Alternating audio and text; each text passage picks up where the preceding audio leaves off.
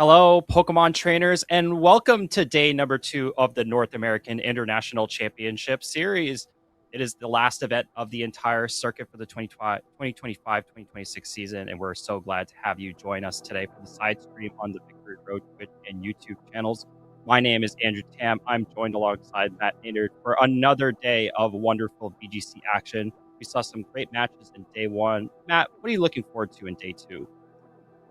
More of the same, to be honest. I mean, maybe not more of the same exact teams and Pokemon. We've seen quite a few repeats already, but more of the same in terms of quality of play. Like, I think every set we cast yesterday was just a really, really high standard of play from all the players involved. And now we're in phase 2. That pool of players has been thinned down even more to only the players who are on top form this weekend. So I'm expecting the quality to be even higher than it was yesterday.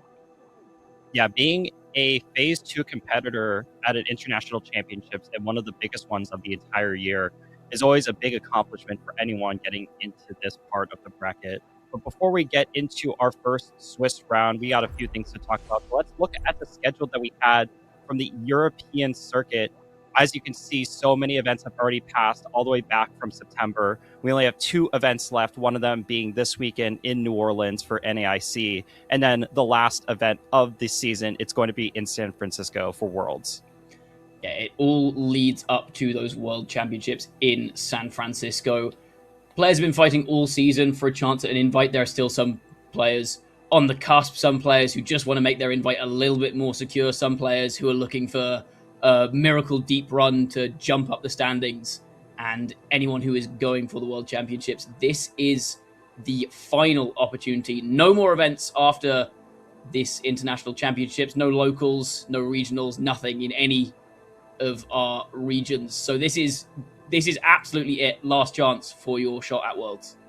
Yeah, if you want to be able to get into the World Championships, you're going to need some championship points. And again, this is the last season or last event of the season. So you're going to be having to get into those top cut brackets or even just barely getting into the top 64 or top 128, depending on the amount of players in this tournament. If you qualify in the top 4, you automatically get a bid to the World Championships, regardless of the amount of championship points. But international championships give out more championship points than regionals do. So getting even into the top 8 or top 16 can grant you enough championship points that could get you into the World Championships. Absolutely. These international championships can be make or break for a Worlds run. As we can see here, there's only a certain number of places. It's not a set number of championship points you need. It's a set number of players who are given invites to the World Championships, depending on your region. So in the Masters Division, for example, 80 players from the US and Canada, 80 from Europe, 60 from Latin America, and so on will be allowed in. So there's no safety until all of the points are tallied up. So getting these kind of big points from an international championships, obviously regional championships are very impactful on a Worlds run, but international championships can really be the thing that decides your Worlds invitation. Yeah, and quick shout out to the juniors and seniors. They have a smaller qualification threshold, only 20 each for US and Canada, and it just keeps going down from there. So if you're also a junior and seniors player, this tournament is also going to be the lifeline in order to get into the World Championships in San Francisco later this year. But our players are not only playing for championship points, they are also playing for prizing. So alongside our TCG booster packs and booster boxes that we get for prize placements, there's also cash prizes for anyone placing top 32 or above in the Masters Division, all the way up to $15,000 for the champion of this event. Yeah, don't be mistaken. A lot of the money that you could be receiving just as a prizing for getting into the top 32 for your Masters Division players is a very good chunk of change that could help you with some of those travel costs. And if you get into the top 4, that could also help you with some additional travel going to Worlds or actual future events as well. And don't, obviously, with the seniors and juniors divisions, getting a couple of those $1,000 could also help reimburse costs to other events later in the season. But enough about the players and the circuit. The next thing that we want to have a chat about is the Pokemon involved in our Phase 2. Now, us casters made some predictions at the start of this tournament about which Pokemon we thought would do well. And Andrew, it feels like your pick of Kingambit, everyone thought it was going to be good, but it's been better than we expected. We'll see that in a little bit when we look at the usage stats, but that prediction, I think, has definitely worked out well for you. Yeah, surprisingly, I actually picked Kingambit last. I believe I picked Kleavor just as the Dark Horse Pokemon. I don't think we saw it at all. I think there might be a few Kleavor in the top, our Phase 2 part of our bracket today. Whimsicott and Gengar have been here and there, depending on the type of teams, but Kingambit was definitely the number one pick, I believe, on this entire graphic. Yeah, I mean, you're doing a lot better than me. I don't think I've seen any Tyranitar or Archaludon so far. I think a lot of these more niche picks from Evan and Cedric as well have worked out. Not to spoil anything, we may have one of Cedric's picks up on our next stream game. But picks like Frigoraph, Ceruledge have actually seen some pretty decent success. We've seen Sinister as well doing well in Phase 1, making a lot of Phase 2 appearances, as we can see here. Yeah, and let's talk about the Phase 2 usage for the Pokemon International Championships in North America. And at our top spot in a wild stat that was revealed just yesterday afternoon, it is going to be a 70.7% usage for Kingambit. And what could honestly be an incredible stat line. We haven't seen a Pokemon with this high usage probably since, maybe like 2019 2019 Incineroar, yeah. I was gonna say that I think that was just around 70%, 80%. It was 84% at Worlds that year. Oh my goodness. It was crazy. Maybe seen Fluttermane have those type of numbers in certain regulations in the Scarlet and Violet era, but don't be mistaken, Kingambit is one of the best Pokemon in the format, when also coupled alongside two Pokemon that have 50% usage in the Basculegion male and Sneasler as well. I mean, those three Pokemon kind of make up an offensive core by themselves. They cover each other's weaknesses very well. And it's a bit of a running gag of taking the top 6 Pokemon in usage and saying, that's my team for the next event. But honestly, you could take this top 6 and put them all on a team, and that's a pretty solid lineup. I don't think there's really a huge amount wrong with using those 6 just as a team in and of themselves. Yeah, and we got to see the different types of Mega Evolution Pokemon. If we go past the Incineroar, we do have the Eternal Flower Floette providing the best usage for different Mega Evolution Pokemon, followed by the Charizard, and sneaking into a pretty comfortable 25% usage for Phase 2 players, it's going to be that Mega Frostlass. Yeah, Mega Frostlass has had a bit of a resurgence. It was very popular at the start of the format and then fell off a little bit, and now it's really come back. We've seen a lot of compositions using Frostlass as a secondary Mega next to Floette, for example, or next to Pokemon like Kingambit, who really appreciate having that Aurora Veil set up for them to complement their already very good bulk.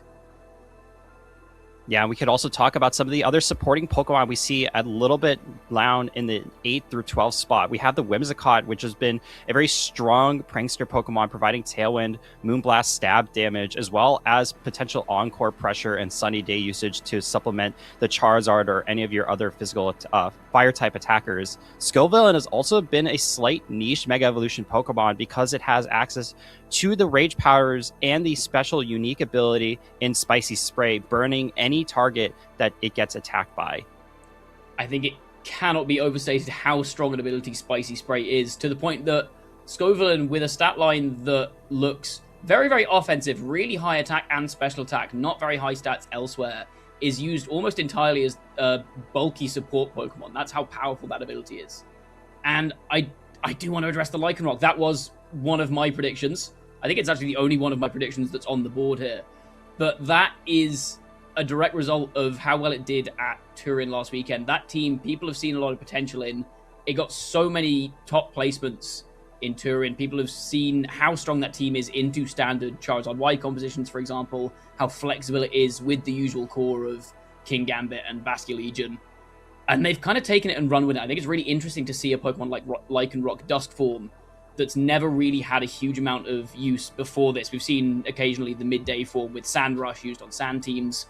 The Dusk Form's never really seen any usage before last weekend, and now suddenly it's finding itself in the top 12 of day 2 usage Pokemon.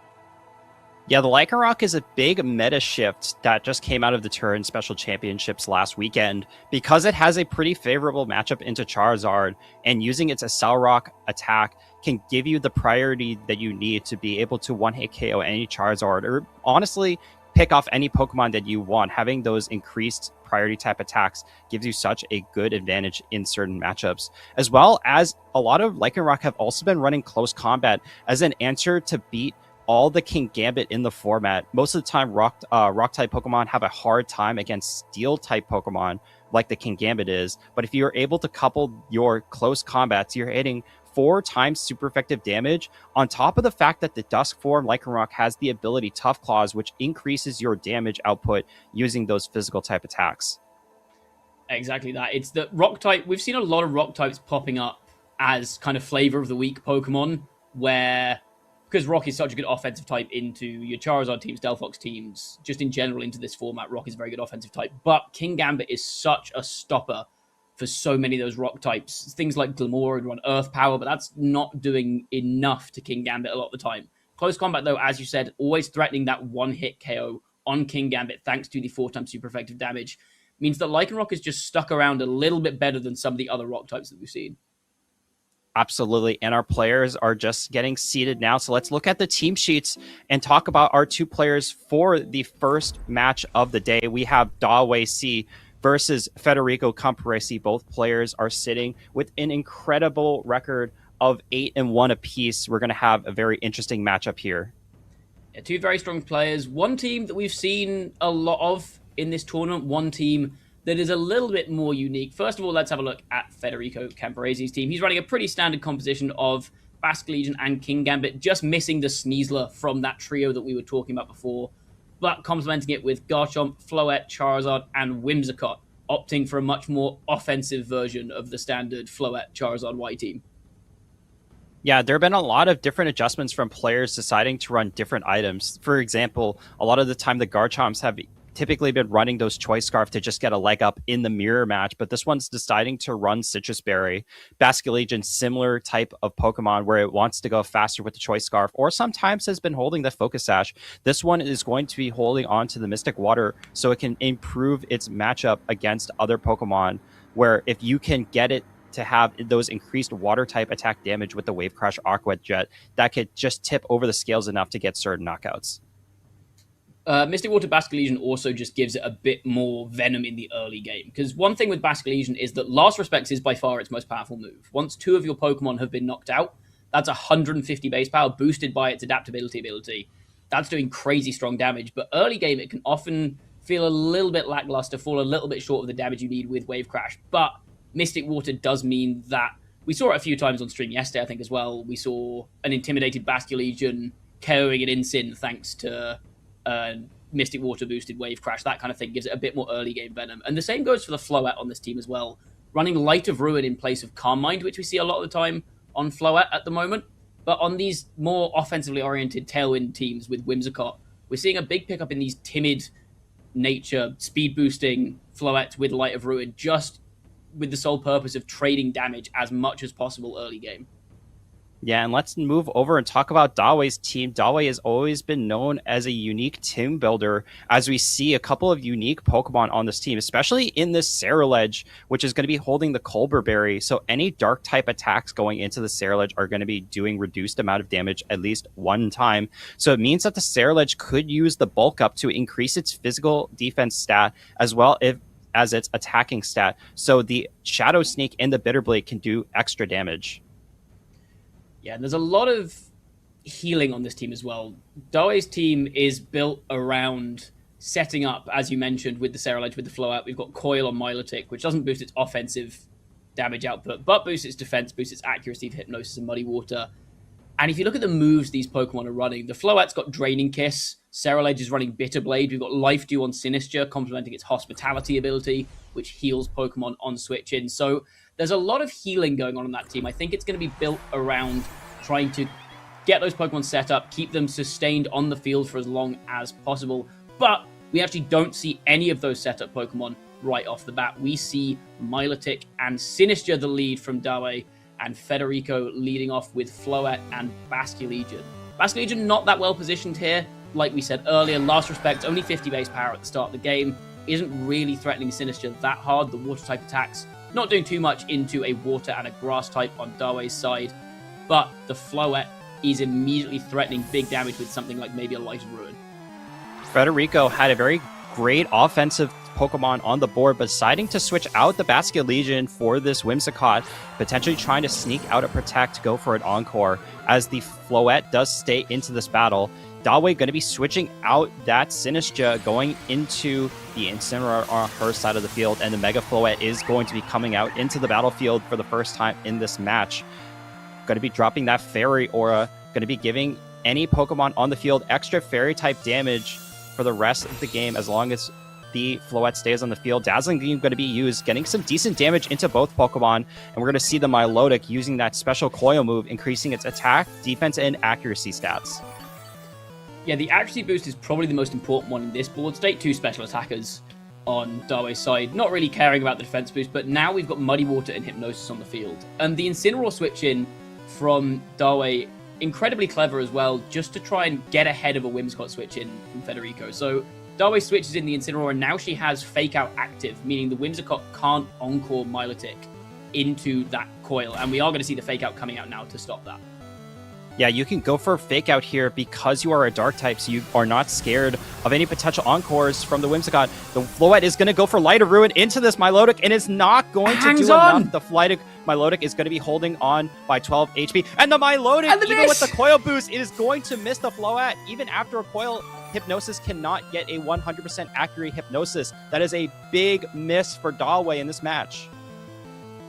That is an incredibly impactful turn. The Light of Ruin, not enough to KO the very specially bulky Milotic, but even with that Coil accuracy boost, the Hypnosis not landing on the Floette. You wonder if maybe Dawei could have just gone for raw damage with the Muddy Water there, but the value you get out of putting something like a Floette to sleep this early in the game is huge. The Incineroar on Dawei's side would have been threatening maybe a Flare Blitz into Floette for the KO here. This Floette probably not trained to have a huge amount of defense, because it is running that Light of Ruin, it's running a lot of speed. But now, instead of that positive board position, we see Milotic forced to retreat. Yeah, the Sinistcha is going to be switching in, giving the Incineroar a little bit of its HP back due to the Hospitality ability. Whimsicott going to be using Moonblast, going to get boosted by this Fairy Aura, so it's doing some pretty significant damage, even though the Incineroar just healed. It does get access to its Citrus Berry, so it's going to get healed up again, so this Dazzling Gleam might not be able to pick up the KO otherwise. Incineroar does survive the turn and drops a Parting Shot onto the Floette, dropping its attack and special attack as the Incineroar is going to switch into the back. Who are we going to see here? And we see on that turn just the power of, as we mentioned, the amount of healing that's on Dawei's team. Her Incineroar that turn, without actually clicking any buttons itself, gained half of an extra health bar from Citrus Berry and from Hospitality, and was able to survive the Fairy Aura boosted Moonblast and Dazzling Gleam there. And now Ceruledge is on the field. No Mega for Dawei this game, but Ceruledge looking like it's in a pretty good spot. That Fire type giving it a resistance to both of the Fairy types that are now sat in front of it. Yeah, we'll just have to see what Dawei wants to go for. Going for Bulk Up here could allow the Ceruledge to start snowballing later in this match. Thinking about how you have access to boosted Shadow Sneaks into this Basket Legion, as well as Bitterblade and Colbur Berry to survive an attack from the Kingambit later on, if that's what the Pokemon is going to be. The Sinistcha is also at lower HP, so we have to be watching out if the Sinistcha is going to be going down. It's been really good to provide healing to Dawei's entire team throughout the rest of the tournament. Floette going to be going for Light of Ruin again into the Sinistcha. How much damage is it going to do? And it's going to pick up the KO into that spot. We did see the Garchomp switch in for the Whimsicott, so that is going to be Fetty's last Pokemon on the match. Bitterblade going to be used unboosted, just going to be picking up the KO onto this Floette. So getting the Floette out of the way here, you'd think a lot of the time that would be the biggest offensive threat gone, but now we have Garchomp and Bastion Legion still waiting to hit this Ceruledge with powerful ground, water, and ghost-type moves available to them. Bulk Up, very difficult to try and leverage at this point in the game because there's always the threat of that Encore Whimsicott in the back on Federico's side. So instead we just see the Incineroar coming in. We've seen, as we saw on that last turn, just raw damage coming out from Ceruledge, getting the KO, but now I think it feels like Dawei is very much on the back foot Federico has the speed advantage with the naturally fast Garchomp and Whimsicott and Tailwind still available in the back. Has the typing advantage in this position with both of Federico's Pokemon able to hit both of Darway's Pokemon for super effective damage with water and ground type moves in front of this 2 fire types. So it feels like Federico's got a strong position right now. Can Darway do anything to pull it back? Yeah, Dawei's in a pin right now, has to find some way to pull it back. Milotic is going to switch in for the Incineroar spot, just letting the Milotic go down to get the Incineroar, switching back in and dropping another Intimidate onto the board. There's only one Pokemon left for Federico, so he has to decide which one is more important, but it's not even going to matter. The Intimidate drop does not affect the Basking Legion's ability to go for the Wave Crash and pick up a one-hit KO into the Ceruledge, and now Dawei is only stuck with one Pokemon remaining. And this is what we're saying about the value of Mystic Water. Even though there was the -1 attack on Basking Legion, there's still more than enough damage to pick up Ceruledge, which isn't the most naturally bulky Pokemon, but on these setup versions often will run a good amount of training in its HP and defenses. So again, we see the value of that damage boosting item on Basking Legion. We've seen a lot of the time in Regulation MA either like a Choice Scarf, we've seen Citrus Berry on Basking Legion, we've seen Focus Sash versions, but Wave Crash and Mystic Water picking up as a combination recently just because of that staggering damage output. Yeah, and thinking about how Federico was just able to perfectly call all of Dawei's lead, the Floette was just a great way to start pushing some of the damage onto the board state really early on. Switching in the Whimsicott also meant that if Dawei decided to go for a setup move, it was going to get Encore down and locked into a move like a Coil or Hypnosis.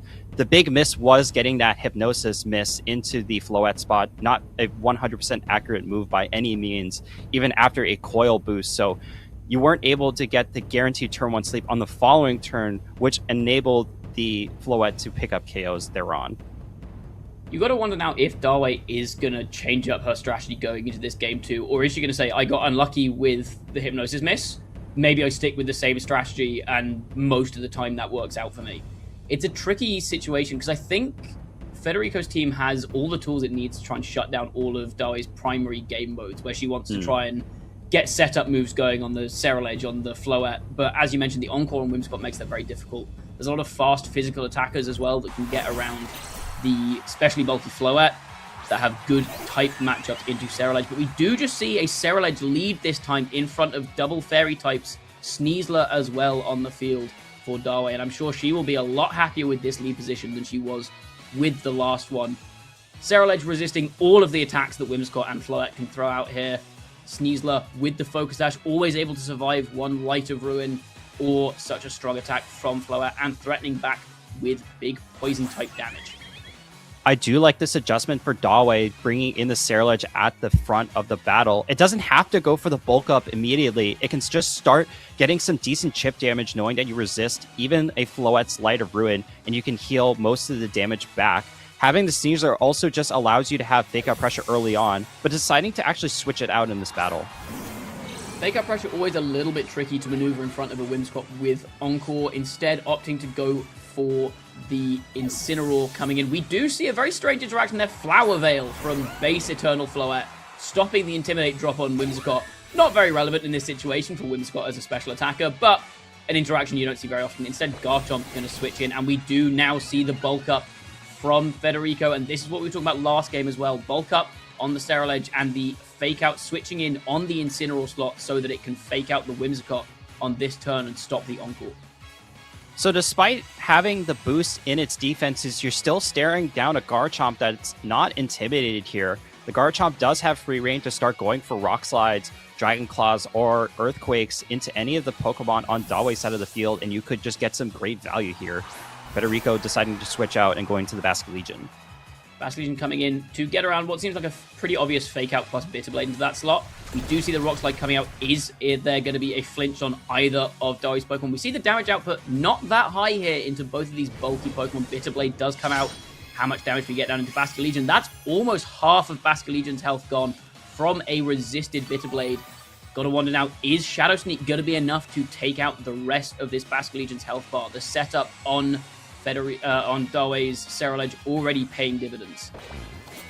Yeah, now having access to the +1 boost, you're not going to be taking that much damage compared to what you were taking in game number 1, but you still are threatened by Basking Legion and Garchomp. Again, both Pokemon are not intimidated at the moment, and you still have the Incineroar on the field, so you can't bring in Incineroar in this match. So you have to consider what you want to do here. Aqua Jet going to be used into the Ceruledge, dealing some pretty good damage, and what is going to be moving next? You're going to see the Shadow Sneak coming out from the Ceruledge. Is enough to pick up the kill on Basculegion, but I suspect Federico, expecting Basculegion to go down here, might be unleashing a powerful Earthquake now, and he is. This is twice as strong as a Rock Slide would be, and it is enough to pick up the Ceruledge even through the bulk up boost.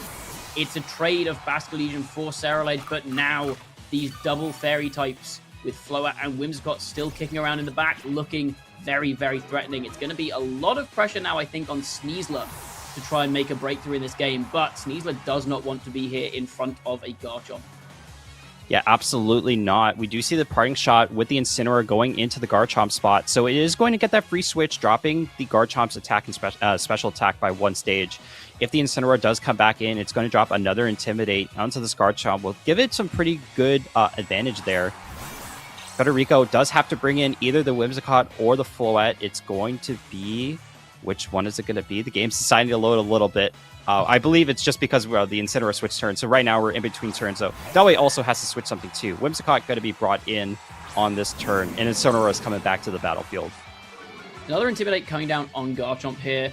Whimsicott still has its Focus Sash intact, so Dalway could maybe go for a Fake Out and Diaclaw into Whimsicott to try and call it not protecting this turn. We saw that it protected last time in front of Dalway's Fake Out pressure at the start of this game. But this Sneasler, even though it can KO with the Whimsicott here, is going to be taking a lot of damage from a Garchomp Earthquake, even at -3, I believe it's at now, or -2. And still a lot of damage going down into the very physically frail Sneasler and breaking its Focus Sash. So this position is very, very tricky for Dalway. Maybe you try and switch the Sneasler out into maybe Sinister if you've got that in the back, get some healing on the Incineroar. But you're going to have to try and reposition around this Garchomp, and it is Sinister coming in.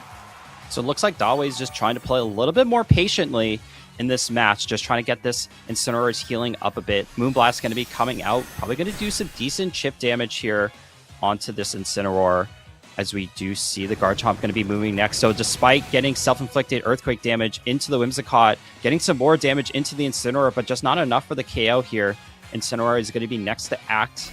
It's going to go for another parting shot, so it's going to bring in the Sneasler pretty safe, as the Garchomp is going to take another parting shot drop, so now it is at -3 in its attack. Garchomp has had a lot of attack drops here, but still no damage down on it, so as soon as it switches out, that's all your progress gone. Dalway may have to go for a very aggressive play here to try and pull herself back into this game, maybe going for a Diaclaw into the Garchomp slot to try and catch a Floette switching in, for example. Could be an interesting way of getting back into this game, but the Garchomp is just so difficult to break through with Sinister, Sneasler, and Incineroar left, with only Sinister really able to safely hit it. Sneasler can go for a big close combat, for example, get some damage down, but then you break your own Focus Sash because of Garchomp's Rough Skin ability. And that, I think, ends up being a very negative trade, because now Earthquake is going to be enough to get a KO on Sneasler. So Dalway still has ways through this, but this Garchomp is looking like a real obstacle. And the Garchomp deciding it does not want to contain these attack drops anymore. Going to be going into the Float, which hasn't Mega Evolved yet, so you don't get access to those stats immediately. Whimsicott going to be going for the Protect there. Dire Claw is actually going to be used into the Whimsicott spot, so no damage, at least into that Pokemon for now. And Matcha Gotcha is going to be used for the Sinistra. Going to get a little bit of damage into this Float. Pretty good, about 40 damage in. Going to be healing up just a little bit, no extra burn, so that's just going to be the turn. Sneasler does now have access to Diaclaw into both of these Pokemon. Garchomp could switch in on either slot. Maybe Dalway has to call which slot the Garchomp isn't switching in on here. But Floette is now on the field. Tailwind is active, so if you're Federico here, you could also just set Tailwind and start trading damage with this Floette. Because as we mentioned, we just need to weaken things a little bit for this Garchomp to be able to clean up in the endgame. Let's see how the turn plays out. Incineroar going to be switching in for the Sinistra spot, dropping an Intimidate. Not really going to be mattering because of the two special attackers, as Floette is finally going to get off that Mega Evolution, dropping the Fairy Aura for both itself and the Whimsicott, so increased damage output on Federico's side of the field. Should be the Whimsicott going for the Tailwind, so it's going to allow this Floette to probably going to be moving next. Dazzling Game going to be offered to both Pokemon, KOing this Incineroar. The Caesar still going to be hanging on just barely. Caesar has to go for a Dire Claw. It's going to go into this Floette, picking up the KO.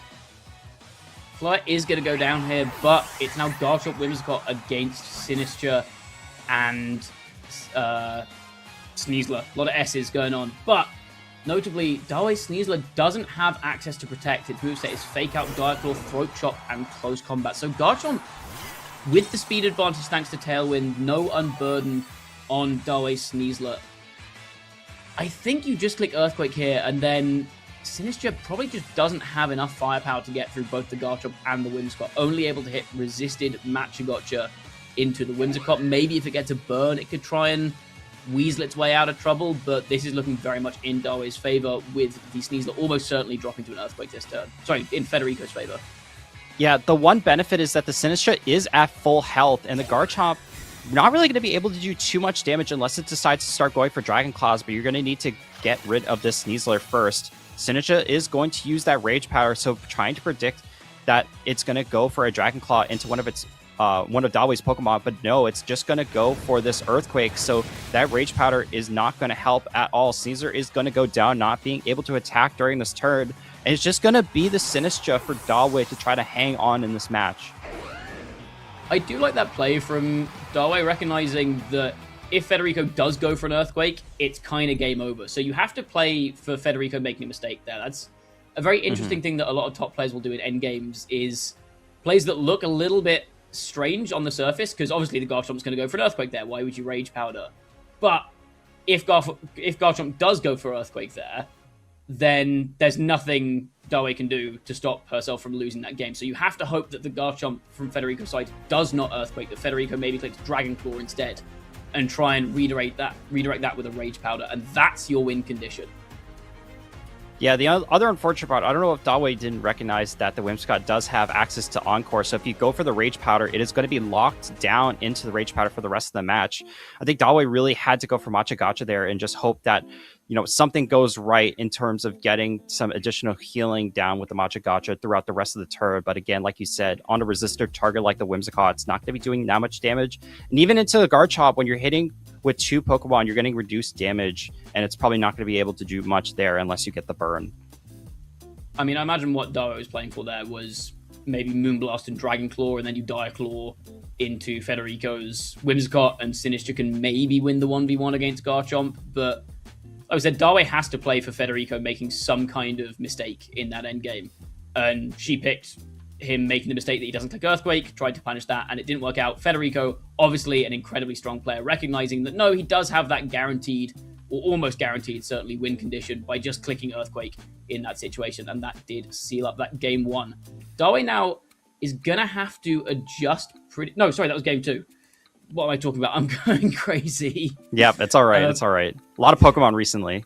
Yeah, my brain's still a little bit fried from yesterday, but that is, yeah, Federico taking the victory 2-0. I think a very positive matchup for Federico there. Like we said, a lot of tools available to stop Darway from getting any setup going on the Ceruledge on the Floette. In fact, we didn't see Darway bring her Mega Floette into either of the two games there, because it gets shut down so hard by all of the support options and the big physical damage on Federico's side.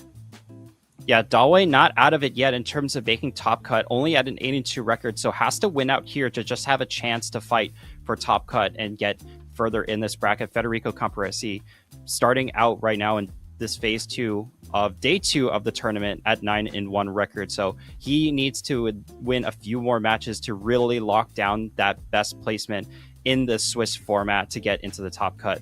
We are going to go and take a quick break before we get into our second feature match. Don't go anywhere, get out of a snack, grab some water. We'll be right back.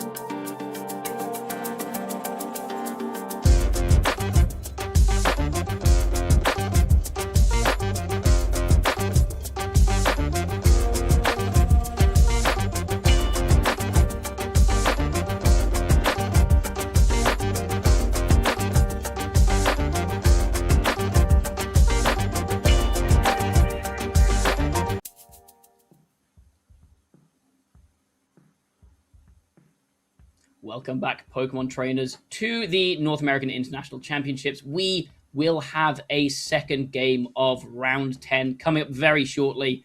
But first, we're going to have a bit of a discussion on what Pokemon we're seeing running this tournament right now. I am Matt Maynard. I am joined once again by Andrew Tam to start with a quick breakdown of how King Gambit is doing in this tournament.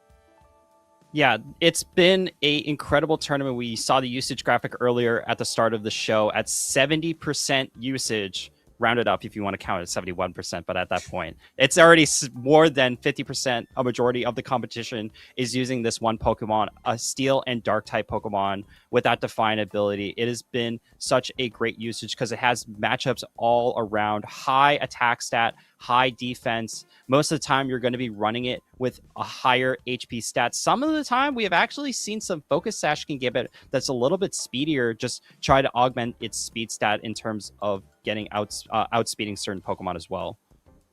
I think, as you mentioned there, one thing we've seen with King Gambit this weekend is just how versatile it is. It doesn't seem like an immensely versatile Pokemon. It's quite slow. It's going to be running normally Kowtow, Cleave, and Sucker Punch, and then it can run Iron Head and Low Kick. It's got access to Swords Dance, so you can vary the moves a little bit. But we've seen a huge variation in items as well. Black Glasses really been picking up. Choppleberry was the go-to item for a while. We've not seen a huge amount of that this time.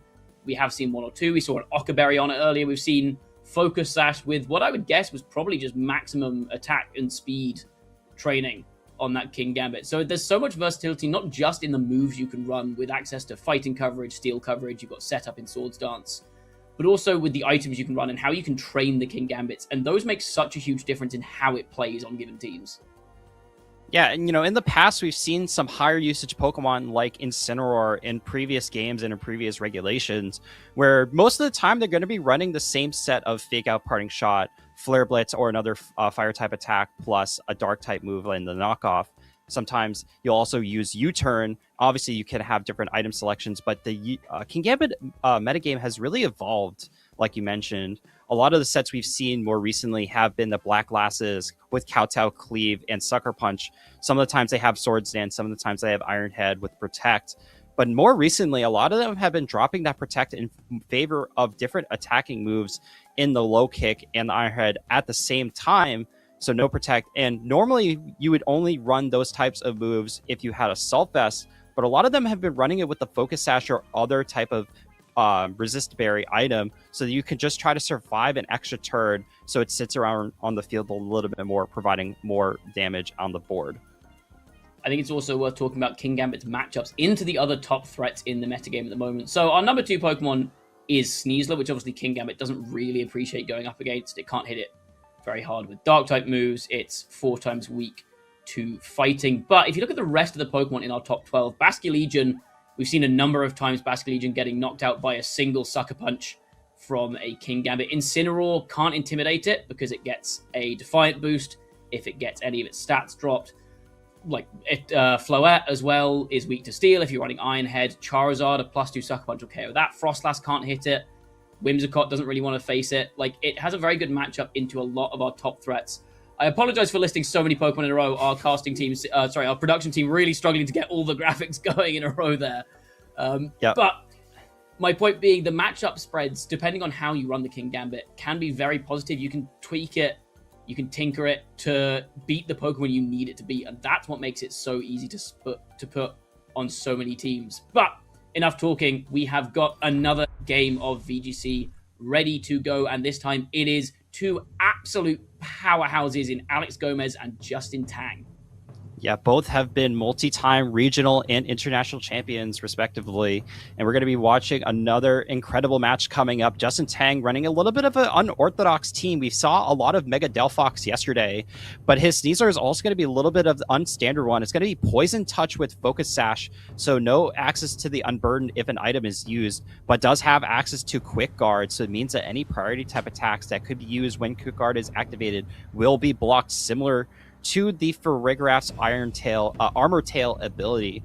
Also going to be running the Sinistra with that Shriek Room option, so you can just supplement your damage output a little bit better with King Gambit and Incineroar that's on this team, as well as also having the Floette with the Calm Mindset, so it's boosting up its special attack and special defense stats. Worrying that we've got to a point where this is considered an unorthodox team, but it's mostly the Mega Delphox. You often see Mega Charizard in those slots, but Delphox has been picking up recently. I think we talked about this a bit yesterday, but it has a very good matchup into Charizard and Floette itself. The Aerodactyl on Alex's team is going to be a bit annoying for the Delphox, the Charizard covering the Floette very well. So this may come down to players calling which of their two Megas they bring. Because if Alex brings his Charizard and Justin brings his Delphox, that's in favor of Justin for sure. But if Justin brings Delphox and Alex brings Aerodactyl, that's in Alex's favor. If Alex brings Aerodactyl, Justin brings Floette, that's probably in Justin's favor. And if Floette versus Charizard, that's Alex's favor, and so on. There's a bit of a cycle of which Megas are being brought here. So that's going to be an interesting aspect of how these two players play this set out. Yeah, we have to talk about Alex Gomez's teams just a little bit. We've seen this on a few other teams from the European players like Eric Rios, bringing this Mega Aerodactyl with Ice Fang just to have a better matchup into Garchomp. We also did see that focus.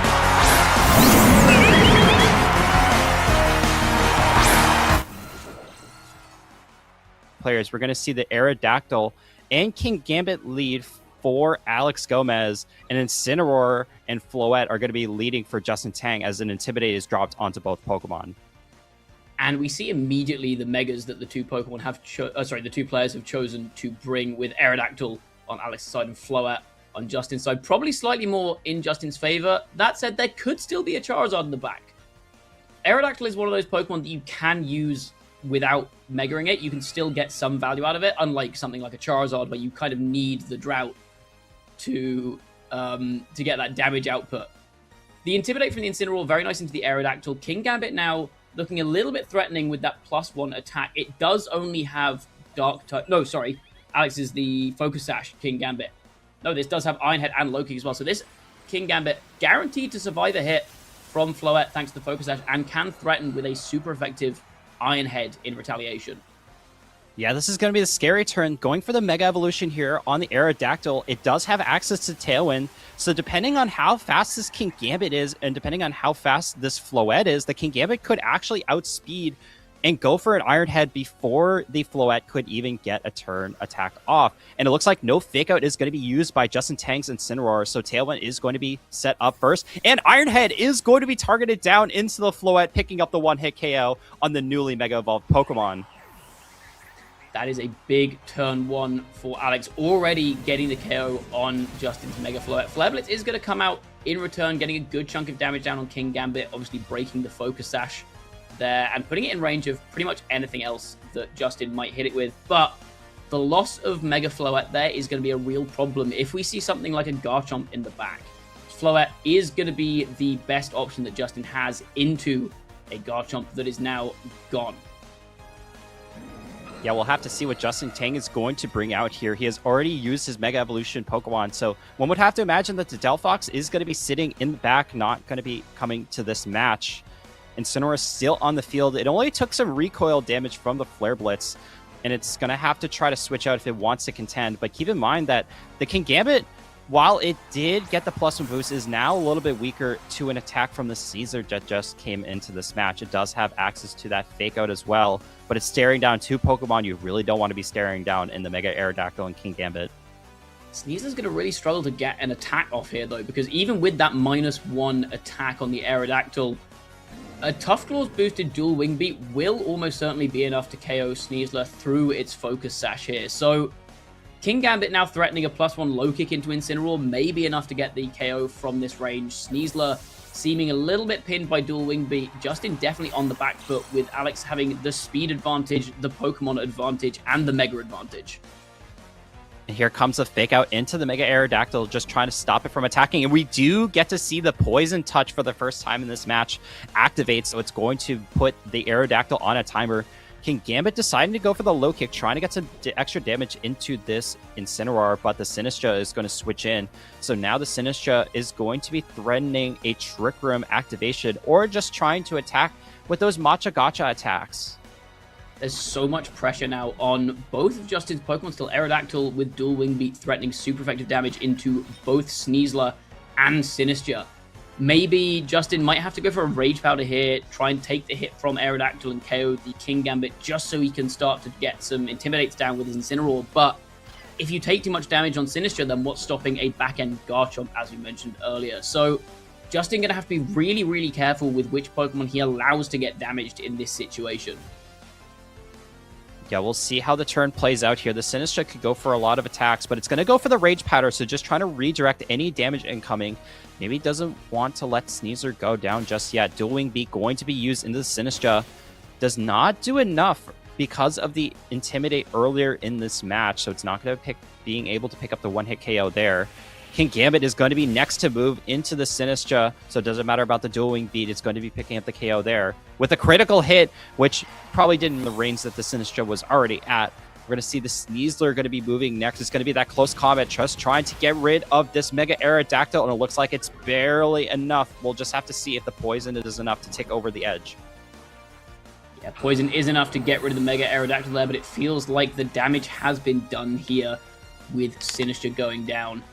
3 Pokemon against 2. Incineroar now stuck on the field. No more Intimidate cycling to do. King Gambit also getting another attack boost from this Defiant, and we see Farigiraf coming in the back, blocking now a potential fake out, meaning that King Gambit does have a free attack here. We saw how fast this King Gambit is actually trained to be, with Tailwind up outspeeding Justin Tang's Jolly Sneasler. This Sneasler with the Jolly stat alignment and a Focus Sash will probably be running the maximum possible amount of speed, and King Gambit still faster. Low kick coming out now into the Incineroar, does get the KO, and this should be game 1 wrapped up in Alex's favor. Yep, another critical hit just to put insult to injury. The Incineroar going to be falling down to the low kick. The next Pokemon to move is going to be that Sneasler hitting the Dire Claw. Going to get some decent chip damage. Another Poison Touch is going to be activated, but that's probably not what Justin Tang wanted to see. More than likely, he would wanted to see a sleeper paralysis, as the Alex Gomez's Farigiraf is going to be using that Twin Beam attack, which does bypass that Focus Sash, picking up the 1-hit or 2-hit KO into that Sneasler, winning game number 1 for Alex Gomez. And that was really an uphill battle for Justin after that turn 1. Tailwind and Iron Head +1 King Gambit, thanks to that Intimidate activating King Gambit's Defiant. From that point on, it really felt like there wasn't a huge amount that Justin could do there. I wonder if maybe the safer play would have been just to go for the fake out into King Gambit and hit it with maybe a Moonblast or something, try and get the KO on that early, because there is no Protect on Alex's King Gambit. It's got Focus Sash and it's got 4 attacks. But there's also the risk there of Farigiraf switching in and King Gambit then not being hit by the fake out. Maybe Justin thought that King Gambit might switch out to get around that fake out plus Moonblast play. Or maybe he just thought that there wouldn't be a Tailwind setup. So a bit of an aggressive call from both players. Justin calling that he would be allowed to get that double attack down on the King Gambit, and Alex calling that there wouldn't be a fake out because of potentially the Farigiraf in the back. Yeah, the threat of the Farigiraf being in team preview makes it so that Justin Tang has to think about the mind games, especially on turn 1. Not going for fake out there means that you allow the Mega Aerodactyl and King Gambit, in theory, to just let you go with whatever it wants. And we did see that the King Gambit does outspeed the Mega Floette when Tailwind is active. So that is just part of the mind game that Justin Tang has to deal with. Do you want to go for the fake out thinking that the Farigiraf was in the back? At least Justin Tang, throughout the course of Game 1, did make Alex Gomez revealed that the Farigiraf was in that game. So we'll just have to see if that Farigiraf is going to be coming into game number 2, or is Alex going to try to play a mind game of his own, thinking, I don't need to bring the Farigiraf anymore. I wonder how Justin's going to try and play around this one, because Justin... So maybe you go for a bulkier lead to get around Tailwind, but no, we just see the same leads again. King Gambit, once again, getting that Defiant boost now at +1 attack, threatening once again the same Iron Head into Floette. So we'll have to see how Justin adapts to change up his game plan in turn 1, and if Alex adapts his turn 1 game plan as well. Potentially now this time he will think there's a fake out coming and switch in for a graph. Yeah, we'll just have to see. Incineroar is still threatening with the Intimidate drop onto the Mega Aerodactyl, so it's not going to be doing that much damage, even if it decides to go for a Rock Slide into both Pokemon to get some value off. Aerodactyl does decide to switch, so not going to Mega Evolve here just yet. And there is the Farigiraf onto the board state, so any type of priority type attack, most notably the Fake Out on the Incineroar, is not going to do anything into Alex's side of the field. Mega Floette going to be coming into this battle, going to get that Fairy Aura boost to try to get some damage into both Pokemon. And Fake Out is used. Justin Tang got the call wrong this time again, and Dazzling Gleam going to be used into both Pokemon, dealing some great chip damage. But here comes the King Gambit. We saw in Game 1. It's going to be the same in Game 2. Iron Head into Floette, getting another knockout. And again, Alex Gomez just really getting turn 1 pretty much perfect. I don't think he really could have asked for that to go any better this time. Alex changing up his play, calling that Justin would mix up and go for the Fake Out this time, still bringing the Farigiraf in the back. And this time, the Armatel blocks the Fake Out, and King Gambit is once again able to KO Justin's Mega Floette on turn 1. Justin, again, really feels like he's on the back foot. Sneasler could come in now to try and threaten King Gambit with a close combat, but we saw in the last game Twin Beam KO that through the Focus Sash, so I don't know how effective that is. Instead, we are seeing Sinistra coming onto the board, maybe trying to redirect some attacks from King Gambit, maybe just trying to go for a Protect so that Incineroar can KO King Gambit with a Flare Blitz. Yeah, luckily this time the Floette on Justin's side of the field was able to get some damage onto the side of on Alex's side of the board. King Gambit sitting around 50% HP and Farigiraf just above 50%. So potentially your Pokemon in the back for Justin could deal enough damage to win the game, but you still have to deal with the fact that you've lost your Mega Evolution Pokemon again after turn 1. Mega Floette is gone, so you have to really rely on either the Sneasler or the King Gambit in Justin's side, because again, you're probably not bringing this Delphox. We do see the Protect come out from Sinistra. Justin, I think, has to call here which slot the the King Gambit goes after. We do see a Sucker Punch actually come out from the King Gambit, potentially aiming at the Sinistra, but it is just a Flare Blitz from Incineroar, taking out the King Gambit. So a bit more progress made early on in this game by Justin, able to get the King Gambit off the field, but Farigiraf we now see going for that Roar into Sinistra. That will allow it to come back in later for a little bit more healing with Hospitality, so maybe that might work out in Justin's favor in the long term. We see the final Pokemon here is Sneasler, Aerodactyl back on the field, and threatening both of these Pokemon with Dual Wing Beat and Rock Slide. Yeah, now that the Mega Aerodactyl got onto the board state with no Intimidate drops and still has its Mega Evolution available, it can start going for Dual Wing Beat. It's pretty safe to go into Justin Sneasler, because if it does switch out into the Sinistra, you're getting super effective damage in there regardless. There is the risk of a Protect from Justin Sneasler not running Protect, in fact. So yes, this is 100% a safe Dual Wing Beat. Sneasler is going down this turn. So many multi-hit moves on Alex's team, giving that Focus Sash Sneasler so much trouble. Dual Wing Beat and Twin Beam across these two games we've seen take that out through the Focus Sash. Throat Chop coming out from Incineroar, not really doing very much damage. Aerodactyl got pretty good bulk after it Mega Evolves, and now Justin once again really on the back foot. Twin Beam hits into a Dark type for no damage, but Justin on the wall doesn't see a way out of that, and we see the forfeit locked in. Alex Gomez with a 2-0 victory in a set that promised it was going to be a very, very high quality affair, but instead ended up a bit more one-sided than maybe we would have thought. Yeah, I think having access to the Farigiraf, like we mentioned, just makes it so that Justin Tang has to play the mind games with a Fake Out. But the real winner of this match was, if you can guess it, it's King Gambit. Just having access to Sucker Punch and Kowtow Cleave makes it so that the Sinistra is already in a pretty bad situation. And it also makes that the Delphox probably doesn't want to come to this match knowing that the Flood is probably your best option to just get as much damage as you want into the board. But then again, the King Gambit is also carrying that Iron Head, supplemented by the fact that you also had access to Tailwind, means that you are either getting the Iron Head attacking into Floette, before the Floette attacks or after, and we saw it was able to pick up the one-hit KO both times. Yeah, the Floette going down on turn 1 in both games was really, really detrimental for Justin, obviously. And it just came down to making calls on turn 1. Justin going for the fake out in game 2, maybe thinking that Alex might just go for the same play again, because there's levels of mix-up where you can do a different thing to counter what your opponent did, or you can say, okay, well, maybe my opponent's gonna change what they're doing, so I'm gonna do something different. Maybe I'll do the same thing because I think they're gonna do a different thing this time.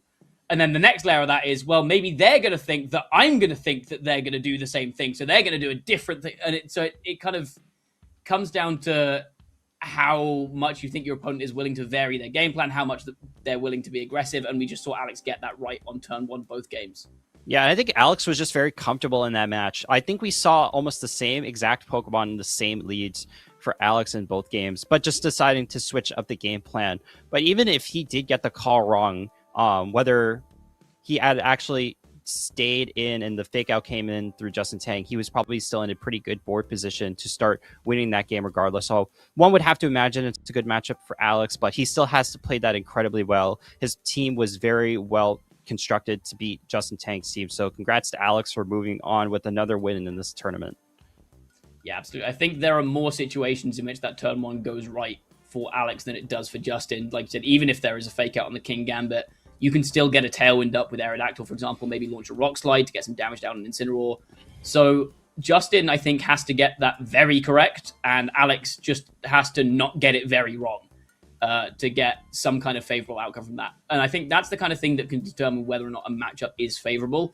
And Alex did a very good job of playing with that favorable matchup, recognizing he didn't need to take any big risks, just make a sensible call on turn 1. Don't give your opponent too much of an opportunity to get into the game. And then from turn 1 onwards in both games, it was very methodical from Alex, just slowly chipping away at Justin until he got him in a board state where he was kind of pinned. And we saw, like, in the last part of that second game, going for both the dual wing beat and the twin beam into the Sneasler, just covering for just in case the dual wing beat misses, for example. You don't need damage into Incineroar, you just need to guarantee the Sneasler goes down. So another example of very sensible play, just guaranteeing a win from a positive position from Alex. Yeah, exactly, because if you miss that dueling beat, you do get the hit on the twin beam, which is a 100% accurate move. And even if the Sinistcha were to switch in, you also have the ability to go for dueling beat. And in case the dueling beat misses there, you're at least getting some chip damage in with the twin beam later on. So Alex Gomez reading the entire situation perfectly there. And he also recognizes that, hey, I could also go for Rock Slide later on. If the Sinistcha did switch in, he was in a pretty comfortable position to win that game regardless. Absolutely, doing a very good job of just sealing it out in, not necessarily in style, but very methodically, very sensibly. Speaking of ending things very sensibly, we are going to be sensible and take a quick break, I think. Waiting on production. Are we getting a break? Or are we're just... Break it is. Break. Fantastic. Thank you, production. They let us have breaks. They're very nice to us.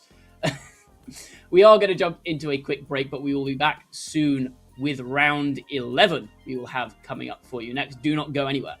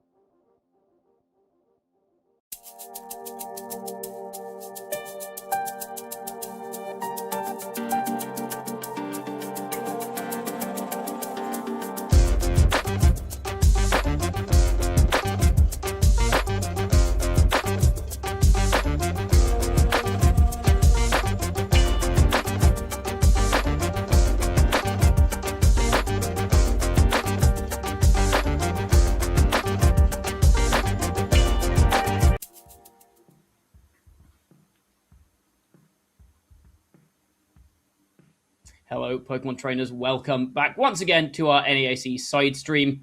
We've got a little bit of time before the next round starts, so we are going to be having a quick chat about a few more of the Pokemon that you are likely to be seeing more of over the course of this weekend. I am, once again, Matt Maynard, joined by, once again, Andrew Tam. Andrew, what would you say is the defining Mega Evolution of the Regulation MA format?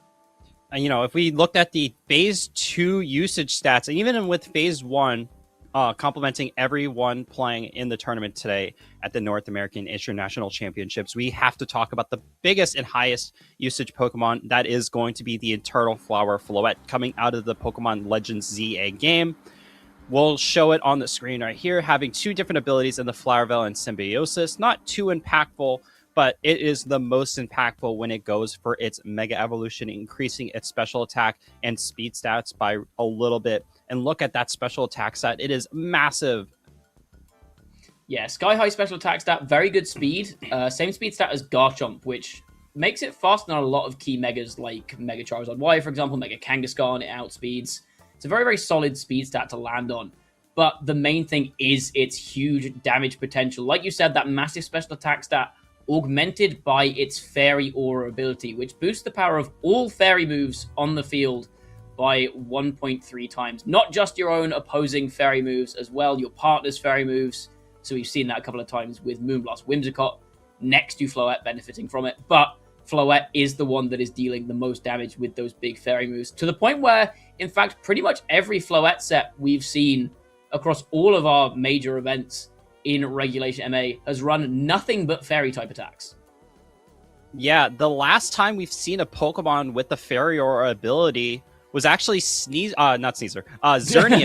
That was the wrong Pokemon. Xerneas, all the way back at the start of Generation 6 when it was introduced into the format. At that point, Xerneas does not need to go for a Mega Evolution, but it had a similar role on the team. You want to use a setup move with the Geomancy, increasing your special attack, special defense, and speed stats by +2 stages, as well as having the Power Herb item so that you can bypass the 2-turn restriction on Geomancy and start attacking for free afterwards. Now with the Mega Floette, you have to use your Mega spot on your team, which is not a big downside considering that the buffs that you get into its special attack and special defense stats, as well as its speed, gives it the power to start going for those attacks. You have Moonblast, Draining Kiss, Dazzling Gleam, and Lighter Ruin as all of your offensive attacking Fairy-type moves. And you mentioned the setup with Xerneas' Geomancy. Obviously, Floette doesn't have access, thankfully, to Geomancy, but it does have access to Calm Mind. And we see a lot of Calm Mind Floette popping up on some of the more defensively oriented teams. Calm Mind sets will generally run Calm Mind, obviously, and then some combination of Moonblast, Dazzling Gleam, and Draining. So Moonblast and Dazzling Gleam is a pretty common combination on these Calm Mind sets that are aimed more at dealing damage early on. You can use Floette as a Calm Mind setup Pokemon, or you can use it to just dish out damage immediately. Or once you get a Calm Mind up, those Moonblasts are going to be enough to one-shot even some of the bulkier Pokemon in the game, like King Gambit.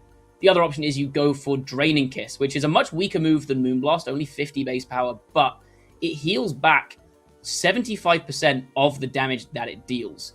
And when you have Floette's special attack stat and a +1 boost from a Calm Mind and Fairy Aura, you're still doing a lot of damage with that Draining Kiss. And what that means is, with Floette's relatively low HP stat, you're gaining almost all of your health back every time you land a strong Draining Kiss.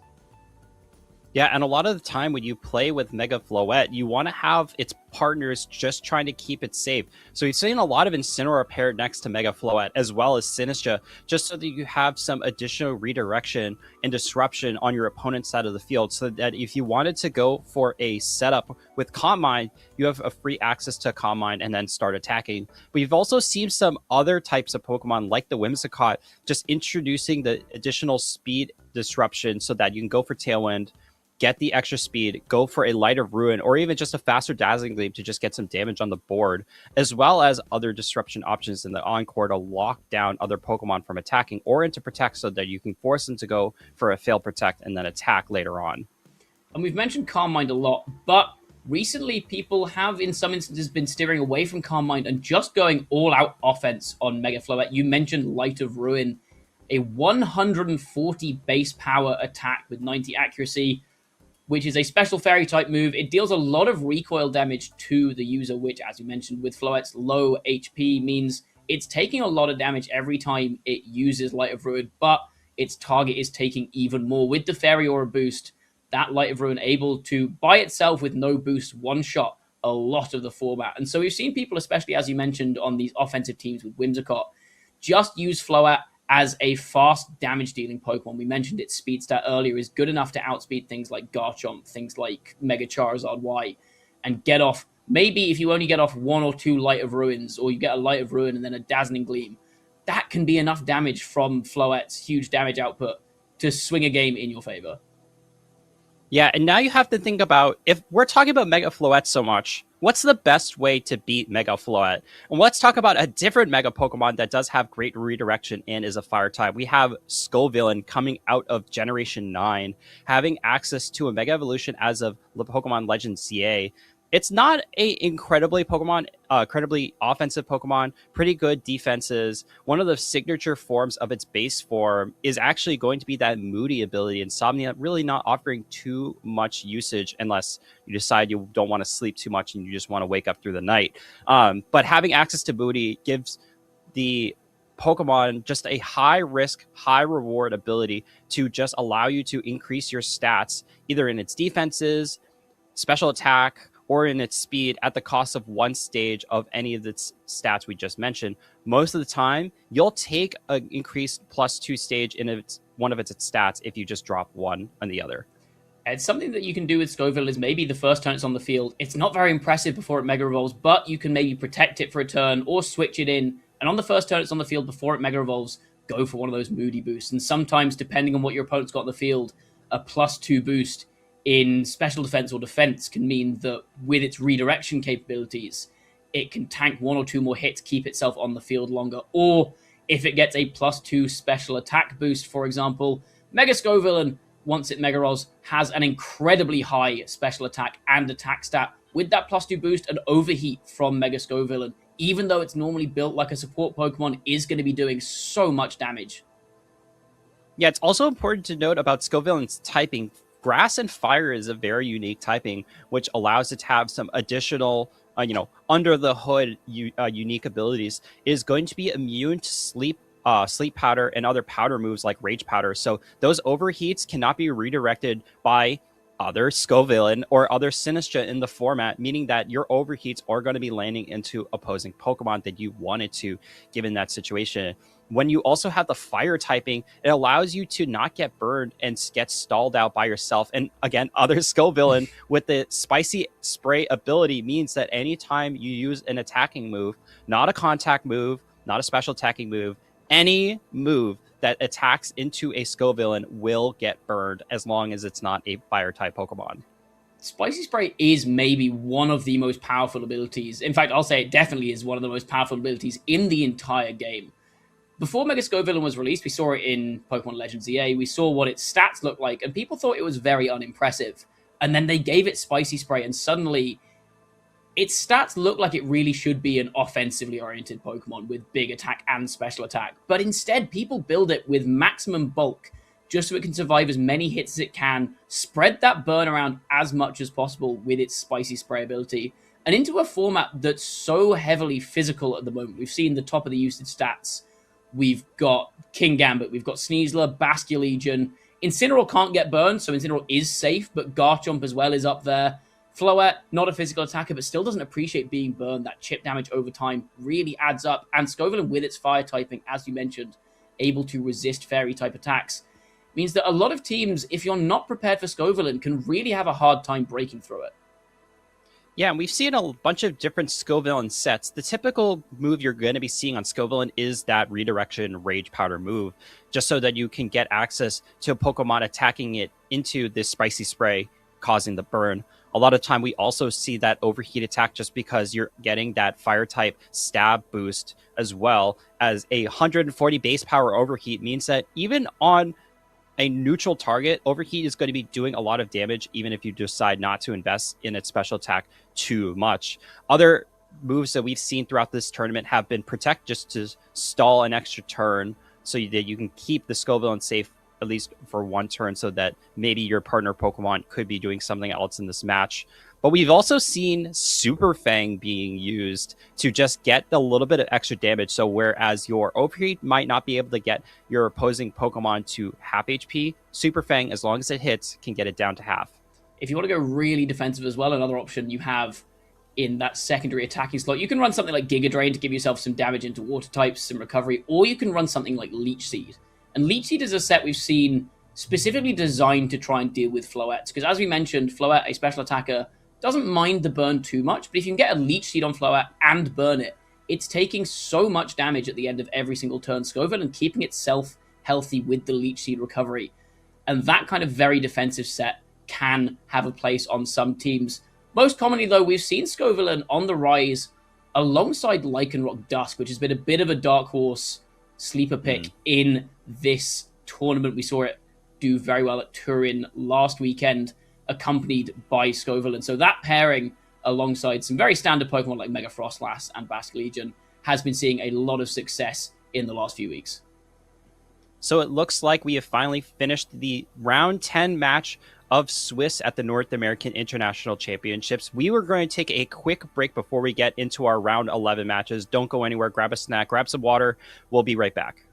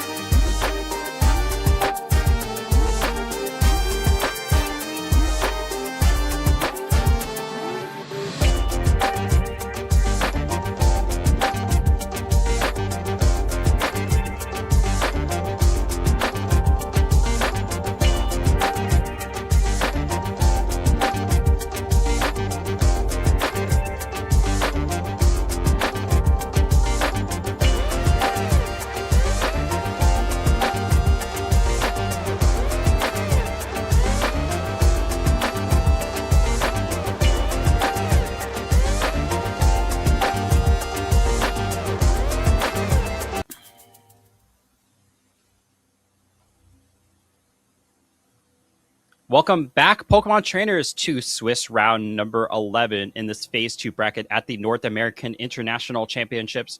We have a very exciting match upcoming for you. Two different international champions throughout the course of their VGC journeys. We're excited to see Carson Conver versus Eric Rios for our upcoming feature match.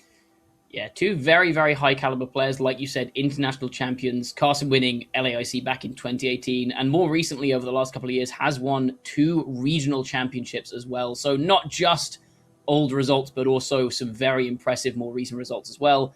Eric Rios, like we mentioned, multiple time regional and international level champions. So going to be an exciting game that we have got lined up for you now. Yeah, we're going to be seeing some similar teams. This has been, the story of this tournament. A lot of players have been operating with similar team archetypes. We're going to be seeing Eric Rios running a Basculin Legion. No, Basculin Legion here. Mega Aerodactyl, Sylveon, Charizard, Garchomp, Farigiraf, Kingambit. So very similar to what we just saw on the last feature match from Alex Gomez. But we're going to see something we actually saw earlier in day 1. Carson Comfort is going to be running the Mega Frostlass, Mega Scovillain duo, Mega Evolution duo, as well as having this Citrus Berry bulky Basculegion, Swords Dance Kingambit, a Sneasler with the pretty standard unburdened Jolly Whiter, but deciding to run Gunk Shot on this one and not Dire Claw, so just having a little bit more risk for high reward. And your pick of the tournament, it's going to be the Lycanroc. I've been a big fan of Lycanroc, actually. I've tried this team a little bit since it did well in Turin. I've been really enjoying how well Lycanroc has been doing. I think it's very interesting to see such a niche pick rise so prominently right at the end of a format. And we did just mention the Scoville, and we've just talked about that extensively. And we see on Eric's team, not quite a Floette. We do have Sylveon, which Scoville is very happy to sit in front of. We've also then got Charizard as a problem for Scoville, but otherwise Kingambit, Garchomp, and Aerodactyl really don't appreciate getting burned by the Spicy Spray ability. So that is an option for Carson to bring here, but I think with the Garchomp and the Aerodactyl, Frostlass might look a little bit more tempting. Yeah, just having access to that ability in Snow Warding means that if you can win the Weather War, you can make sure that Charizard can't go for those guaranteed accurate Weather Ball attacks. Otherwise, it's just going to be becoming a normal type attack, and we'll have to bank on using the Heat Wave attack to attack into the Mega Frostlass or any of the other Pokemon on the field. At least for Confer, he does have this Scovillain, like you mentioned. 3 out of Pokemon on Eric Rios' side are physical attacking Pokemon that do not want to get burned at all. With the Kingambit also running Protect, if the Scovillain was on this field, it would have to target into the Scovillain if the Scovillain decided to go with a Rage Powder. The Garchomp also not wanting to get burned from something like the Scovillain, not opting to run a Rock Slide to just get some potential flinches as well. One thing you'll notice about Carson's 2 Mega Pokemon, the Frostlass and the Scovillain, is they both have a really bad time into Mega Charizard Y. Frostlass obviously weak to fire, can't really hit it too hard, and outside of snow, if you lose the Weather War, your Blizzards are only 50% accurate in the sun. So Frostlass doesn't really want to be taking on Charizard, and Scovillain can't really hit it for any damage. Giga Drain is 4 times resisted. Overheat can get 1 solid chunk of damage in the sun, but then you're at -2 special attack. You're not doing that much damage. Again, you can't redirect Heat Waves, so you can't keep your partners safe. And that is where Lycanroc comes in on this team. With 2 Megas that are so weak to Charizard Y, having a faster Pokemon that can just one-shot Charizard with Rock Slide, with Accelerock, is such a strong option to have. And we've mentioned this a few times before. The close combat means that, unlike other rock types, Kingambit is also a bit of a target for this Lycanroc. Yeah, the Lycanroc is in a pretty good position considering the fact that Accelerock or even Rock Slide can hit Aerodactyl and Charizard for super effective damage, has access to close combat for the Kingambit, and attacking into the Sylveon with most of your Pokemon on Carson's side of the field is going to be doing a decent chunk of damage. I have to imagine that Eric is going to have to think about, do I want to leverage my fast attacking Pokemon in the Garchomp and the Aerodactyl on turn lead, or do I want to go for a mid or early game Trick Room and use the Sylveon's Pixelate, Hyper Voice, or Hyper Beam attacks to start making a dent in Carson's team. One thing I think that's very much worth noting on Eric's team here is the Farigiraf, because you see we've got the Tailwind on Eric's Aerodactyl, we've got some Pokemon that are naturally faster on the whole with the Aerodactyl as well as the Garchomp, and there's no speed control on Carson's team.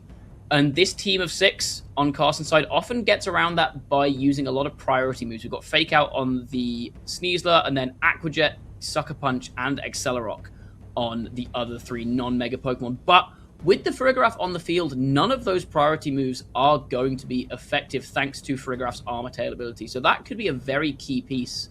And we've seen Alex Gomez using this team. We've seen Eric Rios using this team before as well. The Farigiraf being a very key piece to get Tailwind up, and then with the speed advantage, not let your opponents click any of those priority moves.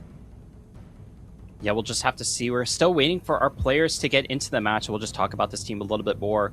I'm curious to see how well Carson is going to play this match. Does he want to lead this Frostlass with the Charizard in the back? Because if you do lose access to the Snow Warning Snow Boost, you do not get that extra defense buff on your Ice-type Pokemon, as well as your Blizzards are not going to be doing 100% accuracy damage. And Aurora Veil will not activate if Snow is not active. It's going to become a mind game on how you want to win the Weather War if you decide to bring the Mega Frostlass. As well as Carson also has to consider that the Scovillain does have a good matchup. But also, you do not want to take super effective dual wing beat damage or even just regular damage from any of Eric Rios' other Pokemon. Scovillain does not have access to any healing moves. Actually, it does have access to the Giga Drain attack. I missed that originally. But Giga Drain on a Scovillain might not do the most amount of damage considering that Eric's entire team does not take super effective damage from the Giga Drain. I could definitely see something like a Frostlass and Lycanroc lead from Carson's side, because the one thing on this team that really shuts down the Frostlass, obviously King Gambit is strong as well, but the Charizard and the King Gambit are the main threats into Frostlass, and Lycanroc does well into both of those, because obviously Rock Slide is going to one-hit KO Charizard. It's the only thing that can stop Frostlass from getting its weather active and getting access to those perfectly accurate Blizzards and Aurora Veils. So I could see that being a lead, maybe just to threaten the two things that Frostlass doesn't really want to face into, because otherwise getting Frostlass on the field in front of anything other than Charizard and King Gambit, that's a lot of free Blizzard damage. Yeah, it's a lot of free Blizzard damage if the Mega Frostlass is able to set up correctly. I do want to mention the Sneasler one more time.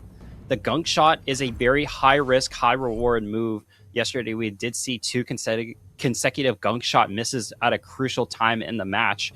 Normally, Caesars want to run Dire Claw just because it is a 100% accuracy move. It doesn't have the high base power that Gunk Shot does, but it does have the side effects that you could get a paralysis, a sleep, or a poison. So deciding that the Gunk Shot, if you were able to land an attack, you could potentially get knockouts that Dire Claw wouldn't otherwise.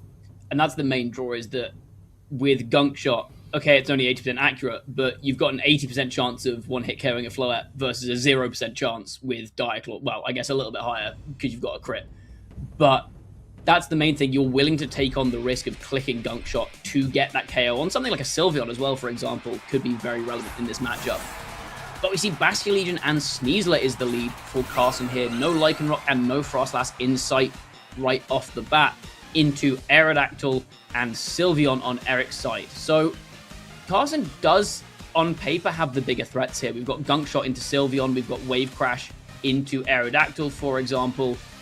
But if Eric is able to get a Tailwind up here, as we mentioned, with no speed control and with the potential of a Farigiraf in the back here, it could get a little bit tricky for Carson to navigate through this board state.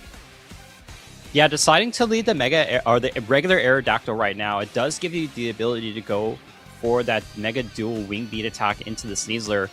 And you also do have access to go for Tailwind to allow your Sylveon to potentially move faster than both the Sneasler and the Basculegion on the opposing side. Looks like Eric Rios going to be going for the Mega Aerodactyl here in this game at number 1, just trying to augment its increased defensive and offensive stats.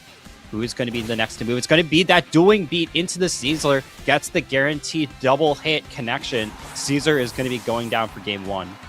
And again, we see here the power of just having Farigiraf on your team sheet, because in theory, this Aerodactyl without Protect should be a really easy target for a Fake Out and Wave Crash combination. But because Farigiraf is potentially in the back, Carson is really dissuaded from going for that. We do see the Wave Crash eventually come out to KO the Aerodactyl, but that Sneasler down, a single target Hyper Voice, isn't quite enough to pick up the Basculegion. 2 HP, the difference between it being still on the field and being fainted. But now we've got a Sylveon with Tailwind up and nothing on Carson's team that is able to outspeed it. If we do see the Farigiraf in the back now, this is real trouble for Carson. Yeah, if Eric decided to bring the Farigiraf, it means that you can more than likely get a Trick Room setup depending on what Carson decided to bring in the back. Eric did lose his Mega Evolution Pokemon, so that's something you're going to have to consider later on in this match. It's going to be the Scovillain coming in for Carson, so opting to not play the Weather War with the Mega Frostlass this time around. I believe Carson's ability on the Scovillain is mooted. We talked about it earlier. It could potentially get a boost in either its attacking or defensive stats as well as its speed at the cost of one stage of another stat that it did not boost yet. Scovillain could be a real game changer here. The problem is, even if you redirect the King Gambit, you can't redirect the Hyper Voice that's coming out from Sylveon. Basculegion could maybe go for an Aqua Jet to get a bit of damage down before the Hyper Voice comes out, but that's not really that impactful in the long run in this game. We are going to see the Mega coming out from that Scovillain Spicy Spray now active. Anything that hits Scovillain is going to get burned. We'll have to see how much value you can get out of this. It is just Giga Drain, no redirection on this turn. Basculegion not taking a Sucker Punch, and in fact, Wave Crash comes out. Sorry, I forgot, no Tailwind was set up because it went for the dual Wing Beat on turn 1. Apologies, I had that completely incorrect. That really changed the board state, because now Sylveon is already going down here, and Kowtow Cleave comes out, and it doesn't target down the Basculegion. Going into the Scovillain, maybe thinking Basculegion was going to go for a Protect, and there we see, not only do we have the burn halving King Gambit's attack stat, it also, crucially, breaks the Focus Sash on King Gambit. Farigiraf is here in the back, but with no Tailwind up. It's going to have a hard time trying to get a Trick Room here in front of something like maybe an Overheat plus Wave Crash double up. Yeah, I do like that Carson decided to go for the Giga Drain and Wave Crash combination into the Caesar. It's definitely a risk because the Sylveon does have access to Protect, so that if Eric decided to call the Protect on the double target, it would have kept the Sylveon on the field for now, but that's not going to be the case here. The King Gambit wasn't able to get the KO onto the Basculegion either because it decided to go for the Kowtow Cleave into the Scovillain, and now it is burned. And now we do see Carson's deciding to showcase that Lycanroc as Overheat is going to go into the King Gambit, picking up the one-hit KO. King Gambit doesn't have Protect. Sucker Punch with the burn, not going to do enough damage into Scovillain to stop that anyway. And King Gambit drops. There was a critical hit there, but Overheat would have been more than enough to get that KO regardless. Twin Beam coming out into Scovillain, not going to be enough to pick up a KO, but the Spicy Spray activates. Farigiraf now taking chip damage at the end of every single turn from that burn. That could potentially start adding up pretty quickly. No Trick Room going up here, so speed advantage still in Carson's favor. This looks like a pretty simple Giga Drain plus close combat to get some damage down on Farigiraf, and then I think Eric is going to really struggle to have enough damage to break through this endgame. Yeah, and Carson still has access to that Basculegion in the back if some worst case scenario happens where you can bring down Carson to one Pokemon apiece. If the Lycanroc decides to go for this close combat, it does decrease its special defense stats, but it looks like Carson decided to play this a little bit safer, deciding to go for that Rage Powder, allowing the close combat to target into this Farigiraf for free, and not having to worry about a Twin Beam that could potentially get a double hit KO into the Lycanroc. Scovillain is going to go down to this Twin Beam. It's going to allow the Basculegion to come back into this match. Well, with Trick Room not active, it means that a simple Wave Crash and close combat should be able to win this game for Eric Rios. That should be more than enough damage, but it's worth noting, if Farigiraf somehow does survive this, I don't think it's likely it does, but if it does, Twin Beam into a -2 Lycanroc might be enough to KO it through the Focus Sash. Basculegion will go down to the Wave Crash recoil damage here as well, but I just don't think Farigiraf is going to be able to survive this turn with these two big physical attacks being fired down at it from Carson's side. So this is looking like game one should be in the bag for Carson. Eric taking his time now, trying to figure out what the adaptation is potentially for game two. Yeah, Eric deciding to go with the Mega Evolution on the lead, but facing down a Basculegion and a Sneasler is not what you want to see, because he opted to trade the Sneasler for his Mega Evolution, which definitely backfired. Eric also did not get the Farigiraf up on the field at the right time in order to set up the Trick Room, which could have allowed the Sylveon to then start sweeping through Carson's team. We did see the close combat and the Wave Crash into the Farigiraf double up. That is going to be picking up the last Pokemon, and Carson Comfort is going to be winning game number 1. Yeah, very well played from Carson.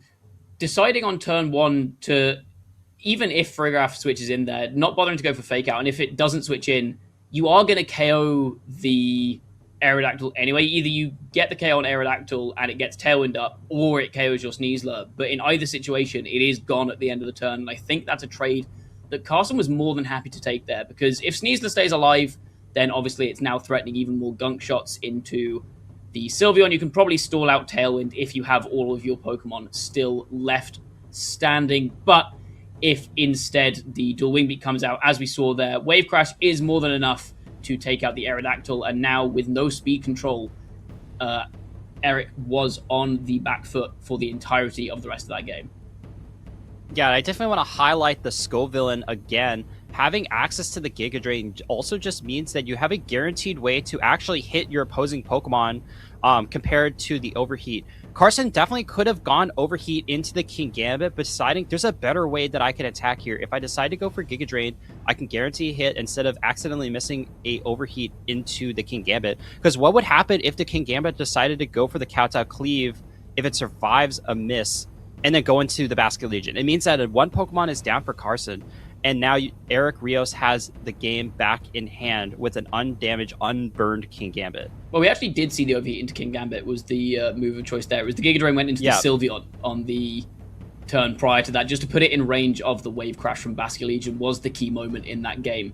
And again, the Basket Legion left unprotected on the field there, but Eric Rios, calling that Carson was going to protect the Basket Legion, instead went after the Scovillain, and the Spicy Spray was enough to shut down the King Gambit. That was a game of deterrence, I think, was an interesting theme there, because we didn't see the Fake Out on turn 1 from Carson, knowing that there was potentially a Farigiraf in the back that could stop that. And then for the rest of the game, we didn't see any Sucker Punches or any quick attacks to pick off low HP Pokemon from Eric because of the threat of that Rage Powder. So I wonder if either player will adapt to that, maybe start getting a little bit more aggressive with their move selection, saying, okay, well, you can stop me from doing that, but you didn't in the last game, so I don't think you're going to go for the Farigiraf switch, or I don't think you're going to go for the Rage Powder this time round, so I'll just go for that big Fake Out or the Sucker Punch. We do see a mix-up on lead, though. This time it's Froslass and Bastion Legion, the same Aerodactyl and Sylveon from Eric. Yeah, so no Scovillain seemingly in this match unless he decides to bring it as just a pure redirector with no Mega Evolution with a Spicy Spray ability. Carson deciding to go with the Mega Evolution on the Mega Froslass, which does mean that it can get some pretty decent damage into both the Sylveon and the Aerodactyl. One would have to assume, because Eric did bring the Aerodactyl into this match, that Charizard, again for this second game in a row, is not bringing the Charizard. Right now, the Aerodactyl, if it does decide to go for a Mega Evolution, should be faster than the Mega Froslass. It's going to be that in this case. Is it going to go for an attack to try to get some damage into both Pokemon, or is it going to try to set up Tailwind so that it can let the Sylveon attack as well, as we also see Carson going for this Mega Evolution too? You see Mega Evolutions coming out from both players. Froslass going to set up the Snow, giving itself a nice defense boost, which it'll appreciate in front of a potential Rock Slide from this Aerodactyl. We just see Aqua Jet coming out from Bastion Legion, getting a lot of damage down on Aerodactyl, putting it in range of a Blizzard.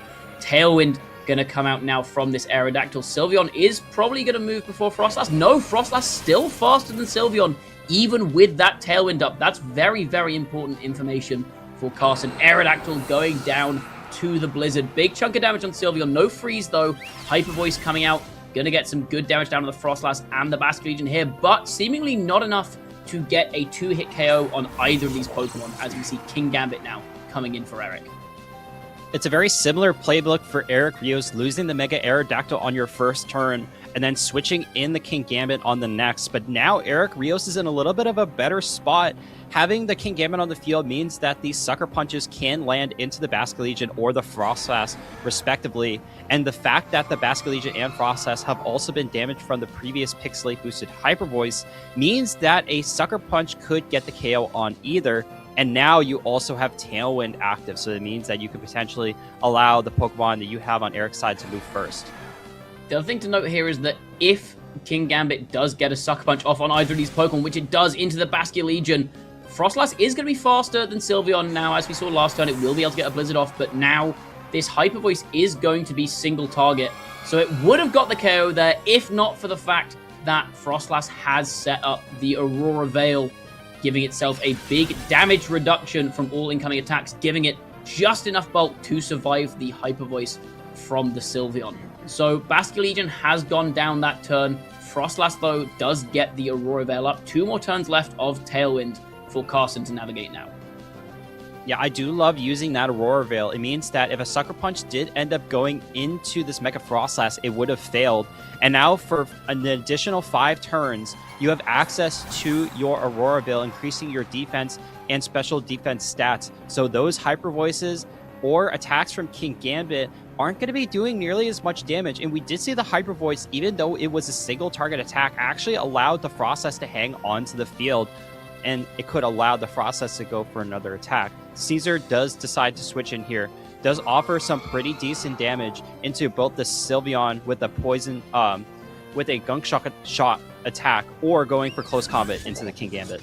Sneasler, especially behind the Aurora Veil as well, is very threatening, because Sneasler not the bulkiest Pokemon in the world, but with the Aurora Veil up, it will still probably be able to survive probably at least 2 hits from these 2 Pokemon. Instead, we just see Kowtow Cleave coming out into Frostlass. The King Gambit we've seen on this team very fast with that Tailwind up, faster than Frostlass and Sneasler. But Sylveon is slower. Gunk Shot comes out, misses again. I think we've seen more misses than hits from Gunk Shot this weekend. We see again the risk of running that move. Hyper Voice coming out now. Sneasler, though, with that Aurora Veil taking a little bit less than half, even though it is single target. So maybe another chance for Sneasler to fire off another Gunk Shot next turn. And here comes the Lycanroc, and now we have 2 Pokemon that can click close combat into this King Gambit. This King Gambit is feeling threatened, and the fact that it also does not have a boost from its Define ability, because there is no Intimidate Pokemon on Carson's side of the field, so it's only going to be doing as much damage as it naturally can. Sylveon did get that Pixelate boosted Hyper Voice into the Sneasler, only just doing above 50% of its HP. Right now, we have to imagine that Carson is thinking, who do I want to target? Do I want to risk going for another Gunk Shot into the Sylveon? Or do I just want to go for something like a Protect here? Double Protect here could stall out the last turn of Tailwind, and that is what we see coming out from Carson.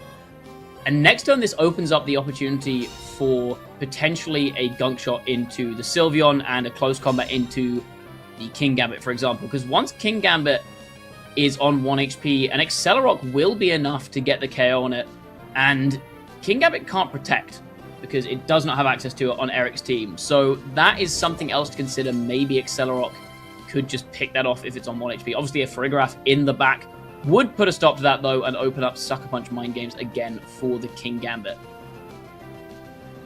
Yeah, we'll just have to see. Sylveon still staying on this field as long as it can. Hasn't been threatened too much until that Gunk Shot that did inevitably miss. Lycanroc also sitting on the field. It does have access to Rock Slide, so if it decides to not go for the close combat, it could get some decent damage into the Sylveon regardless, now that the Tailwind is gone, and the Lycanroc should be faster. Only 1 more turn of snow left, but not going to be affecting anything on the board state, but the Aurora Veil should be active. Sylveon going to go for that Detect, trying to keep itself on the field for 1 extra turn. Sucker Punch going to the Lycanroc, just trying to break that Focus Sash, but not doing nearly enough for 50% of its HP. Close combat going into that King Gambit, but it is also has a Focus Sash on its body, going to hold on for 1 extra turn. An excellent call there from Eric. I think maybe calling the Sylveon was going to Protect. I wouldn't be surprised if this was a Rock Slide yet, just to pick off the King Gambit. Rock Slide there covers a bit for if the Sylveon doesn't go for that Detect, maybe getting a flinch chance, but the important thing was the close combat going down into King Gambit. Now, this Sylveon can no longer safely click Detect in front of a potential incoming Gunk Shot. So even if we do see something like a Farigiraf in the back here, this is looking tough for Eric, but if he does still have that Garchomp, it is an option that he could have Garchomp in the back here. That suddenly would look a lot more positive into this Lycanroc and this Sneasler. It all depends. What does Eric Rios have? Reminder that if you end up with 3 or more losses in the loss column, you are officially out of contention for that top cut of the bracket. Both players are sitting at an 8-2 record. So both of them want to continue into this tournament. This is going to be a deciding factor whether Eric can bring this to a game number 3, or is Carson going to continue the odds going forward? And it's going to be the shiny Garchomp coming into this battlefield.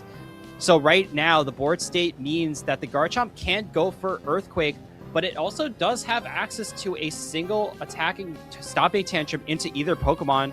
It also has access to an item that increases its ground type moves by 20%. So an attack of either Earthquake or Stomping Tantrum might be able to pick up a KO regardless of what happens here. I really don't think Garchomp actually minds going for an Earthquake here. Like, okay, you hit your own Sylveon if you're Eric Rios. But if it hits either of Carson's Pokemon, that is going to be a KO on either of those. Carson would have to protect to stop them from going down. We're just going to see a close combat coming out into Garchomp. That's a lot of damage. That's a critical hit. That's potentially huge now. If there's a follow-up from this Lycanroc, what's it going to be? We are going to see the Earthquake. Garchomp is faster than Lycanroc, though. Earthquake takes out the Sneasler, and the Lycanroc doesn't even take out Eric's Sylveon. And that is going to be Game 2 in favor of Eric. And again, more very crucial information there, seeing the Lycanroc is outsped by Garchomp. Who would have thought that? I honestly thought that the Lycanroc would have been able to outspeed that Garchomp, especially in that end game. But congrats to Eric Rios for deciding to bring that Garchomp in the end. He knew that, at least seeing from the first game, that the Sneasler and that Lycanroc were going to be big threats, knowing that if you can get to an end game where you can just start spamming those Earthquakes, or even Stomping Tantrums if you don't want to accidentally hit your partner Pokemon, it means that you have a way to finish the game off if you can get rid of the other 2 Mega Evolution Pokemon on Carson's side of the field. I really like that adaptation. And again, just the threat of having Farigiraf in the back was enough to stop a lot of fake-outs, for example, Accelerox, that could have potentially come out. And we saw in Game 1 the same sequencing from Eric of going for the same Aerodactyl Sylveon lead, sending King Gambit next, and it was still Farigiraf in the back in Game 1. And then in Game 2, we saw the same sequence of Aerodactyl Sylveon lead. The next Pokemon in was King Gambit. And so that might have suggested to Carson that it was still going to be that Farigiraf in the back. And Eric waited until the absolute last moment to reveal that Garchomp, by which point all the Pokemon that Carson would have wanted to use to get around that Garchomp, namely the Frostlass and the Basculegion, were already fainted. So that's something now that Carson needs to consider is, do you want to play around that Garchomp being in the back again this time, or do you again play a little bit scared of the Farigiraf, maybe avoid going for the fake-outs? Yeah, I have to imagine that Carson might want to consider switching up your Mega Evolution spot. We did see the Scovillain do a decent amount of work in the game number 1. The Frostlass did provide the Aurora Veil screens to be set up so that a lot of the Pokemon on his side of the field did end up tanking moves that they had no reason living. But at the same time, the Mega Frostlass only really got 1 KO in that Mega Aerodactyl, only got a little bit of chip damage into that Sylveon, so not much value there. As we go into game number 3, the leads are going to be shown. It's going to be a switch up for Carson, bringing in the Sneasler and Basculegion on the lead. And a complete switch up for Eric. It's going to be Charizard and Farigiraf. Yep, Carson going back to that Game 1 lead. Like you said, didn't feel like that Frostlass got enough value, changing back up, going to what he went with in Game 1, but we now see the Charizard and Farigiraf lead, and Charizard is maybe the reason that Carson didn't feel like bringing Scovillain in that Game 2. If he had brought Scovillain again and Eric had mixed it up and gone for Charizard, Scovillain, as we mentioned at the start of this match, really not in a good position in front of Mega Charizard Y. So now, if it is Scovillain in the back again, we saw last time Carson, when he brought Frostlass, brought it in the front, but when he brought his Scovillain, had it in his back 2 Pokemon. That says this might be Scovillain again, which means this lead could be looking pretty nice for Eric. And here comes the Mega Evolution Charizard Y for the first time in this set. Going to be dropping that Drought ability, setting down the sun, meaning that this Basculesion's damage output with those water-type attacks are not going to be doing as much, but it looks like the Charizard just trying to set up with a Protect here. Basculegion also not wanting to take a potential Solar Beam attack into itself. Going to go for that Protect. Sneasler, recognizing that the Farigiraf does not have access to protect itself, does decide to go for the close combat, unleashing that Unburden ability from the White Herb. And now the last Pokemon to act is going to be this Farigiraf, which is going to set up the Trick Room. So now that Unburden boost is now a hindrance. I like the Trick Room there. Eric could have taken a KO on Sneasler with Twin Beam, but if that were the case, then Lycanroc gets a free switch in front of this Charizard, and suddenly you're in a very poor position. So going for that Trick Room there, even though it's maybe a little bit detrimental to Eric's own Charizard, thanks to the Basculegion in front of it, with the Sun Up, Charizard probably can take a Wave Crash from Basculegion, given that it does not have that Mystic Water item. So maybe not too worried about that threat. Would rather stop the Sneasler and potentially the back-end Lycanroc from being a problem for this Charizard. So a very wise turn 1 play, I think, from Eric. Basculegion and Sneasler both now under threat from either a Solar Beam or a Weather Ball from Charizard. But instead, Charizard leaving the field of play. Yeah, decides to bring in the Kingambit during the turn. So now having access to this Trick Room, it could start outspeeding stuff. And now the Mega Frostlass, or the base Frostlass is going to be shown switching for that Sneasler. Going to have to take this Twin Beam, which it does not really want to take. It actually deals some decent damage. Twin Beam not being a very strong Psychic type move. Wave Crash is going to be used in the Sun, only attacking into that Kingambit, only doing about above 50% of its HP. And now that Farigiraf and the Kingambit are primed in a great position to start attacking into Carson's Ghost-type Pokemon. That Wave Crash still did a lot, though, and Frostlass can now turn off the Sun. Charizard can't do anything about that on this particular turn, so there's a chance maybe Wave Crash would be able to pick up a KO on either the Farigiraf or the Kingambit, but Eric's Kingambit providing so much pressure into the two Ghost types now on Carson's side. Carson may just have to make some kind of call on which slot the Kingambit is aiming at, because the Farigiraf not really applying too much pressure. Twin Beam is a reasonably strong move. Farigiraf's got high special attack, but it's not going to be enough to get a KO on either of the Pokemon on Carson's side. So we do see the Protect coming out from the Basculegion. No Mega from the Frostlass, maybe trying to bait in a Charizard this turn and go for Mega next turn instead. And no Mega Evolution from the Frostlass, so it's not going to set down the Snow Warding. Farigiraf going to go for that Twin Beam, just trying to get some extra damage into the Frostlass, but it hits the Protect. And another Protect from Carson going for the Protect on Basculegion means that we're just trying to stall out another turn of Trick Room.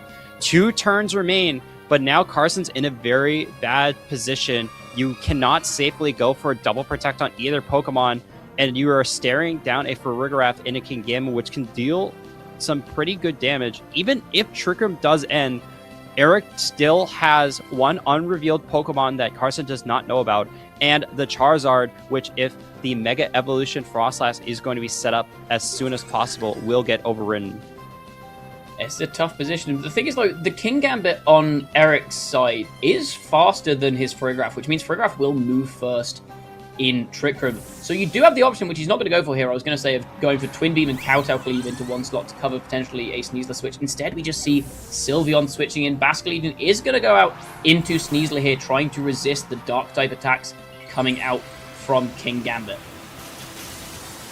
And here comes the Mega Evolution Frostlass.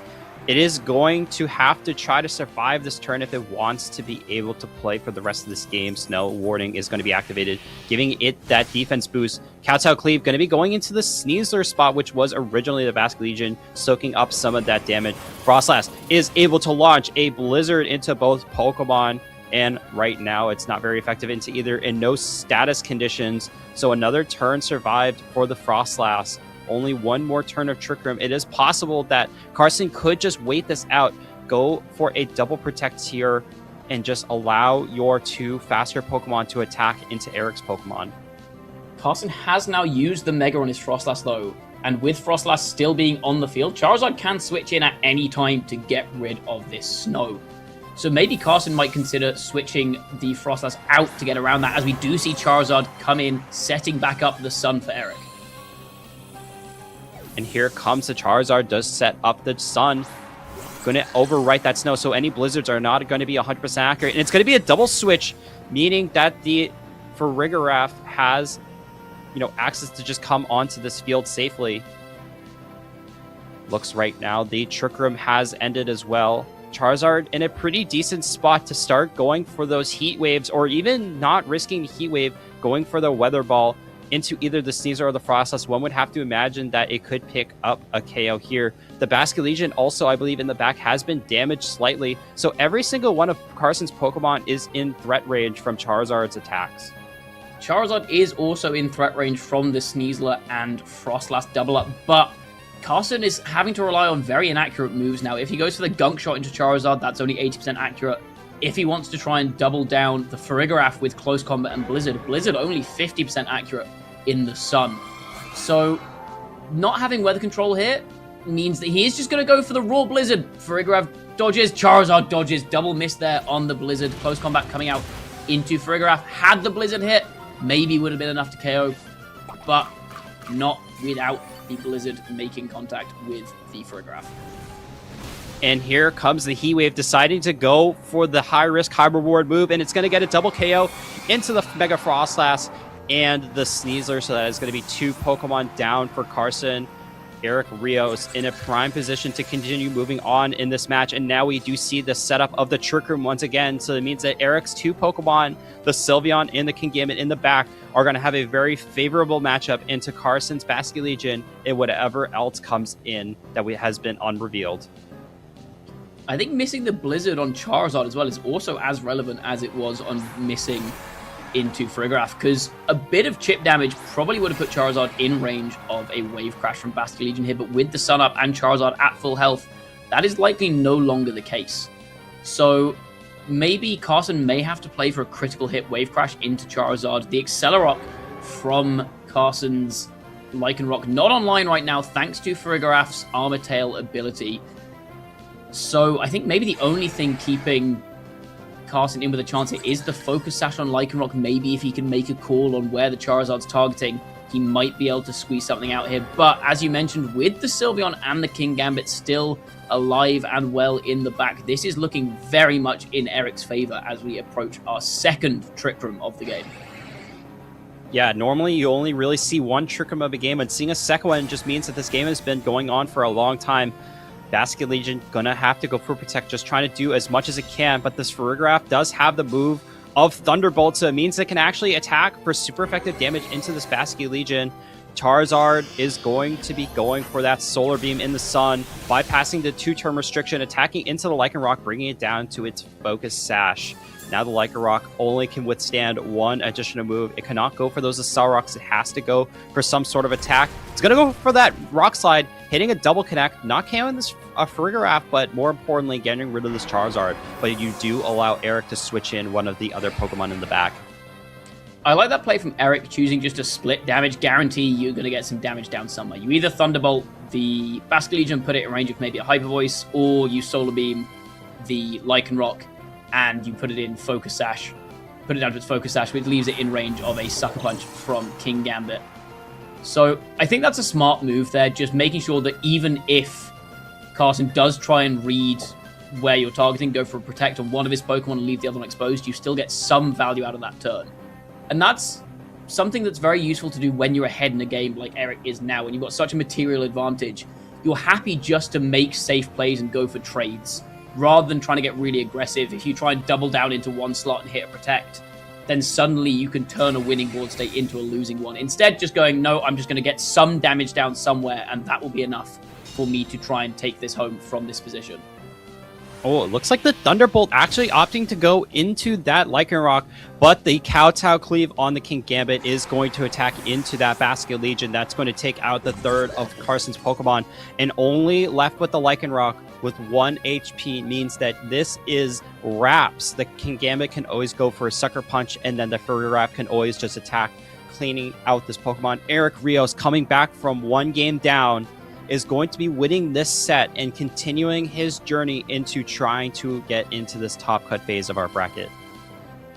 Yeah, a great demonstration, I think, from Eric across this entire set of capitalization on little bits of fortune here and there. So Carson was clicking a lot of inaccurate moves this set. We saw the Gunk Shot miss in Game 2. We saw the Blizzard double miss in Game 3. And of course, if those had hit, maybe this is a very different set, but we see the risk of running those inaccurate moves, the risk of going for a Blizzard in Sun. And we see also how well Eric was able to take those board positions and just kind of keep chipping away until you get to the point where you've won the game. As soon as the Blizzard missed on both in Game 3, Eric just didn't give Carson any way of getting back into that game, playing so safe. Like I said, not trying to make any really aggressive reads, not giving Carson any win conditions, recognizing, okay, I am so far up now that if I just trade bits of damage here and there, eventually that will come out in my favor.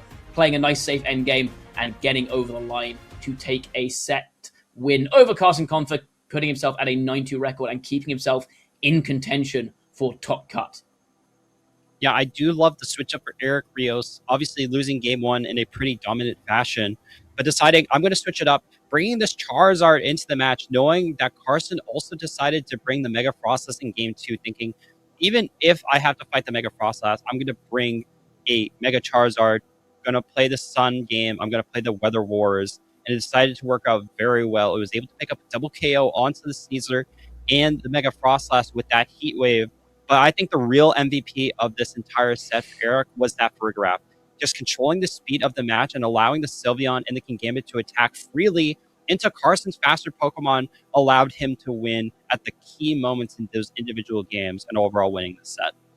Yeah, exactly. We definitely saw the value of being able to switch off opposing priority moves. We highlighted at the start of the set, no speed control on Carson's side, but kind of a reliance on those priority moves to get around opposing speed control. And Eric went for Tailwind as his main form of speed control in the first 2 games. I think recognized that he just wasn't getting enough value out of the Aerodactyl early on. Game 1, we saw he wasn't able to get the Tailwind up in the first place. Game 2, he got Tailwind up but traded his Mega Pokemon for it.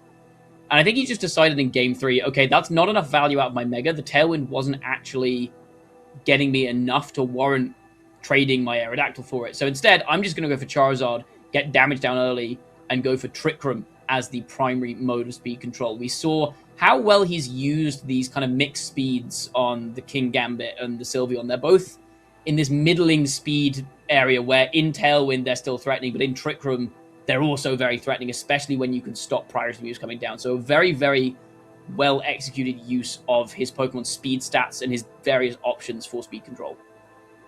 Yeah, Tailwind and Trick Room being combined into the same team has been a very archetypal and staple team building concept for many, many years in Pokemon VGC. Just meaning that if you want to have 2 different modes, you want to outspeed your Pokemon to outspeed your opponent's Pokemon, you have that option, especially with the Mega Aerodactyl. But if you also want to be able to underspeed your opponent's faster Pokemon, having Trick Room just means for those additional 4 to 5 turns, you can underspeed. And then you could also just flip-flop them around. Maybe you go with Trick Room first, then you end up going with Tailwind to outspeed later, or the reverse is what we saw. We went with Tailwind first and then Trick Room later. And you could do that in between games. You could do that within the same game, or you could do that in a crucial game 3. So Eric recognizing how he wanted to implement the speed control throughout the set was the key to him winning the set. Yeah, and it was a fantastically well-executed set. But we have still got a little bit more of this round to show you. We've got a matchup coming up between Shohei Kimura and Andrew Block. We've got the tail end of that set to show you. So we're going to take a very quick break to get that set up, but we will be right back with another game of VGC to bring to all of you fine folks at home. So do not go anywhere. We'll be back in just a couple of minutes.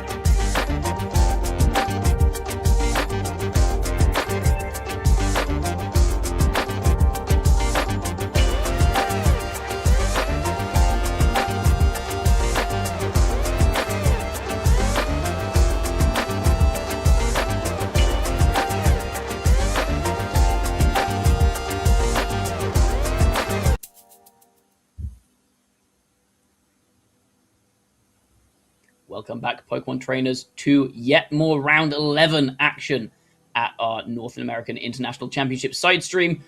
We've had a lot of great matches so far. We've got more yet to come with, as we mentioned, Shohei Kimura and Andrew Block, the set we're going to be looking at very shortly. I'm Matt Maynard. I'm joined once again by Andrew Tam to bring you some more VGC action. Yeah, we get to see a world champion, Shohei Kimura. I believe in 2023 was able to pilot a team to a world championship title. And we're going to see his match just shortly. We're going to be coming in through Game 1. We're going to be showcasing Game 2 in just a minute. But we're going to see what type of team Shohei has developed for this North American International Championships. Well, Shohei's team looks very, very standard. We've seen this team a number of times before. The Focus Ash Whimsicott, the 3 attacks, Floette with Light of Ruin. The interesting team is going to be Andrew Block's team. We see Pelipper, Espathra, Archaladon, finally, my caster prediction, we're getting on the stream now, and Aegislash, a Pokemon that has a lot of potential, I think, but we haven't really seen a huge amount of in this format. Andrew's team is definitely the one I would be more inclined to talk about before we get into this game too. Yep, absolutely. Andrew Block deciding to have a very unique team with the Espathra. Espathra is a little bit of a niche rogue pick because it has access to that speed boost. If you go for something like the Calm Mind on other sets, you do have access to going for the Baton Pass, but this one's a little bit more of an offensive set, going with the Lumina Crash, just decreasing your opponent's special defense by 2 stages, but also trying to make sure that Rain is going to be consistently up for the entire match. Has Rain Dance. We've seen those type of Rain teams with Sableye, pairing with Pelipper to just make sure that other weather setters like Tyranitar, Charizard, and Mega Frostlass, that they can get overridden and you can still allow your Archaladons to attack with the Electro Shots, bypassing the Tomb Turn requirement. Yeah, this is Spathra working very much as a support Pokemon on this team with Rain Dance, and Helping Hand, the last move, designed, it seems, to get special defense drops on opposing Pokemon, get Helping Hands down, and just let all the special attackers on Andrew's team, like the 3-attack Floette, the Archaladon, and the Choice Scarf Pelipper, to get big damage down with the help of Helping Hand and Lumina Crash. And here it comes. We're going to be going to this game. Shohei Kimura winning game number 1. Andrew Block on the back foot. Once again, both of these players are playing for their top cut life. If you are able to win, you can continue to fight for the top cut position, but if you lose here, you are out of contention. Shohei deciding to bring in this Charizard and the King Gambit, having a pretty decent matchup in both the Espathra and the Floette. You can attack with a Iron Head or Dark type move respectively. Charizard not going for a Mega Evolution off the bat, deciding to switch into this Whimsicott on turn 1. Whimsicott is going to come in now. We are going to see the Mega come out from Andrew's Floette. The classic Mega Floette about to throw down some big Fairy-type attacks, but we'll first see what this Espathra can do to help with support. King Gambit in a very strong position here. This King Gambit on Shohei's side, Choppleberry and 4 attacks, so it does have access to Iron Head. But instead we just see Protect from both the Espathra and the Floette. King Gambit go for an Iron Head, hidden to Protect, but now we have Whimsicott on the field to threaten Encores of the 2 Protects that Andrew has sent out on turn 1.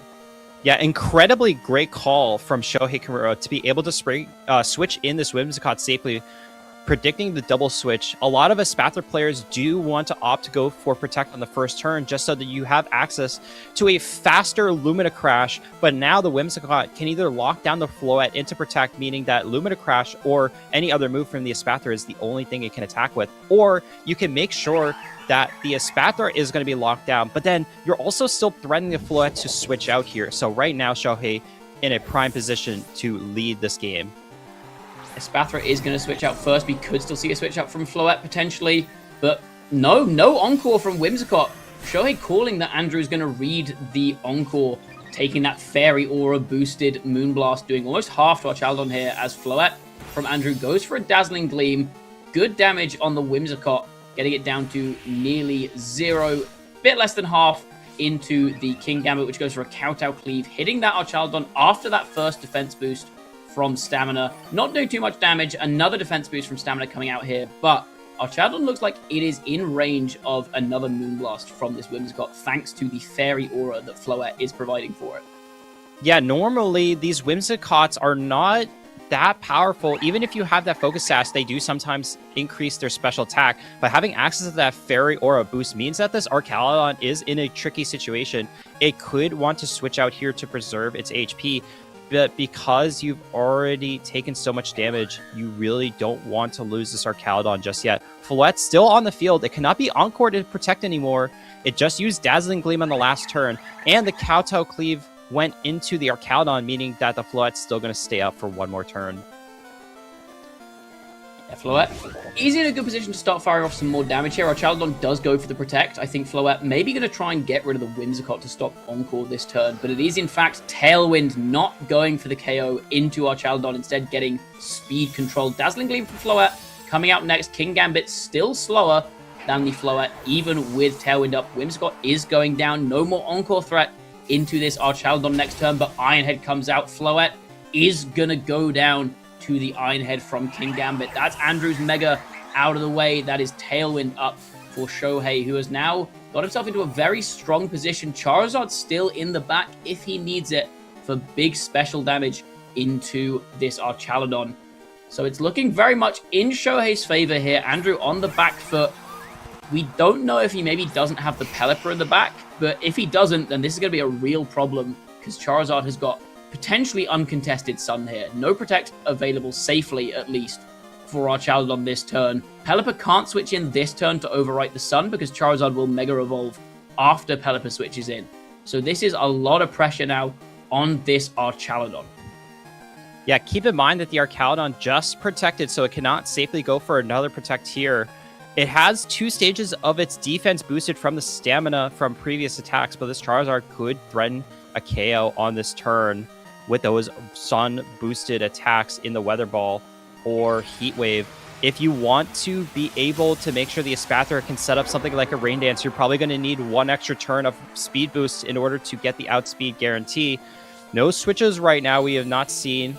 Charizard going for the Mega Evolution, and Espathra is going to go for that Protect to just make sure it gets that extra boost. Weather Ball is going to be used into this Archaludon. No defense boost is going to help you here when it's hitting on the special side and Archaludon goes down. I would have maybe liked to see an attempt at a double Protect from Andrew, but I guess he's probably just trying to reposition into, I'm suspecting, a Pelipper in the back here. If Pelipper is the last Pokemon, Charizard is now... No, it's not Pelipper, it's Aegislash, so no Rain Setter coming to this game from Andrew, apart from the manual Rain on Espathra. But with Tailwind still up, that's not going to be fast enough to outspeed this Charizard, most likely, even with the speed boost. So Charizard, again, uncontested Fire move to send out here. Aegislash, not in the best position in front of this Fire type and Dark type on Shohei's side. And there we see that attack going into the Espathra, bringing it down to its Focus Sash. Only 1 more attack to go, and it's going to be this Rain Dance. So it's going to offset the Charizard's Fire-type attacks with that Heat Wave. But keep in mind, Weather Ball does now change into a Water-type attack, so it's not the worst-case scenario here. Espathra is going to go down to that Kowtow Cleave, only leaving Andrew with 1 more Pokemon left. Stance Change is going to be activated, allowing the Aegislash to go into its attacking form. Going to go for the Voltsurgeist into that King Gambit. It is just barely enough to pick up the KO without having to drop its defenses from a close combat, but you are still in a precarious situation as you only have 1 Pokemon left and only 2 Pokemon left for Shohei, and he's going to be bringing out this Basculegion in the rain. Basculegion is threatening now a one-shot onto this Aegislash with Last Respects. Last Respects not actually a contact move, so if it goes Last Respects into a Spiky Shield, oh sorry, not a Spiky Shield, a King Shield, he won't get an attack drop on his Basculegion, so it will be available to go for that same move again next turn.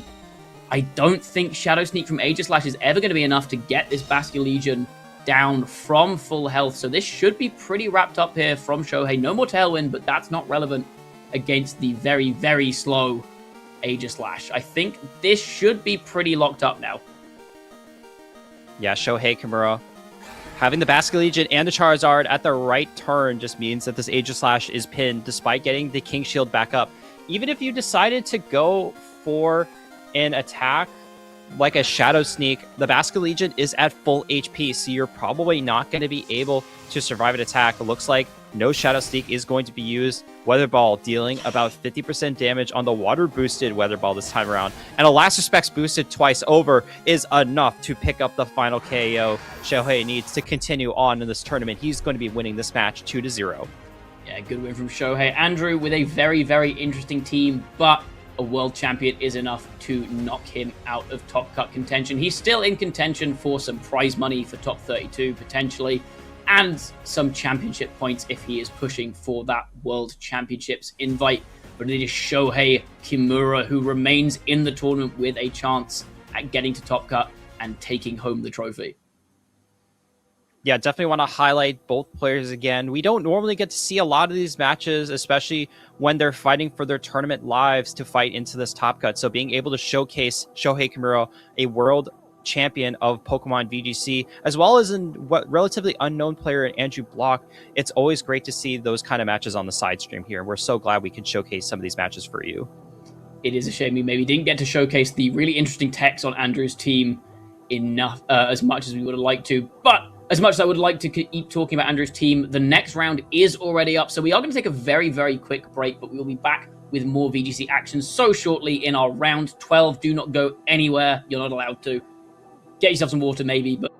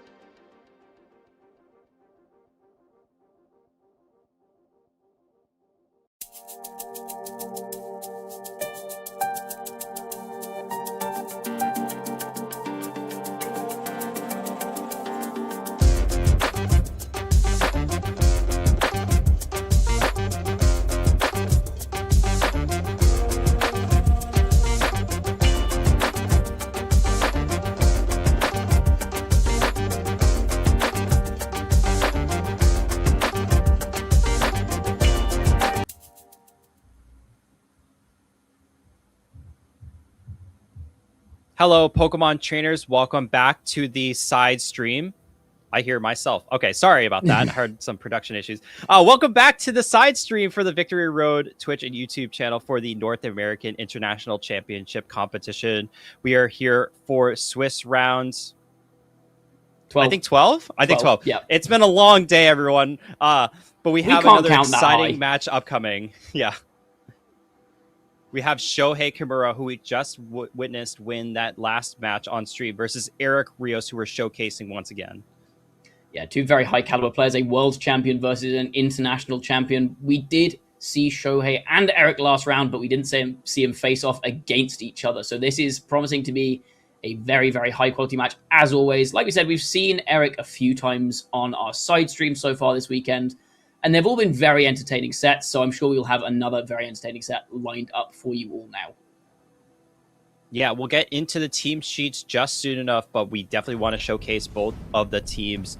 Both are running very similar archetypes, having that Charizard as your primary mega attacking Pokemon. Both are going to be running similar King Gambits, slightly different in terms of their item. One is going to be running the Focus Sash for Eric, and Shohei is going to be running that Chople Berry, but both are going to be running 4 attacking moves with no Protect, Kowtow Cleave, Iron Head, Sucker Punch, and Low Kick. But the big difference is going to be that Eric has the access to a Tailwind and Trick Room format with the Farigiraf and Aerodactyl, whereas Shohei is running that Disruption Prankster Pokemon in the Whimsicott.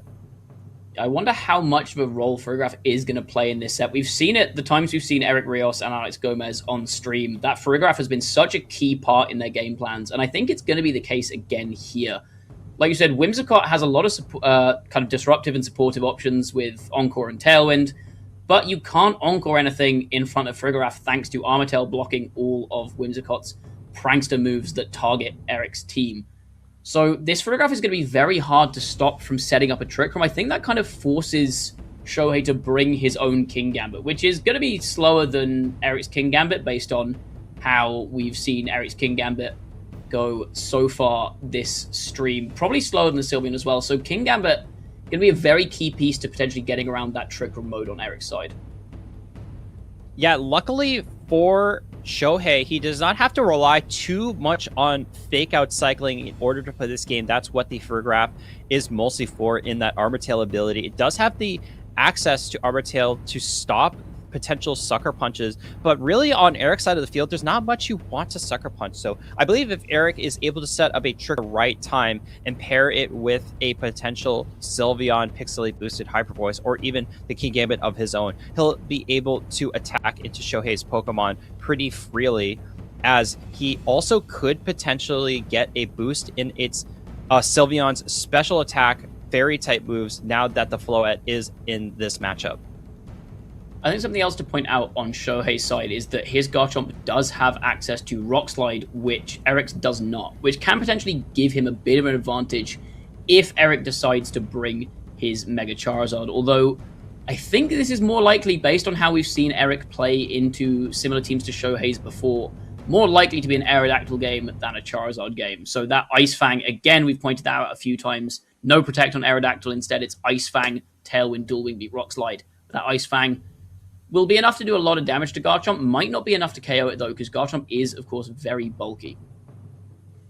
Yeah, Garchomp being a very bulky Pokemon, we'll have to see how much this Aerodactyl can do with this Ice Fang. I think throughout the entire tournament so far, Ice Fang has been able to knock out every single type of Garchomp, even though we don't have access to know their stat alignments. Well, we know their stat alignments, but we don't know their individual stat investments. We'll just have to see. I hope that we get to see a very interesting match between both of these players. Again, both are trying to fight into this top cut phase of our bracket. One additional loss at any remaining rounds, including this one, means that you're out of contention for top cut. But that doesn't mean you're out of contention for additional prizing that you may get or championship points that you need in order to qualify for the World Championships. But both players, knowing they've already gone so far in this tournament, they want to win here and they want to win the rest of the tournament. I think both Eric and Shohei have probably already qualified for Worlds pretty comfortably at this point, so they're not playing for the championship points, they're playing for the glory. So this match is just as important as every other match for the rest of this tournament. If either of these players want to win our North American International Championships, they cannot afford to lose a single set for the rest of this weekend in Swiss, in Top Cut, in finals. They have to win every single set from this point out. And as you said, whoever loses this set is out of contention. So this is a big set for both these players. And these are exactly the kind of players we'd expect to see in these higher ends of tournament runs at international championships. Yeah, and like we mentioned before, Shohei being a world's champion for Pokemon VGC in the 2023 season, Eric Rios being a long-time world international champion and regional champion. We don't get to see these players match up too often, only really at international events like the NAIC, EUIC, LAIC, or even the World Championship style events. So being able to see these matches here, especially on the side stream, is a huge blessing for us to watch. I think it speaks to the quality of matches we have available to us that this is a side stream game. That world champion Shohei Kimura and international champion Eric Rios fighting for their tournament lives is not on the main broadcast. Just says so much about what quality of players we have available at this tournament and the quality of the matches that are going on. Yeah, and if you want to also watch the mainstream, it's going to have some additional matches. It's definitely, and it's going to have some high octane matches. I know we've had Wolf Glick on the mainstream earlier today. A couple other players at the 10-1 spot as well can guarantee themselves into this top cut phase of this bracket. A couple unknown names that might not appear in certain tournaments. So I would definitely check out those matches as well as our Spanish restream over on the Victory Road stream as well. We have the English stream here, the main broadcast, and the Spanish stream. Yeah, Victory Road doing a lot of work to put more VGC out to everyone. I believe the Spanish stream also has different matches to the ones that we have too. So it's even more matches being recorded for for everyone to watch later down the line. We are still waiting for our players to get ready. I think we are almost ready to go. A few more minutes maybe until they have finished locking in their Pokemon. I think they are on team preview now, so we apologize for a little bit of a delay, but we'll be getting into this big match very shortly. Yep. You know what I want to talk about in the meantime? Can we talk about how good Mega Charizard Y has been on the usage stat? It was in the top 12 of our Phase 2, just only being behind Mega Float as in terms of highest usage Mega Evolution Pokemon. It has been widely known that Mega Charizard Y has been one of the best Mega Evolution Pokemon, even dating back to the X and Y days of Pokemon VGC, and we just have to see it here. It's been... Once it was known that Mega Charizard or just base Charizard was going to be available in Regulation MA, people knew that this is going to be the one big Pokemon to watch out for. Yeah, the Drought ability really boosting the power of all its Fire-type moves, including Weather Ball, which it only got, I believe, in Generation 9, which gives it just so much more consistent single-target damage. But interestingly, we often don't see Charizard as the centerpiece of a lot of these teams. A lot of the time we've seen the team that Eric Rios is using featured on the stream. It has been Mega Aerodactyl, and it is Mega Aerodactyl once more that we see as the choice of Mega for this game for Eric. Aerodactyl and King Gambit leading against Shohei's Basculegion and Whimsicott.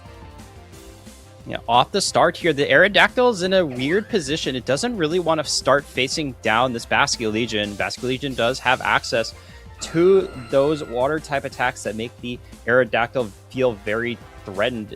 The Basculegion does have access to this Aqua Jet, so even if you aren't able to attack with the Wave Crash to get the one-hit KO, you can get some decent chip damage in, as well as this King Gambit is also going to be threatening this Basculegion with those Dark-type attacks as well.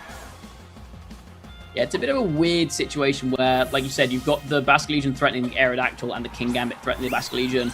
Aerodactyl seemingly feeling a little bit more threatened than the Basculegion was as it switches out into Sylveon. Tailwind going up from Whimsicott here. And we are going to see a Sucker Punch from King Gambit. Is it enough to pick up the Basculegion? It is. Another Basculegion getting one shot by a King Gambit. We've seen that a number of times already in this format. And that is a strong turn one for Eric. We'll just have to see what Shohei has in the back. Losing the Basculegion early on is not what you want to see, because that means that a lot of your damage output later in this match could have just gone by the wayside. But it does let Shohei bring in another Pokemon in the back with Tailwind active for an additional 3 turns. And now that Eric did bring slower, bulkier Pokemon, Shohei does have access to potentially getting some great damage in. So far right now, the Whimsicott is going to be sitting on the field, cannot encore the King Gambit because it is a Dark type being immune to the Prankster ability. It's really only going to be able to try to attack with these Moon Blasts, as the King Gambit is going to be switching in for Shohei.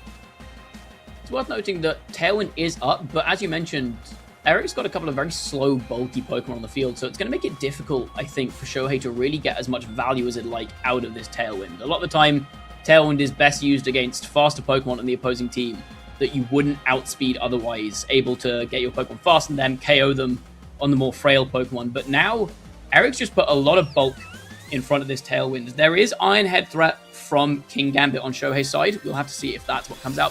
But first, we're going to see a Moonblast from the Whimsicott coming out into King Gambit. There is a Fairy type on Eric's side, but it is not a Floette, so no Fairy or a boost, but it is enough to put the King Gambit in range of a low kick from Shohei, now tying up our Pokemon counts at 3 each, but a big Hyper Voice coming out, getting Whimsicott almost down into the red, and King Gambit now taking a little bit under half.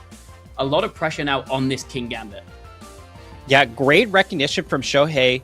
Going for a double target into this King Gambit on Eric Rios' side of the field that does have that Focus Sash. So you needed 2 hits in order to knock it out.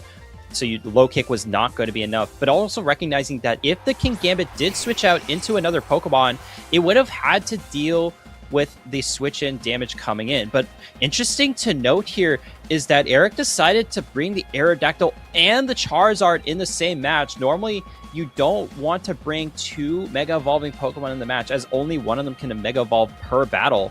But it looks like we're going to try to opt for Mega Charizard here so that you can still use Aerodactyl's base form as an attacking and tailwinding Pokemon. Sylveon not really... Sorry. Whimsicott not providing a huge amount of offensive threat for Shohei here. There's no way you can Encore anything on Eric's side. And it's just kind of not dealing any damage into Charizard. King Gambit not going to have enough damage to knock out Charizard before it's able to get the attack off. So this Mega Charizard is a really nice bring from Eric as we see the Mega Evolution coming out. Charizard setting up the sun once more. We've seen this so many times over Regulation MA, and for such good reason. It's such a powerful Pokemon. Whimsicott is going to protect, try and keep itself safe for another turn, maybe try and get another Tailwind up later in the game. We're going to see Detect from Sylveon, not wanting to take maybe an Iron Head from this King Gambit. King Gambit does go for Kowtow Cleave, though, not falling for the Detect on Sylveon. About half to Charizard as Heat Wave comes out. Is it going to connect with the King Gambit? It's very important that it does, and it does connect. King Gambit will be going down here. It is now 3 Pokemon to 2 in favor of Eric Rios. And I think this Tailwind still has one more turn left on it, which may actually not be good for Shohei. I feel like he'd almost rather the Tailwind have expired this turn. Absolutely. And now that the Charizard has been able to take out one more Pokemon from Shohei, only the Charizard and the Whimsicott remain for Shohei's side of the field. And the Whimsicott has already taken so much damage from earlier in this match.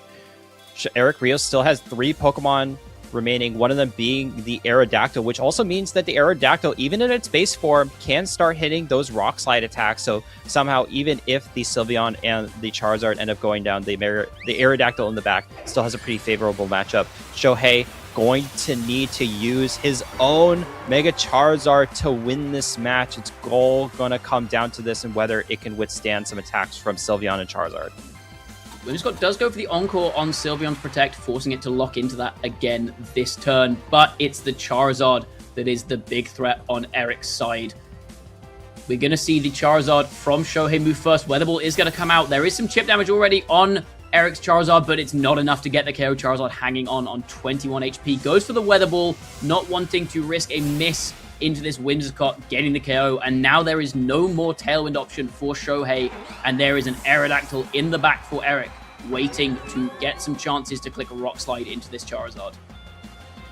Yeah, this match is definitely not over just yet. The Charizard on Eric Rios' side of the field has been damaged quite well, and the Sylveon still on the field has Encore active on itself, and will have to continue clicking those Detect moves as long as it stays on the field. You could potentially bring in the Aerodactyl, but at this point, you might as well wait until the Encore stalls out. Yeah, we see a double protect now for Eric. Just trying to get rid of the sun. He doesn't really want the sun up too much for his Charizard. It's more important that the sun isn't up for Shohei's Charizard. Get rid of the option for it to click potentially Solar Beam into his Aerodactyl. Get rid of the sun boost on the fire type moves. And as you said, not wanting to go for a switch here at all, Eric rather would just let one of his Pokemon faint and get the Aerodactyl in guaranteed safely on the turn after one of his Pokemon goes down. A failed detect from Sylveon. We are going to see a Heat Wave coming out from Charizard. Eric's Charizard does go down. Sylveon still hanging on. Encore is going to be ending soon, and Aerodactyl is going to hit the field now in a very strong position. Shohei is going to have to rely maybe on some Rock Slide misses now. That's really the only way you can go down. Aerodactyl, despite being one of the most popular Pokemon early in this format, does not carry any fully 100% accurate moves. It's going to have to go for those Rock Slides or Ice Fangs or Dual Wing Beats in order to attack into this Charizard. Sylveon has taken a decent amount of damage. Only one more turn of Harsh Sunlight, meaning that if you go for a Detect here, it means that you can stall out one more turn. Sylveon's Encore was over, but that time it went for Detect of its own volition, but it does not need to. The Rock Slide from Aerodactyl connecting with Shohei's Charizard, knocking that out comfortably from around 60%. That is game one in favor of Eric Rios.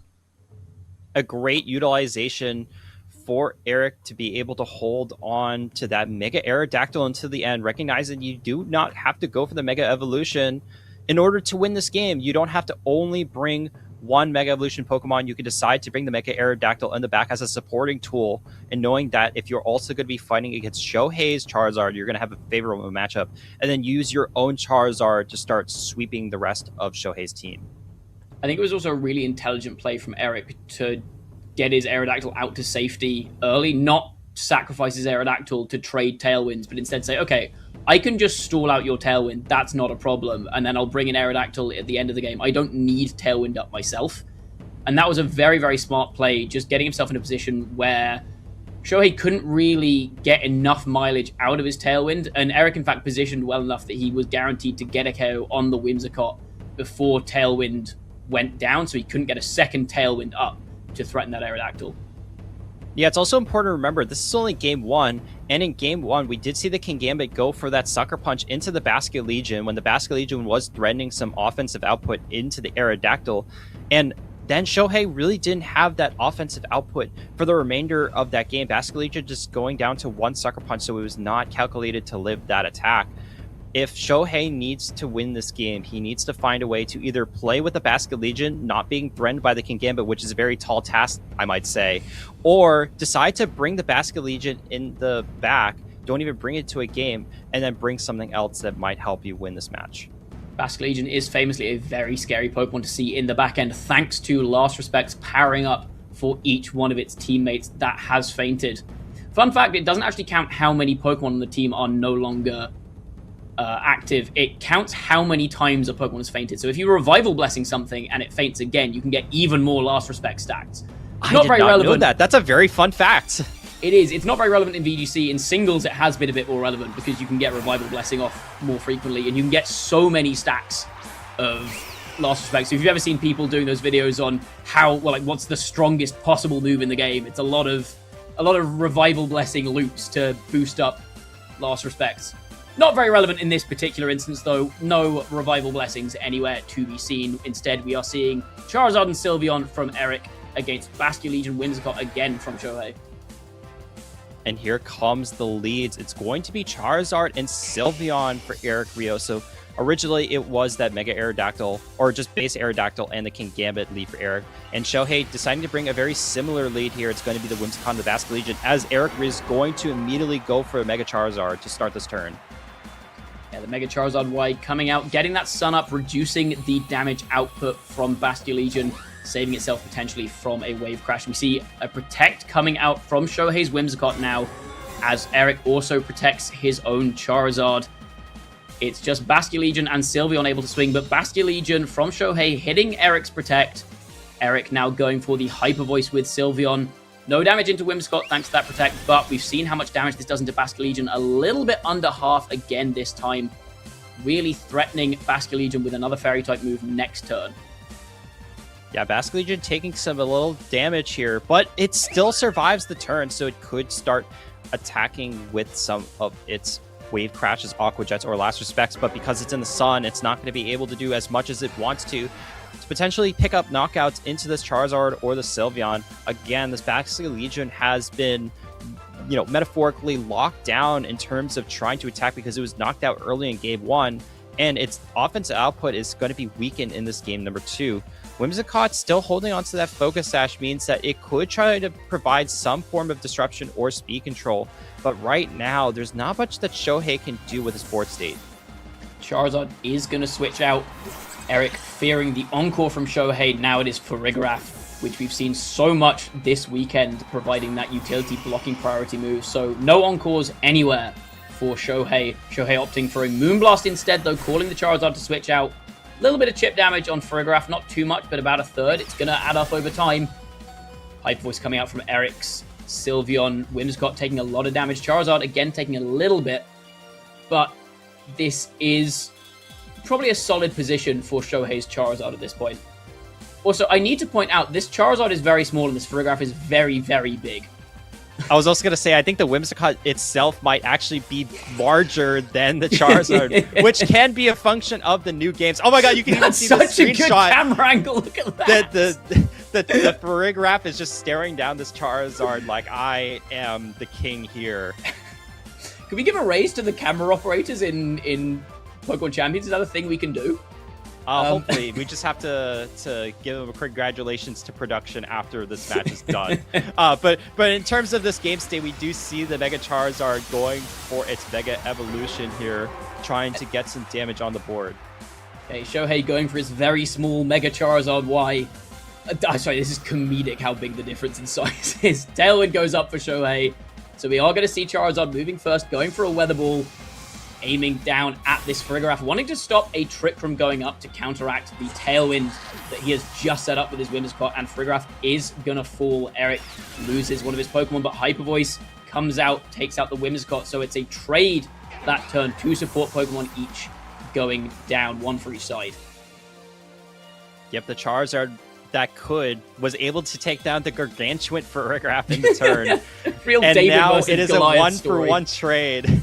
And we'll see what Eric has in the back. We did see that Sylveon and Farigiraf just went down. Only one more unrevealed Pokemon for Eric. Do we see again a potential for this Aerodactyl to come in? No, this actually is just going to be this King Gambit here. So it's going to be a little bit of a switch up for Eric, deciding not to bring the Aerodactyl once again. And another King Gambit is going to be coming out on Shohei's side. So now we get to see the full mirror match here. The King Gambit mirror probably in Shohei's favor here, thanks to they're both at full health. So low kick from Eric's King Gambit is going to hit into a Chople Berry, not do too much damage into Shohei's King Gambit. Shohei's King Gambit, though, does have the speed advantage for now, thanks to Tailwind. So something like maybe a low kick and a Heat Wave would be enough to KO Eric's King Gambit through its Focus Sash. There is still the chance, though, that Eric can switch into his Charizard in the back to take these Fire-type moves, which is what we are going to see. Charizard from Eric coming out onto the field. Shohei opting to protect his own Charizard, maybe worried about a Kowtow Cleave or a Sucker Punch. And it is a Sucker Punch that we see coming out from Eric's King Gambit, failing into that Charizard Protect. Low kick from Shohei, taking Eric's King Gambit down to its Focus Sash. So good call from Shohei on that turn. Yeah, luckily the Focus Sash means that the King Gambit on Eric's side of the field does survive the turn and could offer some output into Shohei's Charizard or King Gambit respectively. I don't believe there are any Tailwind or other speed conditions on the board state, so we're only going to be seeing the speed order locked in here. Right now, the Charizard on Shohei's side of the field has been damaged. It could get hit by a Sucker Punch. Charizard on Eric's side of the field is also pretty healthy, so an attack from Shohei's King Gambit or Charizard, even in a double up, might not be enough. So this Charizard on Eric's side is pretty well positioned to start dealing as much damage as it wants this turn.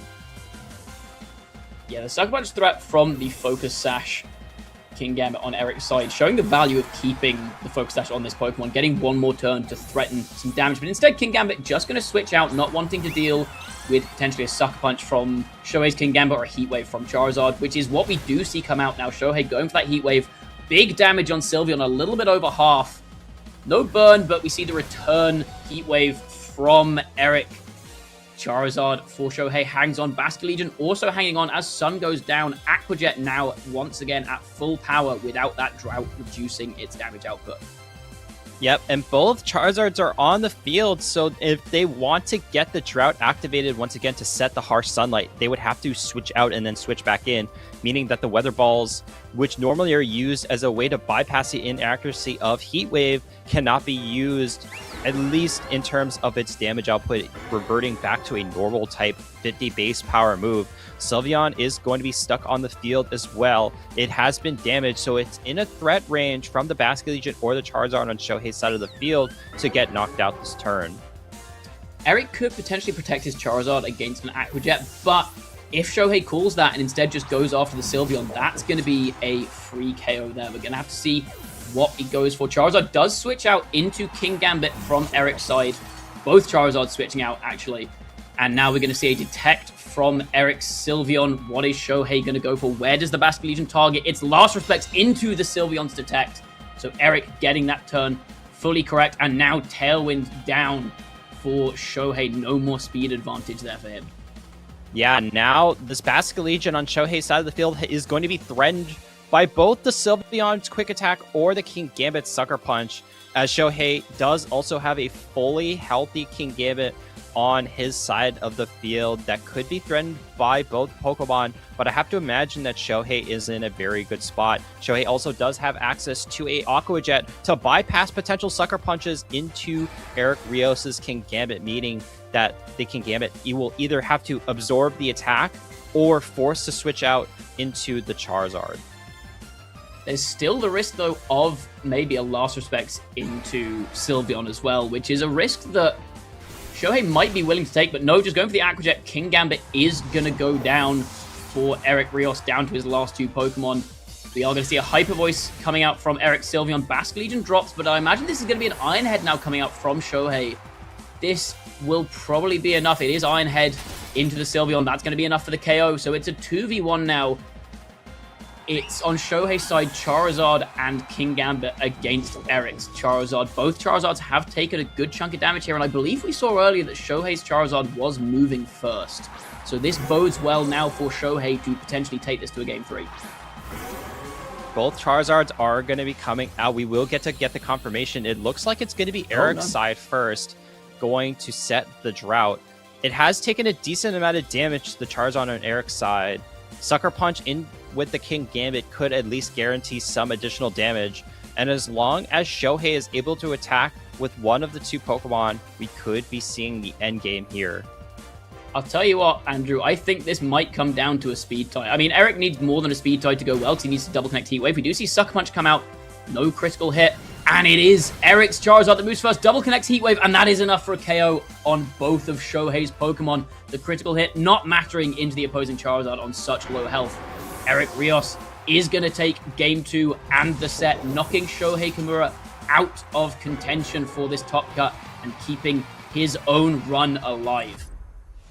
What an absolutely back and forth match, especially in that second game where Eric was able to just supplement the damage output from the Sylveon and the King Gambit, despite facing down an opposing King Gambit and a Charizard respectively, and just being able to find a way, especially in the end, knowing that the Charizard Y was the win condition that he needed in order to advance still in this bracket.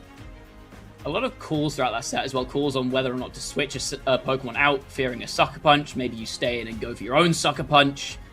We saw for a bit there where Shohei had his Tailwind up. Eric was having to play around with his 1 HP King Gambit that was just in Sucker Punch range. That could have been a safe Sucker Punch if Gambit stayed in, but Shohei not electing to go for that, instead going for something else. So it's a lot of calls there, and I think it did come down to a speed tie, unless I'm remembering incorrectly. I believe we saw earlier. No, we saw Shohei's Charizard move first because of Tailwind. So Correct. It may have just been that Eric's Charizard was faster, but Eric's Charizard being faster was the decisive factor in that final endgame, able to get one last Heat Wave to double connect. And I guess miss there was the win condition for Shohei. He played into it, but did not get it in the end. Yeah, the game was not over 100% of the time just because there could have been a Heat Wave miss on Eric Rios's Charizard, and then you could attack with the Charizard on Shohei's side. But then I also want to point out that even if there was a miss, let's say, onto the King Gambit, the King Gambit was actually not doing too much damage. The Sucker Punch, unless you get a critical hit, I think needed 2 critical hits in order to be able to pick up the KO in that situation against a Charizard. I think Eric Rios's Charizard was a little bit bulkier than the norm. So I think Eric was in a very good position, but it was by no means out of that match just yet. I think weirdly Shohei had to call which slot the Heat Wave was going to miss on if he was going to get a Heat Wave miss, and I think he called it on his Charizard Sucker Punch, probably putting Eric's Charizard in range of a Weather Ball. Weather Ball is an incredibly strong attack, so I think it would possibly be able to do, what was it, around a little under half to the opposing Charizard Y. I guess so Shohei calling the Heat Wave was going to miss on Charizard. If you think Heat Wave is going to miss your King Gambit, you go for a Kowtow Cleave, but then you're playing Sucker Punch Mind Games anyway, so your highest odds are it just misses Charizard, and that's what he played for, but unfortunately did not get it. Eric Rios, though, will not be complaining about that as he takes the victory. Yeah, absolutely. And again, one of the best parts of seeing the side stream is being able to see these international and world champions fight on in these matches. We have 3 streams on today. We have the main broadcast at Pokemon.com. We have the side stream here for the English rebroadcasting for the English matches. And then we also have the Spanish stream for Victory Road, also showcasing another subset of additional matches. It's great to see all of these competitions. And international championships don't come around too often, only being 3 times a year, one in Latin America, one in the European region, and then one in the North American region. And again, this is the last event of the entire season before we send our players off to the World Champions. Yeah, it's like we've said this a number of times, but it has been like this is the final chance for people to potentially get their World Championships invite. So this is very much do or die. But for these players, as we've said, they're not playing for their World's invite. They're playing to win the tournament. Shohei no longer has that opportunity, but Eric Rios still potentially on track for another international championship victory. Yeah, there's only been a select few amount of players that have ever won multiple regional championships, and it's even a smaller subset of players that have won multiple international champions. The people that come off the top of my head are Marco Silva repeating back-to-back LAIC international champion, and Wolf Glick also being a multi-time international champion. So if you are able to win one international champion, that is already a big boost to your resume. But if you're able to win multiple, that is an incredible cementing yourself into the VGC history. Well, let's have a look at some players who are still in contention at, like you said, cementing themselves in VGC history. These are some of our upper end of our Phase 2 players. Starting off with some big names that we'll all recognize. Wolf Glick, obviously, still going strong with his very interesting Toxapex team. We've not had a chance to have a look at that on our side stream so far this weekend, but he is running a Toxapex team this weekend that's been carrying him into Phase 2. See other big names like Eric Rios we featured, Justin Tang as well, Alec Gomez. So many big names still going in Phase 2 of this tournament. Yeah, absolutely. And a couple of other strong competitors so far in this tournament have been Ko Sukide, who is currently playing at the top tables with a record of 11-0, the only undefeated player left in this tournament, guaranteeing him a spot into the top cut phase of our bracket. We also have to mention Alex Gomez, international champion in 2024 for the North American region. And a couple of the other dark horse candidates to be winning this bracket have been Dawei C, Colin Heyer, Taryn Birdie, Shohei Kimura, who we just featured, who is unfortunately out of top cut contention, but still a respectable placement for today's tournament. And we're actually seeing a lot of these players running very similar teams, but with little bits of tweaks here and there. We're seeing quite a few Sylveons at the top end. We've seen that with Eric and Alex running the Sylveon teams. Colin Heyer also running a Sylveon Aerodactyl Charizard Farigiraf team, potentially very similar to the ones that we've seen from Alex and Eric. Yeah, and just want to give a shout out to all the players once again. It is not easy sometimes to be competing in these tournaments, the high stress and high octane matches, especially when you have to compete on Friday all day and including that day Phase 2 extra round on the day 1 of competition and going into this match. All the players that are able to play at this high level are incredibly good players, the top of their class, the top of the world. And some of them could end up making into our top cut and try to win this tournament outright. One player who is currently still in contention for cut, who is not on this graphic that I want to mention, is Marco Silva, who had maybe the craziest start I have ever seen to a run at a large tournament. His first 3 rounds, he played Emilio Forbes in the first round, lost to Emilio, played Joji Kaida in the second round, and then played Victor Medina in the third, and was 1-2 after playing Victor, losing only to Emilio and Victor Medina, 2 of the best players in the world, and has since that point won every single one of his sets and is now sitting at a 10-2 record. That is the pinnacle of I need to lock in or else my tournament run is over. And Marco Silva, being in a very experienced trainer, especially recently, he's had multiple opportunities to get to the top cut phases. I just mentioned that he is a 2-time LAIC international champion, and the fact that he was able to overcome such stiff competition early on, dropping to 1-2 in the tournament and still alive in the competition going forward, is an incredible mindset to have. And I hope the best of luck in his future matches. I really want to see him to get into this top cut and continue on. I'm sure we will see him again at some point in this tournament, but for now we are going to take a quick break. We are going to switch over our casters. We're going to have Cedric and Evan on for a few more rounds. We will be back again, me and Andrew, in a little bit. But for now, we will be signing off. We're going to take a slightly more extended break, and we will see you in a few rounds' time. But stick around for the next round, where Cedric and Evan will be taking you through all the action.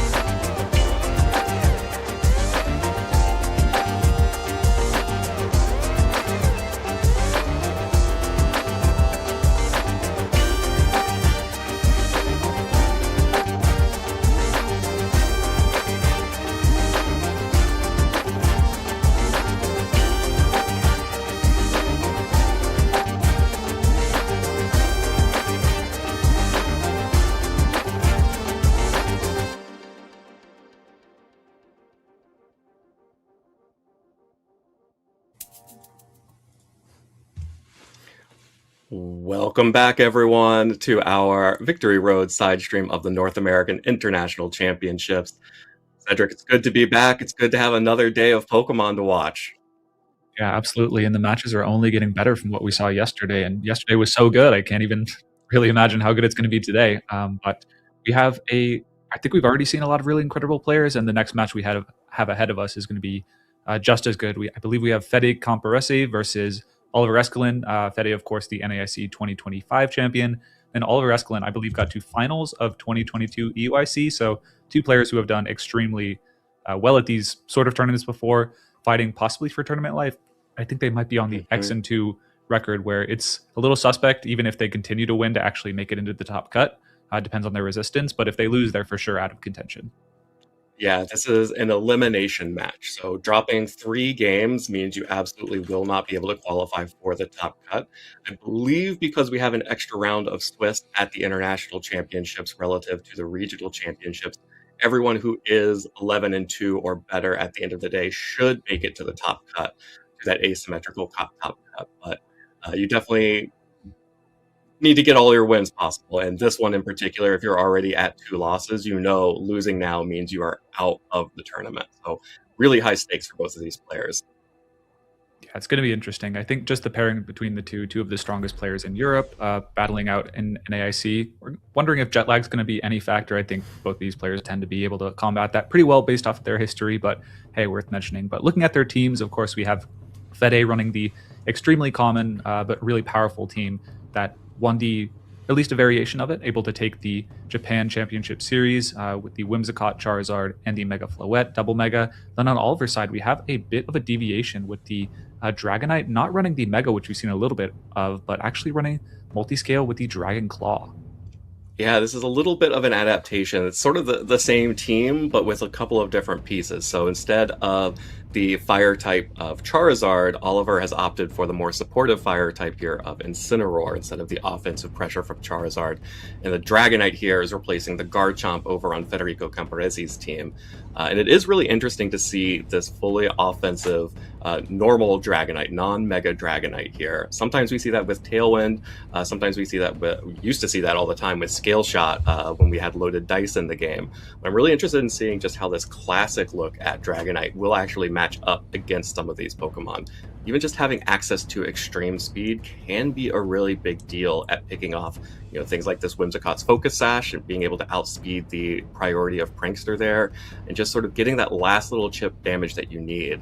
And just by typing wise, it also matches up really well into things like Basculegion, and having the low kick on Dragonite allows it to defeat that King Gambit, which is at a cool 70% usage here in Phase 2.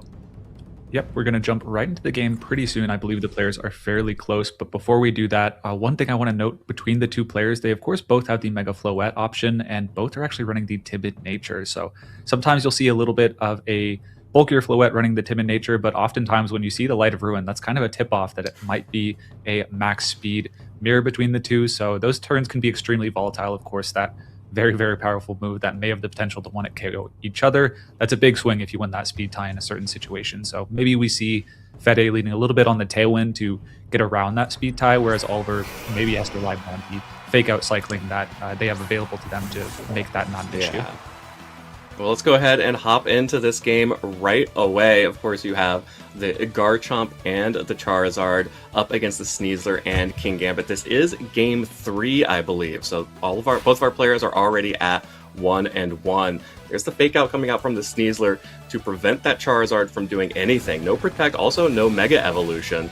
With Garchomp just firing off a huge Earthquake, bringing Sneasler down to Focus Sash and dealing over 50% to that King Gambit. Yeah, I didn't quite catch it on lead whether it is a Poison Touch or an Unburdened Sneasler, but the King Gambit going for a Swords Dance, getting active really quick in this battle. Yeah, that King Gambit is now pretty scary and on Oliver's side here.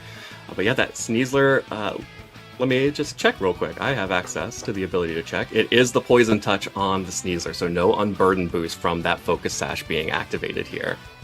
Yeah, so no ability if the Whimsicott comes in later in the battle while the Sneasler is still in the field to still be acting as the fastest Pokemon in the field, but this Sucker Punch from the King Gambit's putting on a lot of pressure this turn.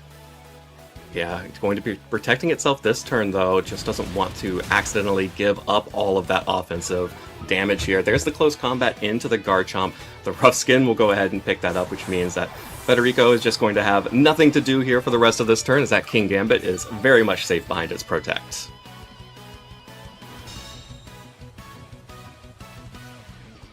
But that Sucker Punch with that +2 Swords Dance is going to be really scary on the next turn.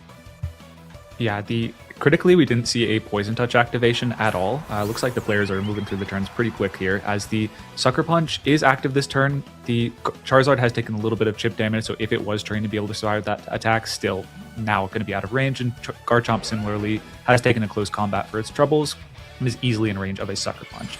Floette enters the field, it is the Tim in nature. It is the Jolly Garchomp on Fede's side, so it should probably still have the speed advantage, but something to watch out here is how these Pokemon match up. Both the players probably know, but we maybe don't have that information, but could inform how they approach the turn. Yeah, in Game 3, they've probably already seen this, and you have to call out Federico is being very conservative with that Charizard's Mega Evolution. It is still not Mega Evolved here, as it protects away the Sucker Punch, and Garchomp, outspeeding the Floette, will be able to fire off that Earthquake, which means that the Swords Dance did nothing. King Gambit goes down without landing any damage at all, and Floette takes almost half of its health away from that Earthquake as well. Here comes the Dazzling Gleam that will connect onto the Garchomp. It is not the Roselli Berry Garchomp, just the Citrus Berry. So Floette will pick up the KO there, but you're seeing the value that people are getting out of Jolly Garchomp right there, guaranteeing being able to outspeed that Floette, getting big damage down onto both of Oliver's Pokemon.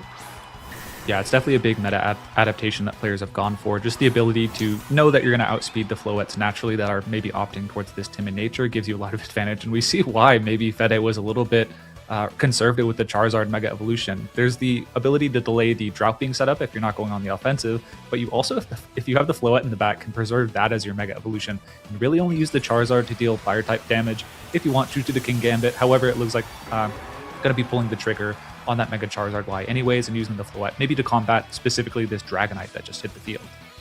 Yeah, and especially now with the King Gambit threat off the field, there is no worry about just accidentally giving up your Mega there to that +2 Swords Dance boosted Sucker Punch, but it is just going to be the Floette taking an Extreme Speed and a Light of Ruin, the double up coming out from Oliver, potentially targeting down that Pokemon, thinking that was going to be Fede's Mega Evolution of choice. Instead, Mega Evolving the Charizard, meaning he gets to fire off this Weather Ball right at the Mega Floette once again.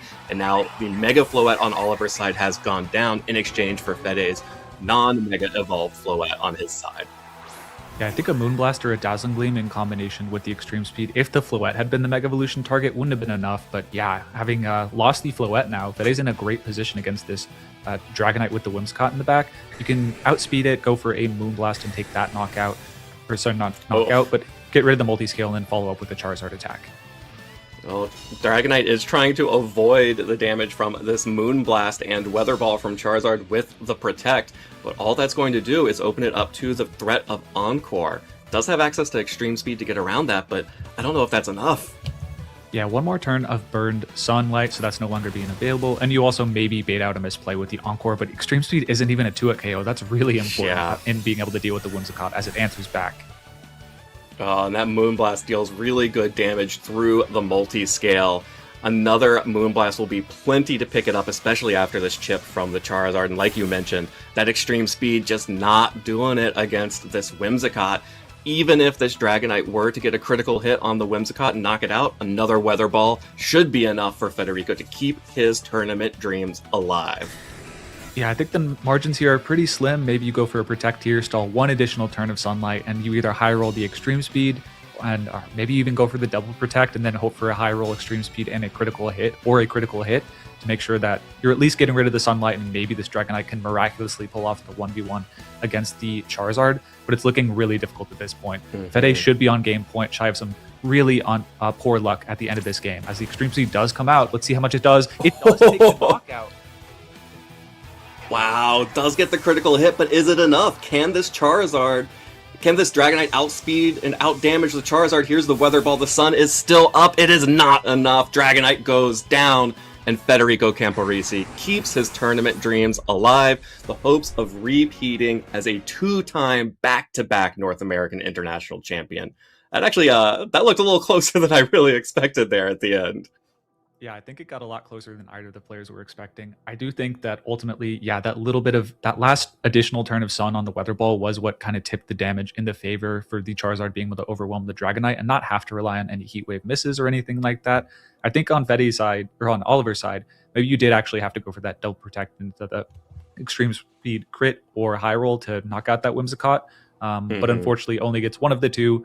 Didn't roll the dice on the double protect, maybe thought that the Dragonite had the juice, and unfortunately, yeah, even if the Weather Ball had not knocked out Weather Ball, although you can't use it with the Sunlight on the next turn, with how much damage the Weather Ball was doing, I think even a 50 base power normal Weather Ball would have been a 100% lock for Fede, and definitely a tenured enough player to figure that out without having to take the risk. So I think ultimately ended up being a pretty clean end game there. I want to point out specifically the turn that the Charizard and the Mega Floette was on the field. I feel like that turn kind of just went over really quickly with the Light of Ruin going out and knocking out the Floette, but it could have turned out very differently. If it had been the Mega Floette going for the Mega Evolution, and of course we don't know which of the two are going to be faster, both the players probably figured that out throughout the set, but if it were a speed tie and the play was actually Mega Evolve the Floette and then actually go for that speed tie, of course without going for it, it was the slower of the two. If it gets the Light of Ruin off first and then maybe knocks out the Dragonite through the protect or through the multi-scale, or at least gets it in range of a Heat Wave, I think that game could have played out very differently. Yeah, absolutely. That came very close there at the end. I kind of would have liked to have seen the Clear Skies Weather Ball, see if it could have just for fun, mark it off my bingo card. Zero Weather Ball picking up a KO would feel pretty nice, but really well played, really well navigated by both players there, and it was just Federico Camporese who came up just a little bit on top. And 10-2. Fede's been on kind of the razor's edge of this tournament for a while now, and that's a hard place to be, in general, but also as the defending champion, where there are expectations placed on you. You've already won this tournament.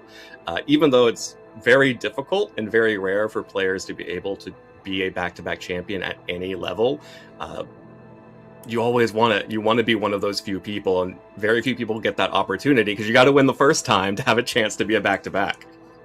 Yeah, I think in as good as going into round 13, it's all on you at this point. You just have to get that one last win to notch your spot in that top cut, and from there you've been there before ultimately. So you just have to keep up the pressure, keep playing at your best, and I think that they're definitely capable of doing that. And Oliver, unfortunately out of top cut contention, but an incredible result.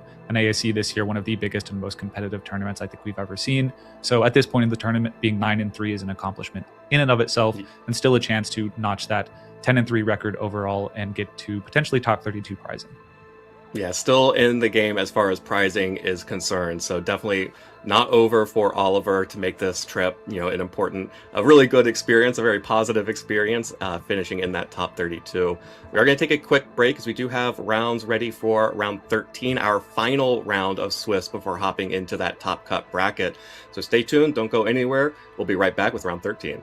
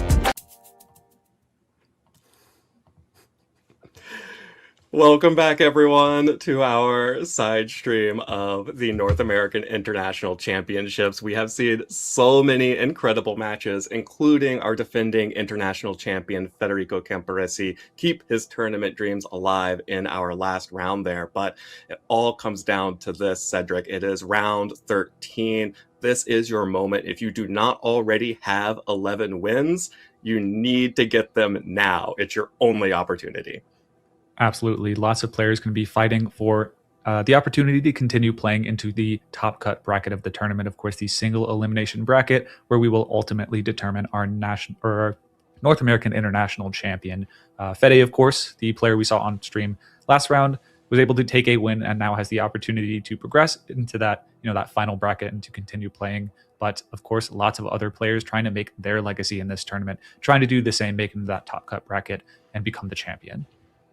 Absolutely. It's something that all of our competitors are looking at. And this is the moment, especially if you are a player who has not made it to the top just yet, that you have the opportunity to punch your name with authority into the history books. And speaking of people who are acting on authority here, that King Gambit is putting up Fluttermane numbers right now, 70.7%. I think we had one regional where Fluttermane hit almost 80%. But other than that, this is a wild number. Yeah, it's pretty absurd. I think people, one of the main criticisms of the first regulation of Champions, Regulation MA, is that it does feel like there is a very concentrated group of very strong Pokemon, and King Gambit is kind of the king of all of that. King Gambit, Sneasler, Basculegion, the offensive core, everyone really figured would be the strongest coming in, but there's a lot of ways that King Gambit can really orient itself to beat the other two, getting a Chople Berry on it. It can beat the Sneasler. You can run Black Glasses to really easily one-hit KO the Basculegions. It also just pairs well against the other top Pokemon in the format. Absolutely has been dominating in day one of this tournament, converting from, I believe it was around maybe 50% roughly, and then has had an almost 50% increase in usage of that and its ability to convert to the phase 2. So absolutely stellar performance for this Pokemon, really cementing it as the best Pokemon in Regulation MA. Yeah, and a big part of that is Incineroar climbing back up this usage chart as well. In Indianapolis, we saw it fall down to the bottom half of the graphic, but now it's back where it belongs in that top half. And especially if Incineroar is in the top 6 and Basculegion's in the top 6, then of course King Gambit is there to catch those Intimidates and to catch those juicy Sucker Punches and Kowtow Cleaves down onto Basculegion. You can really see the centralization here just sort of all coming up King Gambit.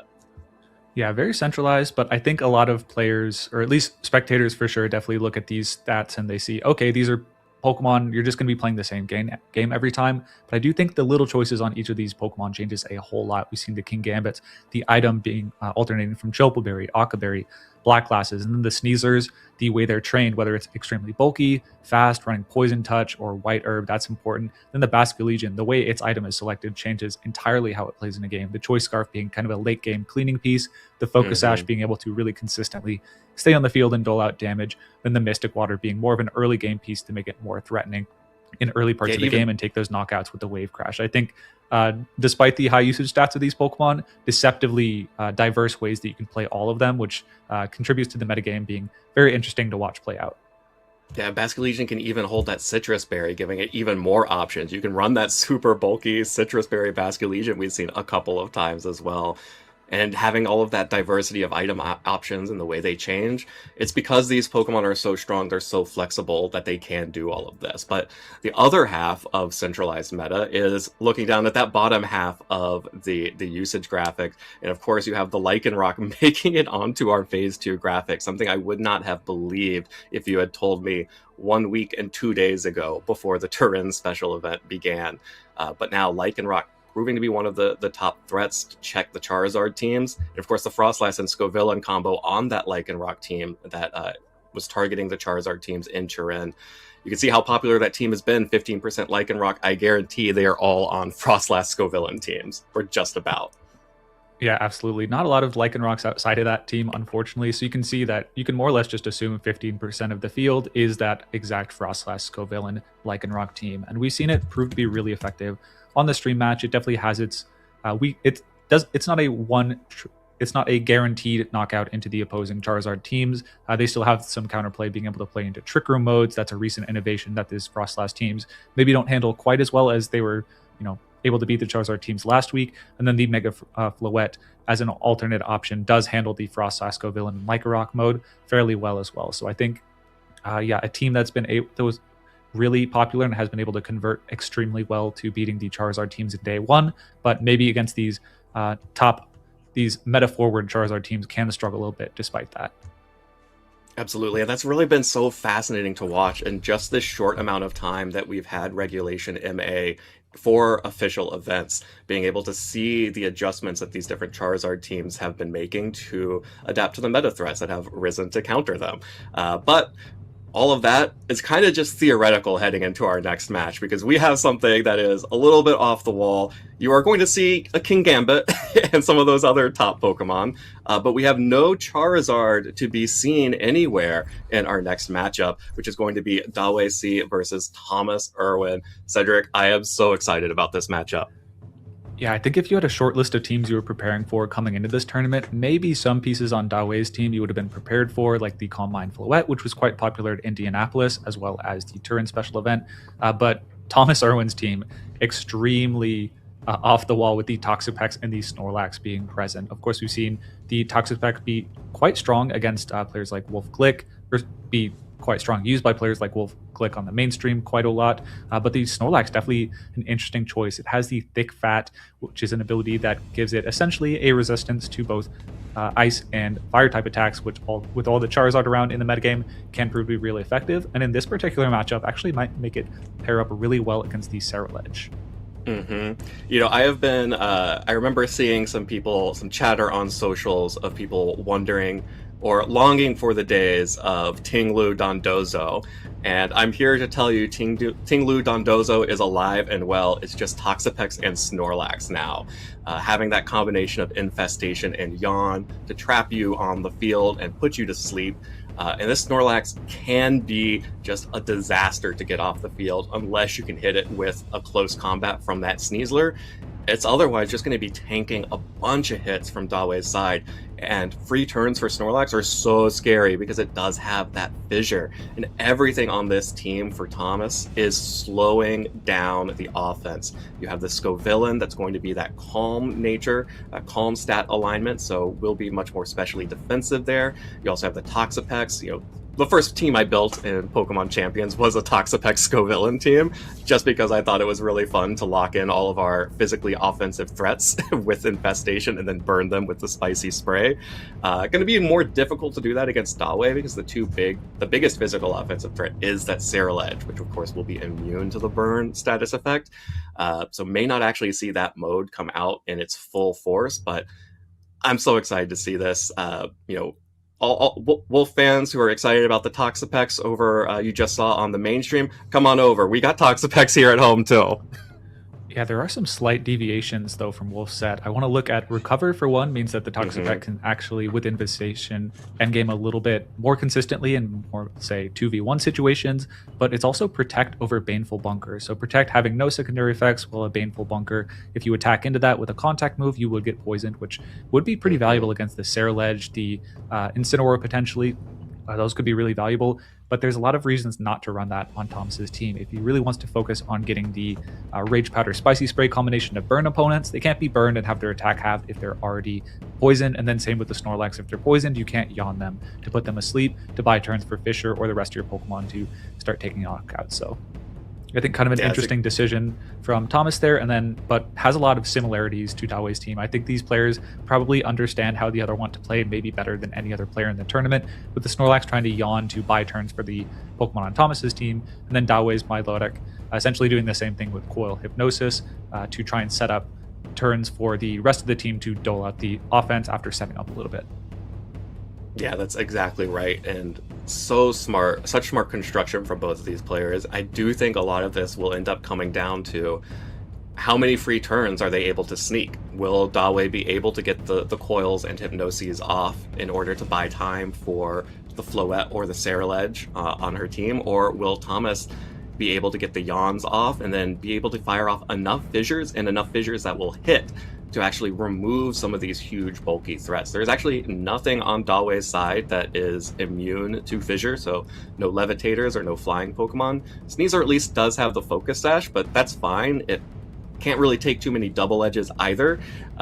So looks like it should be a pretty interesting matchup here, and might have some pretty high variance.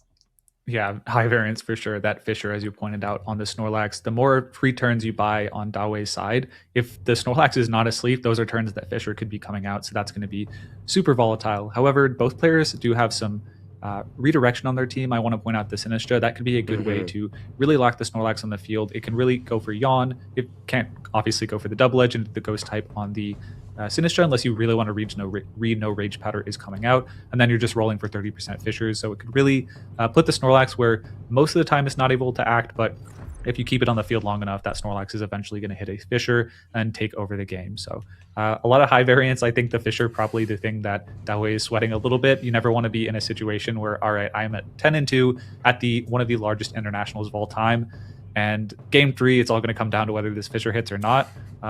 You usually take those odds, but it doesn't feel good having to roll the dice.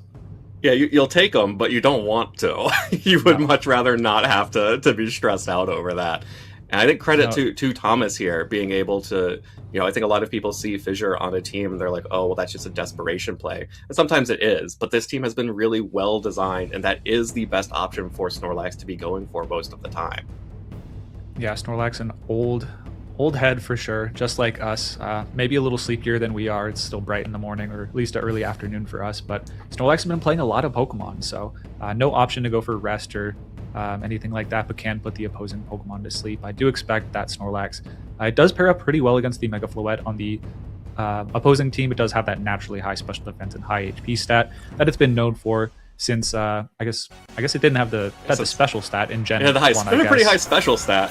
yeah. But now the special defense stat, of course, as we see tip off of the lead, the Milotic and the Ceruledge against the Basculegion and the Scovillain.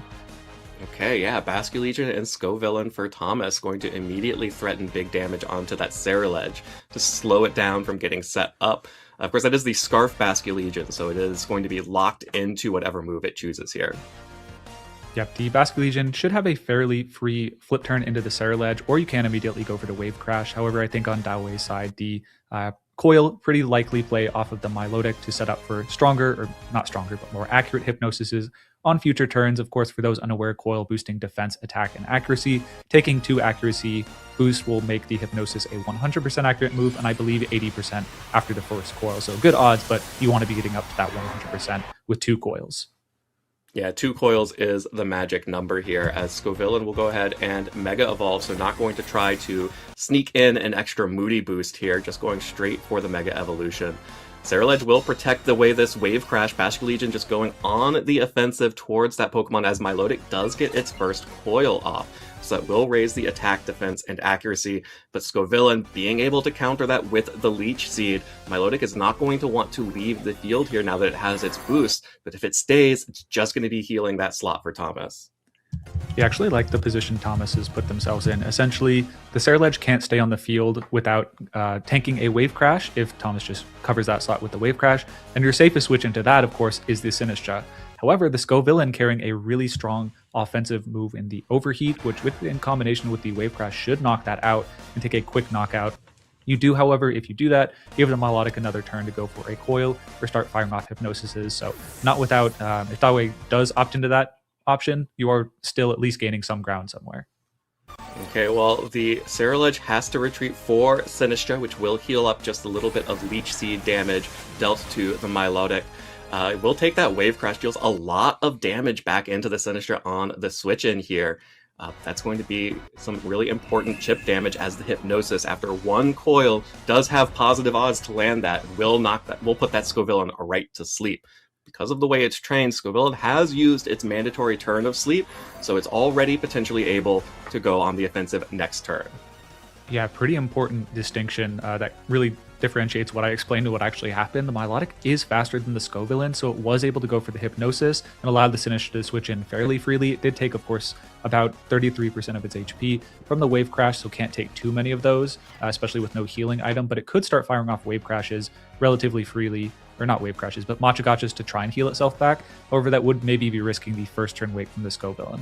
The Leech Seed is going to start adding up on this Milotic over time, the more time it stays on the field. So I think good on Thomas to actually set that up early. Okay, Thomas is just going on the offensive against Dawe here. The Basculegion is not scared off by the Sinistra on the switch-in. Milotic will take this opportunity to go for the second coil here that it needs to make sure that these Hypnoses are 100% accurate, but by staying on the field, Basculegion is going to take this Machagacha, does not get a KO, but does deal good damage to the Basculegion and will heal up the damage and the burn. Machagacha has so many different options here. Gets the burn, gets the healing, will take the burn in return, but you take that every day for a burn on a Basculegion.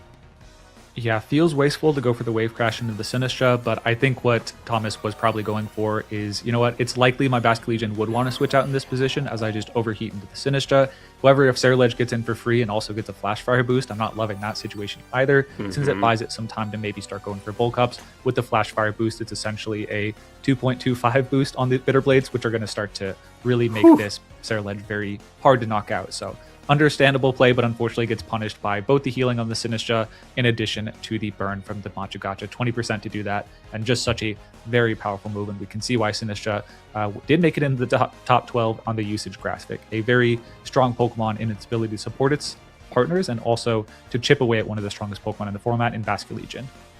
Absolutely, it just has to dodge those last respects, but when you are choice locked into Wave Crash, it is so safe, forcing Basculegion off the field. Switching out for another one of those top Pokemon, this Sneasler. It's actually a double switch in here, and it's actually going to be the Snorlax coming in for that Scovillain, and it comes in for free as Dawe is going to protect the Sinistra here as another Hypnosis fires off from the Milotic. That will connect onto the Sneasler on the switch in here. But now you have the Snorlax out on the field. It's going to most likely take a Hypnosis on the next turn, but since it has this Leech Seed recovery, it can probably just sit on the field as long as Milotic is across from it. Yeah, so that's sort of the problem that we've seen with the change to sleep mechanics in the previous generation. If you no longer have the option to take a maximum turn sleep before turns, now the most you can take is 3. So if you take the first turn of sleep, the 33% chance to wake up, and you don't wake up, the opposing player, if they have a faster sleep setter, they can essentially just stall the turn and then put you right back in that sleep cyclone. So that was really what Dawe was doing, protecting the Sinistra, knowing that you could just go for the Hypnosis onto the Scovillain on the next turn, and takes the turn to actually put the most likely switching Basculegion, of course not threatening a lot of damage, resisted, burned wave crashes. You at best want to get last respects in the end game, covers the Sneasler switch perfectly with the Hypnosis. And that Hypnosis means that Sneasler is required to take this turn of sleep. And now the Milotic has done what it's going to do, firing off some Muddy Waters and gets a double accuracy drop. Sneasler, though, will be able to remove that with the White Herb and activate its Unburden ability. And Snorlax, already paying dividends. The Double Edge misses on the Milotic. Yeah, not Tommy's game. Absolutely not. The Muddy Water, the Machagachas, all these secondary effects are just ruinous overall. However, the Snorlax, I think maybe an interesting choice to go for the Double Edge. I feel like with all those boosts on the Milotic, wasn't going to do a whole lot of damage anyways. Might actually be the time to start desperately throwing out those Fissures to maybe find a way to clear out this Milotic quickly. Of course, it is only the Scovillain, the only special attacker on the team, and then Fissure, the only move that can, I feel like, quickly clear out this Milotic. Maybe you start going for those. Oh, here goes. Sneasler has woken up, fires off a Gunk Shot into the Milotic, deals a decent amount of damage, and the Bitter Blade now will be able to pick up a big amount of damage onto the Sneasler as well. So Dawe is not wasting any time here, not trying to go for extra buffs, just trying to get KOs onto these Pokemon. Sneasler goes down to that second Muddy Water. Snorlax is still up and still healthy, and the Fissure is not affected by the accuracy drop. It has that flat accuracy and gets a one-hit KO on to Ceruledge. And that is why all of these turns that Snorlax has are so scary, and still just getting healing from the Milotic even if he was being attacked. Yeah, able to knock out that Ceruledge. Super important. Now no longer going to be able to Shadow Sneak the Basculegion for one, but that was also one of the best Pokemon in quickly clearing out, well, not quickly, but being able to hit into the Scovillain once able to enter the field and wake up and actually deal with that relatively quickly, or at least uncontested, being able to not be hit by, or not be able to hit by the overheat and maybe be able to beat it 1v1, even if you are leech seeded. The Basculegion now going to enter field against the Sinistra. A little bit of healing on the Milotic for any damage that it took, but the Basculegion now can at least switch moves to the last respects to maybe poise itself a little bit better later in the game. And then on Thomas's side, you can continue to roll out those Fissures, or you could start going for Yawns to try and play for some more consistent options, for some consistent pressure against Dawei. Yeah, it's funny, being burned Basculegion with one of its partners fainted is back to the starting point as far as last respects damage goes, but it still makes it a pretty decent option against Dawei's Pokemon here. Super effective damage into that Sinistra that has taken quite a bit.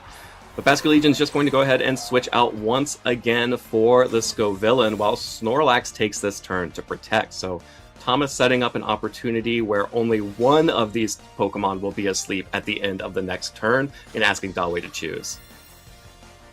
Yeah, the Life Dew going to come out and heal the Sinistra for one, and then also the Milotic, but I don't think that's going to heal you out of Overheat range on the Scovillain side, and it's definitely not going to heal you out of Fissure range on the Milotic side.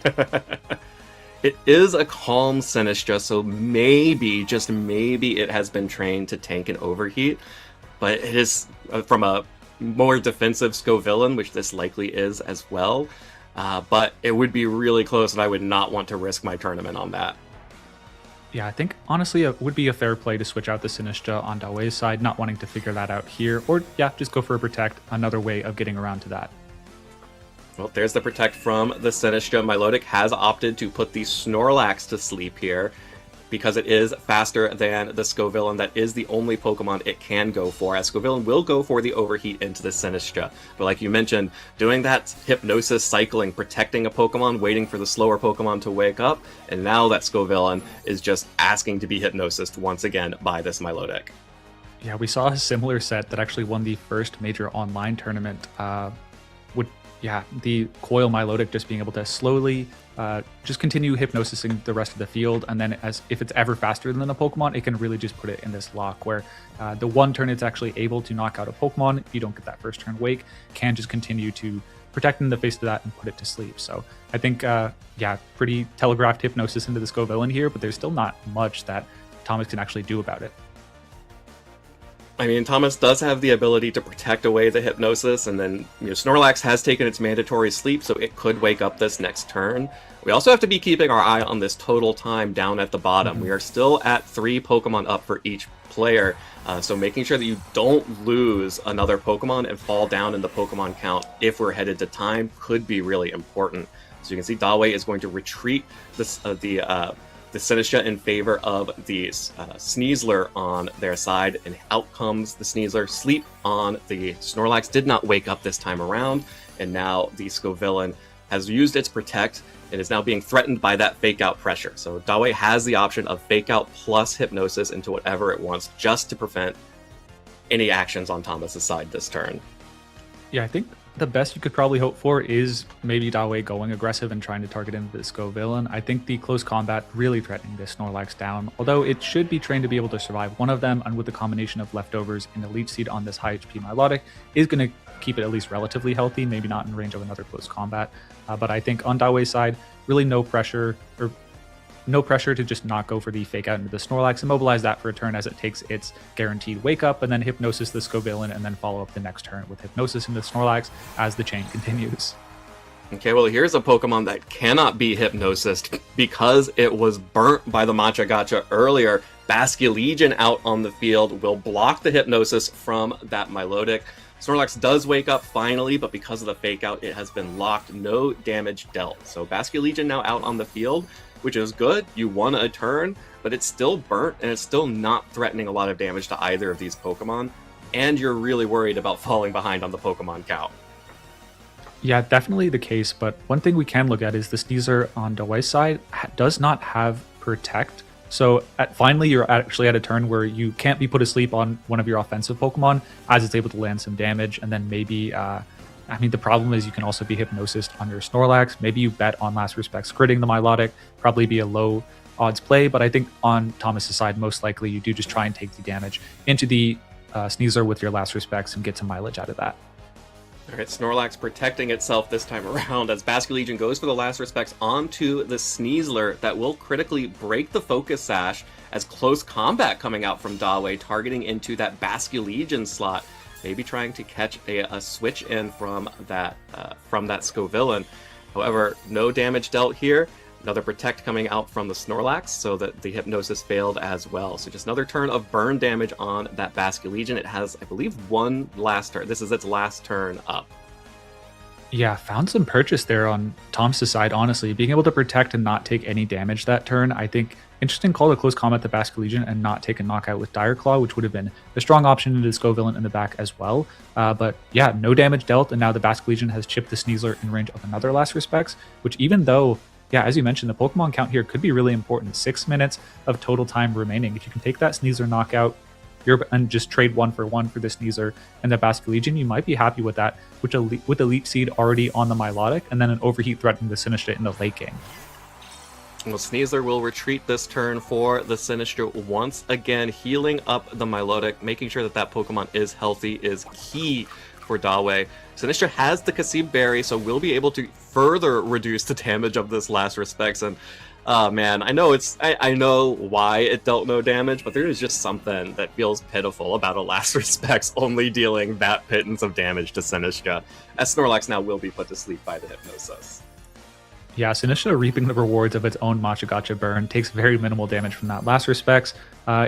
I think even with the critical hit, should have been able to survive, so really remove the RNG from that turn. And Dawei, I think, recognizing, okay, if I lose the Sneasler here carelessly, then I can actually get 1v1 by this Scovillain, potentially, if sleep turns don't go my way. So now you've put the Snorlax to sleep. It has taken its one mandatory turn of sleep, so does have a chance to wake up on the next turn and then maybe go for a high-value Fisher. But the Scovillain, yeah, once again, is on the field, isn't asleep, Yet being the keyword, the Milotic is still faster and able to fire off those 100% Hypnosises to buy a turn for the Sinistcha. Or the Sinistcha to move at all, maybe go for a Life Dew, or switch out into the Sneasler and use that as a small offensive pressure. Yeah, Thomas is really going to need Scovillain to protect itself and Snorlax to wake up and land a Fissure this turn. That's really the only option. I guess you could also go for a Yawn to maybe slow down some of Dawei's offense, but with only 5 minutes remaining and only 2 Pokemon remaining for Thomas versus Dawei's 3, Thomas needs to actually get a KO here. No Protect coming out from the Scovillain, so it will just fall asleep, takes its mandatory turn of sleep there, as Sinistcha continuing to bulk up the Pokemon on Dawei's side. Life Dew, healing Milotic all the way back up to basically full. Snorlax is awake here. Oh, it goes for the double edge though, predicting a switch from the Sinistcha into the Sneasler. But Dawei is doing such a good job preserving all of their Pokemon available. Yeah, I think Dawei in the frame of mind of, you know what, if I get first turn Wake into Fissured and I lose off of that, I lose off of that. It is what it is. We have 2 more games left, or 1 to 2 more games in the set. Doesn't bite into a potential double edge, getting into the Sinistcha and knocking out the Sneasler to get this Scovillain an advantage on future turns to maybe overheat and knock that out. I really like that call. It doesn't seem like Life Dew is going to be that high value over the course of this battle. Overheat still should knock out the Sinistcha, and Milotic only really ever in range of a knockout from continued Leech Seed damage. But yeah, good defensive play from Dawei.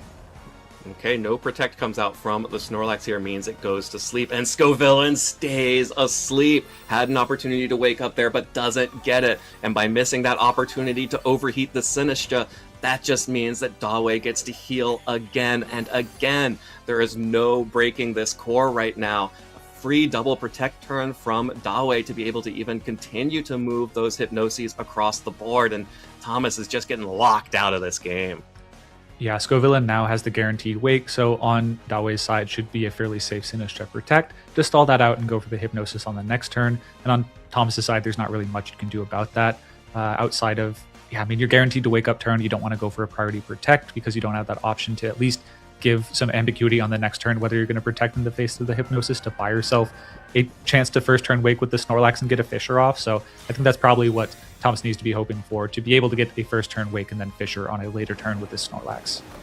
That is what it's all coming down here to here. There is the Muddy Water connecting onto the Scovillain and the Snorlax. Another accuracy drop. Scovillain now -1 accuracy. Finally gets a burn off onto the Milotic. Scovillain wakes up. The Overheat will connect into the Protect. Didn't even need the accuracy drop. Sinistcha is so safe here. And the Snorlax still asleep. So no Fissures being able to be launched into that Milotic. And with only 2 minutes 30 seconds remaining on total time, I don't know that it's even possible for Thomas to get an opportunity here to fire off another Overheat or another Fissure into either of these Pokemon. Yeah, it does feel like Tommy, your Dawei really has the opportunity to ice out this game. 3 minutes left of your time means you can be taking the maximum amount of time at 45 seconds per turn. So essentially, we should really only see 2 more turns to play this out. It's really on Dawei to figure out a way to prevent the Snorlax from getting the opportunity to go for a Fissure on one of those turns to take this game. I think you have Protect on Milotic. Could be a good candidate to do that in combination. I mean, it could be tricky if you don't. If you I think say you have to give up one turn. Yeah, I think you have to allow one turn for the Fissure, because if you switch in the Sneasel and that gets knocked out on switch in, it's going to be tight whether the Sinistra and the Milotic are going to win on HP against the Scovillain and the Snorlax. I think neither player really wants to not lock in on that. I'd expect the Sneasel to be really hesitant to want to switch in, and maybe we just see a Protect on the Milotic this turn, or actually just Hypnosis onto the Scovillain to keep it honest, and then just hope you don't get hit by the Fissure. So I think this is probably going to be the key turn of the battle, where Fissure hits or it doesn't. Yeah, Fissure needs to land on this turn. Scovillain protecting there, dodging the Hypnosis coming out from Milotic. Snorlax is awake. There's the Fissure. It doesn't connect. Already got the Fissure for this game, Thomas, on the Ceruledge earlier. And so missing that Fissure, only 1 minute and 3 seconds remaining. I believe Dawei should be able to just stall this one out and prevent the opportunity for Thomas to get another KO. And on Tiebreaker, the first Tiebreaker we go to is number of Pokemon remaining. Dawei still has 3 up compared to Thomas's 2. Yeah, exactly. With the benefit of all that, your time remaining on Dawei's clock, you can go for a double protect essentially at any time, but you could do it at the 45-second mark and you'd be totally fine regardless. So really looks like Dawei is playing towards that. Didn't burn a protect on the previous turn, said, you know what, Fissure's going to come out here. There's not really a lot I can do about it. So just plays towards that, and now should be able to lock in the Protect on the Milotic and the Sinistra. We've seen it a lot on the Sinistra throughout the battle, but the Milotic finally able to pull it out on this last turn. Or actually, no, it is Protect, not Recover. So critically means you don't have to roll for, I mean, you would just Hypnosis the Snorlax anyways, but you don't even have to play towards that with the Protect. Yeah, I mean, if you went for the Hypnosis onto the Snorlax, you're opening up your Sinistra to be overheated, so having this double protect, super safe endgame here for Dawei. No opportunity for Thomas to break that, and so Dawei is going to win Game 1 on time. You see Scovillain trying to protect the Snorlax, but it doesn't matter. Time's up. Dawei is going to win that first game. Yeah, the spectator mode showing a draw, but that's more or less just an issue with spectator mode at this point. On the player's screen, they did actually see that Dawei was the winner of that battle. So I felt like the Milotic was really just in control of that battle the entire time. There wasn't many turns where it felt under pressure too much. I think there was one double edge dodge, but it was, of course, at +2 defenses. It got pretty low after the gunk shot and all the leech seeds, but we saw Dawei just fully capable of switching in that Hospitality Sinistra and keeping the HP up with those life dews. So I think on Thomas's side, you might have to go back to the drawing board to more proactively be pressuring that Milotic. I think the switch in, I think maybe wasn't prepared for the Scovillain to be slower than the Milotic. I think that turned out to be really important. We see if it is faster between the two of them, you can't as easily do those Hypnosis locks, but more importantly, on the turn that Sinistra had switched in on the Wave Crash, you would have been able to execute that pin, get the Wave Crash, overheat, and take that clean knockout, which is the only way for the Milotic to be healing consistently outside of the leftovers. So I think probably something on Tommy's mind is being able to pin down that Sinistra. The Milotic is the thing that is more superficially threatening, but it's the Sinistra that's in it that is enabling it to accomplish that. Yeah, without the Sinistra there being able to keep healing the Milotic up, I'm pretty sure Milotic took well over 100% of damage over the course of that game. It probably took over 100% of damage just from the Leech Seed that came out on turn 1. That Milotic never left, it just kept coiling, and just, like you mentioned, that speed advantage over the Scovillain meant that Dawei was just able to lock Tommy down there with just alternating those Hypnoses between the Scovillain, between the Snorlax, and then, actually, Tommy got a little bit lucky getting the burn on Basculegion, meaning that Basculegion couldn't then be a part of the Hypnosis locks, but at the same time, it did get to swing a couple times, and if it had had full power, it would have had full power, and maybe Tommy would have been able to come away with the win there. I think maybe it's interesting. Like, you could try to find an approach where you're piling up damage a little earlier on the Milotic, or you find a Fissure a little bit earlier in the game, or we could see a switch up to one of your favorites, the Toxapex, stack up one more residual effect in that Infestation. We're going to see a switch up from Dawei, though, the Incineroar and the Milotic, as we see a switch up in Pokemon on the lead, but still, the Snorlax and the Basculegion on Thomas's side. Also, shout out to the Snorlax, the 100 times victorious. Snorlax has been playing this game for a while now, but the Incineroar, the big adjustment here, so pivoting action for Dawei there, and also getting crucial Intimidate down onto that Basculegion. Yeah, the game lasted so long that I don't really remember, but the Ceruledge did feel like it was an essential piece to the game plan, so switching that out for the Incineroar, which can further diminish the damage into this Milotic, a smart choice. Mm-hmm. The Ceruledge may have been more effective, but it got by that fissure early on, just wasn't able to get rolling, and probably, Dawei is happy to just have more options to pivot around and make this Snorlax have a bad day here. There's going to be the flip turn, deals just a little bit of damage into the Sinistcha as Incineroar retreated for that Pokemon, and now the Scovillain is out alongside the Snorlax. There is Milotic going for the first coil, again, that will improve the accuracy of Hypnosis, but not going to make it 100% effective yet. And here is a major adjustment. The Snorlax being led gives it an opportunity to go for this Yawn, and Scovillain actually gets a defense boost, which could be really big against that Incineroar or the Sneasler or the Ceruledge in the back. Yeah, really everything but the Floette and the Pokemon on the field, you're happy with that defense boost. Now you can easily go for a Leech Seed if you want into the Milotic, or go for an Overheat in the Sinistcha. And by going for a Yawn, you've really put Dawei into a situation where she has to make a choice. You either take a Hypnosis at 80% accuracy on the Scovillain, or you go for, you switch out. If you go for the Hypnosis, essentially, you're going to fall asleep. But if you don't, you're buying the Scovillains potentially some time to fire off a couple Overheats, maybe get some Leech Seeds off on your side of the team. And also, the Snorlax could continually Yawn into that slot and keep that pressure going. Yeah, and the Scovillain getting a defense boost is huge. That's kind of jackpot on this Pokemon, and it will really limit the amount of offensive pressure Dawei has. You can see she's going to be retreating the Sinistcha for the Incineroar, going to make sure that Sinistcha is not threatened by an Overheat coming out from the Scovillain, as Basculegion now switching back in outside of the Snorlax. Going to go ahead and get the Mega Evolution on the Scovillain here to activate its Spicy Spray ability, should that Milotic go for an offensive attack here, but most likely just going to go for the Hypnosis, and a Protect here from the Scovillain as Tommy and Dawei are both repositioning here. That Hypnosis will fail into the Protect, but now you have the Yawn putting Milotic to sleep. A major difference from Game 1. Yeah, Dawei knows the math on the sleeps definitely very well at this point in the battle, knows that, I will take the Yawn, but I'm going to wake up eventually. I already have a coil up, so it's going to be hard to clear this Milotic out regardless, and I don't want to abandon the coil that I worked so hard on lead to accomplish. A good call on Thomas to actually switch into Basculegion that turn. Isn't subject to Intimidate and can take a knockout because of it. Oh, huge knockout there. No Intimidate, just knocks that Incineroar off the field. Just like in Game 1, Tommy gets a big one-hit KO. Before, that was the Fissure. This time, it's just the very honest Wave Crash from the Basculegion. Scovillain covering for any switches here, goes for the Overheat, deals some damage to the Milotic, takes a special defense drop, but you're not too worried about that. You are so happy to get that Incineroar off the field. Yeah, we finally see the strength of that pin. The Wave Crash knocking out that Incineroar slot, and then if it had switched in, the Sinistcha would have been subject to Overheat, potentially knocking it out. Should it have hit? 90% accurate, of course, not always the case, but yeah, really strong spot. The Sinistcha has healed up the Milotic, the little bit of damage that it did take from that Overheat, and the Scovillain is no longer threatening the 1-hit KO on the Sinistcha, given that it already got to -2 on the Overheat. So we're going to see some repositioning from Tommy to get around that. Okay, Sneasler coming out for Tommy here, going to bring that Pokemon in instead of the Basculegion. Does not want to stay locked into Wave Crash here, as Dawei continues to recover health on her Pokemon with that Life Dew. So all of the damage from the Overheat is now basically gone, but finally the Leech Seed has connected on to that Milotic. So you have to imagine Tommy is going to be looking for an opportunity to potentially bring that Snorlax in to continue to recover health off of that Milotic, or because you got this defense boost, maybe Scovillain just sits here.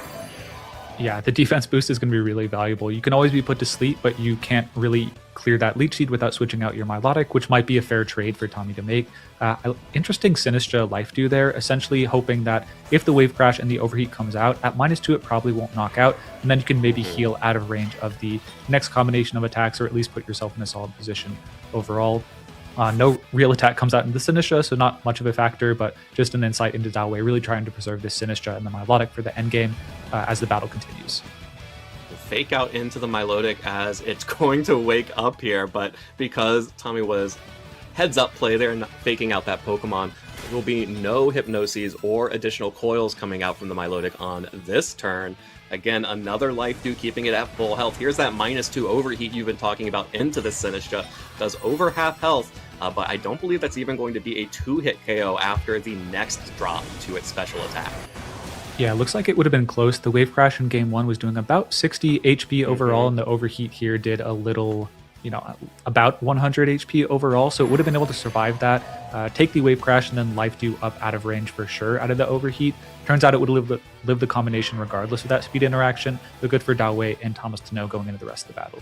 Now, Milotic is still on the field. It has finally woken up, and this time there's no yawn pressure on it. Could be a good opportunity for it to get a coil up so it's not actually having to go for 80% accuracy Hypnosises to really try and take over this game, because Dawei is behind, needs to start gaining some ground.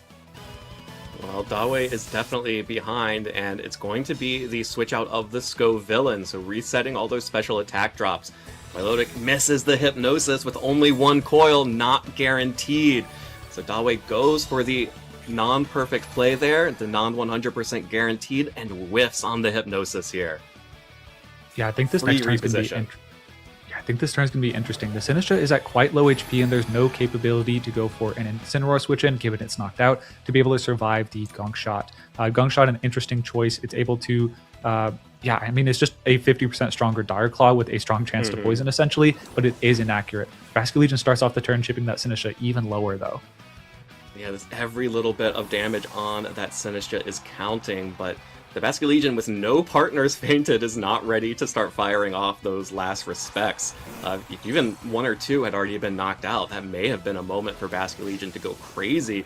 Instead, switching out for the Snorlax, and the Gunk Shot will land, finally picking up the KO on that Sinistcha, which was such an important part of Dawei's team, being able to withstand all of the different slow chip damage that Tommy was putting out. But now, with Sinistcha down and just the Milotic and whatever the fourth Pokemon is in the back against Tommy's 4 Pokemon, Dawei is going to need a miracle here.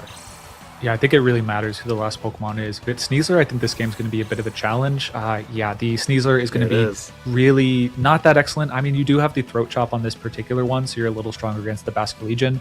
But even with the coil setup, even if you are able to take a bunch of knockouts, the last respect on the Basculegion in the late game is going to start to look really menacing. And most importantly, last turn the Sinistcha went down. Milotic has Protect, it doesn't have Recover. Leftovers is the only healing it has in this battle, so the Leech Seed is going to override that by roughly double per turn. That's going to be taking roughly 6% damage each turn for the course of the battle. No way to recover this Milotic, even though it is at +2 coils, eventually going to be in range of a last respects. Yeah, and no way to remove that Leech Seed either, because it's the final 2 Pokemon. Cannot switch out, cannot reset the Leech Seed. And you can see Tommy's just going to double protect here, away from the fake out coming out from Dawei's Sneasler. Just see what's going to happen here.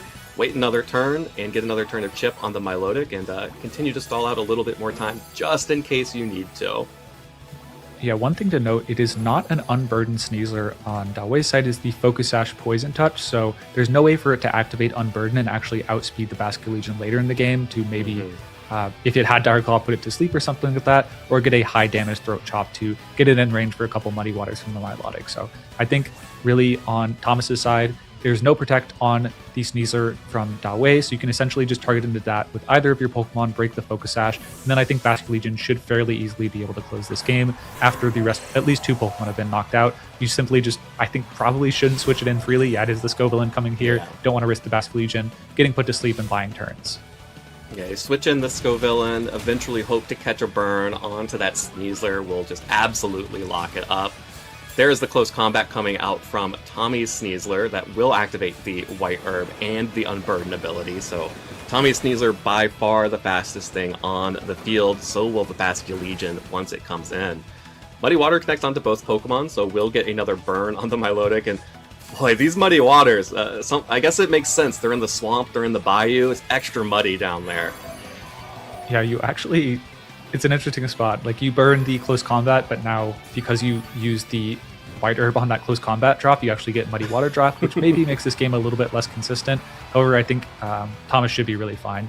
The Sneasler, as we mentioned, only has attacking moves. You can freely go for a Rage Powder with the Scoville in this turn. It doesn't even have the option to go for Fake Out. That was a change in Pokemon Champions. You can no longer go for those empty Fake Outs after the first turn, essentially. So you're guaranteed to burn and break the Focus Sash on the Sneasler. And then from there, you're now taking Burn to override the leftovers and then Leech Seed every turn on Milotic. The Basculegion eventually just comes in and starts hitting last respects to close the game out. So I think Dawe, seeing the writing on the wall, decides to cut her losses early and not allow Thomas more time to think on this next game. Maybe throughout that, losing endgame, Dawe probably was able to think, all right, my opponent, while they're pathing how to actually win this game 100%, I can start thinking about the next game and then pull the trigger on closing the game out and then just go into it with only 1 minute 30 seconds for them to think, whereas maybe I've been thinking about the game for like 4 or 5 minutes at that point. Absolutely, and that is definitely something that our top players will do when they get into these unwinnable positions. And heading into Game 3, wow, this has been such a close set. Game 1 obviously went to time. Dawe was able to stall it out, but in Game 2, you could see the adjustment to the Incineroar just not doing enough. Thomas was able to really position that Basculegion perfectly to get in without an Intimidate drop, to be able to pick up that one-hit KO on the Incineroar. And then from there, it seemed like Dawe was very much on the back foot. So what do you think? Does Dawe go back to the Ceruledge here, go for a little bit more offense? I mean, it only got knocked out by a Fissure. Yeah, I think it's interesting. The strongest element on Thomas's team, in my opinion, is the ability to Wave Crash and Overheat pin pretty much any slot on the team outside that Milotic. So the Milotic being on the field early just makes that way easier to go for. So I think that's probably something Thomas continues to play towards. I was actually quite impressed by all the ground that Thomas was able to gain by that one yawn against the Milotic, prevented it from being able to stifle the offense for so long and was able to fully capitalize on that. I think Ceruledge is an option. I don't think it clears out the Basculegion and the Snorlax and even the Scovillain quickly enough, and also just kind of is a slot that's sitting on the field, and while it does force attacks into it to allow the Milotic to set up, I'm not sure that's even though it was the winning approach in Game 1, I think a lot of that was based on Thomas giving the Milotic room to breathe and get those coils up. Clearly is not intending to do that. In Game 3, 10-2, both these players playing for top cut life. Let's see how they adjust. Okay, Ceruledge and Sinistcha in the leads here for Dawe up against the Basculegion and the Snorlax. So the Sinistcha being led alongside the Ceruledge definitely gives it some protection from the Basculegion.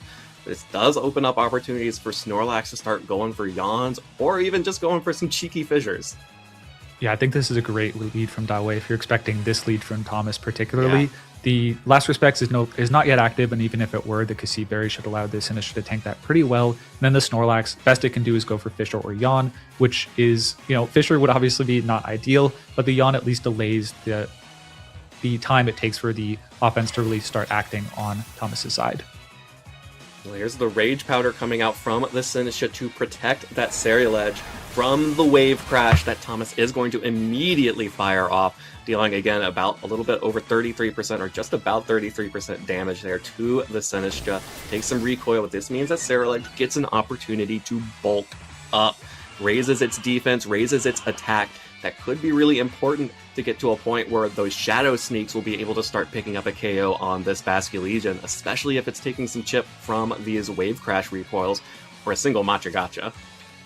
Yeah, I think it would probably need 2 of the bulk ups to get a guaranteed 1-hit KO on the Basculegion, so it should be free to fire up 1 more Wave Crash, but like you mentioned, if a Machagacha comes out here, the Sinistcha can really just allow for it to fall asleep if it gets itself into a position where the Basculegion basically never threatens the Ceruledge ever again in the battle.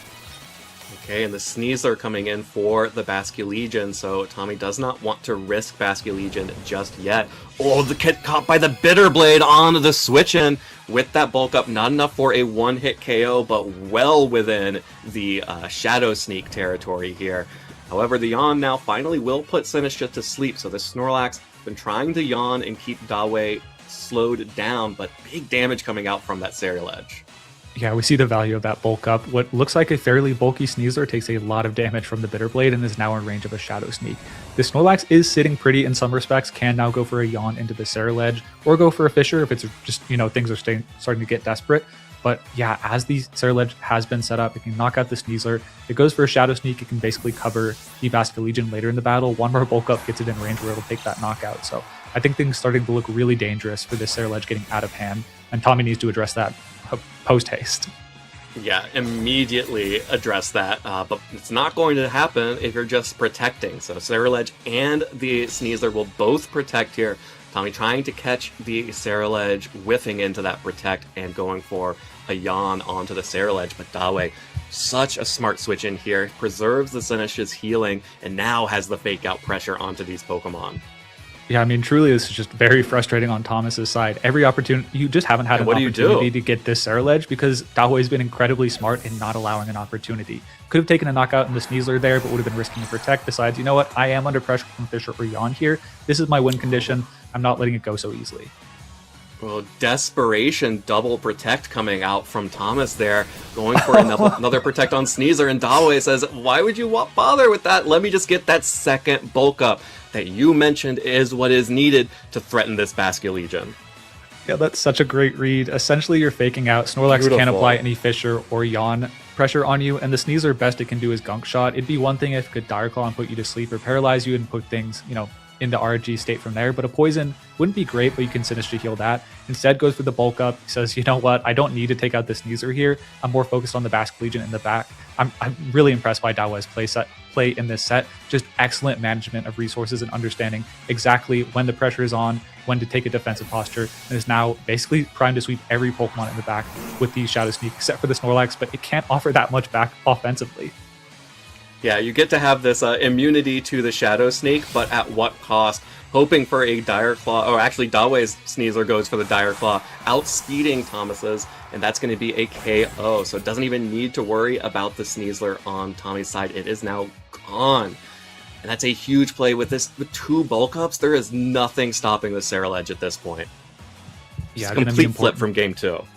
Important what Thomas switches in here. The Basket Legion can come in, of course, but yeah, you're just gambling on essentially whether you can live a Shadow Sneak or not, which based on the HP training doesn't look like it would be able to survive that, but it's starting to run out of options. You maybe have the Scovillain in the back if we see a similar game plan as the previous ones, so you could maybe try and stall some turns, essentially go for the switch into the Scovillain, go for a protect, and then use the Rage Powder later in the game to buy yourself some time to last respects into that, into the Sarah Ledge, but once again, you could just see protects as Sarah Ledge just protect from Sarah Ledge to deviate from that, but the Basket Legion is what comes in, decides, you know what, Scovillain isn't going to work here, maybe I can bait out a Shadow Sneak into this slot, switch out into my back Pokemon, and go for one Hail Mary Fisher.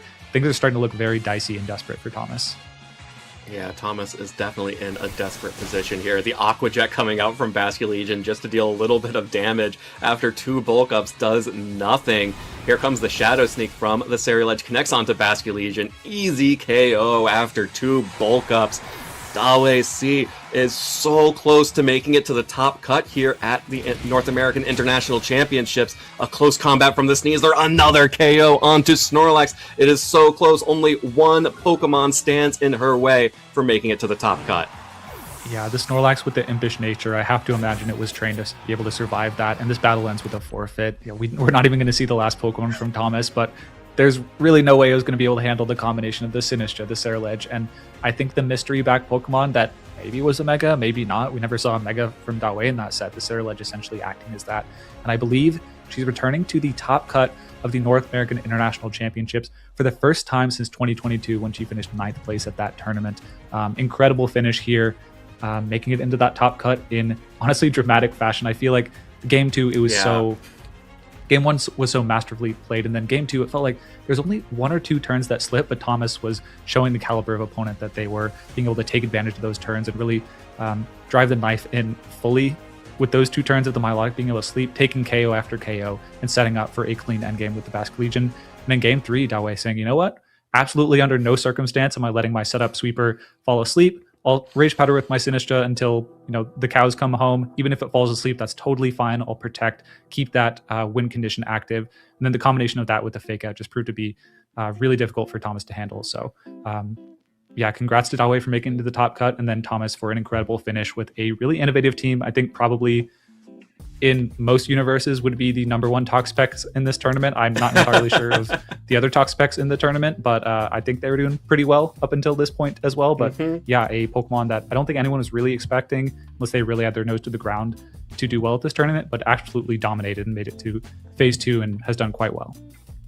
Yeah, I believe the other big Toxapex in the tournament that people are aware of, Wolf, hasn't made it at 12-1, was already guaranteed to the top cut after last round, then won the final round as well. And just like, man, what a cool team from Thomas. Definitely a team that had been on the ladder, and I think was inspiring to players who maybe saw the Toxapex that Dr. Aaron Traylor piloted at the final Scarlet and Violet regional. Making sure that people recognize Toxapex, not just a threat in singles, it's also a threat here in doubles and in the video game championships. And really strong kudos to Tommy for really figuring out, making an incredible set there against Dawei. I mean, that first game going to time, it was so close, it was so dicey, and Dawei had to play so perfectly to get that positioning right. And then, of course, game 2, Thomas firing back, showing why he was at such the record that he was. Looked like he was in complete control. Into game 3, where all flipped again, and then Dawei was in control. Beautiful set. That's why we play 3 games. Absolutely. The adjustments from both players were incredible. Just shows the value of the best of 3, like you said. Being able to, identify this is a gap in my game plan in game 1. Let's cover that fully. And then, if you overcommit to that, your opponent can do just exactly the same thing you did in your turnaround game and turn around against you. And in game 3, that's, obviously why winning game 1 tends to be so important. You get the opportunity, you kind of get the upper hand in that trade-off, and proved to be effective for Dawei there. Yeah, absolutely. And it's an adjustment that I think people all realize is there, but you never kind of want to do it, just because the value of Sinistcha is on it being able to switch in and switch out, so you keep getting that hospitality buff to your hit points, the recovery. But also, Rage Powder and Redirection is just so strong, and sometimes you just need to lead it, get a couple bulk ups, and then let your Ceruledge go to town. Yeah, absolutely. So Dawei making it into that top cut, and then Tommy hoping for top 32, I believe, at that point. We're going to take it into a 5-minute break while we prepare for the top cut matches for the rest of the tournament, where we'll go over the players who have made it to that final bracket. One of them is going to be the champion, so stay tuned for the rest of the broadcast.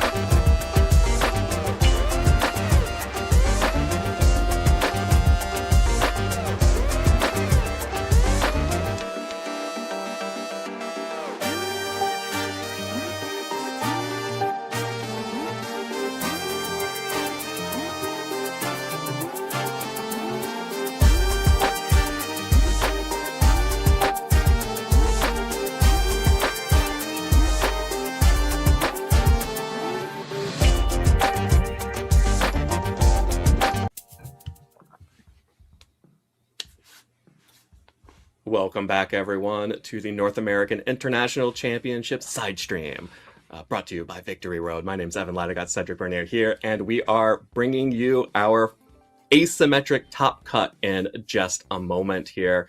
But man, while the bracket is getting sorted out and as our players are getting seeded and getting seated for their next match, what an incredible tournament it's been so far. It's been really fascinating to see some of these Pokemon rise to the top over the course of the weekend.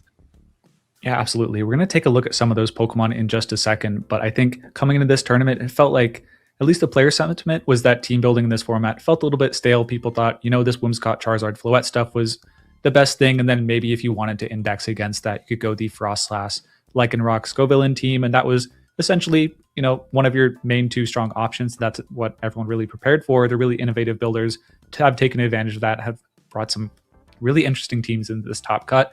Of course, there are those really strong metagame staple teams, but I feel like we've definitely gotten treated in terms of the variety compared to what we were expecting coming into this weekend.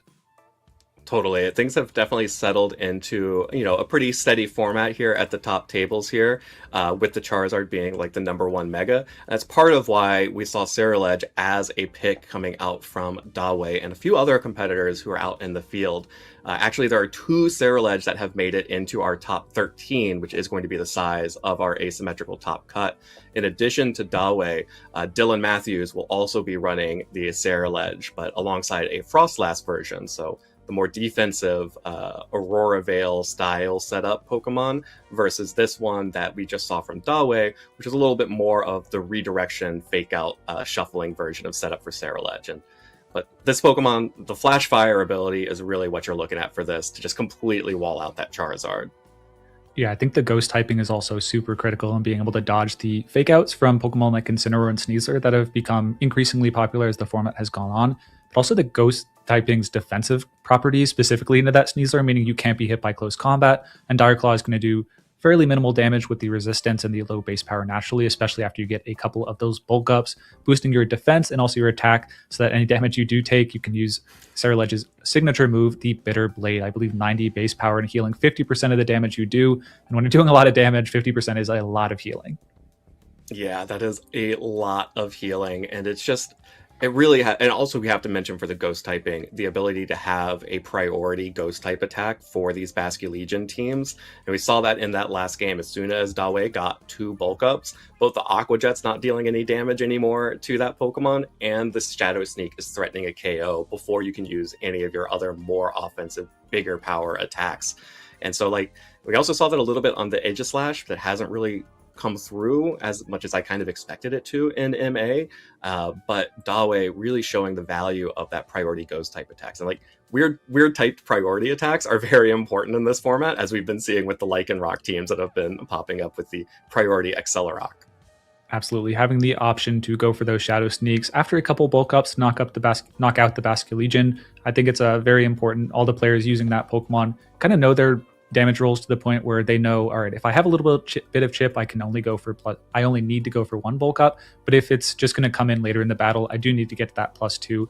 And they've really constructed their teams around accomplishing that, either trying to get that chip damage, like maybe on Dylan's side with a Blizzard or two to knock the Basque Legion into range of those shadow sneaks, or the more supportive teams like Dawei's just having multiple fake out and sinister rage powder turns to be able to set up freely and get those multiple bulk ups up to really take over the games. Absolutely. And we've been seeing how important that is, but another key piece for that team that we just saw out of Dawei was the Milotic. This is a Pokemon that was really good early on in MA, also had a good showing at the JCS just a couple weeks ago, and looked really good in the 2 games that it was brought, although game 2, you saw the downside of such a slow Pokemon, just being not putting enough offensive threat, allowing the Basque Legion to run over the game, but once you get those 2 coils and you have 100% accurate hypnoses, and don't forget, +2 defense on the Milotic, it's so hard to get that Pokemon off the field, and it can really neutralize your efforts to go on the offensive at all.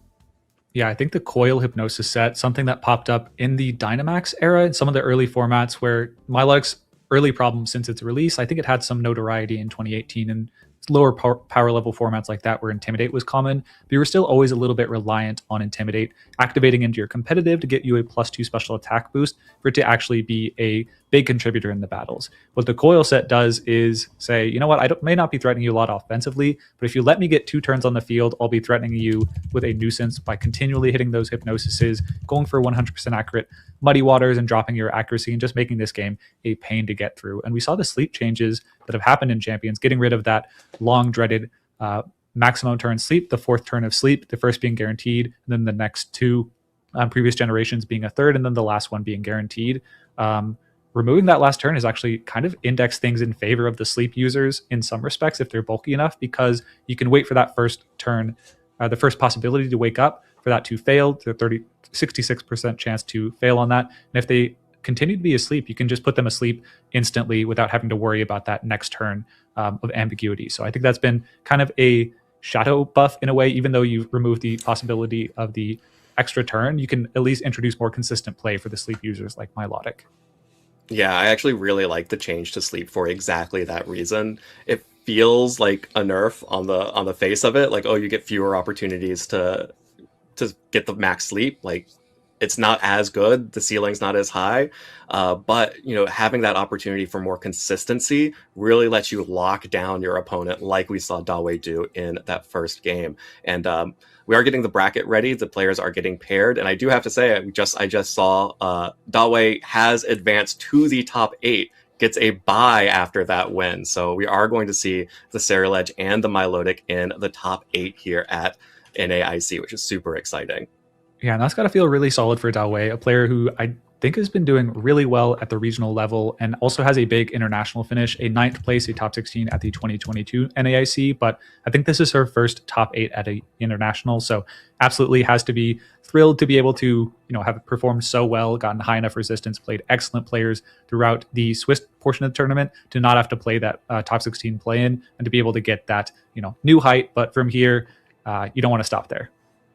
Yeah, and the other 2 players who have advanced to the top 8 include Ko Tsukide, who has now got at a 12-1 record at the end of Swiss play, advanced to the top 8. And then the other 12-1 player, Wolf Glick, has advanced to the top 8 as well. And that means that we are going to have Toxapex in our top 8 here at NAIC.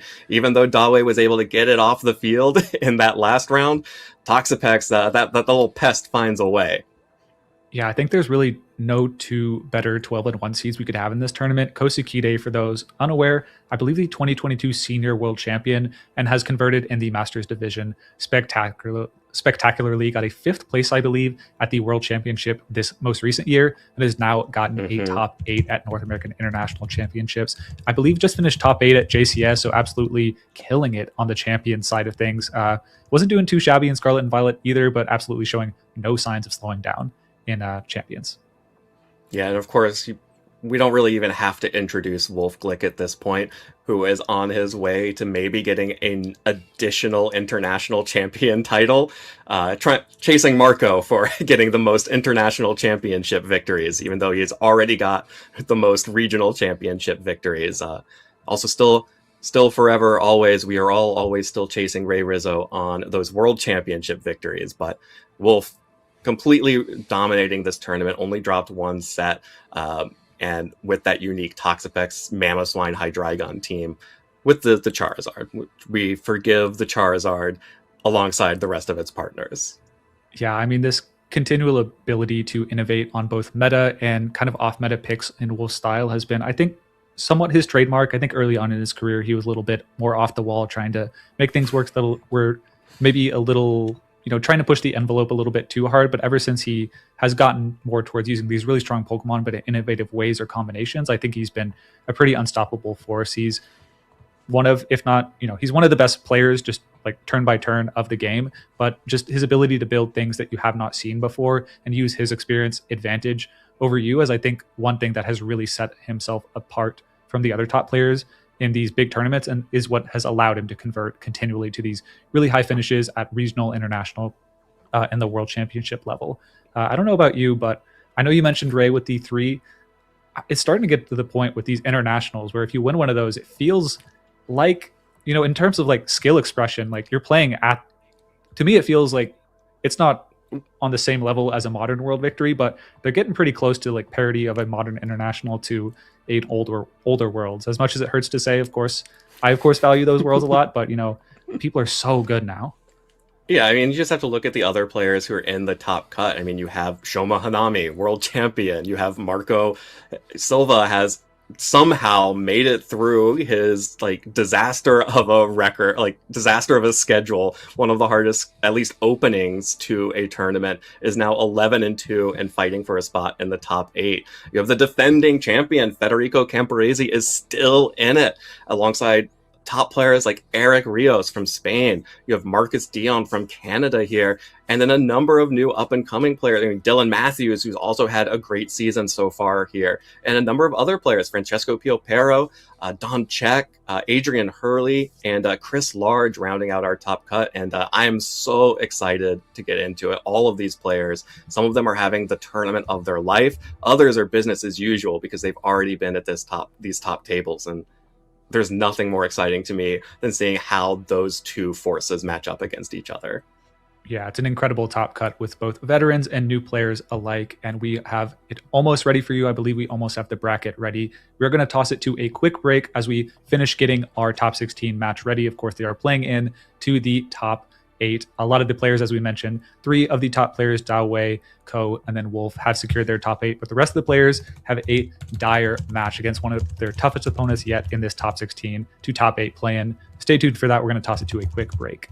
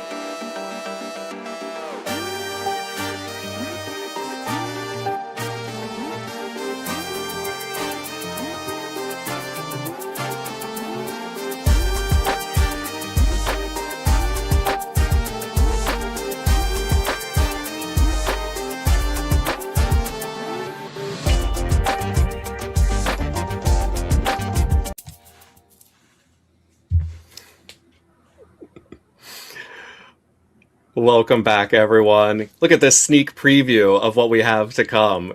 We have some incredible matchups for our top cut. We are headed into the asymmetric top cut here in New Orleans. Of course, Cedric, you and I are both watching from our New Orleans-like homes in the South.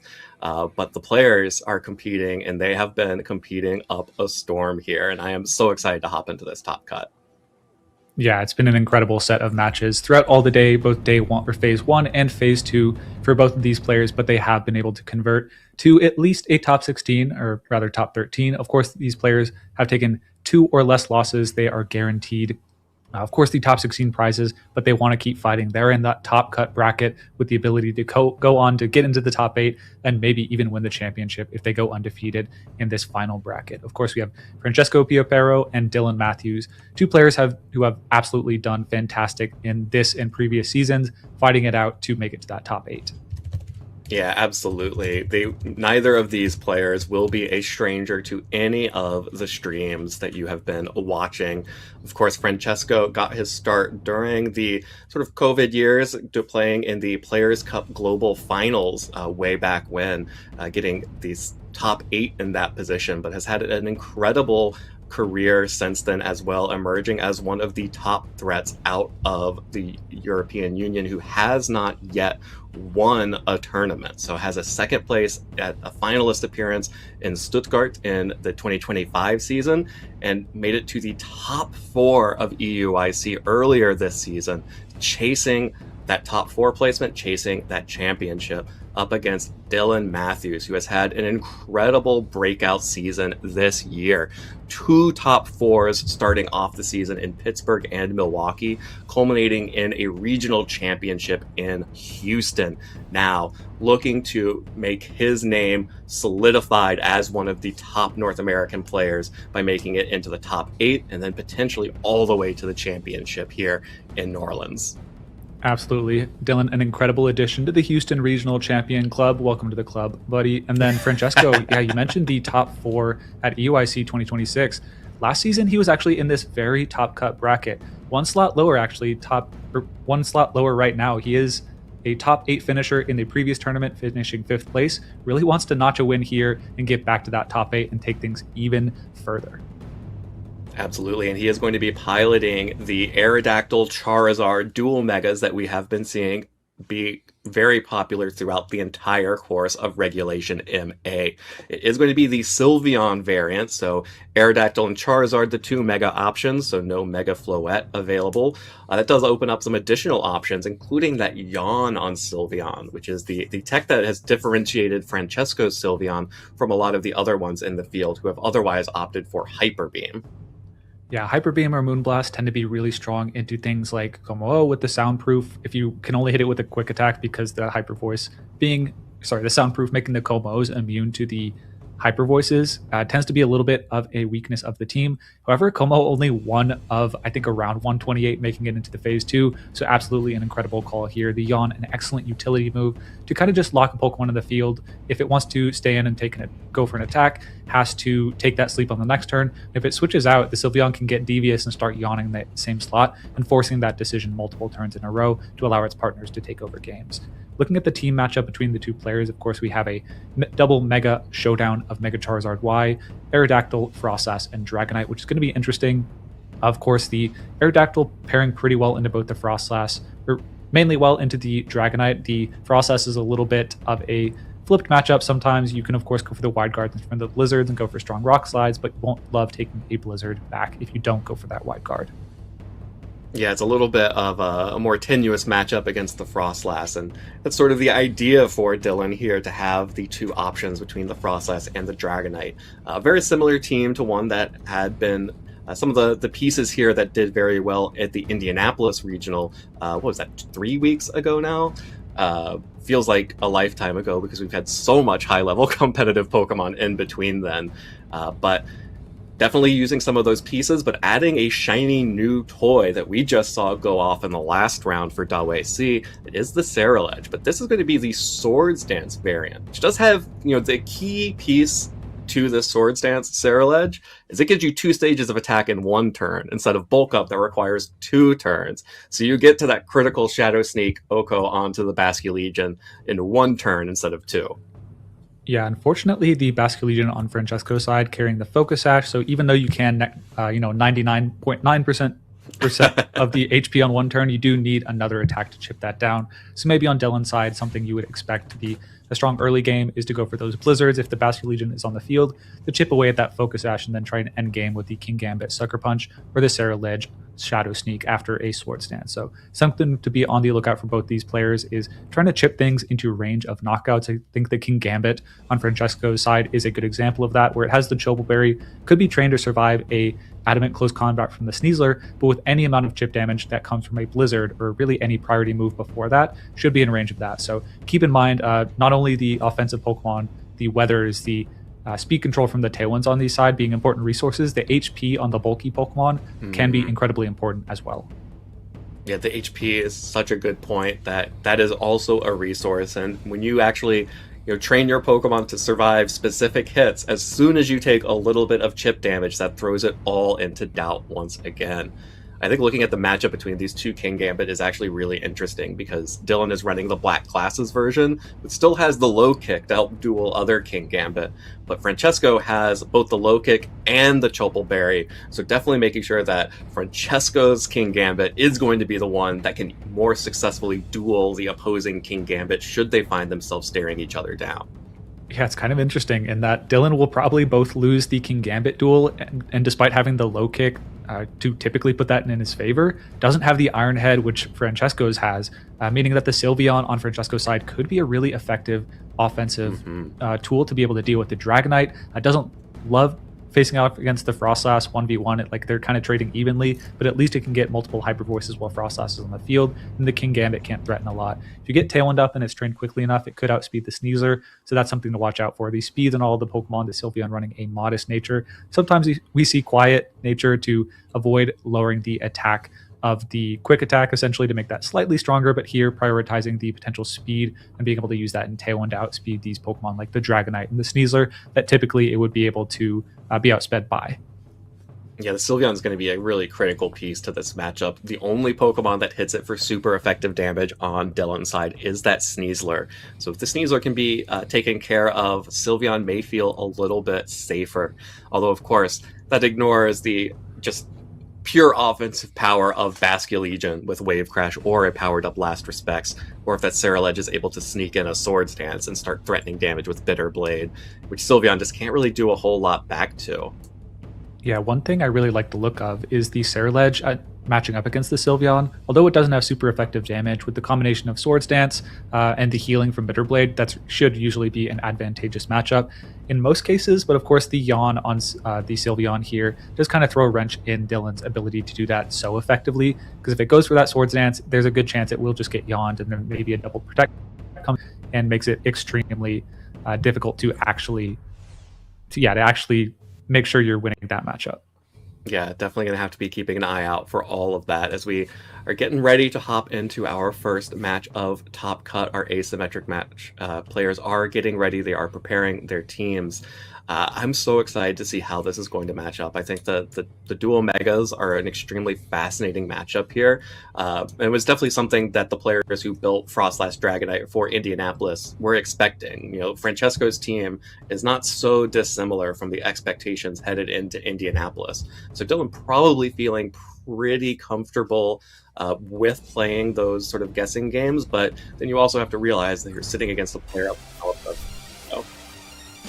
Yeah, we are going to see the caliber of both of these players as we enter into the first game of top 16 of the Masters Top Cut. Going to be Francesco Piopero versus Dylan Matthews as they take their leads on the field.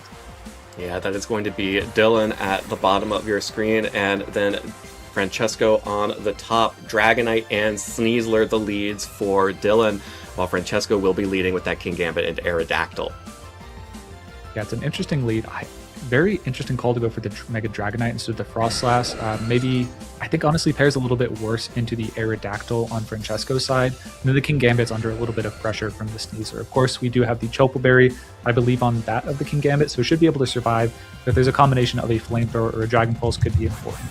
both of these mega potential Pokemon do have the option to delay their megas. They're basically can function either with or without to leave some ambiguity, and also could set up a Tailwind instead of going on the offense. So lots of options between these two players. Definitely made a very lots of flexibility on their leads for both of them.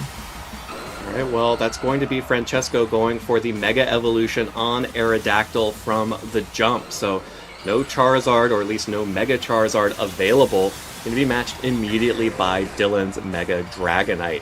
Looks like the most likely bringing the Dragonite to at least match Tailwind if necessary. It's Sneasler actually going for the Fake Out onto Aerodactyl, meaning that it will not actually be able to go for a Tailwind this turn or a Dual Wing Beat into the Sneasler. But now Mega Dragonite, free to set up the Tailwind, still has Multiscale intact as King Gambit goes on the offensive against Sneasler. That will be a 2-hit KO into the Sneasler with the Iron Head, but Dylan is able to get the Tailwind up, has speed control.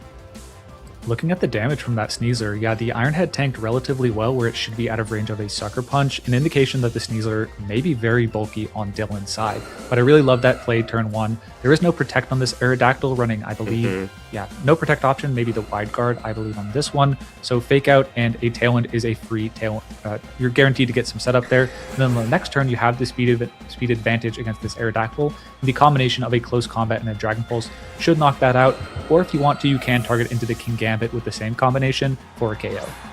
Yeah, and what is the safe switch-in? The only opportunity is Basculegion to catch a close combat from Sneasler, but actually Sneasler is focused on the King Gambit. There's the Chople Berry, allowing that King Gambit to survive the close combat, even with the adamant stat nature on the Sneasler. Will activate the White Herb, so this Sneasler is a zoom-in. It has the Unburden boost and Tailwind, and a double up the Flamethrower. King Gambit off the board. Dylan is playing lights out right now.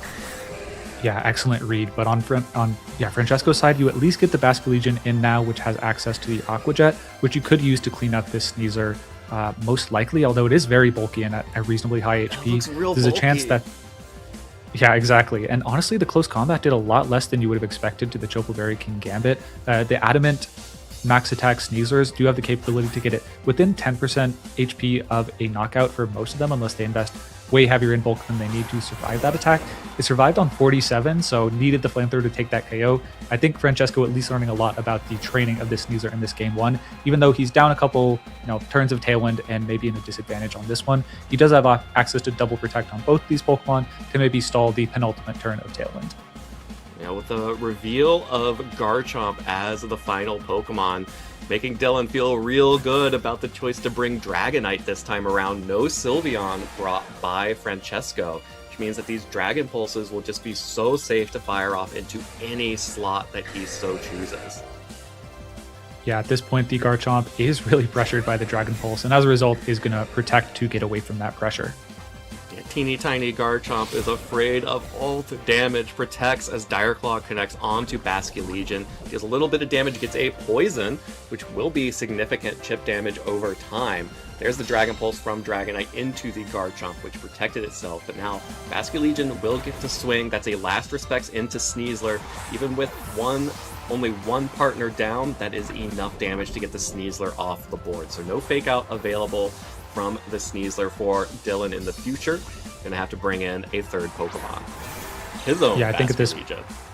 Yeah, the Basculegion comes in. It is the Choice Scarf on this one, so it will have speed advantage over everything in the back. I think it is the Jolly one, which I think the Aerodactyls do actually have the capability to be EV trained to outspeed that, so that could be one turnaround in this battle. The Aerodactyl hitting the field and going for a Tailwind later on. But on this turn, at least the Dragonite is pressuring the Garchomp with a Dragon Pulse for a KO and last respects into the Basculegion for another KO, or if you want to follow up and try and tag that Aerodactyl on switch in, you could double target into the Garchomp. I think on the previous turn, an indication that Francesco has fully been clued in on the Sneasler being very bulky. Otherwise, you maybe would have gone for an Aqua Jet with trying to take that knockout, but just, acknowledges, what, I have to dig a Dire Claw, maybe even a Dragon Claw here, but I do just have to knock out the Sneasler with a non-priority attack. As we see, the Garchomp is going to switch out of pressure. Let's see if the Basculegion doubles into that. Dylan has been super aggressive with the targeting this battle.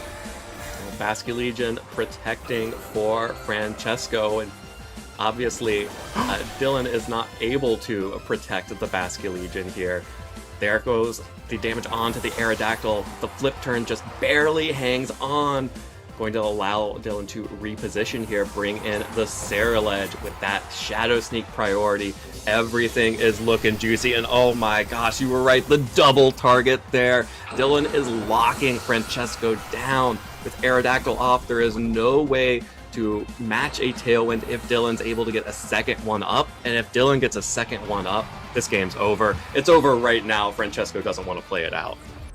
What a masterful game played by Dylan there against a tough opponent in Francesco. Absolutely lights out on all the targeting. I think really not. There's maybe, I guess, the Basculegion turn, but that was just a good coverage play to target into the Garchomp. Still ultimately got the position that he wanted to close that game out. And we could have seen maybe that play backfire entirely. Like, it's not so safe to double target into that Garchomp. If it attempts to double protect, to just try and safely get into the Aerodactyl, or just, you know what, it's fine for the Garchomp to go down to the Dragon Pulse here. I can't risk my Aerodactyl coming in. If that happens and then the Aerodactyl goes for a Rock Slide on the next turn, you can break the multi-scale, you outspeed the Choice Scarf Basculegion, and then maybe you start following up with the last respects on your own Basculegion to close the game out. I think that was maybe understated how aggressive and good of a call that was, but it proved to be super effective in allowing for the Basculegion to knock out the Aerodactyl before it was able to set up the Tailwind, while still having the speed advantage in Tailwind. Just excellent mastery and understanding of the pressure that Dylan was exerting in that battle. Yeah, and Dylan was exerting so much pressure that entire battle. It really felt like Francesco was playing on the back foot from the jump there. As soon as Dylan was able to get Tailwind up with Francesco not able to match it, Dylan was in complete control of the game. And if you're Francesco going back to the drawing board for game 2, you cannot let that happen again. You cannot just allow the Sneasler and Dragonite to block you from getting your Tailwind up with basically nothing in exchange. Yeah, the King Gambit was definitely passive into the lead that ultimately Dylan chose. As you mentioned, the fake out and the Tailwind combination. If you are trading Tailwind for Tailwind on turn 1, I think it's still a relatively even battle. But the fact that the advantage in speed control was gained meant that the Dragonite, which typically would be at a kind of an awkward position against the Aerodactyl in the position, or the Pokemon that Francesco has in the back, proved to be just able to completely run over the game. Didn't even lose its multi-scale on the first turn, as it was Iron Head targeted into the Sneasler. So I think on Francesco's side, you can't let something like that happen again. We do see a huge switch up from honestly both players, as the Dragonite is led, the Megas are both led once again, but we see Sylveon and Basculegion as the switch ups, with the Sylveon being a really strong option against the Dragonite if it's able to dodge a Wave Crash, knocking it out. Yeah, it's really strong against the Dragonite, but it is afraid of that Basculegion. Adaptability Wave Crash, even though this is the Jolly Choice Scarf and not like an Adamant Mystic Water, still going to deal a lot of damage to that Sylveon. Yeah, I think the combination of Wave Crash and Flamethrower would be a knockout, but to actually accomplish that, you would have to allow the Aerodactyl to maybe get a Tailwind or a Rock Slide off. So maybe, I think on Dylan's side, you could try and knock out the Sylveon, but on the other hand, the Aerodactyl is just sitting there waiting to get Wave Crash. No option to protect. So I really expect Dylan to maybe just go after that KO, but we have seen some really aggressive play. Could just expect a Rock Slide and just try not to get flinched and double into that Sylveon to take the knockout.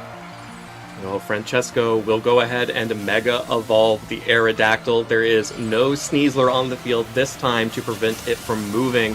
May be able to finally get a Tailwind off and give the speed advantage to Francesco, or just get damage down onto these Pokemon.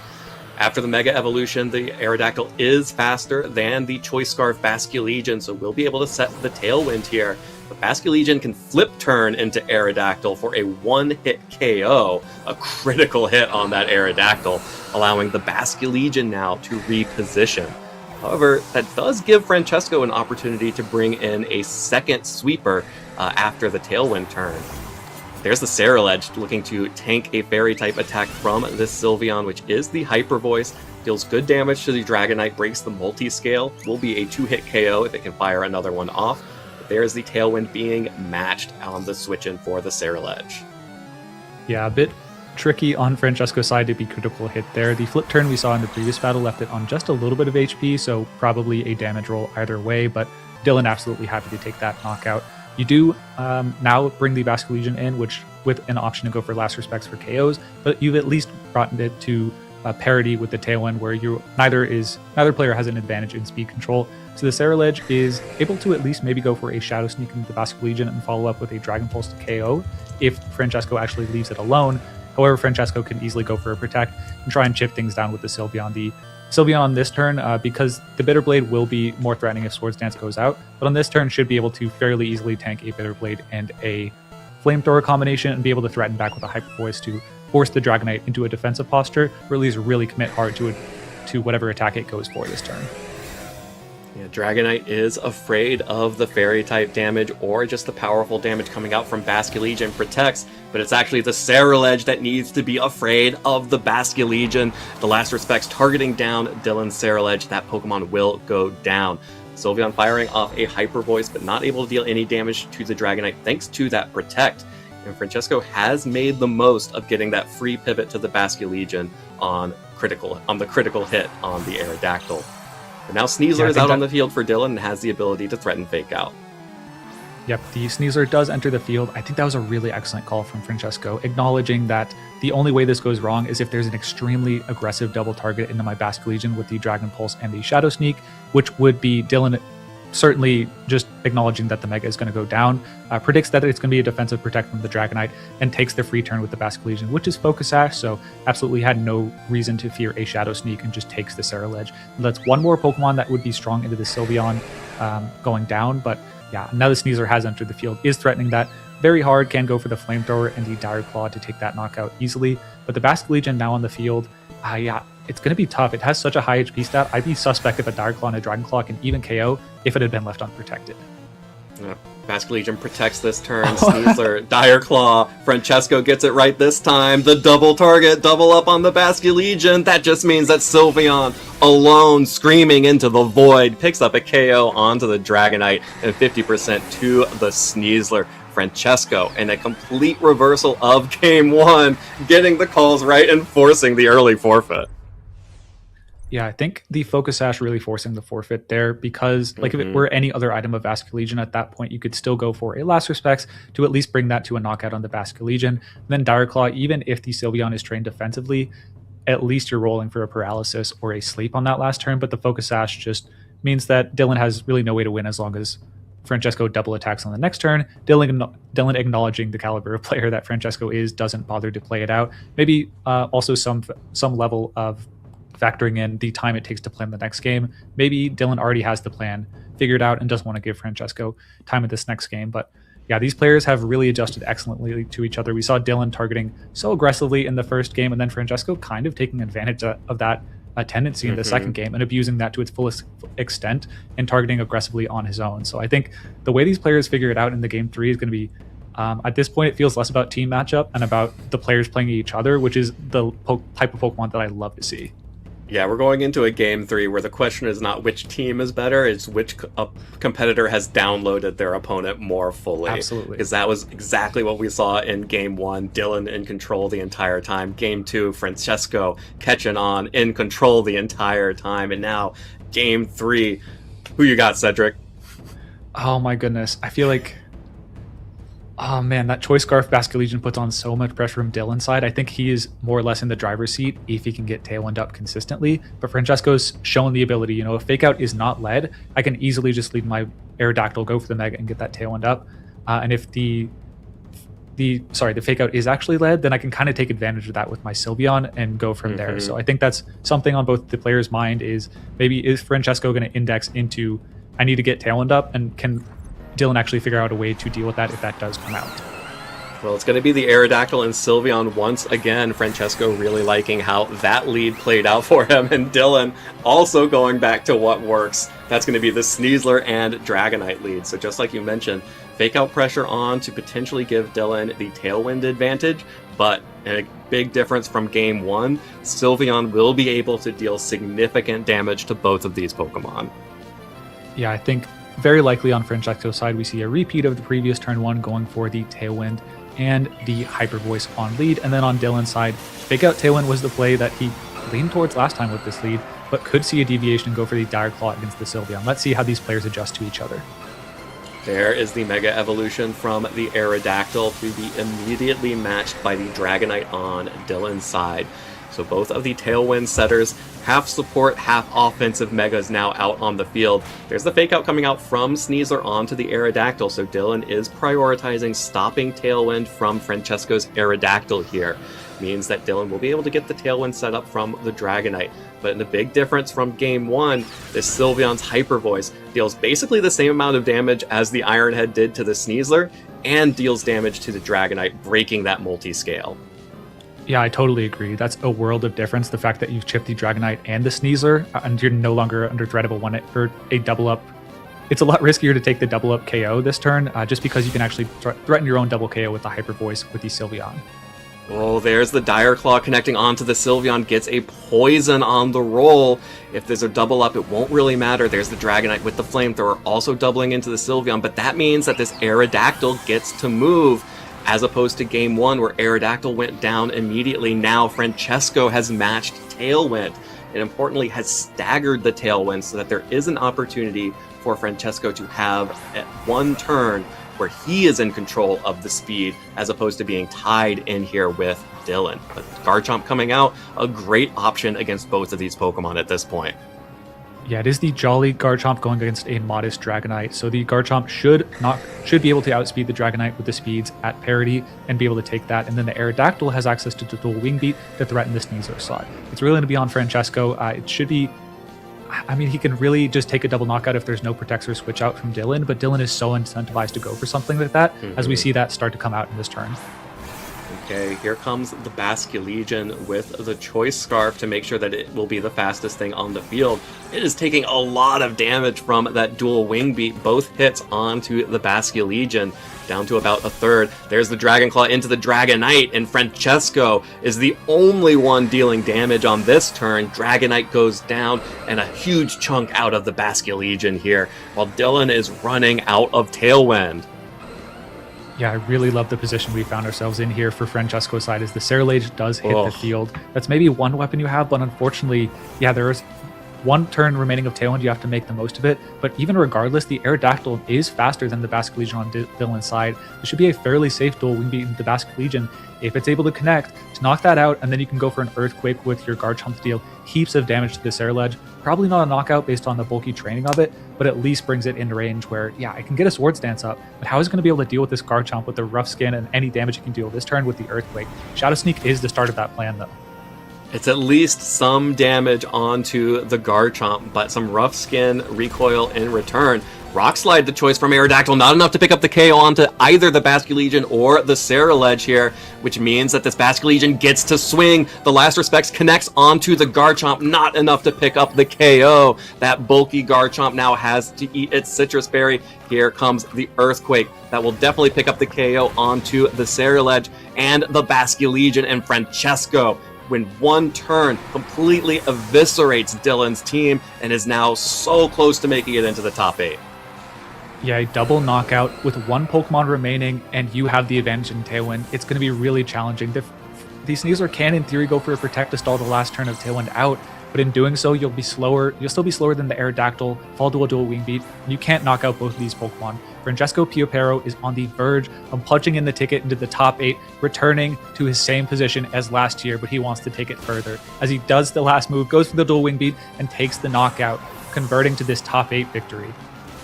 Beautiful game from Francesco Piopero here in Game 3, making all of the right adjustments after a disastrous first game to come back in Games 2 and in Game 3. And it really was that Sylveon putting on so much pressure that just completely changed the course of that game.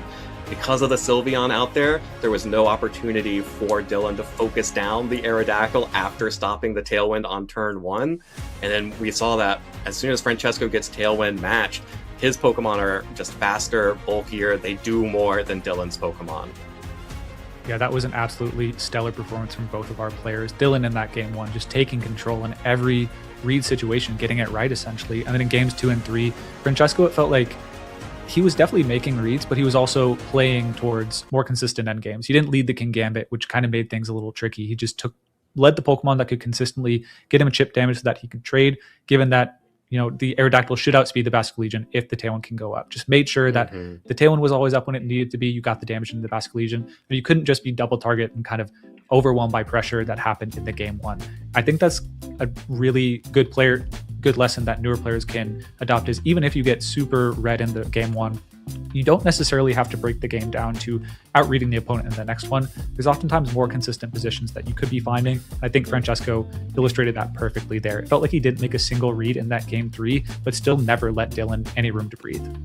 Yeah, that was exactly what I was thinking. It really felt like Francesco wasn't making reads at all in Game 3. He just had the plan. He had exactly the win condition lined up and knew exactly how to get himself there. And that is such a difficult skill to develop as a player. It really just comes from this kind of veteran practice, from being able to be in this situation, from knowing your team very well, and being able to adapt on the fly when your first plan doesn't work out to see exactly why didn't it work out. And really well played there to find that super consistent opportunity.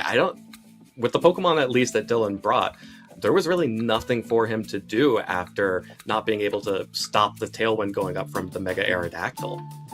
Yeah, I think a testament to the experience that Francesco has with this team, having played with it, I think more or less from the start of this competitive Champions MA format, and even released a team report with at least similar, probably some deviations on the training, but absolutely this is a public team. Everyone knows what it's doing, but when you have the level of experience and practice and precision with the team that Francesco has, sometimes it doesn't matter. And absolutely congratulations to Dylan on making it to top 16 of the North American International Championships, and I think what many would call his breakout season. Had been playing in many tournaments before. I saw a lot of results in 23, but this season with the double top 4 in the regional championship, now a top 16, pretty impressive resume. And then on Francesco's side, now making it to a top 8. I believe he also was a top 4 in this season at internationals and a top 8 at this exact tournament last year, but going to try and take it one step further in his top 8 match, which I'm sure we'll be seeing on broadcast very soon. Yeah, I would take either of these players' seasons any day of the week. Both of them having just an incredible 2026. And we'll be seeing both of these players at the World Championships later on this year to cap off the entire season. It looks like Francesco will be playing the winner of Adrian Hurley versus Marco Silva. So potentially an Italy versus Italy matchup in the top 8 after this. Which, of course, very difficult matchups all around once you make it to the top cut.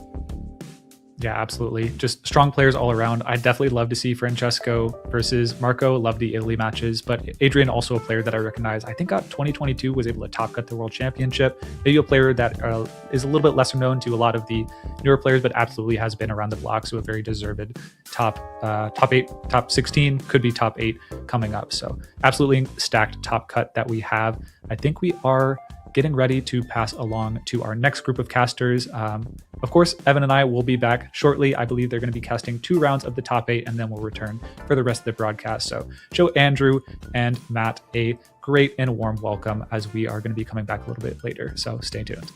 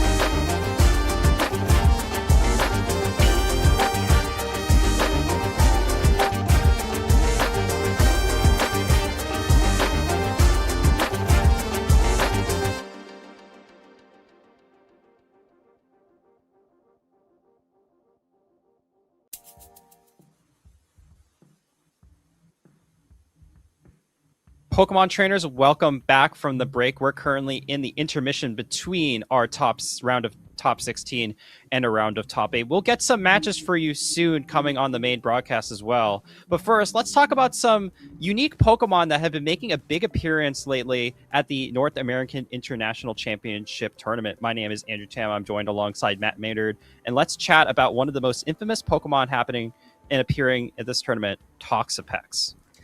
Yeah, Toxapex is known as a bit of a wall. It doesn't really have good offensive stats. It's just so difficult to remove. And we saw it picking up a little bit of usage at the end of Regulation I in Scarlet and Violet. The last couple of tournaments of that regulation, we saw Toxapex making some waves on teams with Terapagos. But no Terapagos in Pokemon Champions to pair with, instead Wolf Glick, using it as a bit more of a standalone Pokemon, but with a very similar moveset. I believe it's running the same moves of Toxic Infestation, Baneful Bunker, and where is it? I believe there was a small difference between some of the Toxapex players. One of them was running regular Protect instead of Baneful Bunker. Oh, yes. But primarily most of the players are going to be trying to use that Infestation attack, even though it has one of the lowest base power attacks out of any of the Pokemon in the format. Its side effect of trapping your opponent on the field as so long as Toxapex remains on the board state and getting the small chip damage after the end of every turn is so valuable if you also add Toxic to that lineup, which also means that every turn you're taking additional points of damage. Yeah, Toxapex doesn't really have the offenses to do any damage, the standard way of just hitting things with attacks, so passive damage is the way to do it. And like we said, it can sit around for so long. It can use the move Recover. People haven't generally been running that, but it also has the Regenerator ability, similar to Amoonguss is an example people may be more familiar with, where every time it switches out of the field, it regains a third of its maximum HP, which means that if your Toxapex is getting a little bit low, you can switch it out for something else, bring it back in again later, and now your opponent's got even more HP to try and get through. Yeah, if anyone has watched any of Wolf's matches on stream today during the main broadcast, one of the key important parts of his team, even though I don't believe he's running Recover, is that regenerability that you just mentioned, coupled with Incineroar. So now, if you decide to keep switching that spot, Incineroar for Toxapex and then Toxapex for Incineroar, you're dropping those Intimidates onto your opponent's Pokemon while also healing up the Toxapex so that once it comes back into the field, it can inflict more damage with the Infestation and the Toxic respectively. Then you can potentially switch back out into Incineroar to just ensure that the game goes at a snail's pace and the damage that's been racking up with the Infestation Toxic starts to snowball further to knockouts. It's funny, I feel like there are a lot of Pokemon that do very well when they're paired with Incineroar. That might just be something about Incineroar rather than something about everything else. That Incineroar is just an incredibly good Pokemon. The other thing that Toxapex is running at the moment on these common sets is Wide Guard, which is a move that we see occasionally in this format. Occasionally you'll see Aerodactyls with Wide Guard, for example, but it helps you get around moves like Rock Slide on Aerodactyl itself, on Garchomp, Earthquake on Garchomp as well, Heat Wave on Charizard. There are quite a few spread moves, Hyper Voice as well, picking up Dazzling Gleam on your Floettes as well. Quite a lot of spread moves in the format at the moment, so Wide Guard does actually get you some nice value, as well as being able to click Wide Guard next to your own Pokemon. So on Wolf's team, for example, there is a Mamoswine that has Earthquake, and we'll get onto Mamoswine in just a second, but you can Wide Guard next to your own Mamoswine to stop your Toxapex from taking damage from Earthquake. Same if you wanted to run Toxapex next to, for example, Garchomp is another common Pokemon that runs Earthquake. So if you're thinking of using Toxapex yourself, you can Wide Guard against your own spread moves to get around the damage from them. Yeah, Wide Guard is not a commonly used move, especially in VGC. It only really starts to appear in higher level formats when things like Groudon's Precipice Blades or Kyogre's Water Spout, coupled with the Calyrex forms going for Glacial Lance or, why am I forgetting? Astral Barrage, there we go. Those typically are the most powerful spread type moves in the entire game. But even in Regulation MA, like you just mentioned, there are so many Pokemon at the top of the usage that have spread type moves. It is just higher value that you have Wide Guard, coupled with the fact that Toxapex is a slower Pokemon, as you can see from the previous graphic. It cannot really take those earthquakes, or at least consecutive ones. So if you're able to just shut down the ability for your opponent to actually move with a wide guard, blocking rock slides, earthquakes, heat waves, dazzling gleams, and such, then you can stop your opponent from being able to hurt your Tox specs as well as your partner Pokemon. Yeah, and we mentioned briefly earlier with the wide guard against earthquake. Mamoswine is another Pokemon that is featured on Wolf's team. A very unusual team, actually, especially for something this high up in the standings. Mamoswine is a Pokemon that did exceptionally well in its debut generation and has since kind of slid off a little bit, occasionally seeing a bit of use here and there, but it does have some very nice attributes. First of all is its offensive typing, with ground and ice being incredibly difficult to stop with any standard defensive typing. Yeah, and also coupled the fact that in recent generations, Oblivious got the ability to block intimidates. So key Pokemon like Arcanine and Incineroar, despite having a theoretical bad matchup because of its ice typing, means that you're not getting dropped in your physical attack stat, which means that now Mamoswine can utilize its ground typing and potential high horsepower or earthquakes into those fire type Pokemon that are trying to intimidate you or otherwise, and just start to ramp up the damage as fast as possible. And like a lot of the offensive Pokemon we're seeing spring up at the moment, Mamoswine has the benefit of access to a priority move. So we've seen Lycanroc a number of times running Accelerock. We see Aqua Jet on Basculegion, Suck Punch on Kingambit. Mamoswine has access to Ice Shard. And much like Rock, Ice is not a very good defensive typing on the whole, but a very good offensive typing. So having access to an Ice move that can hit things like Aerodactyl super effectively with priority. It can hit things like Sinistcha super effectively with priority. For example, if your opponent's got a Trick Room up. Or if you just want to KO the Sinistcha before the partner moves so it can't redirect your partner's attacks. Having access to that Ice-type priority move, or any priority move in general, is really helpful in a format like this that has a lot of Pokemon running things like Focus Sash, or Pokemon that are just very, very fast. Yeah, and one of the Pokemon I always think about when it comes to ice and ground type moves is Calyrex Ice Rider. Even though it is not a dual typing with that ground typing, it's a ice and psychic type Pokemon. It almost always like to run a Glacial Lance ice type attack as well as that high horsepower to have extra coverage. If you were trying to attack into a steel type Pokemon, high horsepower, or even a fire type, high horsepower would be able to attack into that for super effective damage. Likewise, if you're trying to play against a flying type Pokemon or a Pokemon with Levitate, you can use Glacial Lance. So the offensive typing from both ground and ice supplement each other so they can hit all different types of Pokemon for neutral damage or super effective damage. And on a Pokemon with such a high attack stat as Mamoswine, taking neutral damage is still doing a lot. There aren't that many Pokemon that will safely switch in on an Earthquake or an Icicle Crash from Mamoswine. Even if you resist, it's taking a good chunk out of you. But if you switch in something that's neutral to it, which, like we said, you can hit most of the format for neutral damage, you're taking a large amount of damage from those powerful attacks. Absolutely. And I'm going to just try to see right now how this bracket is forming. And it looks like we have our upcoming round of top 8 coming through. For our first match, or at least one of the first matches, we'll potentially see Kosukide versus Shoma Honami. So it's going to be a Japanese team matchup.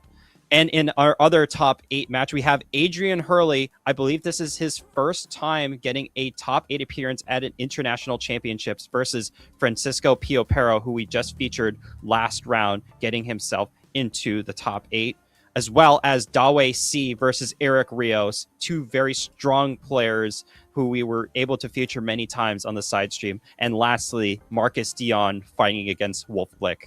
A lot of players up here who you'd kind of expect to see at the far end of these tournaments. No strangers to top cut placements. Obviously, it goes without saying for someone like Wolf. Eric Rios as well has won a number of championships. Even someone like Marcus Dion, I believe, was a regional runner-up, wasn't he, yes. a while ago? Yes. So Marcus Dion, regional runner-up as well, so he's been in these higher-up placements. Francesco Piopero as well, similar. So there's such a strong group of players in our top 8, which is exactly what you'd expect at an international championships. And a really good spread of, like you said, we've got a couple of Japanese players, we've got a couple of European players in Francesco and Eric. We've got a number of US players as well. So a real good spread of talent from across the globe, really showing you the amount of strong players that these international championships bring in, the amount of difficulty there is in every single run through one of these because of how many strong players will travel abroad to get here. Yeah, I'm very excited to see what our first match is going to be for our North American International Championships top 8 match. We're going to go on a little bit of extended break, make sure that players are ready to start battling. So don't go anywhere. We are going to get our top 8 soon started enough.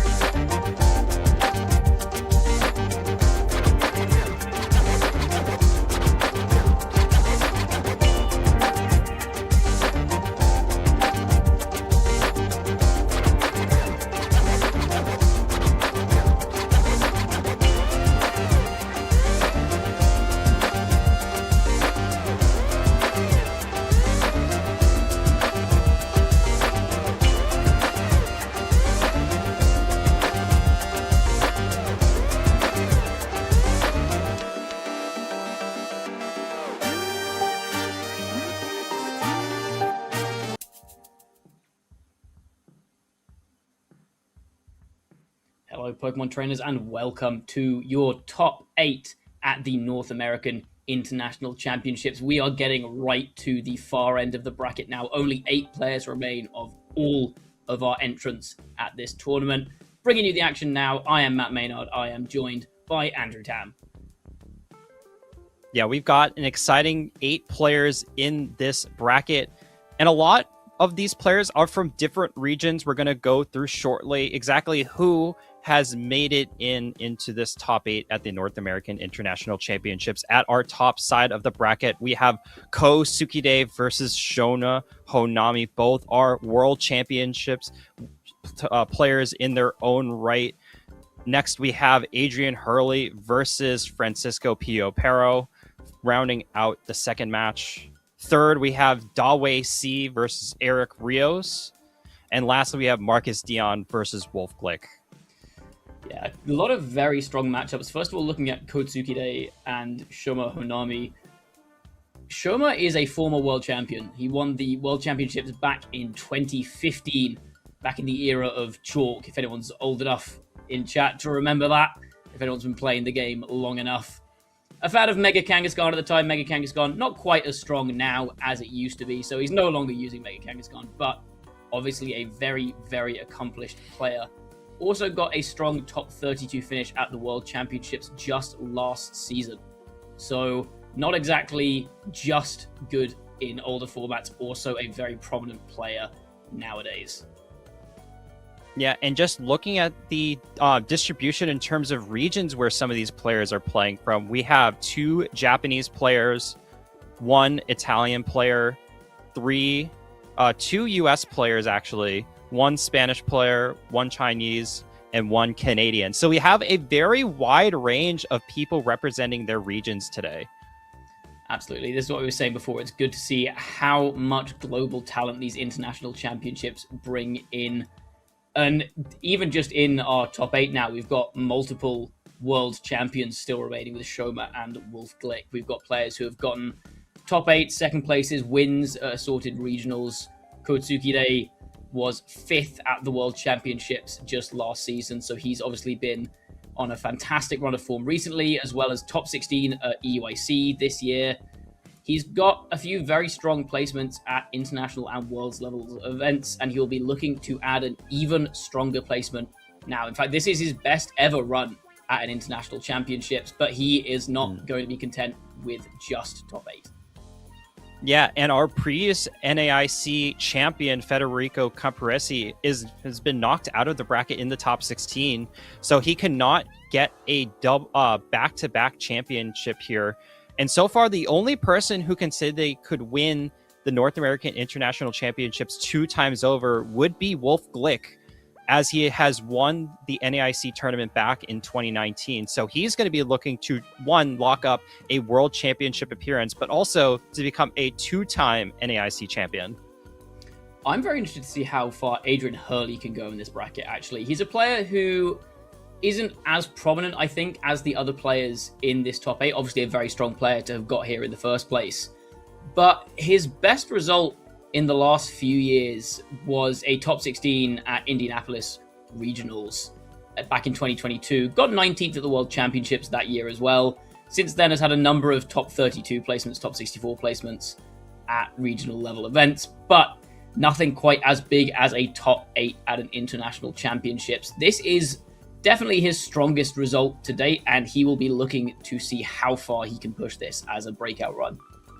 Yeah, I know for Adrian Hurley, one of his best results that might just not be on the stat sheet is actually being the champion of the DC Open back in 2019 Worlds. So not many people actually know about that kind of result. Like you mentioned, he has been a Worlds competitor, but he's been around for quite a long time and has some decent results. But this is his best result to date so far in getting into top 8. But he's still not out of this bracket yet. He's going to be trying to fight to get that coveted top 4. Absolutely. I mean, everyone in this bracket is very clearly very competent and well versed with the teams that they're using, all very strong players. What do we think about the range of teams that we have in our top 8 here? Because we've got a couple of teams that are very, very standard. In fact, we've got a couple of teams where we've got the exact same 6, including the Lycanroc team has got a couple of that 6 in Top Cut. Shoma Honami and Kotsukide running exactly the same 6. That Whimsicott Charizard. We've got a couple of Mega Aerodactyl Charizard. And then we've got a couple of outliers with Wolf and Dawe running Mamoswine Toxapex and Ceruledge Milotic, respectively. Yeah, I'm very happy that Cedric was able to pick in his caster prediction Ceruledge being a hidden dark horse candidate for a good Pokemon in this tournament. It's been shown multiple times on the stream so far, and I believe it was also shown earlier today, where either in the bulk up variant where Dawe has been running, or the Swords Dance variant that we saw earlier today, having the ability to have faster Shadow Sneaks to outspeed Basculin Legion so that you can actually get the one-hit KO onto that Pokemon, as well as having boosted Bitter Blade attacks so that you can actually end up healing your own Pokemon. And both Ceruledges that I've seen on stream so far have been holding the Colbur Berry, so therefore that they can resist at least one attack coming from a Kingambit and then get a retaliation KO with the Bitter Blade, healing up any damage that they had just taken. Yeah, in a format that's full of King Gambit, Coldberry does make a lot of sense. And as you mentioned, Bitterblade, an incredibly powerful move. A lot of the time, moves that heal the user, we see with moves like Giga Drain, Drain Punch, are all around 75 base power. Moves that heal a slightly higher percentage of the damage they deal are even weaker. See, like Draining Kiss at 50, but Bitterblade is 90 base power. Very, very strong move with such a powerful healing effect, which means that so often it'll look like Cerulege is really on the brink of going down, and then one well-placed Bitterblade can bring it all the way back up into the green. It's very difficult to take down once it gets a couple of those bulk up boosts going on. Yeah, and Cerulege also having access to a slightly underrated ability in that Flash Fire, which also means that some of the Mega Evolution Pokemon, like the Mega Charizard or the Mega Delphox, that would like to go for a Fire-type attack, as in the Heat Wave primarily, or a Weather Ball in the harsh sunlight, means that any attacks into the Cerulege are going to be nullified. And why don't we take a look at the top 8 bracket once again? At the top side, we'll see Kosuke versus Shoma Honami, Adrian Hurley versus Francisco Piopero in that B slot, Dawei C and Eric Rios in the C slot, and Marcus Dion and Wolf Glick in the D slot. Like we said, we've got an all-Japanese matchup at the start here, Ko versus Shoma, which I'm sure they won't be too happy that they're playing each other in top 8. They would have liked to have seen both of them be able to go further, but guaranteed at least one Japanese semi-finalist. One of them will be getting that automatic invite, as will one player from every single one of our top 8 matches. Because remember, top 4 players at international championships do get an automatic invite to the World Championships. No matter how many championship points you have that season, if you get that top 4 placement, you are automatically in, which might actually be very relevant for some of our players. Yep, and absolutely. And don't forget that we are going to be continuing playing our tournament until we reach the finals. So all of top 8 and our semifinal matches will be played today, and we will not be stopping the competition until we reach the finals, in which case all our finals for VG for the juniors, seniors, and masters division will be played tomorrow on Championship Sunday. I love Championship Sunday so much, as I don't really play the TCG. I play quite a lot of Pokemon Unite as well, so every time I'm at one of these international championships, I'm always down early for the Unite finals. The atmosphere on finals day is always absolutely incredible. I remember at EUIC, not this season, but last season, where Dill Yeomans got second place as a UK player in London for that event. Being in that stadium was absolutely incredible on finals day. So always a really good spectacle. I imagine somewhere like New Orleans as well, the energy there is going to be absolutely electric. But before we get to the finals, we have to get through our top 8 matches, and we are kicking it off, as we mentioned, with Kotsukide and Shoma Honami. And look at these results from both of these players. Just the biggest ones you can see are the 2019 Washington, D.C. Seniors World Champion for Kosuke and Shoma Honami being the 2015 Boston World Champion. But don't let that discourage you when the fact that they have also been a Japanese Championship Series champion in 2015 as well, also getting into the Yokohama Japanese Championship Series Top 64, as well as the JCS Top 8 in 2013. Shoma Honami has been a very experienced Pokemon trainer for many years. Very experienced Pokemon trainer who's had not quite the same success as he had in the 2015 season recently, although that is very difficult when your 2015 season was winning Japanese Nationals and Worlds. But Kotsukide probably a slightly more recently successful player, like we saw that Seniors win in 2019, and since then has got multiple high placements in Japanese Nationals and at international level events, and he is back in this top 8, running a team that we have seen a number of times before. That's it. I think only so many times we can go over the intricacies of this team, but it is that Mega Charizard Y, Mega Floette, Basculegion, Garchomp, King Gambit, and Whimsicott.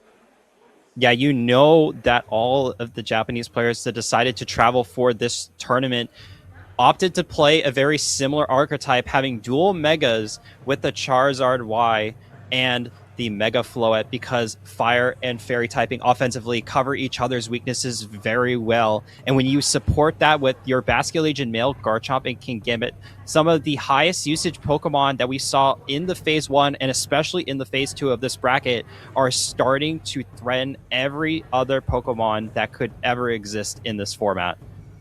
Yeah, King Gambit was one we pointed out earlier, 70% usage. in Phase 2, and up to 75% usage in this top 8 with 6 of our top 8 teams featuring King Gambit. And now we are going to have a look at Shoma Honami's team, and this is going to look very familiar from about 10 seconds ago. It's pretty much exactly the same team as Kosuke. Yeah, I believe there is a small difference in terms of the Pokemon moves on some of Shoma's Pokemon. King Gambit, I believe, does have access to this Protect. It does have Iron Head, but it's not going to be carrying that low kick and has the Aqua Berry. So any super effective fire type damage that could be coming from the Mega Charizard Y on Ko's side of the field is going to be doing resisted damage at least for one attack. And the Garchomp is going to be holding that Roselli Berry with a Poison Jab with no Protect. So any damage that could be coming from the Mega Floette or the Whimsicott is also going to be doing slightly resisted damage just for one attack. Gotta wonder if those two items might be enough to tip this matchup in favor of Ko here. The Rosalie Berry obviously very helpful into the Eternal Floette. Mega only running fairy moves. And into Charizard, like you said, that Aqua Berry allowing King Gambit to maybe survive one hit. But I think the Rosalie Berry on Garchomp makes it really threatening into this 6 Pokemon, because normally with this 6, with Whimsicott and Floette, you'd want to just hit it with a couple of fairy moves and get it off the field. But it can survive fairy moves thanks to the Rosalie Berry, and Poison Jab is doing a lot of damage to Floette. It's not going to be enough to get the one-shot, but it's still going to be enough to put a big chunk in it, maybe put it in range of something like a Sucker Punch or an Aqua Jet from one of the other Pokemon on this team. Yep, absolutely. And a thing to note, depending on if either player decides to bring their Eternal Floette Mega Evolution, Ko is going to be running a Modest Nature Mega Evolution Floette, whereas Shoma is actually running the Timid variant. Both are running this more hyper offense-oriented Floette with the Light of Ruin instead of this more setup-oriented Calm Mind. But one would have to imagine that they now, because stat alignment is shown on Team Sheet Preview, you are actually able to determine that Shoma's Floette is going to be faster in this matchup. Absolutely, and that is such a big advantage again in Shoma's favor here. It feels like looking at these team sheets, there's a few small details that maybe tilt this slightly in favor of Shoma, and that's a really important part of building teams for these tournaments, is these tiny little details. It's easy to look at these two teams and say it's just the same 6 Pokemon, which is true, but the choices that each player has made in what items to give them, what moves to give them, and how to train them makes such a big difference in a lot of matchups. Yeah, this is the fun part about VGC, where sometimes on the surface you look at these 6 Pokemon and think, oh, they're all going to be running the same Pokemon, and then internally you see the different moves, items, abilities, stat alignments, and different playstyles, and that can completely flip matchups from going to 50-50, or they could extend one player's advantage even more. It's worth noting that both of the Floettes here as well are running 3 fairy attacks and no Calm Mind, so there's not really an option for Ko to potentially, get a Calm Mind boost, and then it doesn't matter as much that Shoma's Floette is going to outspeed it.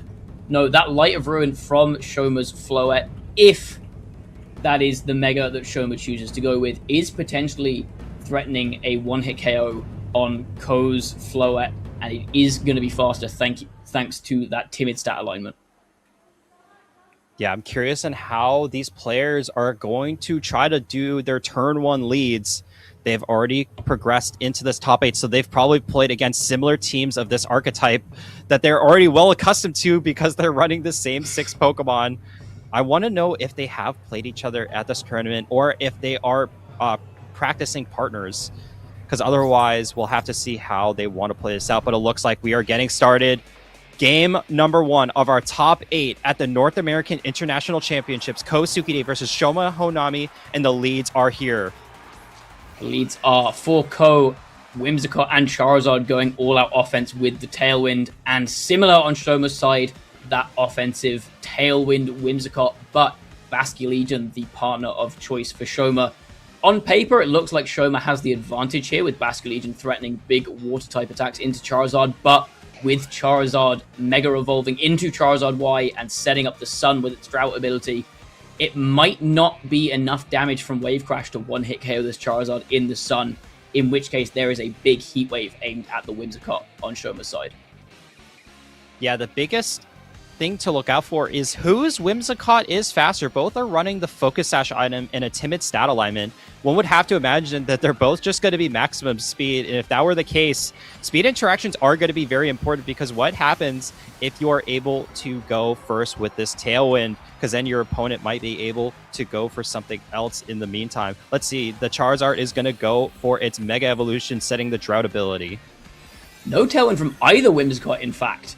Just going all-out offense, Shoma moving first with that Moonblast, and Ko moving second with a Moonblast of his own. Both Whimsicotts aiming at each other, breaking those Focus Sashes. Charizard Heatwave comes out. It's going to miss Shoma's Whimsicott. It does connect on Basculegion, but Ko cannot be happy about that miss there. Basculegion now will get a chance to retaliate, going for a Wave Crash into, you've got to imagine it'll be the Charizard. No, it's into the Whimsicott, and Whimsicott hangs on with just 11 HP. So it's definitely the best position that Shoma could possibly get with the miss onto his Whimsicott, but because of the harsh sunlight, the Basculegion's Wave Crash was not able to do just enough damage to KO Ko's Whimsicott. So both players still have not gotten a knockout yet. Both players also didn't decide to go for Tailwind in that first turn, just trading Moonblast into the respective Whimsicotts. But now they have to decide, do I want to set up a Tailwind this turn, or do I want to just play a little bit more patiently, seeing what my opponent's going to play? The thing with Tailwind mirror matches is oftentimes the person who sets up Tailwind second has a bit of an advantage, especially when your Tailwind setter like Whimsicott has Prankster. You can set it up just like regardless of whether or not your opponent has a Tailwind. You're not going to get outsped. But getting your Tailwind up second means that you will get an extra turn at the end. But we are instead just going to see both players setting up their Tailwinds this turn instead. Yeah, more than likely they were going to lose their Whimsicott, so they might as well just chase their losses and go for the Tailwind now. Aqua Jet just going to be attacking into the Mega Charizard Y, so you can get a little bit of chip damage in, as a Heat Wave is going to double connect into both the Whimsicott and the Basculegion, bringing the Basculegion just to around 24 hit points left. There's no more attacks going through the rest of this turn, so Shoma is going to be losing his Whimsicott, forcing him to bring in another Pokemon. But right now, it's going to be that Garchomp, which has a pretty decent matchup into both of the Pokemon against Ko's side of the field. Shoma looked like maybe he was making a call that the Charizard would go Solar Beam into his Basculegion and going for the Aqua Jet there, but I think instead he'd rather just guarantee some chip damage down on Charizard, knowing that Garchomp is in the back and is jolly natured, so probably going to be faster than Ko's Charizard. The Garchomp now has a bit of license to go for a Rock Slide. Both the Whimsicott and the Charizard on Ko's side looking like they're in range. Here comes the Protect on Ko's Whimsicott, just trying to keep it alive for just another turn. Aqua Jet from the Basculegion going to go into that Whimsicott, not going to be able to do anything this turn. And like you mentioned, the Rock Slide coming out from the Garchomp, outspeeding the Charizard Y, picking up the KO from about 75% HP. The Charizard Y is now going down. That is going to be Ko's Mega Evolution Pokemon falling down. And both Tailwind timers are now at 2 apiece, I believe. So right now, there's nothing that both players can do in terms of the speed control. Shoma just has to find a way to use his Garchomp effectively. I like the Aqua Jet as well from Shoma there. Pinning the Whimsicott slot a little bit, mostly just to try and save the Rosalie Berry on Garchomp, save it from taking a chunk of damage that it didn't really need to take. Because Rock Slide is always pinning the Charizard slot there. So Shoma deciding to just go for that priority Aqua Jet, save a bit of damage on the Garchomp. But speaking of Aqua Jets, there is another Basculegion that has just hit the field on Ko's side. And now another interaction here where the training becomes quite important. The player with the faster Basculegion in this situation is going to have such a massive advantage because they're both threatening the other with last respects. Yeah, and now that one Pokemon has been knocked out on each side respectively, the Last Respects is getting one additional stack of its base power, going from 50 to 100. Both have a adamant stat alignment, so there's no clear indication that either one is going to be faster. It could just end up being a speed tie, but we'll just have to see. And again, Tailwind is active for both players on the same exact timer, so we won't be able to just stall out a Tailwind and let the other Basculegion attack for free. We see an Encore coming out from Whimsicott here into Shoma's Basculegion, forcing it to lock into that Aqua Jet again. Aqua Jet coming out into the Whimsicott, does get the KO, but this does potentially power up the last respects for Ko's Basculegion, now at 150 base power. Rock Slide coming out from Shoma here. Is it going to be getting a flinch on the Bastion Legion? 30% chance, but Bastion Legion hits through with the last respects, 150 base power, and it's not enough to KO the Garchomp, hanging on just 9 HP. Bastion Legion getting the actual boost from the Whimsicott KO allows it to get that additional stack at 2 for the last respect to do just enough damage to force the Garchomp into red HP. Doesn't take the self-recoil damage because last respects is not a contact move into Rough Skin. And now we're going to be seeing this King Gambit switch in onto the battlefield. Now it has a pretty good matchup into this Garchomp because it only has attacking moves. Now you could just go for a Sucker Punch into the Garchomp spot. You can't go for Sucker Punch into the Bastion Legion because it is going to be faster using those Aqua Jets that I was just encored into. Shoma does have a Pokemon advantage here on paper, but his 2 lead Pokemon are so low on HP. And like you said, the King Gambit is pinning this Garchomp here. Bastion Legion on Shoma's side, locked into Aqua Jet in Sun, not really threatening any damage into either of Ko's Pokemon. So if Garchomp doesn't switch out, it's going to get Sucker Punched here, but if Bastion Legion doesn't switch out, it's locked into Aqua Jet. Yeah, and there goes the Aqua Jet into the Garchomp, getting that KO at that moment. Bastion Legion also going for the Aqua Jet on Shoma's side. It has been encored into, and just deciding to go for that Iron Head just in case something else was going to switch in, but that's the safest move that you could possibly use there. Bastion Legion also going to be going down on Shoma's side. Sunlight also going to be disappearing from the battlefield, as well as those Tailwinds. Only 1 Pokemon left on Shoma's side of the field. We actually have not seen any Mega Evolution on Shoma's side, and it's going to be that Floette. And this is why we saw the Iron Head coming out last turn to cover the switch into a Floette. Shoma's Floette is going to be faster than the King Gambit and Bastion Legion on Ko's side here, but in this 2v1 situation, I think Bastion Legion has just enough health left that Dazzling Gleam isn't going to be enough to get a KO. And both Bastion Legion and King Gambit are threatening the one-hit KO on Shoma's Floette here. Absolutely. Even if Shoma's Floette decided to Mega Evolve and go for the Lighter Rune attack and get a critical hit into the King Gambit, and let's assume that it was able to get a knockout there, Bastion Legion would then get an additional stack of its last respects and almost surely would be able to pick up the KO.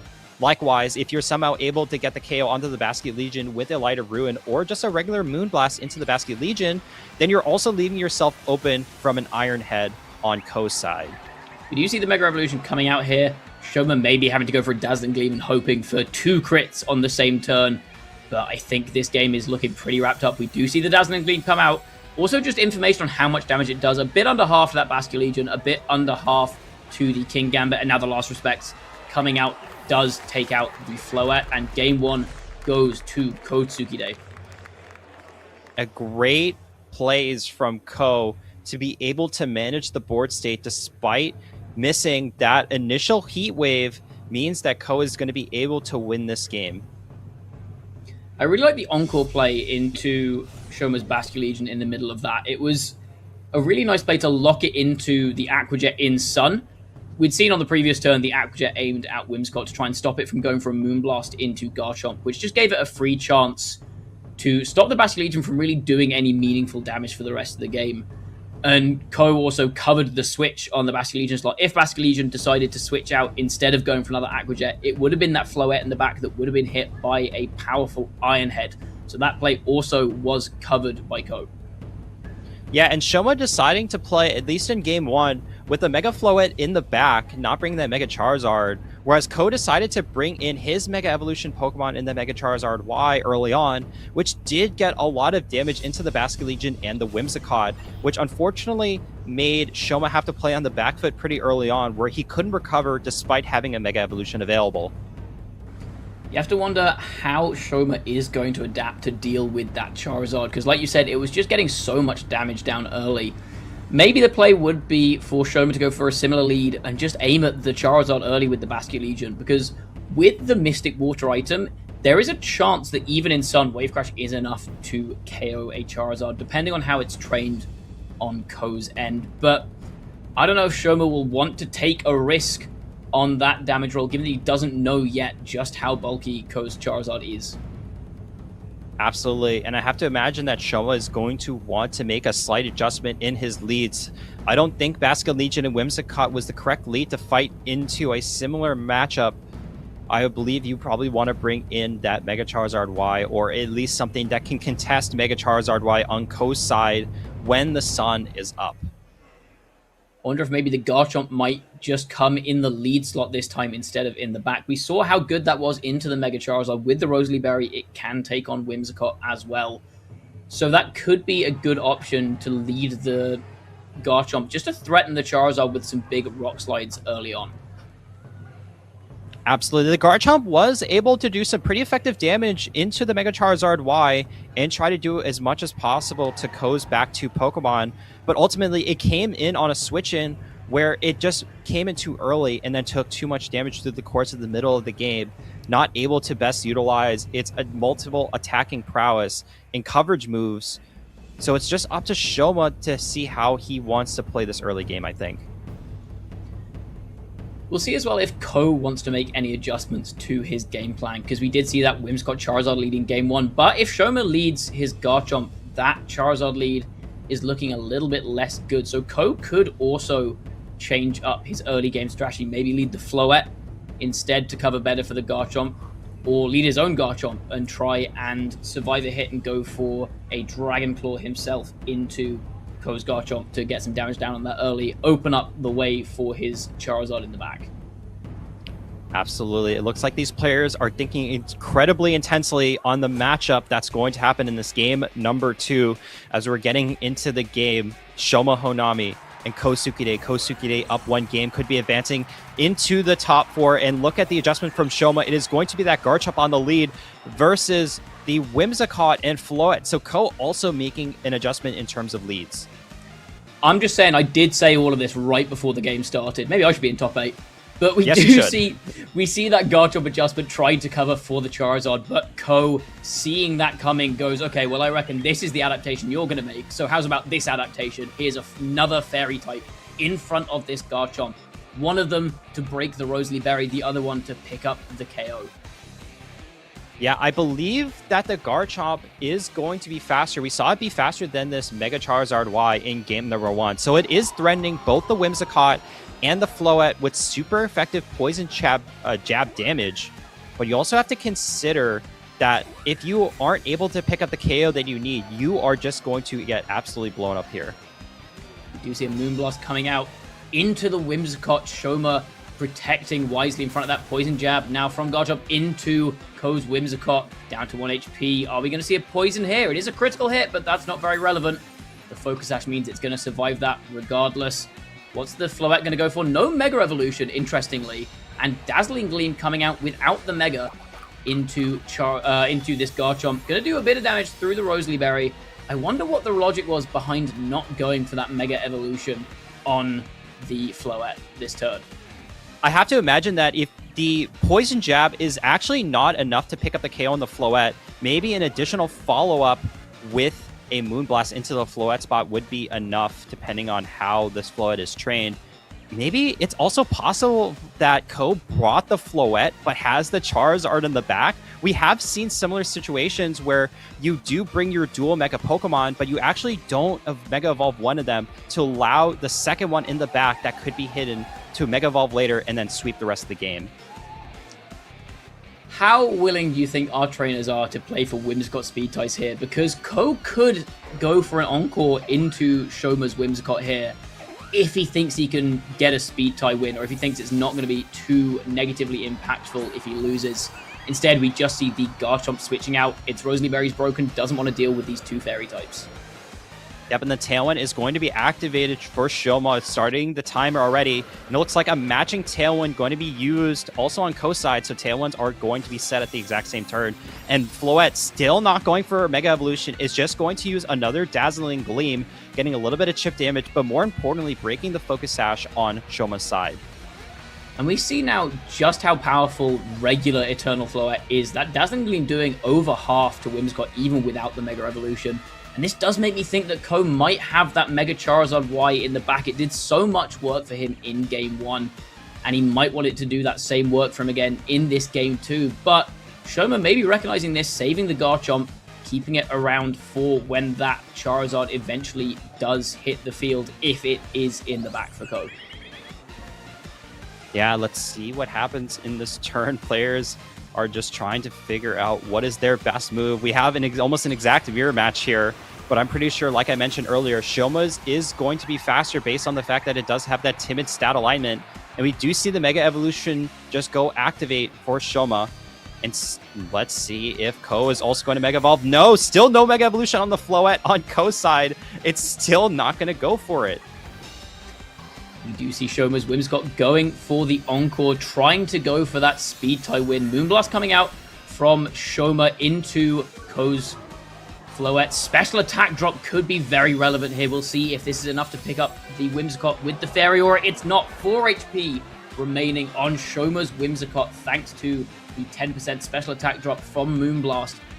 But I don't know if that's the outcome that Shoma actually wanted from that. He may have actually preferred for his Whimsicott to fade there so he could get a free switch in to one of his more aggressive Pokemon in the back. May have to readjust his game plan here, or maybe he just goes for another Encore into Ko's Whimsicott, stop it going for a Moonblast so that his Floette can Dazzling Gleam to clean up the Whimsicott and the Floette at the same time. This is going to be a very tough turn because you know you can't protect here safely because of the future Encores that could be coming from either Whimsicott and the Mega Floette on Shoma's side of the field. Just used Moonblast on the last turn. I was going to say maybe Ko could go for Encore into that spot, but it looks like it's going to switch out into this Charizard, which has a pretty good typing into the Fairy types that are on this field that Shoma has. So right now, that's a good switch in. Whimsicott from Shoma going to be going in Moonblast into the Charizard, getting some pretty decent chip damage. What does Shoma go for in this next turn? It's going to be Dazzling Gleam. The Protect on the smaller Eternal Flower Floette going to absorb that attack, but the Dazzling Gleam into the Charizard going to have to take that. We saw Ko there preserving his Whimsicott, seeing the value in keeping that Tailwind available for late game, especially if he can try and KO Shoma's Tailwind this turn before the Tailwind is over. But Charizard took over half of its HP from that double up of Moonblast and Fairy Aura, and Dazzling Gleam, thanks to the Fairy Aura from Shoma's Mega Floette. So now Floette in range of a Dazzling Gleam on Ko's end. Charizard with the Mega Evolution, maybe it gets enough special defense when it Mega Evolves to survive the Moonblast and Dazzling Gleam double up, but I don't know. And it looks like Whimsicott and Floette on Shoma's end probably are both going to be fast enough to outspeed this Charizard. Yeah, it's a tough call to make, and it looks like the Charizard not opting to go for an attack here is just going to protect itself this turn. Whimsicott going to be going for a Moonblast into the Floette. Because of that Fairy Aura, it's going to get that increased special attack from, or increased Fairy type damage from the Moonblast. Now going to go for a Light of Ruin is the Floette on Shoma's side, but it's not going to connect at all because of the Protect. Tailwind on both sides of the field are now going to dissipate, and Ko has to bring in another Pokemon, and you'd have to imagine this has to be the Whimsicott to set up the Tailwind once again. Whimsicott does come in to try and set up another Tailwind, but Shoma can match that. And the only way that Ko could maybe stop Shoma from setting up Tailwind is by encoring Whimsicott into a Moonblast. But in that case, Ko also doesn't get his Tailwind up, and so the Light of Ruin that we saw aimed at Charizard last turn would still be free to let loose into that slot, which at this range I think would probably be enough to get the KO even with the Mega Evolution. Light of Ruin, such a powerful attack coming from such a powerful Pokemon in Mega Floette that this Charizard is under so much pressure now. And this turn could be the pivotal one. Only 3 Pokemon left for Ko, and he has a lead in this set at 1-0, as the Mega Charizard are going to be Mega Evolving, bringing down the Harsh Sunlight for the first time in this set so far, or at least in this game so far. Tailwind from the Whimsicott, going to be reactivating that speed control for Shoma. What is Ko also going to go for? It's going to be a matching Tailwind, so make sure that there is no speed advantage for either player gained. And it's going to be the Light of Ruin attack. There's not going to be a miss. The super powerful, unique attack is going to go into the Charizard, picking up another knockout. That's enough for the KO. That's such a powerful attack from that Floette. Charizard, very high special defense in its Mega Charizard Y form, but the 140 base power bolstered by Fairy Aura, enough to pick up the Charizard. And now it is a 2v4. There's still a Garchomp in the back for Shoma. There's a Garchomp in the front now for Ko. But with this Floette on Shoma's side being trained with a timid stat alignment, this might end up being a speed tie between Garchomp and Floette. Their maximum speeds for both these Pokemon is identical. Not to mention, there's also the Moonblast threat on Shoma's side into this Garchomp. Garchomp for Ko not holding that Rosalie Berry. The Fairy Aura boosted Moonblast may well be enough to just one-hit KO. We'll just have to see if the Garchomp is going to be moving first. It would probably have to go for a Rock Slide to potentially get a double knockout here in order to get anywhere in this match. Encore is going to be used on Shoma's side of the field, locking Ko's Whimsicott into that Tailwind attack. Not going to be able to do anything for the next few turns. Next to move is going to be the Rock Slide, and it's going to miss one of its target. It's going to miss the Whimsicott, which is, you know, it's fine for now, but right now the Eternal Flower Mega Evolution Floette is going to be falling into its Pokeball, but Shoma still has 3 more Pokemon to operate with. I think Shoma's got an opportunity here to maybe just Encore Garchomp into that Rock Slide. Because with his own Garchomp in the back, Rock Slide, okay, maybe there's a chance that he loses a speed tie and gets flinched by the Rock Slide, but that's not doing any damage.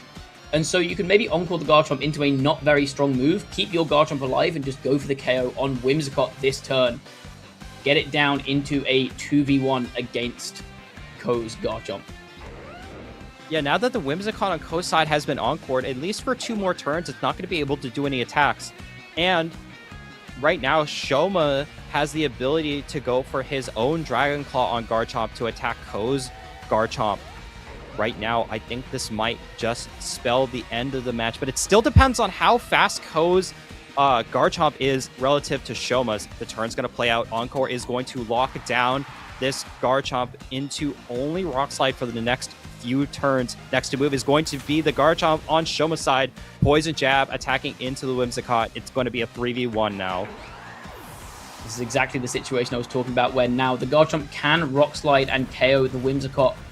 But if we see a King Gambit in the back end, for example, this Rock Slide not going to be doing any damage or any meaningful damage to it. Even if it's Basculegion in the back, Shoma just needs one of his Pokemon to not flinch for a single turn and get off a Dragon Claw or a Last Respect, and that will spell the end for this game 2. And it is the King Gambit we're going to see in the back. 2 Rock Resists against a Garchomp locked into Rock Slide. King Gambit can safely Sucker Punch here, not needing to worry about any Rock Slide flinches. No chance for Ko to get around the Sucker Punch, forced to click Rock Slide this turn. Maybe just clicks it anyway to go for a bunch of flinches, but we do see the Sucker Punch now coming out. There's a Dragon Claw that's going to be following it up. Can we get a flinch from Ko? And there is a different interaction that we just saw. Shoma moved first, I believe, on the last turn, unless I'm mistaken. So I believe these different Garchomps are going to be speed tying here, so that's crucial information to know in the future. And that is going to be a game number 2 win for Shoma Honami. We're going to a game number 3, Matt. We are going to a game 3. I guess it makes sense when both players have such similar resources available to them that it does end up being a very tight game. Very interesting play from Ko, not using the Mega Floette that game, bringing Floette with the full intention of not using its Mega Evolution, keeping that Charizard in the back. But Shoma able to position his Garchomp really well to just make sure there's an ever-present threat on the field. Throwing out, we saw the value of Poison Jab into Whimsicott there, Rock Slide, getting a lot of value into the Charizard as well. Really well positioned with the Garchomp, setting up for a position where everything was at low enough health that his Floette could clean up with the speed advantage and with the Tailwind matched on both sides. Yeah, let's talk about how Ko decided to play a little bit of a risky game plan, deciding to bring the Whimsicott and the Mega Floette into this matchup, knowing that he was not going to Mega Evolve the Floette at all, deciding to have the Charizard wide being the Mega Attacker. But because you did not decide to bring the King Gambit or the Basculegion in the back, you actually ended up not having as much damage output as you did in the previous game, which I think ended up hurting Ko in the end. I think there was also in the middle of there probably some Whimsicott speed ties with Encore. So there's a very strange situation with 2 Whimsicotts that are trained to be maximum speed, which is after both of them have set up Tailwind. it's kind of optimal for both Whimsicots to click Encore into the other Whimsicott. Unless you're calling a Protect, that play is pretty much always your best outcome. Because if the opposing Whimsicott Encores you and you click a Moonblast, then you're stuck and you're always getting Encored. So you have to try and Encore first to stop them Encoring you. And we saw that in the middle of that game where both Whimsicots set that Tailwind up on the same turn going into that end game. A second round of Tailwind for both of them. And then the Encore from Shoma was able to come out first, and that pinned Ko, locking his Whimsicott into Tailwind. Had that speed tie gone in the other direction, maybe we would have seen a different outcome for that game. And here comes game number 3. Winner is going to advance into the top 4 to potentially have a chance to win the North American International Championships 2026. We're going to see a repeat lead of game number 1. Shoma Honami is going to bring the Whimsicott and the Basket Legion, and Ko Tsukide bringing a very unique lead of Garchomp and King Gambit. Basket Legion would have been very threatening into a Charizard lead if that is the lead that Ko had gone back to, or even if this is a very offensively built Floette on Ko's side. Shoma's Basket Legion could have been threatening a one-shot into that with Wave Crash. For now, though, this King Gambit really threatening big damage into Basket Legion with Sucker Punch, and I cannot count how many times we've seen games start with a Sucker Punch into a Basket Legion that gets an immediate KO. The Garchomp, though, on Ko's side, under a lot of pressure here from potentially a Moonblast and Aqua Jet double-up, would be threatening to get the knockout. That would also stop Ko's King Gambit from going for a Sucker Punch, but the Sucker Punch does come out, and this time, this Basket Legion, so bulky. We've seen so many Basket Legions go down to that attack. This one's surviving comfortably. And it looks like the Moonblast is just going to go into the King Gambit, getting some decent chip damage in as the Rock Slide from the Garchomp getting a little bit more on Shoma's side. Basket Legion still able to survive the turn with 18 HP, but the Wave Crash going to go into the King Gambit. It barely just enough, and it looks like the recoil from the Wave Crash is going to make the Basket Legion go down. The big key difference is that the King Gambit on Ko Tsukide's side is not that Black Glasses variant, so did not have that extra boost in damage that it needed to potentially get the KO onto the more bulky Shoma Honami Basket Legion male. This feels like a very strong position now to bring in Floette if you are Shoma. Yes, you lost a Pokemon on turn 1, but you got enough damage down on this King Gambit that it's in range of that spread move. Garchomp probably in range of a Dazzling Gleam as well, unless it is built to have a lot of special bulk. So this seems like a pretty safe position for Shoma to maybe bring in that Floette if he has it. But if he's decided to switch up for that Charizard game plan, which he hasn't, it is time for this Floette to start clicking these big fairy type attacks. Yeah, the important key factor is Tailwind has not been set up yet because Shoma decided to just go for the Moonblast into the King Gambit, getting a little bit of extra damage. Now you can set up Tailwind in this turn and allow the Floette to Mega Evolve and go for a Dazzling Gleam. You're surely to pick up the 9 HP King Gambit. And because Ko's Garchomp is not holding a Roselli Berry, it would have to take the full force of a Fairy Aura boosted Fairy type attack. Now we do see the Mega Evolution coming out. The big question here, I think, is Shoma going to go for Tailwind this turn, or is he instead going to opt for a Moonblast with Whimsicott to delay the Tailwind for one extra turn? We were talking before about how important it can be to delay the Tailwind. Garchomp going for a Protect here, knowing it's a bit vulnerable for an Encore next turn, but instead we do just see the Moonblast come out from Whimsicott, not wanting to set the Tailwind up too early, knowing, as we said, the value of delaying that as long as possible so your opponent doesn't get extra turns of Tailwind after yours goes down.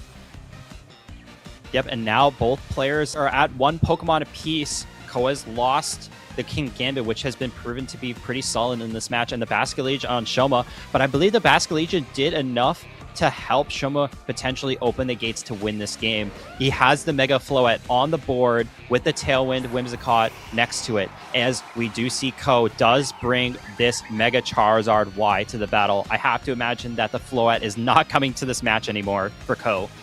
It seems unlikely that we have the back-end non-Mega Floette. I imagine it's got to be the Whimsicott in the back for Ko. If not, then the Tailwind that Shoma is threatening here is doing so much work for him if Ko does not have a way to match it. I imagine this might just be a case of getting Tailwind up, getting as much damage on the Garchomp as possible. But I don't know, with this Floette being built very offensively on Shoma's side, does it have enough bulk to survive maybe a Weather Ball from a Mega Charizard? Why that might be the deciding factor in this game. whether or not that Floette can hang on for one turn or if it is going to go down straight away. And Shoma has to figure out what's going to happen with Ko's Pokemon. Garchomp just protected in the last turn. It could go for an Encore, but it might whiff it this turn. Mega Charizard Y going to go for its Mega Evolution here, setting the harsh sunlight and now giving access to its boosted fire type attacks. We'll just have to see what happens in this turn. Next to act is going to be this Whimsicott. Tailwind is going to be set up. So now we could be seeing an offset Tailwind timers coming through. Floette deciding to go and still target into the Garchomp spot. Whimsicott, because of the Focus Sash, is going to live on 1 HP.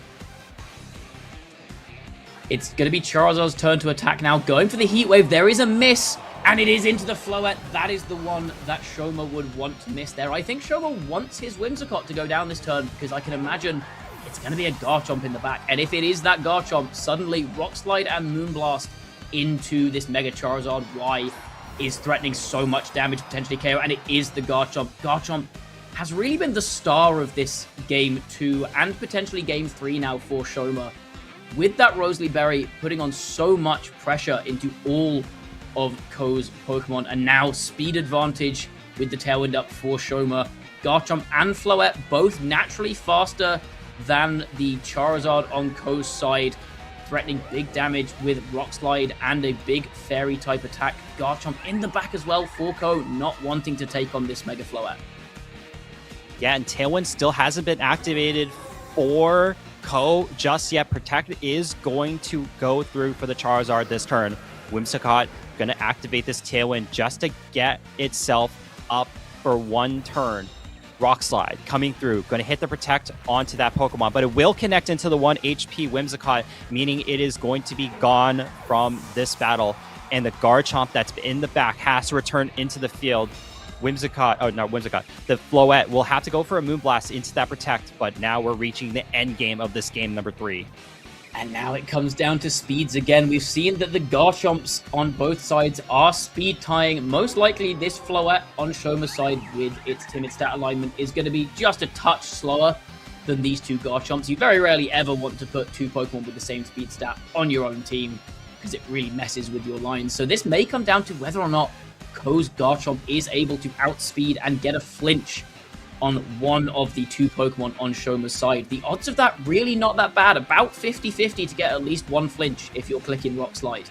So that might be the out that Ko goes for. I don't think Dragon Claw will be enough to pick up Shoma's Garchomp, so I think it may have to be in the hands of fate who comes out the victor in this game.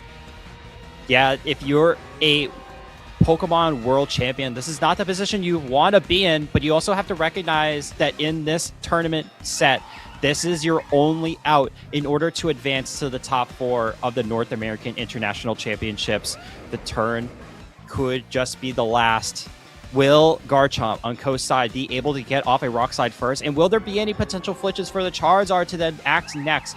Or will Shoma be able to move first, getting a Rock Slide crucially into this Mega Charizard? The turn goes through. Dragon Claw into Garchomp. Not enough to do the one-hit KO. Next to act should be coming up. It's going to be the Rock Slide. It's going to double connect. The Charizard still able to survive the hit. We have 2 more Pokemon to move in this turn. It's going to be the Floette with the Dazzling Gleam. It's going to connect it to both, and Shoma Honami is going to advance into the top 4. What a well-played set from Shoma there. Again, realizing the value in his Garchomp. I think that really was the pivotal piece across the 2 games he won.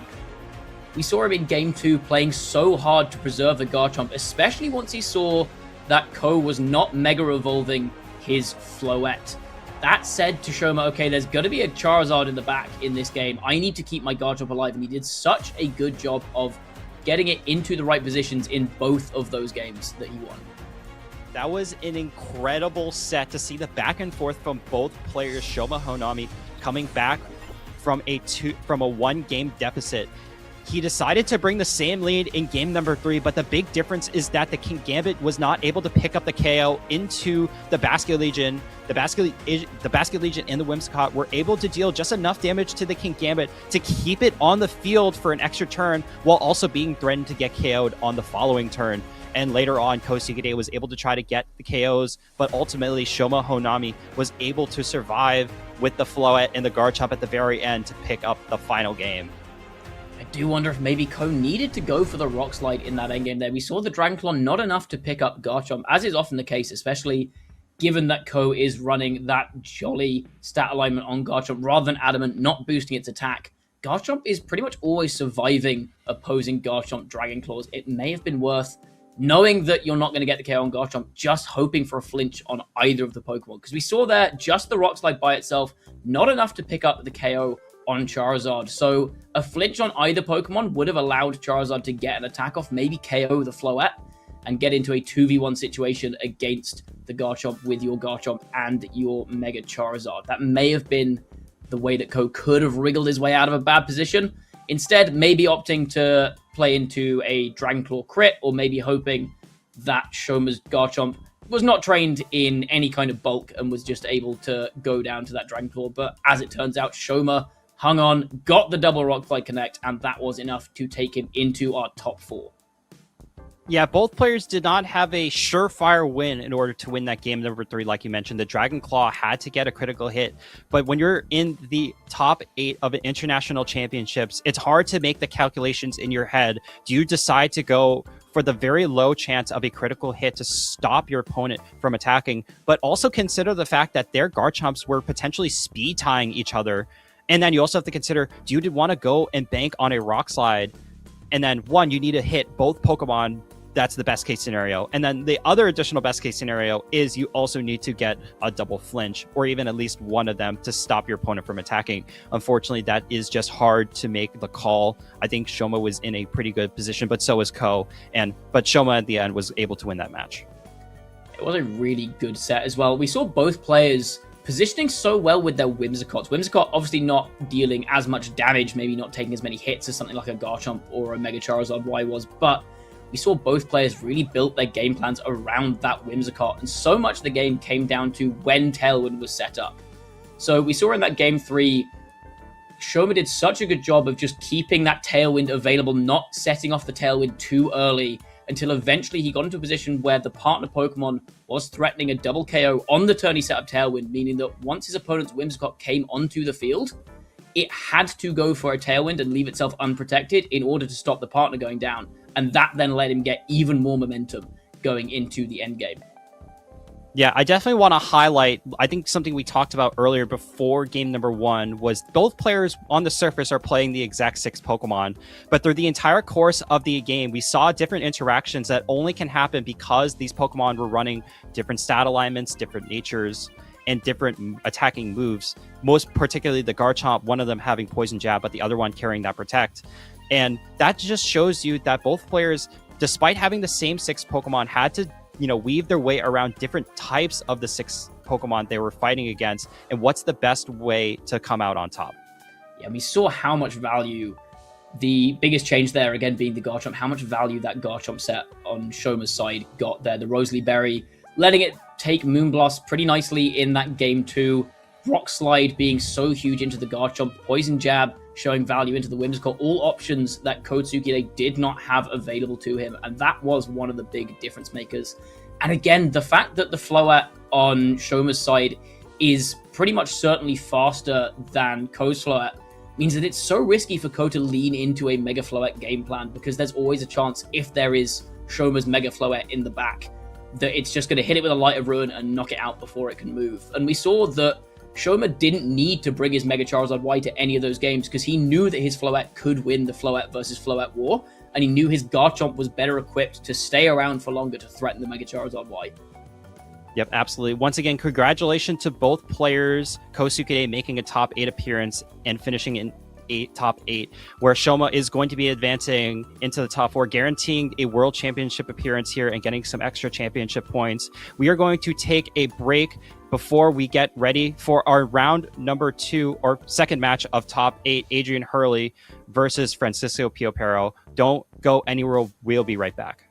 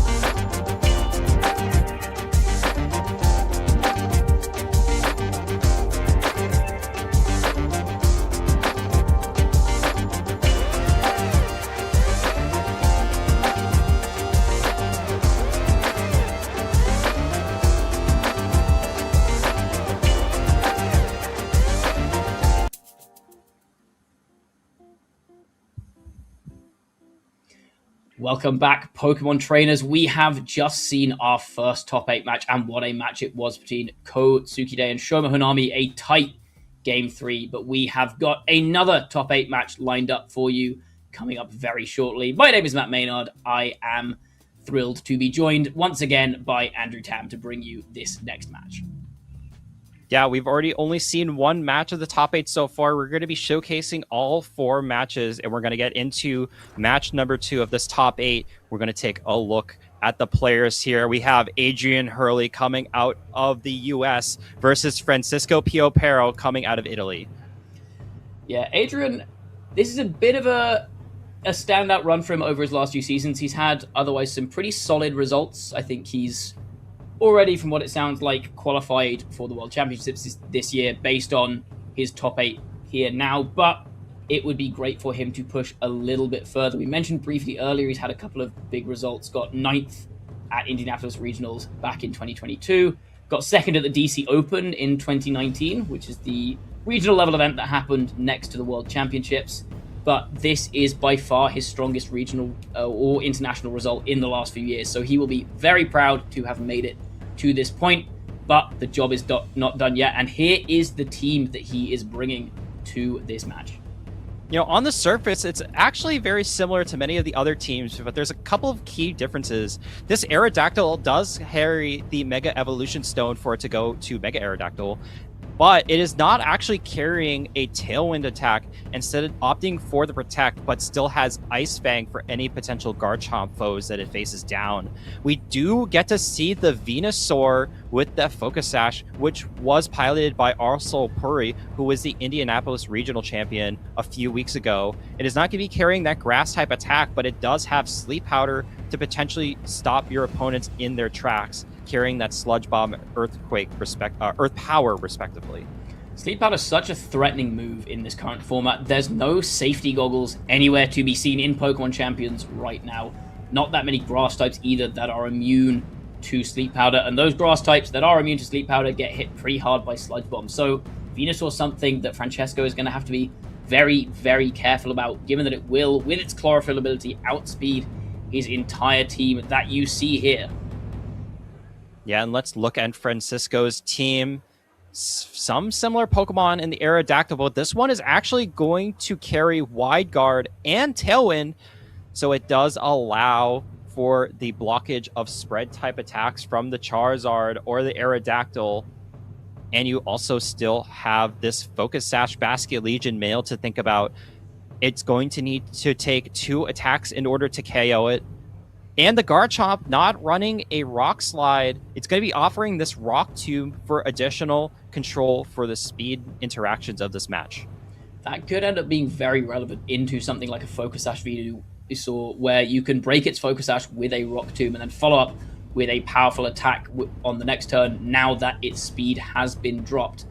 I want to point out the Wide Guard on Aerodactyl here, which, again, we mentioned earlier with Toxapex, is not that uncommon to see, but also not hugely common in this format. But may come into play here against Adrian's Rock Slide on his Aerodactyl, Heat Wave on his Charizard, and Rock Slide on Garchomp. And here comes game number 1. Winner is going to advance into this top 4, and we see a pair of Aerodactyls staring each other down alongside the Incineroar for Adrian, and it's going to intimidate both Pokemon, but Francisco brought that King Gambit, increasing its attack by 1 due to the Define ability. King Gambit now at +1 attack is threatening a lot of big hits with all of its assorted moves. Another one of those King Gambits running 4 attacks with 2 dark moves, Iron Head and Low Kick. Iron Head is going to threaten to one-shot the Aerodactyl on Adrian's end. Low Kick, probably not a one-shot on Incineroar, but still getting a lot of damage down. And Francesco's Aerodactyl again threatening with these big Rock Slides. We are going to see the Mega Evolution now coming out from Francesco first. I don't know if that's maybe an indication of speed orders in this game. Are we going to see the response from Adrian? We are Mega Evolution for Aerodactyl on both sides. Again, Francesco's Mega Revolt first. That could be an indication of speed order. Maybe it's a speed tie, but we'll have to find out. Incineroar going for Fake Out. Francesco's King Gambit going to flinch this turn. it is going to be a speed tie. In fact, Aerodactyl moving first from Adrian. Now Francesco's Aerodactyl taking a big chunk of damage. Is there going to be a flinch on the Aerodactyl? There is not. Rock Slide double connects in response as well, but with the Intimidate, Francesco's Aerodactyl not quite managing as much damage into Adrian's Aerodactyl, and the flinch from King Gambit thanks to the Incineroar fake out. Yeah, and Francesco deciding not to go for the Tailwind, just trying to get additional damage set up, so there's no additional speed control for them to be able to take control of this match. The Intimidate drop does not allow the Incineroar or the Aerodactyl to take too much damage despite being super effective. And the King Gambit has to sit on the field for now. It's going to want to try to get an attack off because it is +1. It is now threatening this Aerodactyl with a potential Sucker Punch into that slot. The Incineroar could also just go for an attack here. And here it comes. The King Gambit goes for that Sucker Punch. Sucker Punch is enough to take out the Aerodactyl from Adrian's. And Adrian's Aerodactyl not running Tailwind, so all it can do is protect or attack here. Nothing to play around that Sucker Punch. And Francesco is the one who gets the Tailwind up now. Flare Blitz from Adrian puts Francesco's King Gambit down into the red, but it does hang on crucially. Still got that +1 Sucker Punch threatening all of Adrian's team, and Tailwind up now from Francesco, making that King Gambit even more scary. And now that the Tailwind is active, Francesco does have the speed advantage on both Pokemon in this game so far. Francesco is the one that is not currently running the Ice Fang attack, I believe. So you don't have those guaranteed ways to attack into this Garchomp for great damage. You could go for Rock Slide, at least hitting this Incineroar, but you're going to be doing resisted damage to the Garchomp. But you also do have access to the Dual Wing Beat, but Dual Wing Beat does activate twice into the Garchomp's Rough Skin, so you have to be very careful how you want to play this game. The King Gambit also should be outspeeding this opposing Incineroar, but it still might have to contend with this Garchomp's speed. The +1 Sucker Punch coming out again. Over half HP gone from this Garchomp. King Gambit living on 1 HP. That could be so important. Double connect on Rock Slide from Francesco, offering up a chance for flinches now as well. Garchomp not taking too much damage from that. Getting its Citrus Berry on the Incineroar. Back up to almost half. Garchomp does not flinch. Dragon Claw coming out into King Gambit, getting that KO. Finally knocking it out. It's done so much damage though already this game. Incineroar also gets the flinch there. Rock Slide getting that Rock Slide value that it's famous for. No chance for Incineroar to maybe pivot out with a parting shot. And Garchomp now taking the field from Francesco's side as well. That is an unfortunate flinch there. If Adrian was going to want to go for a parting shot, he could have gotten that into the Aerodactyl and then dropped its attack down another stage, letting it switch out into one of Adrian's unrevealed Pokemon. But it looks like Adrian is going to be the one to switch out first into his own King Gambit. Adrian is bringing in his King Gambit. This is a board state that looks very weak to Earthquake here from Adrian's perspective. Is that Garchomp going to go for it? Rock Slide coming out, not too much damage on either Pokemon, and it is Earthquake from Francesco, catching the King Gambit on the switch in. Incineroar going to go down to this now. King Gambit taking a big chunk of damage. No more chances to get an Intimidate down on this Garchomp on Francesco's end. King Gambit as well, already under half HP. Another Earthquake looking like it might be threatening to take a KO there. Yeah, and now Adrian has to decide how he wants to play it potentially in this next game. He's looking at the team sheet just thinking, what are my ways to win this current match and future matches? He does have this King Gambit on the board, and he will bring the Incineroar in the back to start fighting once again. Oh, actually, no, the Incineroar did get knocked out this turn. It's going to be that Garchomp coming in the back that switched out previously. You do have that Choice Scarf, so it does give you that extra boost in speed, but I believe the Tailwind is still active in this turn, so it's really going to depend on how fast these opposing Pokemon are and whether they can outspeed this Scarf Garchomp. It is one more turn of Tailwind. No Protect, I believe, on Adrian's King Gambit either, with 4 attacks and a Choppleberry being the set of choice for both of these players, meaning that an Earthquake from Garchomp is looking pretty safe here. And Adrian, with his Garchomp, could lock into a Rock Slide, for example, to try and knock out this Aerodactyl. But the problem with that is then you're stuck clicking Rock Slide for the rest of the game into the back Pokemon, and it's not that strong a move. Earthquake does come out Wide Guard, protecting Aerodactyl from a move that wouldn't have hit it anyway. It's going to hit both the Garchomp and the King Gambit, enough for the double KO, and that is game 1 to Francesco.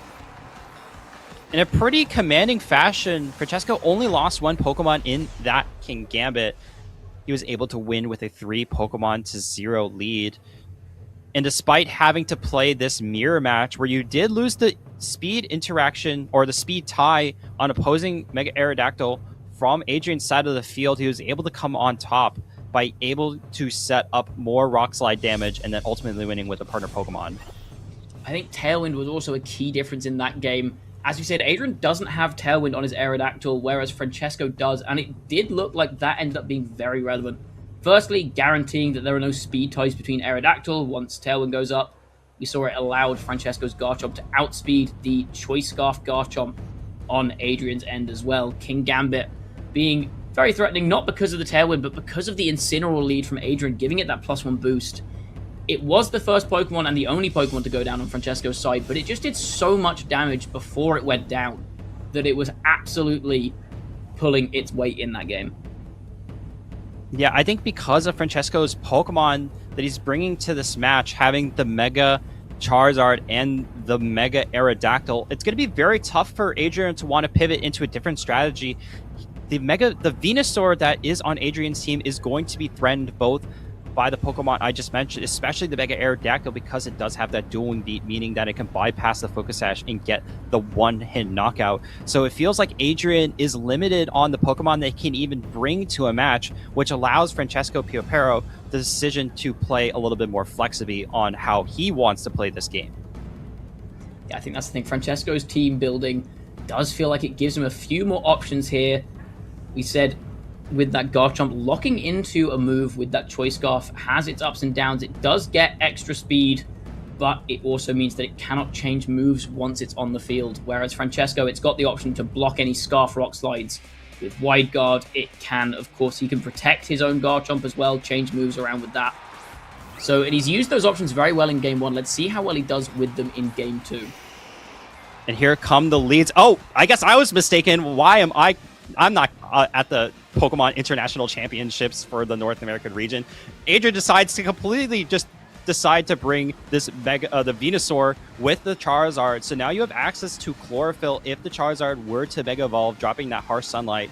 Francesco deciding to bring a little bit of a different lead here. It's going to be the Mega Aerodactyl here if you decide to go for that. And Sylveon is going to be the partner Pokemon on this board state. Yeah, there's no fake out on lead from Francesco, no fake out anywhere on the team, in fact, and no protect on the Aerodactyl. So once Mega Charizard goes for this Mega Evolution and Sun goes up, there's a chance that Sleep Powder could just immediately send this Aerodactyl down for a nap, which would be really detrimental for the long-term plan of Adrian. But at the same time, if you miss that Sleep Powder, only 75% accurate, there's potentially a Rock Slide coming out aimed at your Charizard. So this is a very high-risk turn 1 if the Sleep Powder is the move of choice from Adrian. You see the Drought coming out now. It is the Sleep Powder aimed at the Aerodactyl, who dodges. And now the Dual Wing Beat coming out. 2 hits on Venusaur, more than enough to KO it through that Focus Sash. There we see the risk that you take on when you click a 75% accurate move like Sleep Powder. Charizard is going to be allowed to get a free attack here. Not hit by a Rock Slide, but Heat Wave into these 2 resisted Pokemon, not doing that much damage. No burn on either. That could have maybe changed the course of this game, but now this Aerodactyl without the Venusaur on the field is looking pretty uncontested. Yeah, that is quite literally the worst situation that Adrian could have dreamt of. Missing the Sleep Powder onto the Mega Aerodactyl connecting with the Dual Wing Beat into the Venusaur spot, not getting a burn, and now you're staring down a faster Aerodactyl and Garchomp. Adrian has no speed control in this match outside of his own Garchomp, but then again, the Aerodactyl on Francesco's side does have access to Wide Guard, so if Garchomp wanted to go for the Rock Slide, it is not going to be safe further on in this match, and the Garchomp on Francesco's side still going to be threatening with that Rock Tomb. It looks like we're going to see a switch out here to Incineroar. Charizard seeing a lot of Rock-type moves on the far end. Adrian choosing to switch that out, get the Intimidate down on both of these physical attackers. No Wide Guard coming out from Francesco, calling that the Dragon Claw was coming in from Garchomp. Tailwind now going up on Francesco's end, and this Choice Scarf Garchomp, again, now it's not faster and can't switch its moves. Worst of both worlds. Earthquake coming out, bit of chip damage on the Garchomp, a good chunk of damage on the Incineroar. And now, again, this Choice Scarf Garchomp on Adrian's end, really not in a good spot without the speed control. Yeah, I have to imagine that Adrian doesn't really have a solid way to come back into this match. We'll just have to see. The Tailwind was just activated in the last turn, so there's 3 more turns of Tailwind that can be activated. The Incineroar did switch in, so it did drop the Intimidate on both Pokemon and does have access to that Fake Out still. So he could just try to see Adrian playing a little bit slower, trying to find a way to get the knockout onto the Mega Aerodactyl. So cannot set up the Tailwind again. And I think Francesco, recognizing that, switches out the Mega Aerodactyl to try to preserve it for later in this match. Exactly, recognizing that with Sylveon as one of his last 2 Pokemon, potentially if there's a King Gambit or a Basculegion in the back for Francesco as well, that Charizard could be a real problem later into the game. So choosing to save his Aerodactyl to deal with that later. And now we have Sylveon with the Tailwind up. We've seen Garchomp locked into Dragon Claw on Adrian's side. That gives us some pretty free Hyper Voices for Francesco into these 2 Pokemon here that are not resistant to Fairy. Garchomp definitely going down to that attack if that's what Francesco chooses to go for. But at the same time, Francesco could also just go Rock Tomb into the Garchomp slot to cover a potential switch into Charizard, guaranteeing at least 1 KO on that slot this turn. Yeah, the crucial bit of information here on the team sheets is that Adrian is going to be running Throat Chop Incineroar, so depending on how the Incineroar is fast, it could outspeed the Sylveon and go for the Throat Chop in that spot. Looks like Adrian is going to want to switch out here to preserve the Garchomp for later in this match with the Choice Scarf, switching in this Charizard. And there's the Rock Tomb to cover the switch, doing about half to Charizard. The Intimidate from earlier, giving it a little bit less damage, but we do see that Rock Tomb Hyper Voice double up, covering for that Charizard switch. Charizard at -1 speed as well now, so even once Tailwind goes down, there's a chance that the rest of Francesco's team is going to be able to outspeed it. We do see that Throat Chop, like you mentioned. Sylveon now unable to click Hyper Voice, its biggest move, taken offline, but still not a great position if you are Adrian with the Charizard at low health. That's in range of a Dragon Claw. No need to risk a Rock Tomb. You can also cover for a Garchomp switch in as well. Incineroar taking a fair bit of damage, wants to try and pivot, but with that Garchomp in the back, it's very difficult to make that work. Yeah, Francesco is in a very commanding position. He actually hasn't even lost any Pokemon yet. Has the Mega Aerodactyl in the back to potentially switch in for later. The Incineroar is still on the field. The Garchomp is just going to go for the Protect this turn, not trying to risk anything, as the Sylveon also is going to go for the Detect, trying to just stall out this turn of Sun. Not only stalling out the turn of Sun, but also stalling out the 1 extra turn of Throat Chop that was applied to it. So if Sylveon is faster than Incineroar here, then it will be able to Hyper Voice again this turn. This Sylveon not running a single target Fairy type attack. We often see Moonblast or Hyper Beam on Sylveons. This one instead running Yawn. Francesco choosing to go for the utility option rather than more damage. But like we said, Sylveon now, if it's faster than Incineroar, can get another Hyper Voice off. Charizard for Adrian, no longer in Sun. The damage from its Weather Ball non-existent. Its Heat Waves not going to be doing nearly enough to Sylveon. So again, we end up in a horrible board state for Adrian, where Francesco can just swing a Hyper Voice here, maybe a Rock Tomb into Incineroar or a Dragon Claw, and something is probably going to go down here. Charizard needs to switch out to reset its Sun, but now Garchomp coming in on a potential Hyper Voice.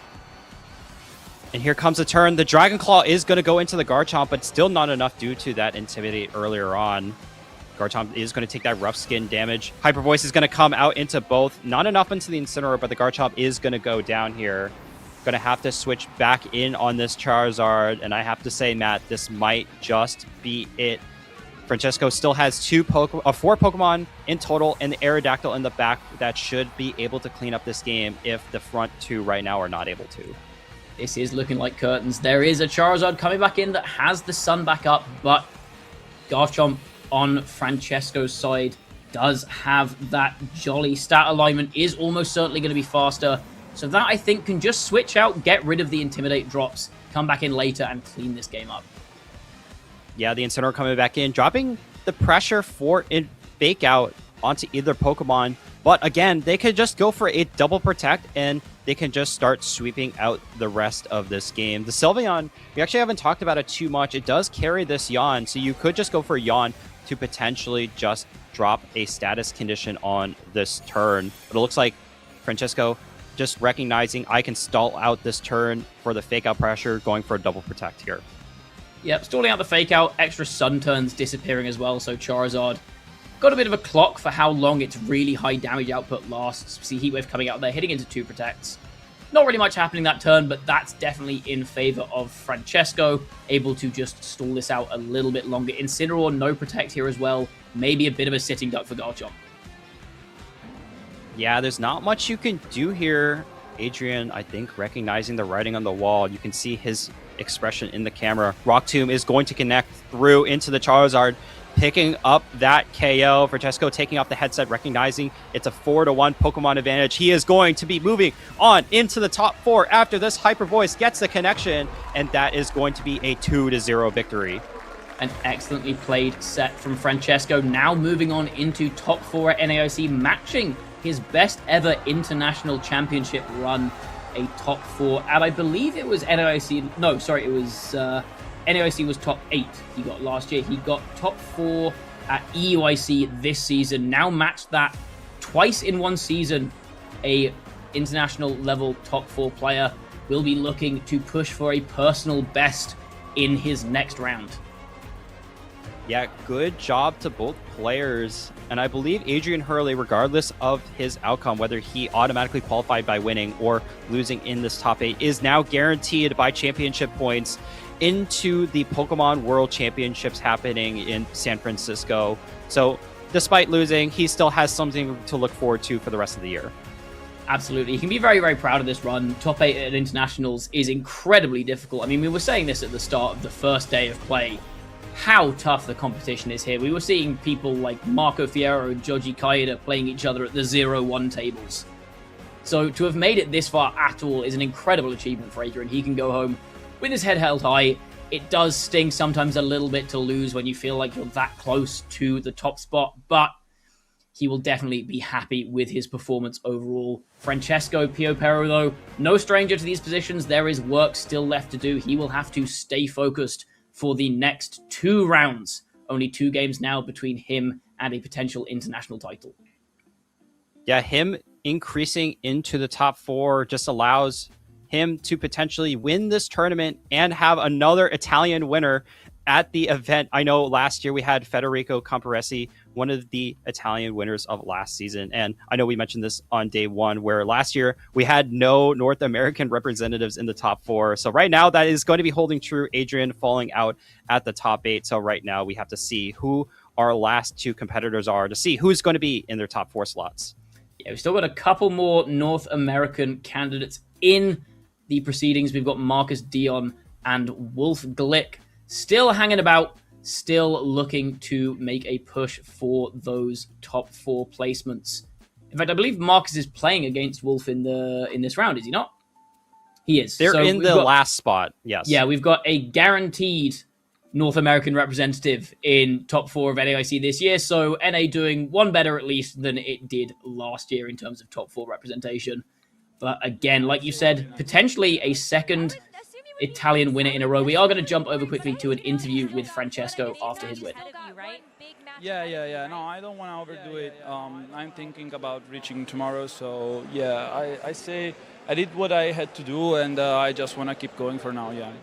This is the same team that you got top 16 at Turin with, right? And so are the matchups what you expected from last weekend? Are you facing things today that you maybe weren't expecting? No, I pretty much faced all teams that I was expecting were going to be popular, especially like the Lycanroc team I lost to in Turin. That, as I said, I was able to avenge. And actually, I faced 3 in the phase 2 of the tournament out of 5 rounds.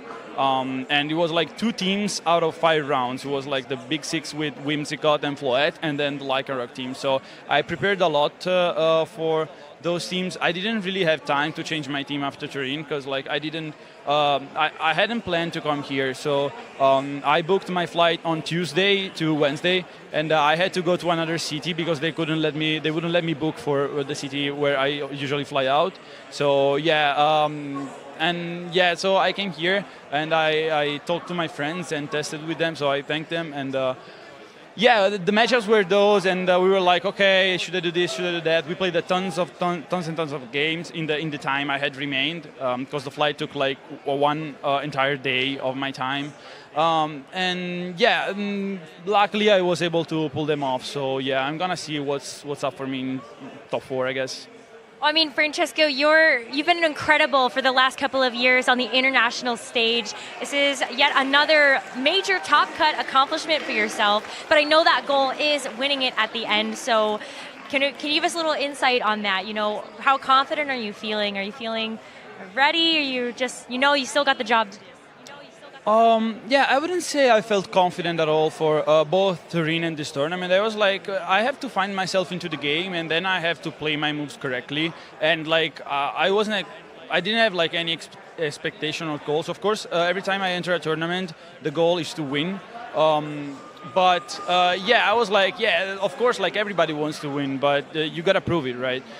So yeah, I just sit at the table and see what I can do every time. And luckily, I was able to do it quite well today. But I gotta keep going. It's one more match for today, and yeah, I'm happy to have cut this event, because after UIC I only had one top cut this season compared to the 5 of the previous season, which was incredible. But I always want to improve, and yeah, I guess I improved the result I did here last year, which was top 8, and I kind of now I think did a lot better than last season, so I'm happy for that. Sure, it's becoming quite hard to improve my past seasons. The next season we're gonna see what I can do, but for now, yeah, I'm gonna just see what I have ahead and play it out. Yeah.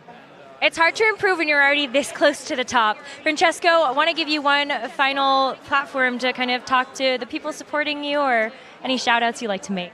Yes, absolutely. So I want to thank all the people here that are helping me live, especially Shohei, who is also my roommate for this tournament, and Naoya as well, that have been supporting me through this run and also offered me a spot at their place. And I want to thank Kendi, Japanese player too, which gifted me a box of desserts from Japan and left them at my place. And I didn't have the chance to say hi to him, so I want to thank him live here because I haven't met him yet. Yeah, of course, I want to thank Flavio, who is helping me from home, supporting me every single round, providing all the informations I need. Every time I need something, he's there. So I am lucky to have people, a team that supports me. Of course, the friends of Team Aqua, my family, and also yeah, Team Aqua is a second family, and my family too. And last shout out to my friend Emanuele at home, Lele, who spent many hours with me after Turin, deciding if I should come or not, and speaking about like mentality for literally hours. So yeah, that was really important for me to have a clear vision of what I wanted to do in this tournament. And I was like, I should go because if somebody's gonna win, I want to prove myself that I wasn't worthy of it. Otherwise, they're gonna get through me if they want to win the tournament. So yeah, this is what I wanted to do. And so thank you guys. Thank you a lot. I love that. Big Raid Boss energy. Francesco, congratulations, and we'll see you in top 4. Good luck. Now we're going to go.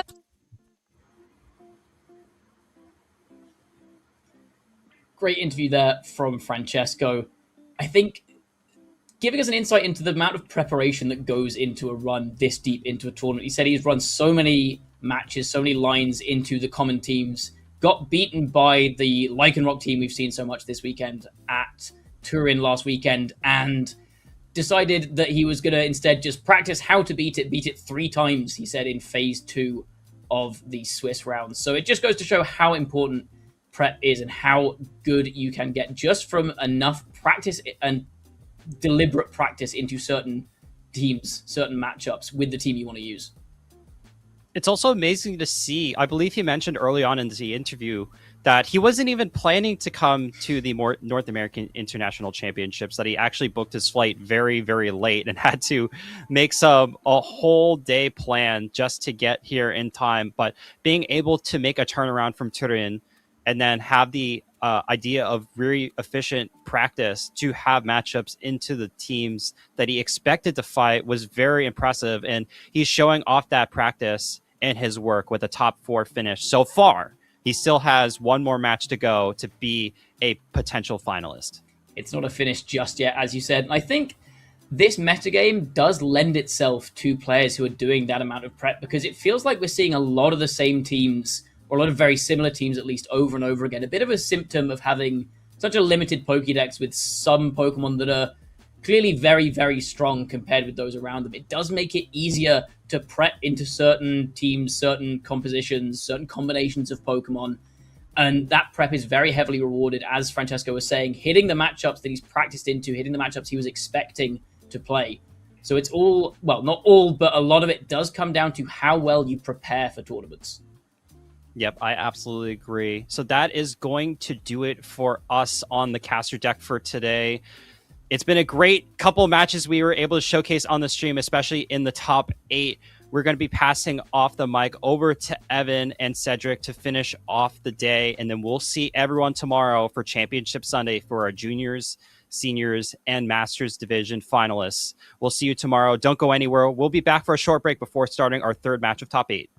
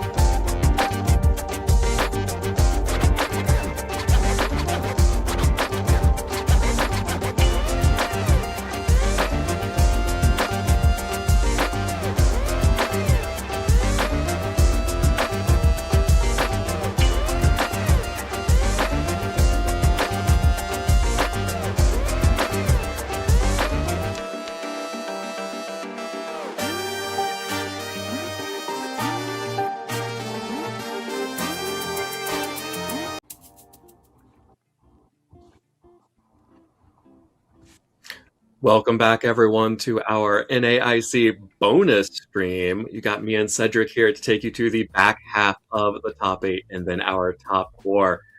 Cedric, we now know 2 of our semifinalists in Shoma Honami and Francisco Pilpero. And I just have to run through this real quick. Francesco now has attended all 3 international championships over the last 2 seasons. He attended all 3 this season and in 2025 season. He's already guaranteed a top 4 here at New Orleans. EUIC earlier, top 4, 3rd place. Earlier in the season, LAIC Sao Paulo, disappointing 20th position, finishing in the 20th place there. Last season, NAIC here in New Orleans, 5th place. EUIC London, 10th place, and then LAIC in 2025, 14th. So this man has not failed to top cut except for that disappointing Sao Paulo regional result, and that's an incredible performance from him. Yeah, huge string of tournaments. And on stage now, we have Dao AC and Eric Rios trying to match that, make it into the top 4. This is the next match in the top 8. Dao AC, I believe, has at best a 9th place at NAIC before this, so has already gotten one further than that. And then Eric Rios has, I'm not sure about NAIC, but has a European International Championship to his name. So both these players trying to go a little bit, actually, yeah, it's on the screen right now, New Orleans NAIC top 4 in 2025. So absolutely incredible trainers, the 2 of them, with some really interesting teams. I think people will look at Eric's team and say, oh, whatever, another Charizard King Gambit team. That was what we expected coming into this tournament, but definitely the Farigiraf and Aerodactyl. Some cool shakeups. And then on Doubtway's team, a huge shakeup to the metagame with that Ceruledge Milotic combination. Yeah, and this has been so impressive. We've gotten to see Dawei playing on our side stream a few times, and the Ceruledge and the Milotic both looking really good across that. And it's the Ceruledge, if this is going to be the Charizard meta, that's exactly what you want to see. That's why you have the Ceruledge here. Yeah, absolutely. The Flash Fire giving it a full immunity. Naturally, with the fire typing, it would have a resistance, but the immunity is absolutely fine because, as we'll see if it ever hits the Incineroar, even a resistance against Mega Charizard Y in the sun against those fire type attacks is not sufficient. So having that immunity means you are fully walling out the fire moves. These solar beams are really doing minimal damage, and even if you ever get tagged by one of those, you can heal a lot of that damage back up with Bitter Blade. Bitter Blade being a 90 base power move that heals for 50% of the damage you deal. So if you ever hit a super effective one-hit knockout against an opponent, that Ceruledge is going pretty much right back up to full HP or very much close to it. And if it doesn't quite make it there, you have the Sinistra with the Hospitality on switch in to get it right back up. Yeah, very similar to the Floette that's on that team that also boosts up with Calm Mind and then recovers all its health back with the Draining Kiss there. But you have to see if either of those 2 setup mons are going to have an opportunity against Eric Rios, one of our more decorated competitors, the last hope for Spain here in the tournament, and definitely still running that Charizard, Sylveon, Aerodactyl core that has been really popular here, including that 3-attack Aerodactyl, adding in the Ice Fang as a tech against the Garchomp. Yeah, not going to be so effective against Dawei's team, the Ice Fang in particular, unless you're really just fishing for a freeze later in the game. But yeah, the Rock Slide going to be quite effective effective against the Ceruledge and the Incineroar, and dual Wing Beat after the Mega Evolution for sure will take the knockout on the Sneasler. Some of them can be trained to survive the non-Mega Aerodactyl dual Wing Beat, but given us the Focus Sash on Dalways with the Jolly nature, most likely you won't even need that Mega Evolution to take that KO. That's going to be a big decision for Eric. You have the, of course, Mega Aerodactyl and the Charizard, a double Mega option. You don't have to Mega the Aerodactyl if you bring it. You can fairly frequently bring the Aero and the Charizard together, but the Aerodactyl probably going to be the Mega Evolution of choice, given its ability to deal lots of damage. You get a hefty attack boost after going for that Mega Evolution to start dealing with that Ceruledge a little bit more proactively than the Charizard would be able to. I think the other really important thing to point out on this team is the 4 attacks Focus Sash King Gambit that Eric has decided to run here. That means that he will have the option to go for Iron Head against Floette if Dalway decides to bring that mode, while still having all of the other additional coverage options into Incineroar and Sinistcha. And, Low Kick's not going to come up, may only come up a little bit against the Incineroar, or may not even show up at all, but having all those options is a really big deal as we are headed into our first turn here of our third top 8 match. It is going to be the Garchomp and Charizard led by Eric Rios facing down the Milotic and Ceruledge. Really intense sort of even matchup here, it looks like to me. Yeah, the Milotic in a little bit more pressure than it has been in Dalway's previous matches. The Solar Beam, a striking move on the Mega Charizard Y, will charge up instantly in the sun after going for that Mega Evolution in the harsh sunlight and deal a lot of damage. And there is no Citrus Berry or anything like that. I think the combination of an Earthquake with the Soft Sand and the Solar Beam should be enough to KO, but lots of potential switch-ins on Dalway's side. To counter that, Incineroar stands out. Not going to love taking the Soft Sand, but can at least pressure with the Intimidate on future turns, as we see the Milotic is taking off in the field. And yeah, right on cue, that Incineroar enters the field. Yeah, Incineroar on the field to get the Intimidate down onto the Garchomp. It is the Jolly Garchomp, as a lot of players have been shifting towards, but adding in the Soft Sand instead of a more defensive item like the Roselli Berry or the Citrus means that Garchomp is still a big damaging threat against these 2 Fire-type Pokemon. Here comes the Earthquake. That Intimidate is going to be a big deal for allowing these Pokemon to tank that hit relatively healthfully. Incineroar at about half, Incineroar a little bit under half, as there is the Solar Beam being fired out by Eric Rios and that Charizard, most likely targeting down what was the Milotic and now the Incineroar. Yep, there it is. Incineroar able to tank both of those attacks, but still took quite a bit of damage. Citrus will at least bring it back up above half as Ceruledge finally gets this bulk up off on turn 1 here to start boosting the defense. Yeah, pretty interesting choice to not protect the Ceruledge there. In Dalway's previous games on stream, definitely shown a proclivity to try and protect that Ceruledge and just not let that initial damage come onto it and try and get the bulk up a little bit safely when you have the Fake Out active. But maybe identifying, as long as I can get this up early, I can start Bitter Blading that HP back up. Most likely from the Charizard, it's probably going to be a 2-hit KO at this point with all the additional boosts from the Sun and the bulk up, and then heal a whole lot back. But at this point, the Incineroar threatening the Fake Out into the Garchomp, that's the main threat to the Ceruledge and the Incineroar. So should be trying to immobilize that on this turn, as Eric tries to counteract that with a little bit of proactive switching. There's a very proactive switch here. If you're afraid of Fake Out, I have the Pokemon for you. Farigiraf's Armor Tail will block that, and the Stomping Tantrum, not getting the reduced power from the Earthquake spread damage, but it survives at 1 hit point. Ceruledge at 1 hit point. All it needs is 1 into the Farigiraf with the bulk up, with the Sun. Heals all of that damage while taking it all away from the Farigiraf. Yeah, for those keeping track at home, the Ceruledge, I think 12 HP higher than it started the turn off with, so on one level, Eric makes the perfect play, but unfortunately 1 HP short of it paying off. I think if that KOs, that would have been an incredible swing for Eric. Yeah. He would have had more HP on the Farigiraf, and yeah, this Ceruledge is just getting harder and harder to knock out. And when you miss by 1 hit point against a Pokemon like Ceruledge, it can start to get out of hand real fast. Dalway getting even more recovery by bringing in the Sinistcha here.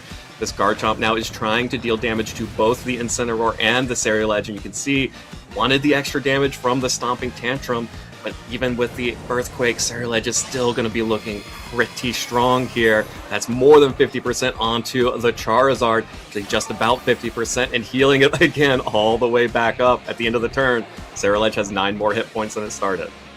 Yep, just ticking up and up slowly and slowly, and now the Sinistcha is on the field. It is a little bit frightened of the Charizard. Not a little bit, definitely frightened of a Heat Wave, but does have some defensive options available in Protect or switching out into that Incineroar once again to get the Garchomp's damage output a little bit lower. I think the Ceruledge is a little bit close on whether a Earthquake plus a Solar Beam combo would knock out without an Intimidate here. So Dawei trying to get that Intimidate to secure safety. Yeah, and the second Intimidate down onto Garchomp with a +1 defense boost onto Ceruledge means that it would be safe, but it's just going to try and make sure that it can continue to heal all the way up. There's the Earthquake once more into the Incineroar here, not able to pick up the KO after that second Intimidate. The Ceruledge is 100% safe behind the Protect here as Eric Rios, because of that Flash Fire ability, forced to go for the weaker Solar Beam. Even still, it does nothing into that Protect. Yeah, like we mentioned, would have been close if that would have been able to knock out, but Dawei acknowledging, you know what, I actually don't have to risk that at all. Let's just get the Incineroar in and delay the issue, and even if the Incineroar had been knocked out by a Weather Ball or a Heat Wave on the switch in, you get the Sinistra in once again, and whoops, that's a little bit more HP for this Ceruledge to be able to continue to take over this game.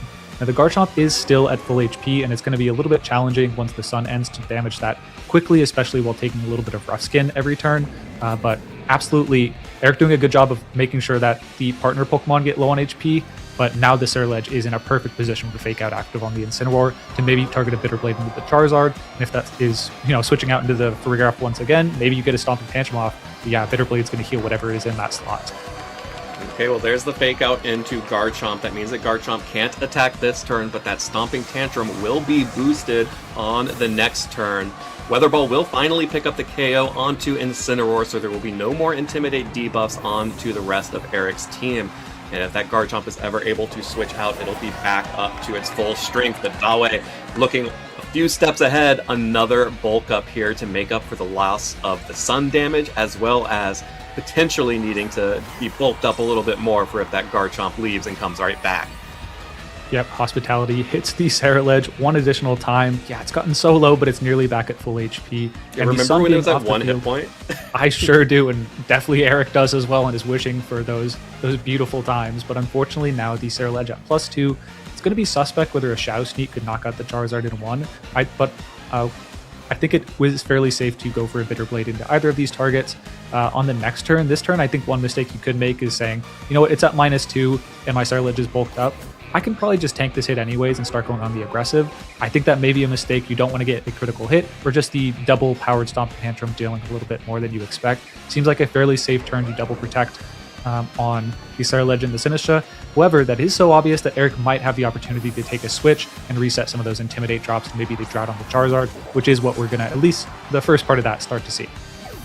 Yeah, exactly what Eric is doing, actually repositioning both Pokemon out on the field, bringing in the King Gambit and the Farigiraf.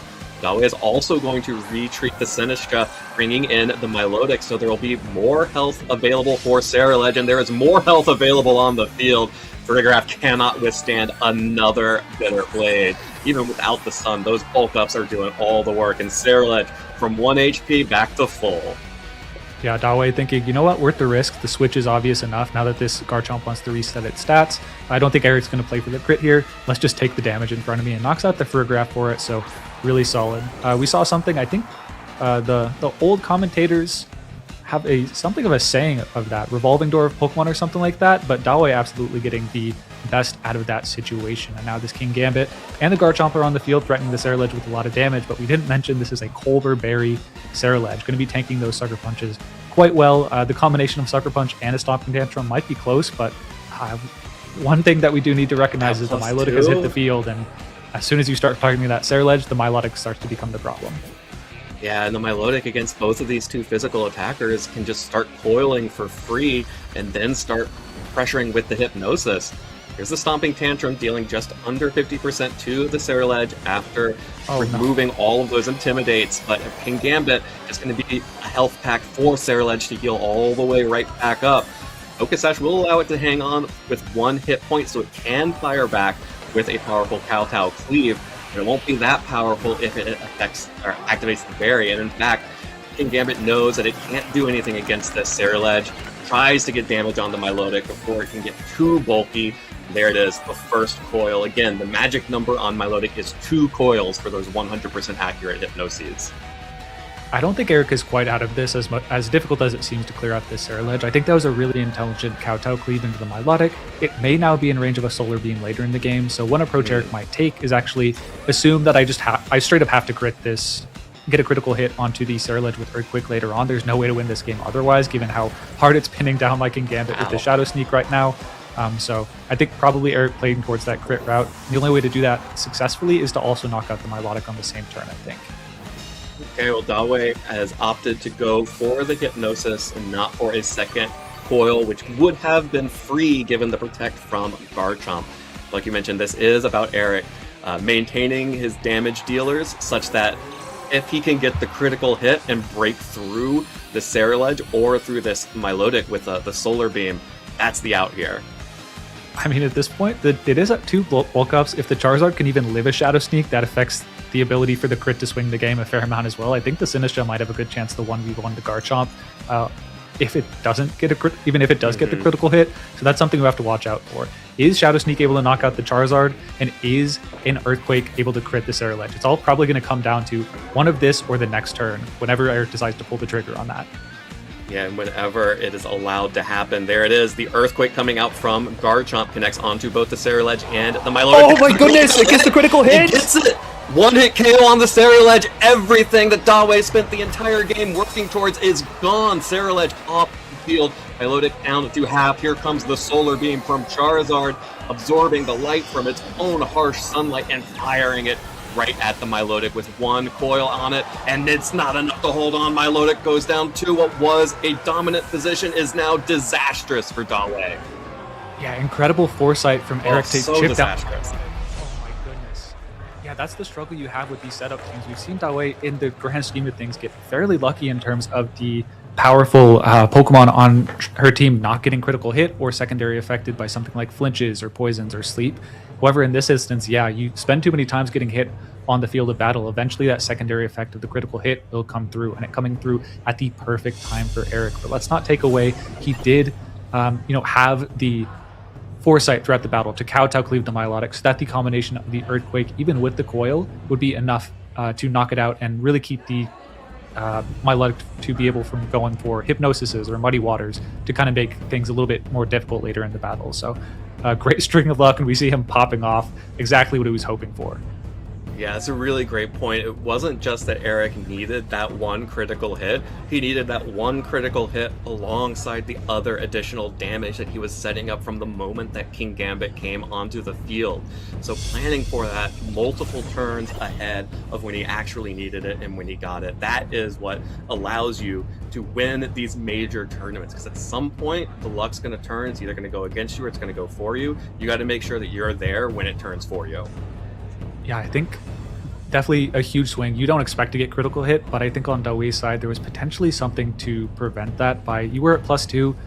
Dawe doesn't necessarily know the role on the Shadow Sneak into the Charizard, but I think maybe you should at least assume, like, you assume you don't get critical hit, even if the Milotic goes down, you at least have the Sinistcha in the back to potentially beat the Garchomp. So if you go for the Shadow Sneak, you give yourself the chance to A, knock it out in one hit, just straight up, or B, get a critical hit of your own to make sure that you will always win with the Sinistcha and the Milotic. But unfortunately, did decide to risk the 23 out of 24 chance that you're not going to get critical hit, and probably went for the Bitter Blade, and ends up being bit by that. All right, well, Dawe, see, this is her first top cut at an international championships, and she is only one game away from being eliminated. Needs to win this time around, and the Intimidate onto King Gambit activating the Defiant boost is not the best start for that one. Yeah, we've seen the adjustment from Dawe several matches now, going Milotic Ceruledge game 1 and then switching over to Incineroar Ceruledge the second game. And maybe Eric getting some intel or just calling it out entirely, but very proactively leading the King Gambit and the Mega Aerodactyl. Now you have the Mega Aerodactyl. Whether it goes for the Mega or not, we saw Charizard in the previous game, but if it goes for the Mega, those intimidated Rock Slides are still going to be doing a lot of damage and critically, potentially flinching either of the Pokemon. The one benefit that Dawe has for staring down this now Defiant boosted King Gambit is that it is Focus Sash with no Protect, so there is a chance you could just go for the Fake Out and the Bitter Blade to get that Pokemon off the field, but like you mentioned, that opens you up to damage from the Rock Slides coming out from Aerodactyl, and even more critically, flinches. Incineroar is not going to go for a Fake Out here, instead just going to switch in for the Milotic, which does avoid a Rock Slide on the switch in. No Mega Evolution coming out from the Aerodactyl just yet. That's going to be a Rock Slide connecting onto Ceruledge, no flinch. Bitterblade into King Gambit brings it just about to its Focus Sash, but there's Dawei understanding her calculations, knows that the Fake Out plus the Bitterblade's not enough. And Milotic taking a good amount of damage on the switch in here. That +1 low kick actually deals a decent amount, putting it at just above 50. Yeah, Milotic heavier than I would have expected. I thought that would have done a fair amount less, but kind of a missed opportunity on Eric's side. Could have potentially gotten a really strong Kowtow cleave into Colbur Berry, or at least breaking the Colbur Berry. You're still at +1, so it would have done a lot of damage and maybe been in range of the Rock Slide on the next turn. But also interesting that the Rock Slide missed on the Milotic. I think a Kowtow, definitely a Sucker Punch after the Rock Slide damage, would have been able to knock out the Milotic. But yeah, having missed that Rock Slide, still a little dicey. But one thing I do like in Eric's favor is the ability to go for Tailwind and a Kowtow cleave. You could deal a lot of damage, maybe knock out that Milotic in one if you go for that, and make sure you can outspeed that. Make sure no Hypnosises start taking over the game. And that's one additional Pokemon that can kind of slow down the Garchomp later on in the battle. Okay, Dawei is going to be protecting Ceruledge from additional attacks from either the Aerodactyl or King Gambit. Instead, Aerodactyl is just supporting the team with that Tailwind. Kowtow Cleave, though, Dawei gets the call correctly. Will not take any damage. Here comes the Muddy Water, and it misses the King Gambit. That additional damage would have been so clutch to actually potentially knock that Pokemon out. You do at least get the damage onto Aerodactyl. One more will be enough to pick up the KO there, but oh, you really wanted that King Gambit off the board here. Yeah, absolutely. The Muddy Water miss, extremely important in allowing the King Gambit to at least get one more attack on the field. Shadow Sneak definitely not going to knock out the high physical defense of the King Gambit, even with a crit, I imagine. So you should have a fairly free Kowtow Cleave into the Ceruledge, having just burned its Protect. The question is, do you want to keep the Aerodactyl in at this point? It is intimidated, it's not doing a lot of damage, and maybe you want to preserve the ability to go for the strong Rock Slides against the Fire types in a dual wing beat against the potential Sinistcha in the back for later in the battle. I would expect the Aerodactyl may want to leave the field, but if it stays on the field, the Rock Slide could really make its presence known on this very passive board from Dawei. We have to call out that the Aerodactyl has not Mega Evolved yet either, so that telegraphs that Eric probably has Charizard in the back. And losing the Ceruledge before the Charizard comes out could be a big problem here. Dawei is actually going to switch out the Milotic, assuming that Eric is going to target that slot.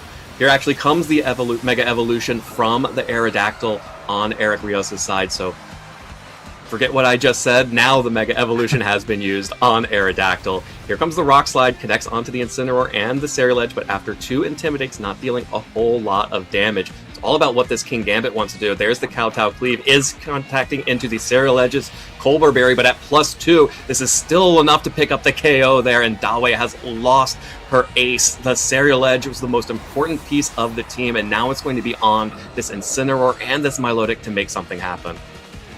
Yeah, on the bright side, you do at least have the Incineroar on the field to pressure the King Gambit with a Fake Out and a Muddy Water.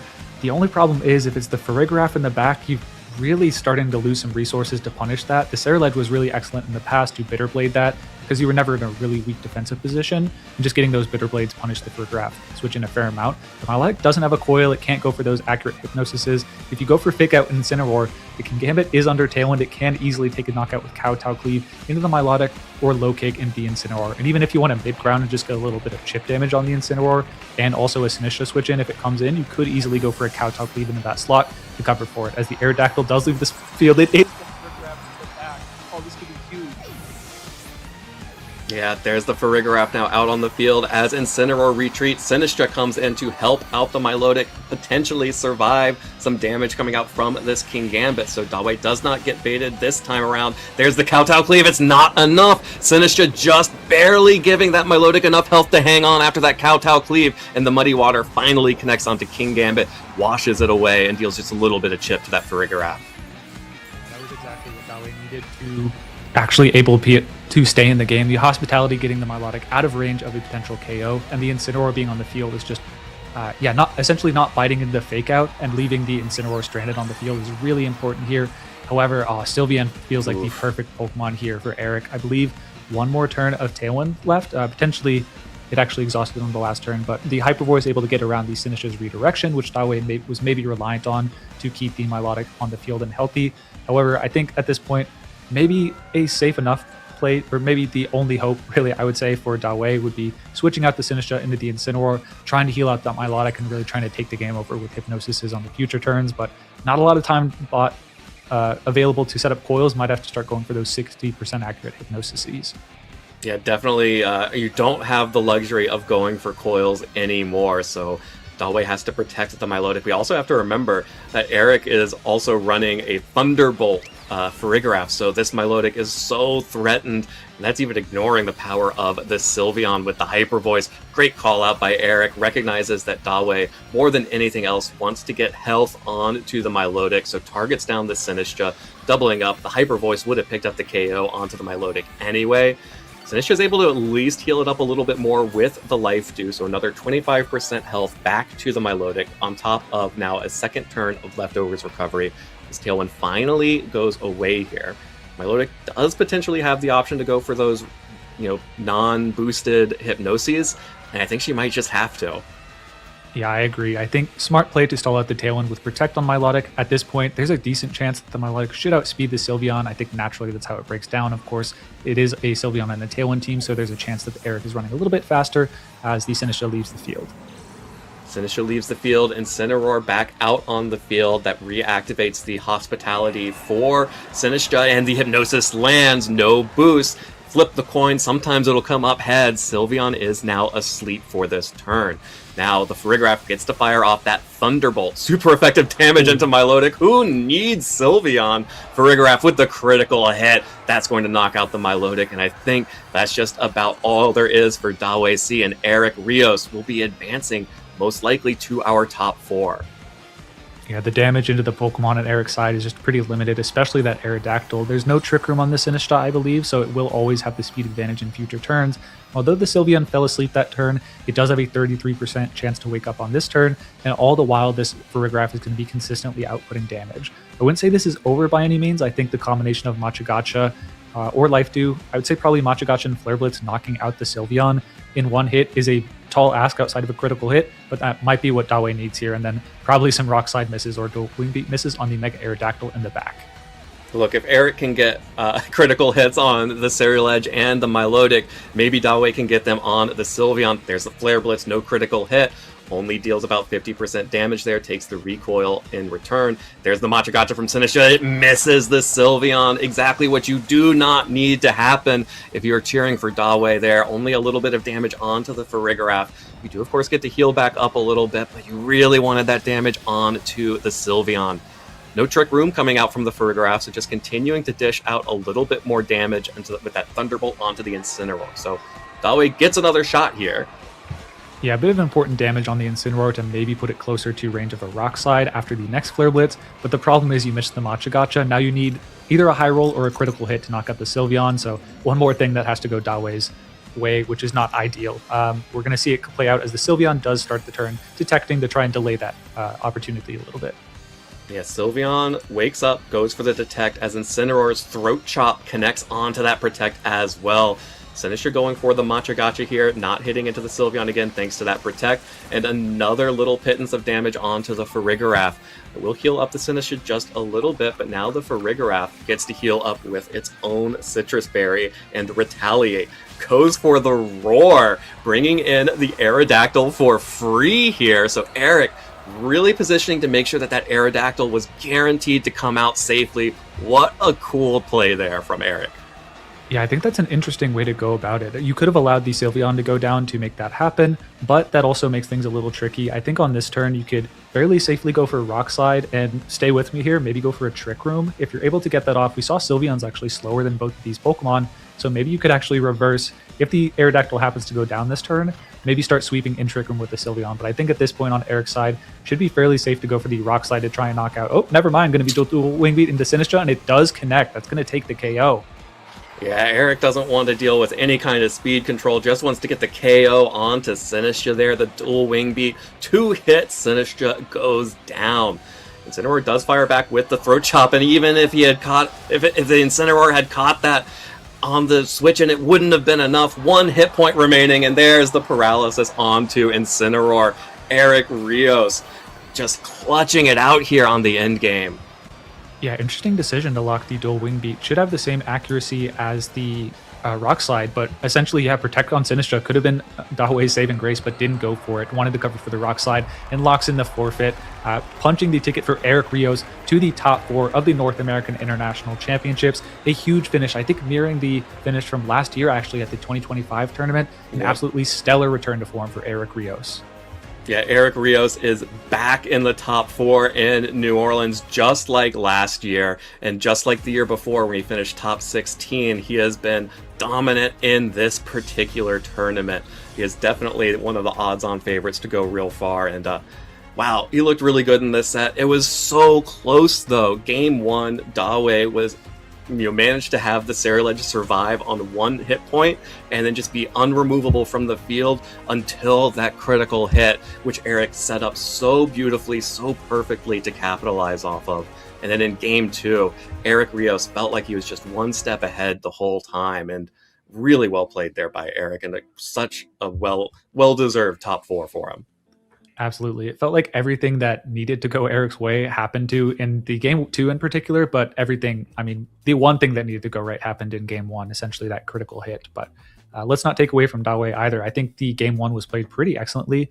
There was really just a couple of opportunities for the critical hit, which sometimes does happen when you're playing these setup oriented teams where you open yourself up to taking more hits than you typically would in certain battling styles. So unlucky there, but you go on to the game 2, and then unfortunately from there, Eric just heads up lead with the King Gambit, called out the Incineroar lead, and didn't even switch into the Farigiraf on the turn when Fake Out was active, took full advantage, punished the Milotic, and just really played lights out. Got a little bit lucky with the Muddy Water, allowing the King Gambit to overstay its welcome just a little bit, and ultimately lost the Sariledge out of it, which I think is probably something that are underselling a little bit. I think Eric played phenomenally, excellent plays, but would have loved to see how that plays out if the Sariledge can kind of take over the game without those secondary effects kind of coming into play.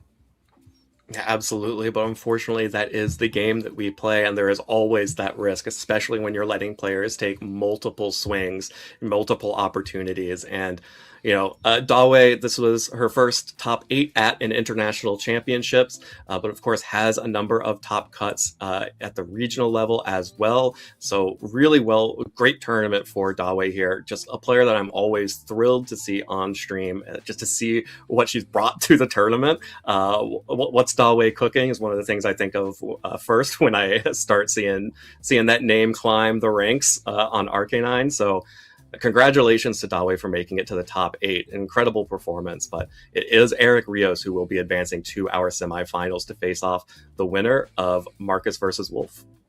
Yeah, I love watching Dawei play. She has such a excellent tactics, I would say, where you think this play is coming, but then there's just another safer play that she's able to find and just make you feel a little bit silly, whether you're playing or commentating sometimes. I feel like the obvious play ends up being the one that she respects from her opponents, but kind of plays one level above that defensively. And yeah, we have our champion, or rather our winner of that match, Eric Rios, on the stage right now with Joe Brown, of course.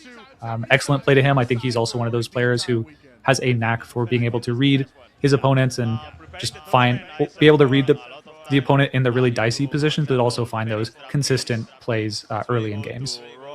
For sure. Let's listen in a little bit to Eric and Joe. But to be honest, in this tournament is the first time I self-roll.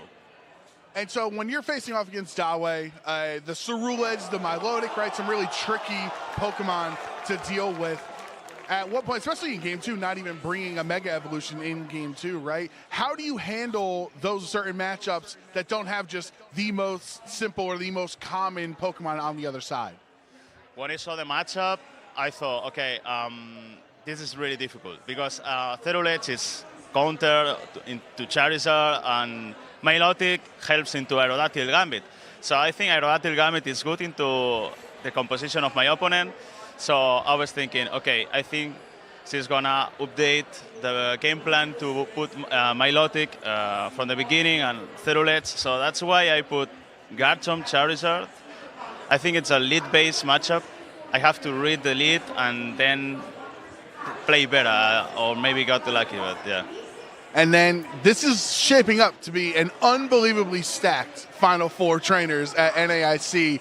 How is your confidence going into the rest of the tournament? Do you feel like you can take home another title?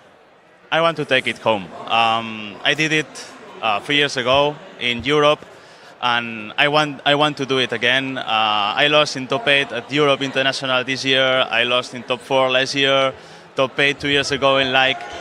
I think this is the right moment to win it again, and I will do it for all the people that have been supporting me from home.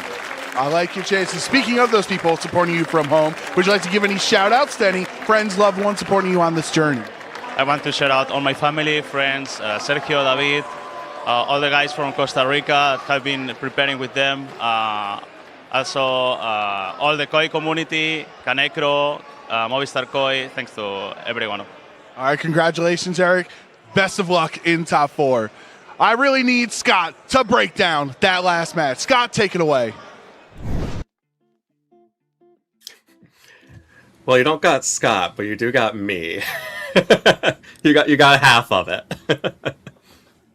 Yeah, that was a great interview from Eric. I think he pointing out that calling the leads when you're in a disadvantage in a matchup, I think super insightful. Ultimately, yeah, even got the reads right, and just because of the quality of Dawei's play, ultimately came down to that critical hit in the previous game. He mentioned that, you have to play well, you have to get the leads right, and sometimes if you don't do one or both of those things, you have to get lucky, and happened to roll correctly in the game 1 and then played pretty solid in game 2. Yeah, absolutely. And I loved hearing from Eric Rios about how hungry he is to win here now. Obviously, he's made it now. He's repeated his previous performance in New Orleans last year at top 4, going 1 and 2 steps further to finally get a second international championships under his belt. Of course, he did win EUIC back in 2022. I was kind of just I surprised myself looking through Eric's history before this match, because I was looking at the 2026 and 2025 season, and I was thinking, oh man, Eric's kind of like not had like 2 great seasons back to back. He only has a 2nd and a 4th and a 5th, and a 2nd and an 8th this season, which just tells you how good of a player Eric Rios is. Like, those are, I would do a lot to get that kind of a resume over the last 2 seasons. Even just being in a finals, which he did in both seasons at the regional level, is huge. But Eric is a player who has won an international championship. He is a player that has a lot of expectations attached to him as one of the biggest and most popular players from Spain, especially. There is a reputation attached to it. He is an extremely strong player, and it's really great to see him in another top 4 here. Yeah, I think Eric, one of the players, like you mentioned, if you're limitless checking Eric, like it's him, Agati, and Wolf, who I'm like, okay, looking at these pages, really humbling experience for sure. Just the consistency they've displayed in recent years, but especially, going back even further back into like the 2010s, they've been doing well since then and continue that success, and maybe even have been ramping it up in previous seasons. So super impressive. And speaking of Wolf Click, I believe we're actually going to be seeing him very soon in the final top 8 match. We're going to be seeing Wolf Click versus Marcus Dion. Stay tuned for that. Going to be an excellent match.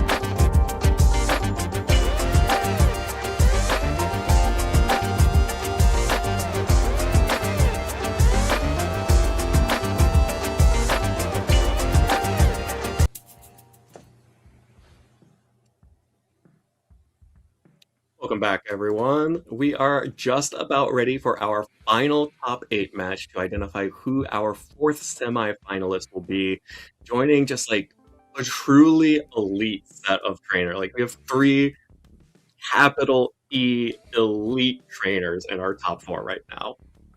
I mean, if this is what all the top fours at international championships are going to look like, I am super excited for Pokemon Champions. I mean, looking on screen, we have, of course, Wolf Glick and Marcus Dion, who are going to be our top 8 competitors. One will make it into the top 4.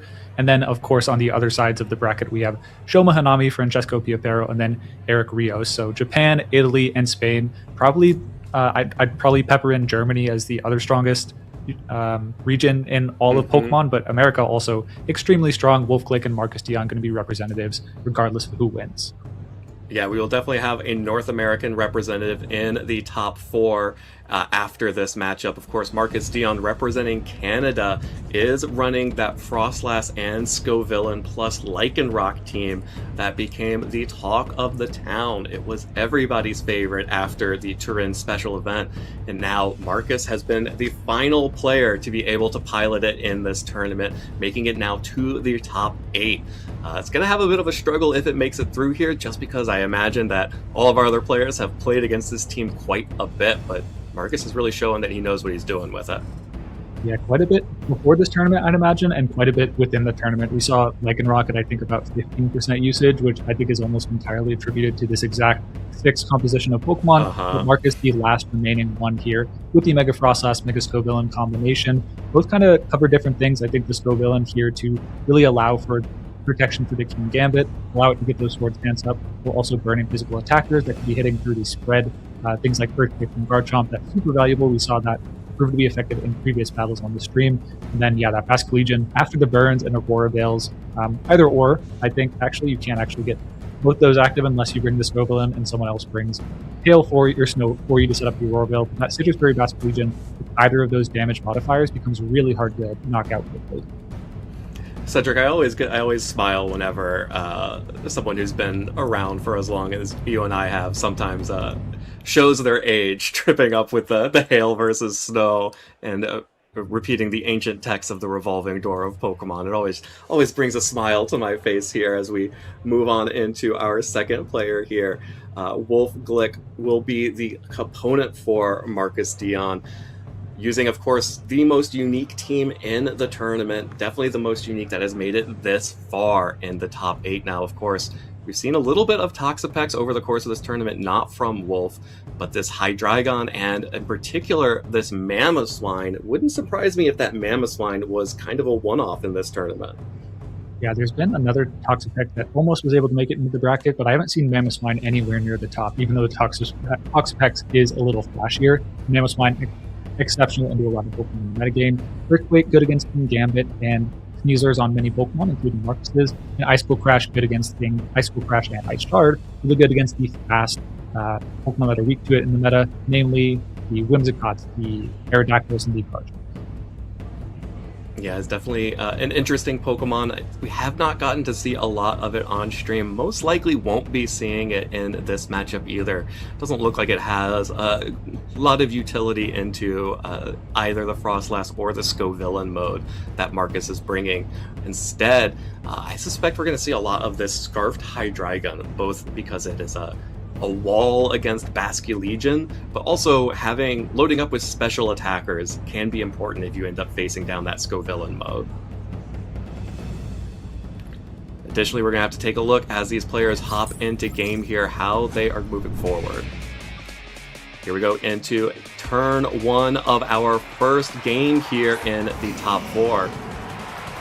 Here comes the Charizard and the Incineroar for Wolf Glick alongside the Lycanroc and the Basculegion. So catching the Charizard is exactly what you want if you are the Lycanroc player, but you still get intimidated by that Incineroar here. There's going to be a high value Intimidate there onto both the Lycanroc and the Basculegion. Basculegion now forced to switch out as a result of that, does not want to be sticking around just in case there is a high-powered Solar Beam or any additional damage coming out. Incineroar also retreating in favor of the Sneasler. The Sneasler now out on the field, while Wolf will be able to Mega Evolve that Charizard. Does leave it staring down this Lycanroc, which is 100% designed to counter these Charizard teams, but Wolf making the aggressive play, thinking that Marcus is not going to just give him that option, goes for the Protect, and actually both of them protecting here, but learning some important information about that Lycanroc speed. will be outspeeding the Charizard here. Yeah, definitely important. Means that you can go for the Rock Slide instead of the Accelerock, but the speed matchup between the Sneasers is dealing with some technical difficulties. I know, Evan, you caught it, but yeah, it could be important here as the Fake Out comes out. Yeah, there is the Sneasler actually getting the Fake Out first onto the opposing Sneasler, but Rock Slide misses the Charizard. The worst possible scenario whenever you have a Charizard out on the field and you have a Rock Slide, you want to land those Rock Slides, and instead, Charizard gets to just fire off a big Heat Wave into both of these Pokemon. Yeah, I think importantly, the Incineroar was led on the field, so I think the Lycanroc was at -1, if I'm not mistaken, so the Charizard should be trained to be able to survive that, but absolutely would have loved being able to put it in range for the Sneasler, or just an Accelerock on the next turn. At this point, yeah, Wolf got a lot of free mileage out of that, didn't even risk the flinch chance with that Heat Wave. Now the Sneasler in that low HP. It does look fairly bulky, so shouldn't be in range of a close combat from Wolf's Sneasler, but absolutely not the turn that Marcus was hoping for. Yeah, Lycanroc needs to retreat here, has to reset its attack so that it could potentially pop back in with an Accelerock to knock out that Charizard in the future, but the close combat connects onto the Sneasler on Marcus Dion's side. Like you mentioned, just bulky enough to hang on after that. Will activate the White Herb for Wolf, however, which means that Sneasler on Wolf's side will be zooming as well as Marcus's. That's just a double up close combat, double close combat onto the Sneasler, double White Herb activations, double Unburden. So now learning a little bit more about how these Pokemon are trained with Wolf's Sneasler moving first this time, so indicating that these Sneasler are speed tied. Yeah, interesting there. Now, whoever is faster should be able to take the knockout in the other with either Dire Claw on Wolf's side, not needing to lower its defense further, and then close combat on Marcus's side. This Charizard is still pretty well poised outside of I think a Dire Claw being able to bring it down. Let me check. It is a gunshot, so no ability to actually get the Dire Claw paralysis or the sleep that would allow the Basculegion to just follow up with a Wave Crash. This Charizard's still in pretty good shape. Could go for a Heat Wave, pull the Solar Beam. Wolf has other ideas, switching out to the Incineroar this turn. I would rather get the Intimidate down onto the Basculegion and Sneasler rather than hope that Charizard will be able to deal big damage. It's going to be the opposing Sneasler's Dire Claw from Wolf into Marcus's Sneasler. The good protect there will protect Sneasler. This Wave Crash will be able to deal good damage to Sneasler, but with the Sun and with the Intimidate, Wolf's Pokemon are just not going down here. Yeah, Wave Crash not able to take the knockout, and that's super important. It gives Wolf the opportunity to potentially win this speed tie and knock out the opposing Sneasler. Although it has gone for the Protect, you could fairly easily go for Fake Out into that slot, knock it out. But at this point, the Sneasler, I don't know if I don't know if Aqua Jet will actually even pick up the Sneasler from here. With the Sun and how little we saw the Wave Crash previously do, it's going to be pretty close. But if Marcus could notch that KO, could be big for allowing his Sneasler to be really strong later on in the game if it switches out this turn. But yeah, Wolf once again revolving that Sneasler out, doesn't want to take any pressure, switches into a great resist in the Aqua Jet with the Hydreigon. Are you worried about damage that Basculegion can do? Well, let me tell you about Hydreigon, a totally safe switch in there while Wolf getting the Fake Out KO. Mark it off your bingo boards if you're playing along at home, as Hydreigon comes in for free as Basculegion takes a turn to protect. Yeah, I think that's a doubly good switch. Like you said, it takes any hit from the Basculegion really well in the Sun, whether it goes for the Wave Crash, the Aqua Jet, or the Last Respects. Hydreigon tanks it, but it also covers for the Lycanroc or the Frostlass in the back, being able to outspeed and knock out the Lycanroc, given it took that Heat Wave, fortunately, from not flinching the Charizard earlier, missing it. But now the Hydreigon has entered the field. It can freely go for a Dark Pulse. Might not knock out the Frostlass. I'm not entirely familiar with that damage calc. I think maybe neither of these players would be, given the lack of usage of Hydreigon in this metagame. Kind of one advantage that Wolf has by using these lesser used Pokemon is that lack of familiarity of his opponents. However, it could also go for a Snarl, chip down the Basculegion. Probably, I think maybe would be probably not a knockout or a 2-hit knockout after the Citrus Berry, but would at least limit the damage of the Frostlass. Wolf does have a lot more options here because that Charizard is still fully healthy in the back, so could go for any of these various options that you've been discussing, Cedric, as Frostlass goes ahead and Mega Evolve, so will set the Snow, going to go ahead and boost its defense because of the changes there, but that doesn't matter when you're facing down a Hydreigon, and that is a one-hit KO onto the Basculegion. A little bit of chip damage from the Wave Crash, didn't hurt, but that's exactly what Hydreigon is here for. Hits the Dark Pulse into Basculegion, will have to take this Blizzard, but can take this Blizzard at 13 health. And now, with just the Lycanroc and the Frostlass remaining, Wolf has so many options here. Can either bring in the Incineroar for Fake Out and Intimidate onto the Lycanroc, or just reset the weather, bring in the Charizard at full health. And that is the option he goes for. Yeah, it gets rid of the snow, so any blizzards going forward will be 70% accurate, I believe. I think it's Thunder. I think, yeah, it's the Hurricane and Sun that's 50. I think Blizzard should still be the 70, so fairly favorable odds for Marcus, but still not exactly what you want to be going for. The real move that needs to hit for this Lycanroc is the Rock Slide if the Hydreigon does not stay on the field. Of course, you can Excel Rock that and get over the the speed advantage of the Hydreigon with the Choice Scarf right now. However, if you do that, you of course are giving the Charizard an opportunity to take a double KO with a Heat Wave. So there's really the pressure on Marcus to see how Wolf is going to play this, whether the Incineroar does come in to try to make this game a little bit more consistent, but doesn't go for the Accel Rock, allows the Dark Pulse to come out. That is going to knock out the Lycanroc. That is the main threat to the Charizard, and Wolf Glick is looking well poised to take this game. Yeah, with Lycanroc off the field and just the Mega Frostlass remaining, is able to pick up the KO onto the Hydreigon, but at what cost? Wolf is not afraid of Lycanroc, not afraid of Rock Slides, not afraid of Accelerock, just goes ahead and picks up the KO with that Heat Wave, and that's going to be a Game 1 win for Wolf Glick. Marcus Dion needs to win 2 games in order to stay alive in the tournament, but Wolf just needs 1 more to make it into the semifinals.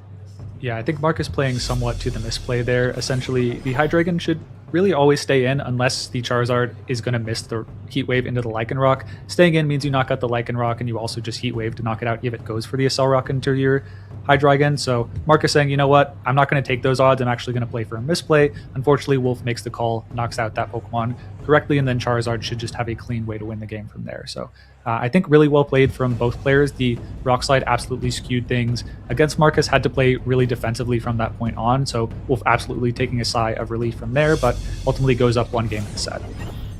Yeah, that game plays so differently if at the start Charizard had gotten chunked all the way down thanks to that intimidated Rock Slide, but that is just what happens with Rock Slide sometimes, and well played by Marcus to sort of get a little bit of momentum back in that game, gained a little bit more ground, but against a player like Wolf Glick, you're going to need to get those Rock Slides to land in addition to that good play. Here comes Wolf with the Sneasler and Charizard lead up against the Basculegion and the Lycanroc lead, this time coming out from Marcus.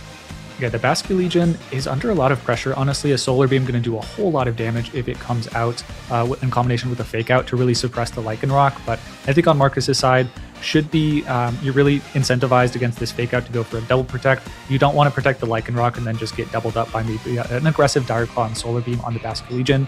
I think that'd be a very aggressive play from Wolf, maybe one that he's not well known to be playing that kind of style in these high stakes situations. So maybe you just play towards that and go for a really powerful Wave Crash to chip this Charizard down in range of even a -1 Rock Slide in the future turns. But I'd really expect the Lycanroc to protect.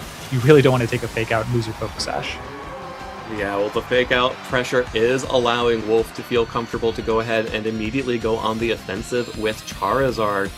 Mega Evolves that Pokemon, activates the Drought, powers up all the Fire-type attacks, and makes that Solar Beam a 1-turn move. Like you mentioned, Lycanroc is forced to protect that Fake Out, does not want to get flinched. Here comes the Solar Beam from Charizard. It's absorbing its light. This is a Citrus Basculegion, so maybe able to tank this damage. That's a lot of damage, and it does hang on just with a little bit. All of that bulk onto Basculegion, coming up huge, eating up that Citrus Berry to recover a little bit more health, and now getting a Wave Crash down onto Sneasler, but that's not even a 2-hit KO in the sun. Yeah, like we mentioned in the lead up, because of the bulk on the Basculegion, you really would have needed Dire Claw and Solar Beam to actually take that knockout, and it would have been a huge risk to leave that Lycanroc on the field. So I think Marcus making a smart call there, get some damage on the Sneasler, but unfortunately none into the Charizard, meaning that still a little bit susceptible to Incineroar switching in this turn to prevent it from knocking out the Charizard. So tries to get ahead of that by switching out the Frostlass, but Wolf has other plans as well.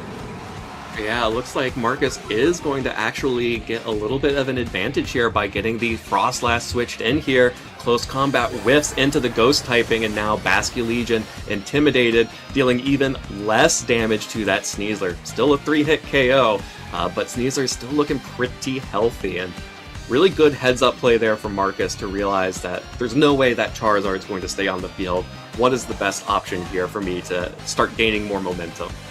Yeah, that proactive switch actually puts Marcus in an incredible spot here. The Basket Legion is at -1, but by going for the Mech Evolution with the Frost Sass, you turn off the Sun and get access to a full power Wave Crash. I wonder if it's going to be able to live a Dire Claw from the Sneasler, though. I think that's going to determine whether Marcus takes a knockout here or not. But we're not going to see it come out. The Blizzard just knocks out the Sneasler outright.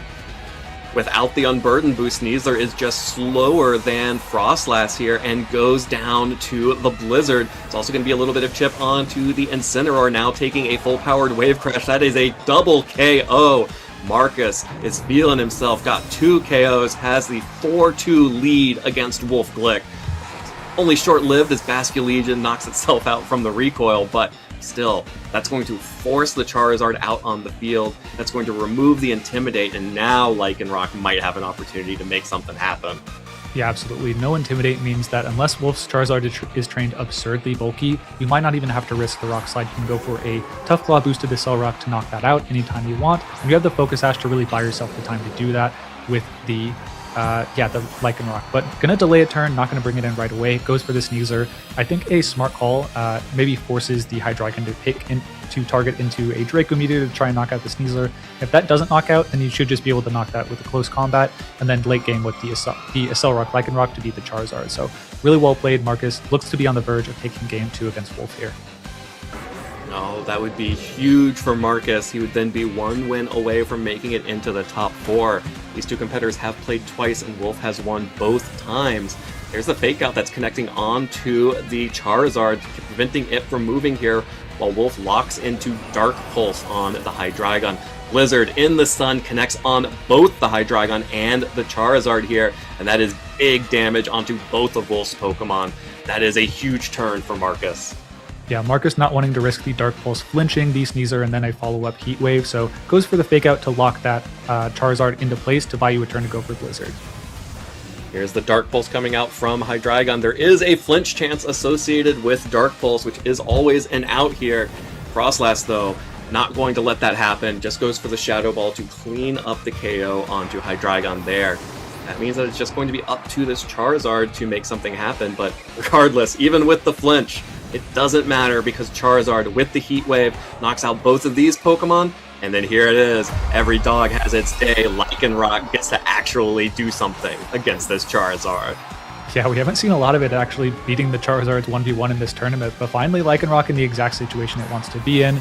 No friends for Charizard to redirect, no opportunities to miss. The Charizard is well low enough to be in range for an Accel Rock, and that should be a easy closeout for Marcus here. But we did see, yeah, he was due for the Dark Pulse to actually flinch the Sneasler, so good heads-up call to get the Fake Out into the Charizard as the Accel Rock does take that knockout.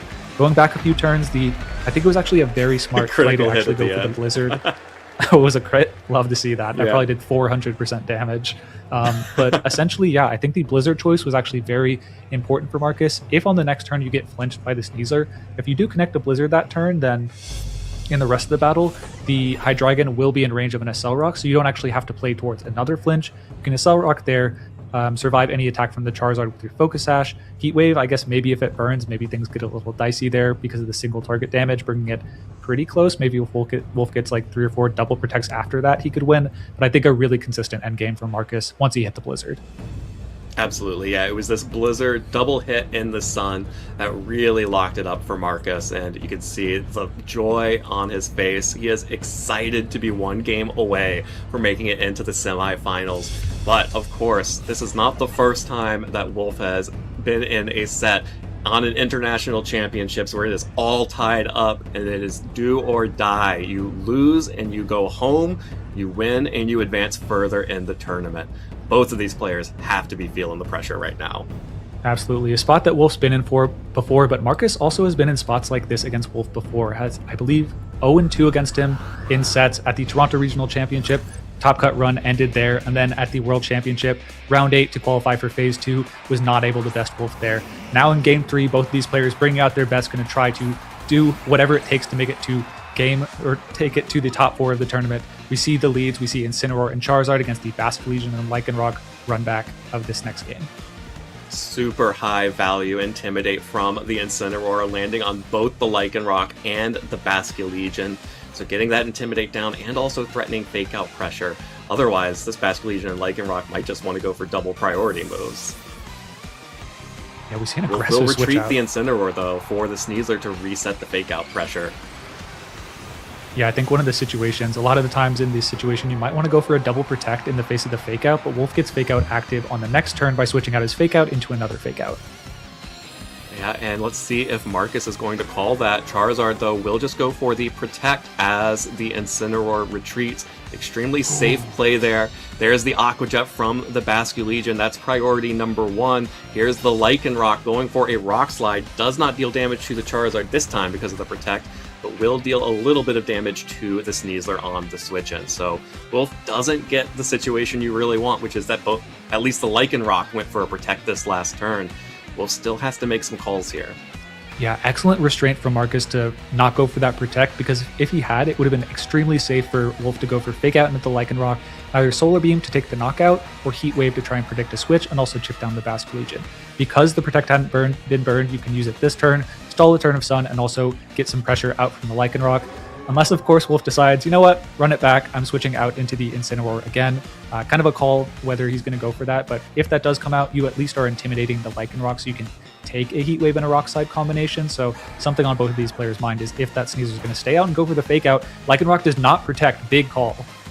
Ooh, that is a big call. That's a fake out onto the Lycanroc. It will flinch. There's the Heat Wave, and it's going to miss the Basculegion. Will deal damage to the Lycanroc, but you want to get maximum damage possible and every chance of a burn onto the Basculegion. It's going to fire back with a Wave Crash at -1 in the Sun. Only does just under 100 damage to the Charizard there and takes its recoil, but most critically, Charizard just needs some chip to be immediately threatened by that Lycanroc.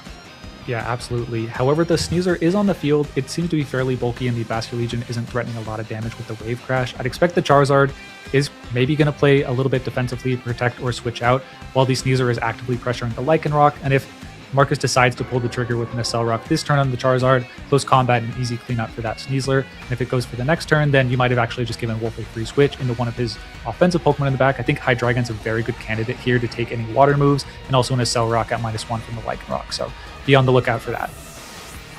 Yeah, there is Charizard retreating, and there it is. You called it, the Hydreigon out on the field, resisting everything Basculegion can do and not being weak to anything, or to the rock-type attacks from the Lycanroc at least.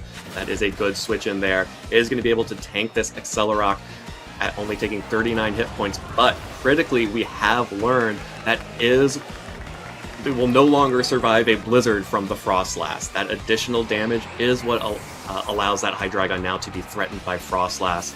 As Sneasler cleans up the KO onto Lycanroc, gets that Pokemon down, and is going to activate its Unburden ability with the White Herb, so it is now the fastest thing on the field.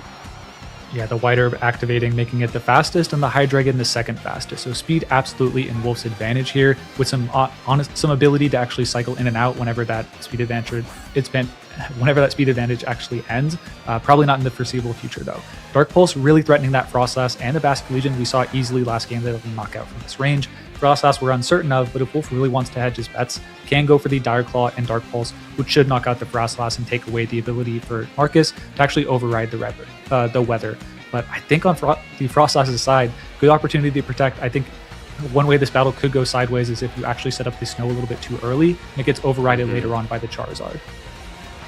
Yeah, it's classic weather wars here with the snow. See, I just did it too. The snow on the Frostlass.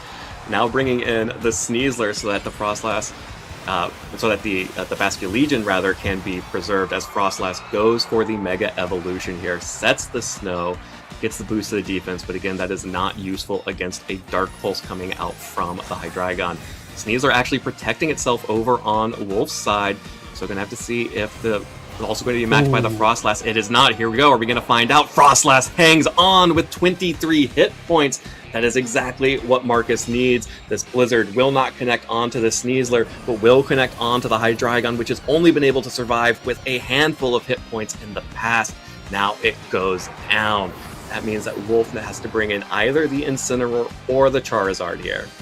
Yeah, Wolf didn't want to make a read there either way, either double or either Dark Pulsing into the Basket Legion, whether that protects you lose your Hydreigon as the Blizzard comes out, or Dark Pulsing into the Frostlass it protects, and then maybe taking a last respects on your Sneasler. Kind of split the difference there, and it's able to get a lot of damage on the Frostlass, and now has a fairly free switch into the Charizard, wants to take it, opts into the Incineroar, but still does have the speed advantage on his Sneasler, which I think is actually very valuable to be able to let it beat this Frostlass and Dire Claw it before it's able to move and go for another Blizzard.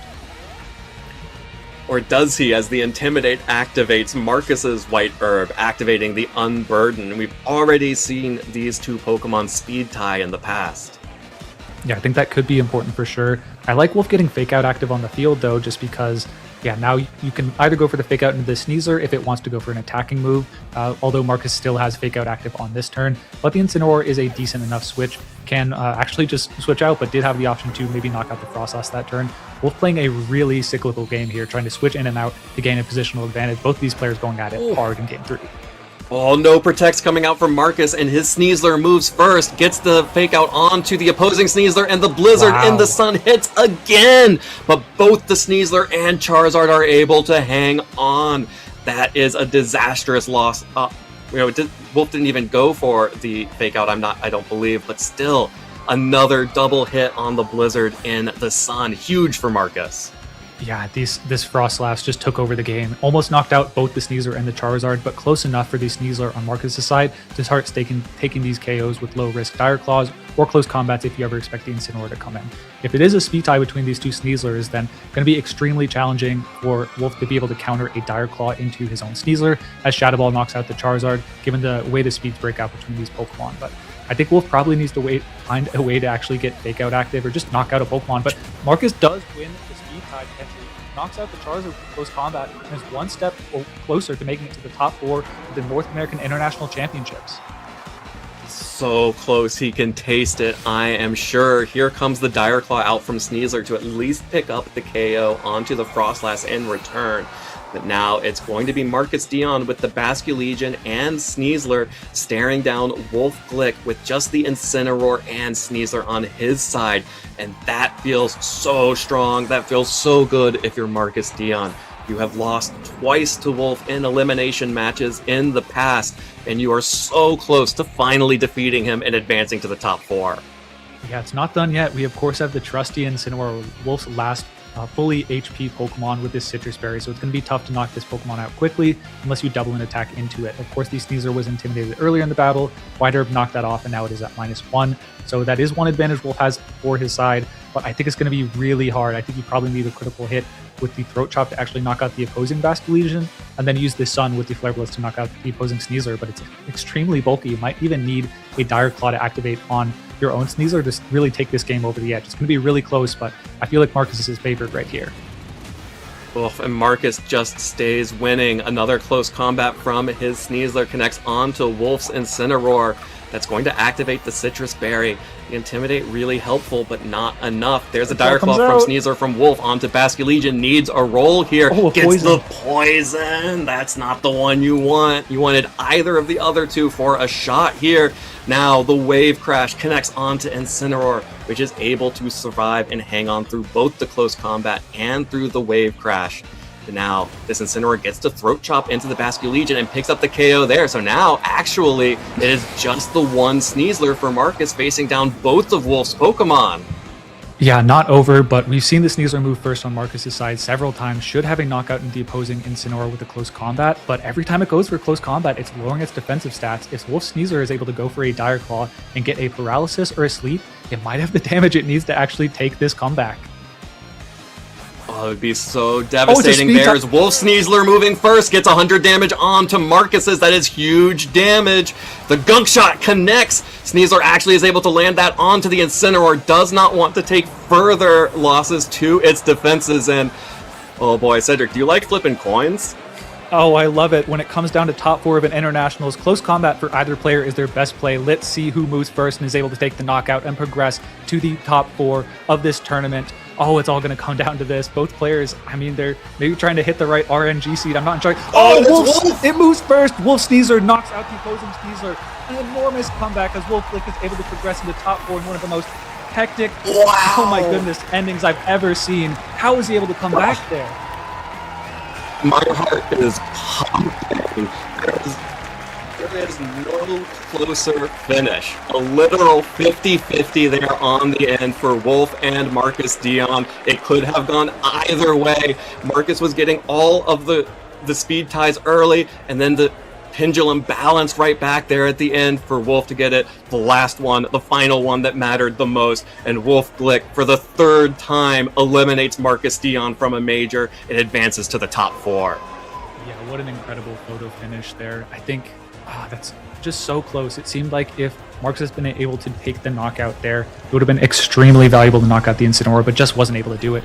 And also, if he had to target it into the Sneasler on Wolf's side, maybe that's enough to do it. Although you do maybe open yourself up to a Flare Blitz just knocking you out. So yeah, that's incredible. Wolf able to win the speed tie. Our production team talking about the world champ difference. Really no better display of it than that, winning that speed tie and punching the ticket to top 4. I believe Wolf going to be facing off against Eric Rios in a showdown for the century for the finals. Yeah, let's talk about our top 4. We have world champion Shoma Honami. We have Francesco Piopera. We have Eric Rios. And now we have Wolf Glick joining our semifinals for the first international championship of champions. I mean, come on. Like, we are so blessed here. Look at these incredible trainers here for our semifinals. Absolutely. Some of the best players in the world. Absolutely, made it through the absolute grinder of North American International Championships and are facing off against each other. I think realistically, any of these top 4, and honestly, all of like the top 8, I would not have been surprised to see these players deep into runs at the World Championship, to see them all facing off in the North American International Championships in the first International of Pokemon Champions. The new game that we're battling on is absolutely a treat and maybe a great preview what we're actually going to see at Worlds. But let's stay in the moment. I'm extremely excited to see the rest of this top 4, Evan. Absolutely. And I just can't get over this top 4 enough. Looking through our players' histories, the least decorated player here is Francesco, just because he has not won a major, does not have a championship. Instead, just has multiple top 4s and top 8s at international championships and finals appearances at regionals. And that somehow that is the least decorated player here in our top 4. Yeah, not too shabby. And I think Francesco, a player that we've been looking at least coming into the World Championships, was on a lot of people's radar to do really well. Didn't quite have that finish, but absolutely has proven to be an exceptional player, one of the best in Europe throughout the international circuit this year. And at the regional circuit has also been doing quite well. I think he was mentioning he was a little hard on himself in the 2026 season, it not being as stellar as the 5 top cuts of the previous season. But when you're performing at that level and you're disappointed with, I think it was a top 4 in EOIC this tournament, then absolutely incredible. As we're going to pass it along to the interview with Wolf Glick. I think the first thing that I'd like to ask for is a round of applause for Marcus Dion, because my God. What I will say is I got the chance to talk to Marcus a fair bit before the set, because we were the last set, so we had some waiting time, and he is such a kind, thoughtful, articulate, and smart young man. He's I don't know, maybe it's that I'm unk status now, but he's still so young, and he's so mature, and his gameplay is just unparalleled. I thought I had a good matchup. And then I ran into Marcus Dion, and I said I maybe should have thought about this a little bit more. But game 3, I felt like I understood his macro plan, but actually handling it was pretty difficult. I felt pretty good early, but the way that the position just weaved in and out, and the fact that our Sneasler was speed tying made it really complicated to plan. I honestly thought that when I was down to just Incineroar and Sneasler with no health left, I thought that it was over, but I tried to find outs to maybe turn it around, and I was able to do it, but only just by the skin of my teeth. It's been so impressive to see the tournament run that you've put together here, especially to these internationals. You've been competing for so long, but the internationals have only gotten more stacked. There's so many players competing. How does it feel to be able to be in top 4 and on this stage? It feels incredible. Honestly, I knew it was a tall order to go from Indianapolis not even 2 weeks ago and say, okay, I want to build an entirely new team, and I got nothing. I'm not running back Steelix. Steelix did a good job.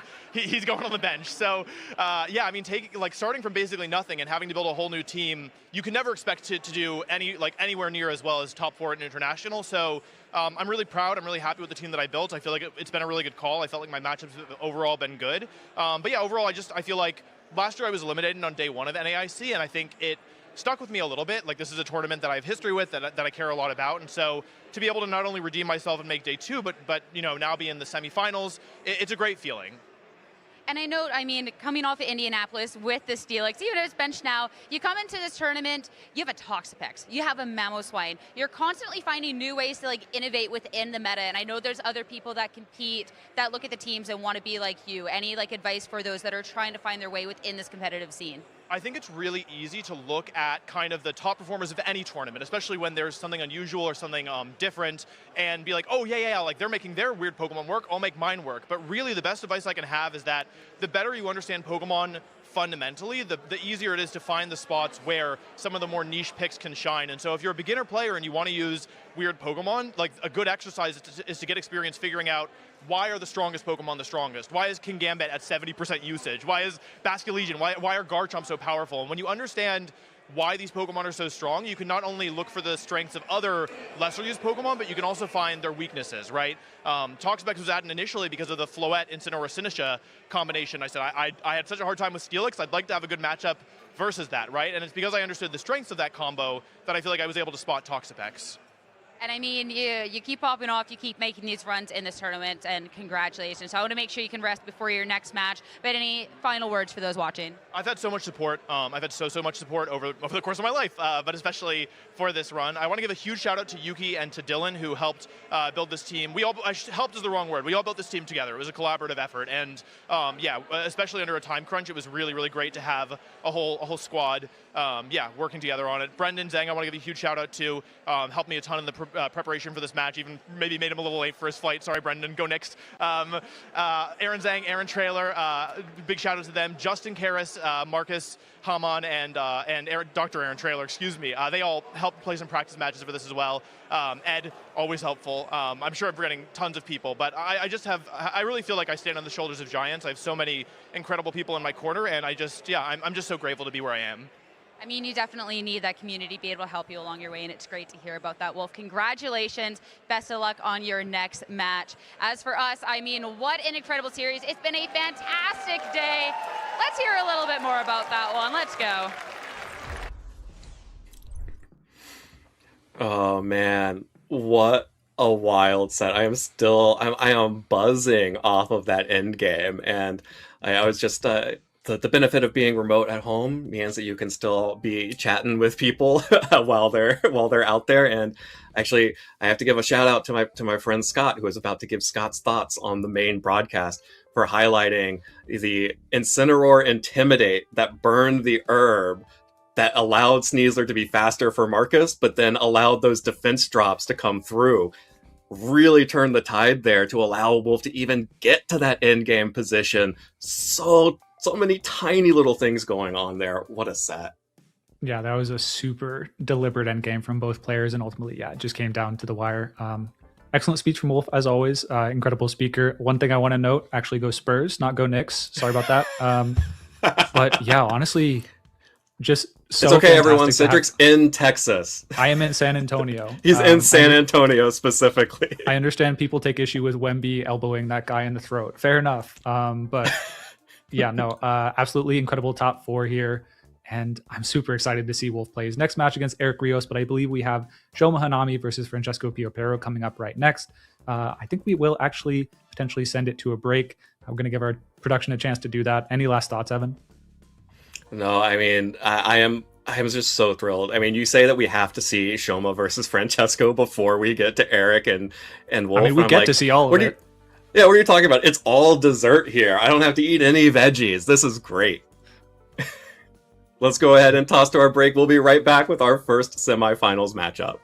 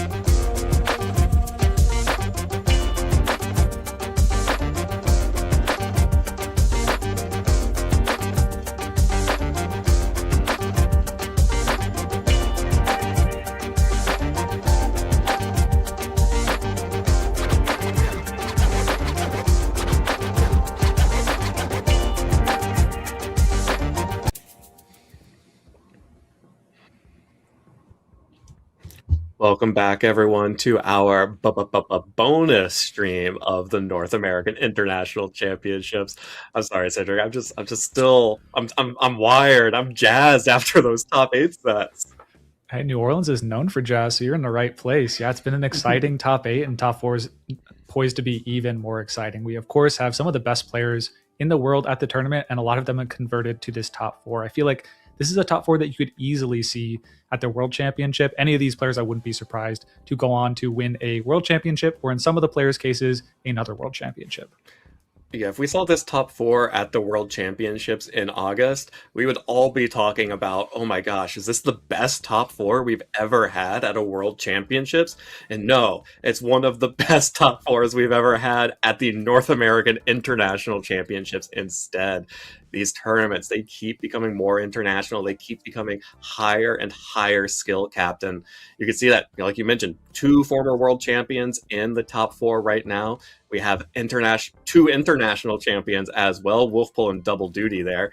And really just Francesco Piopera breaking out, having, tying with his best performance at an international championship by matching the top 4 earlier this season in London at EUIC. So this is a player who is hot right now, but he's going up against one of our most dedicated, strongest world champions and veterans in Shoma Honami. I think there's an interesting storyline for both pairs of trainers in the top 4, in that really there's one who, outside of Eric, Eric, I would say, was playing during Mega Evolution, but I would say a lot of his success came a little bit later on. And then on Wolf and Shoma's side, World Championships with Mega Evolution legal, then Francesco, a newer player, kind of unfamiliar with those Mega Evolutions. But hey, all of them, despite all of their history, have been able to converge to this final spot. Doesn't matter what you've done before. What matters is what you do now. And of course, we have Shoma Hanami, 2015 World Champion, versus Francesco Piopero, the top 4 at UIC. Yeah, just an incredible pairing for the top 4 that we're going to get into shortly.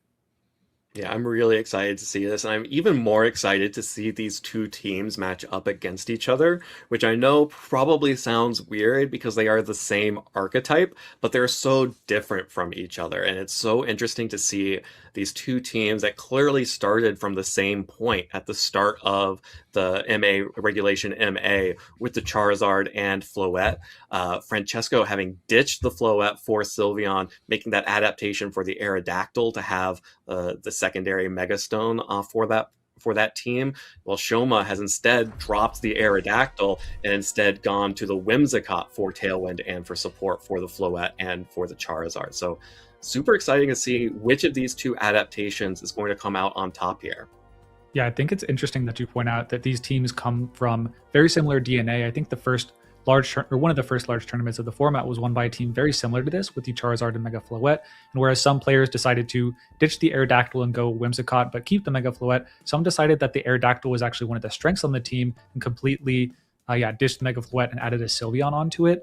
So just a very different direction for the teams, but proving that both are effective at the highest level, and kind of a battle of, I guess if we're talking about DNA, 2 brothers, siblings, sisters, etc., battling it out in the top. I was trying to think, do we think they're siblings? Do we think they're cousins? How related are these teams? Yeah, I mean, they have the common DNA of the Charizard, Basculegion, King Gambit, Garchomp, for sure. And then, it's the Tailwind setter and then the secondary Mega that's different. So I think that's a big factor. Of course, these sets on the individual common Pokemon are going to matter a fair bit, but also the differentiation. Like on Shoma's team, you can set the Tailwind up before the Mega Aerodactyl 100% of the time, unless there's Fake Out on the board, of course. You can always get that Tailwind up, whereas Shoma's a little bit more reliant on, I guess there is no Fake Out on the other side of the field, but a little bit more susceptible to the Tailwind and then double up into that Aerodactyl, whereas Shoma doesn't have to worry about that, can always get the Tailwind up if that's what he desires. Yeah, if it becomes a game of who gets Tailwind, Shoma is the player that has the more guaranteed options here. But it's also could probably be very difficult to both get Tailwind up and deny Tailwind from Francesco at the same time. So it could just be a really interesting little positional battle. We're going to get into this when we get the players on stream and ready to go as well. But even though there is so much common DNA, there are so many differences within these teams teams as well.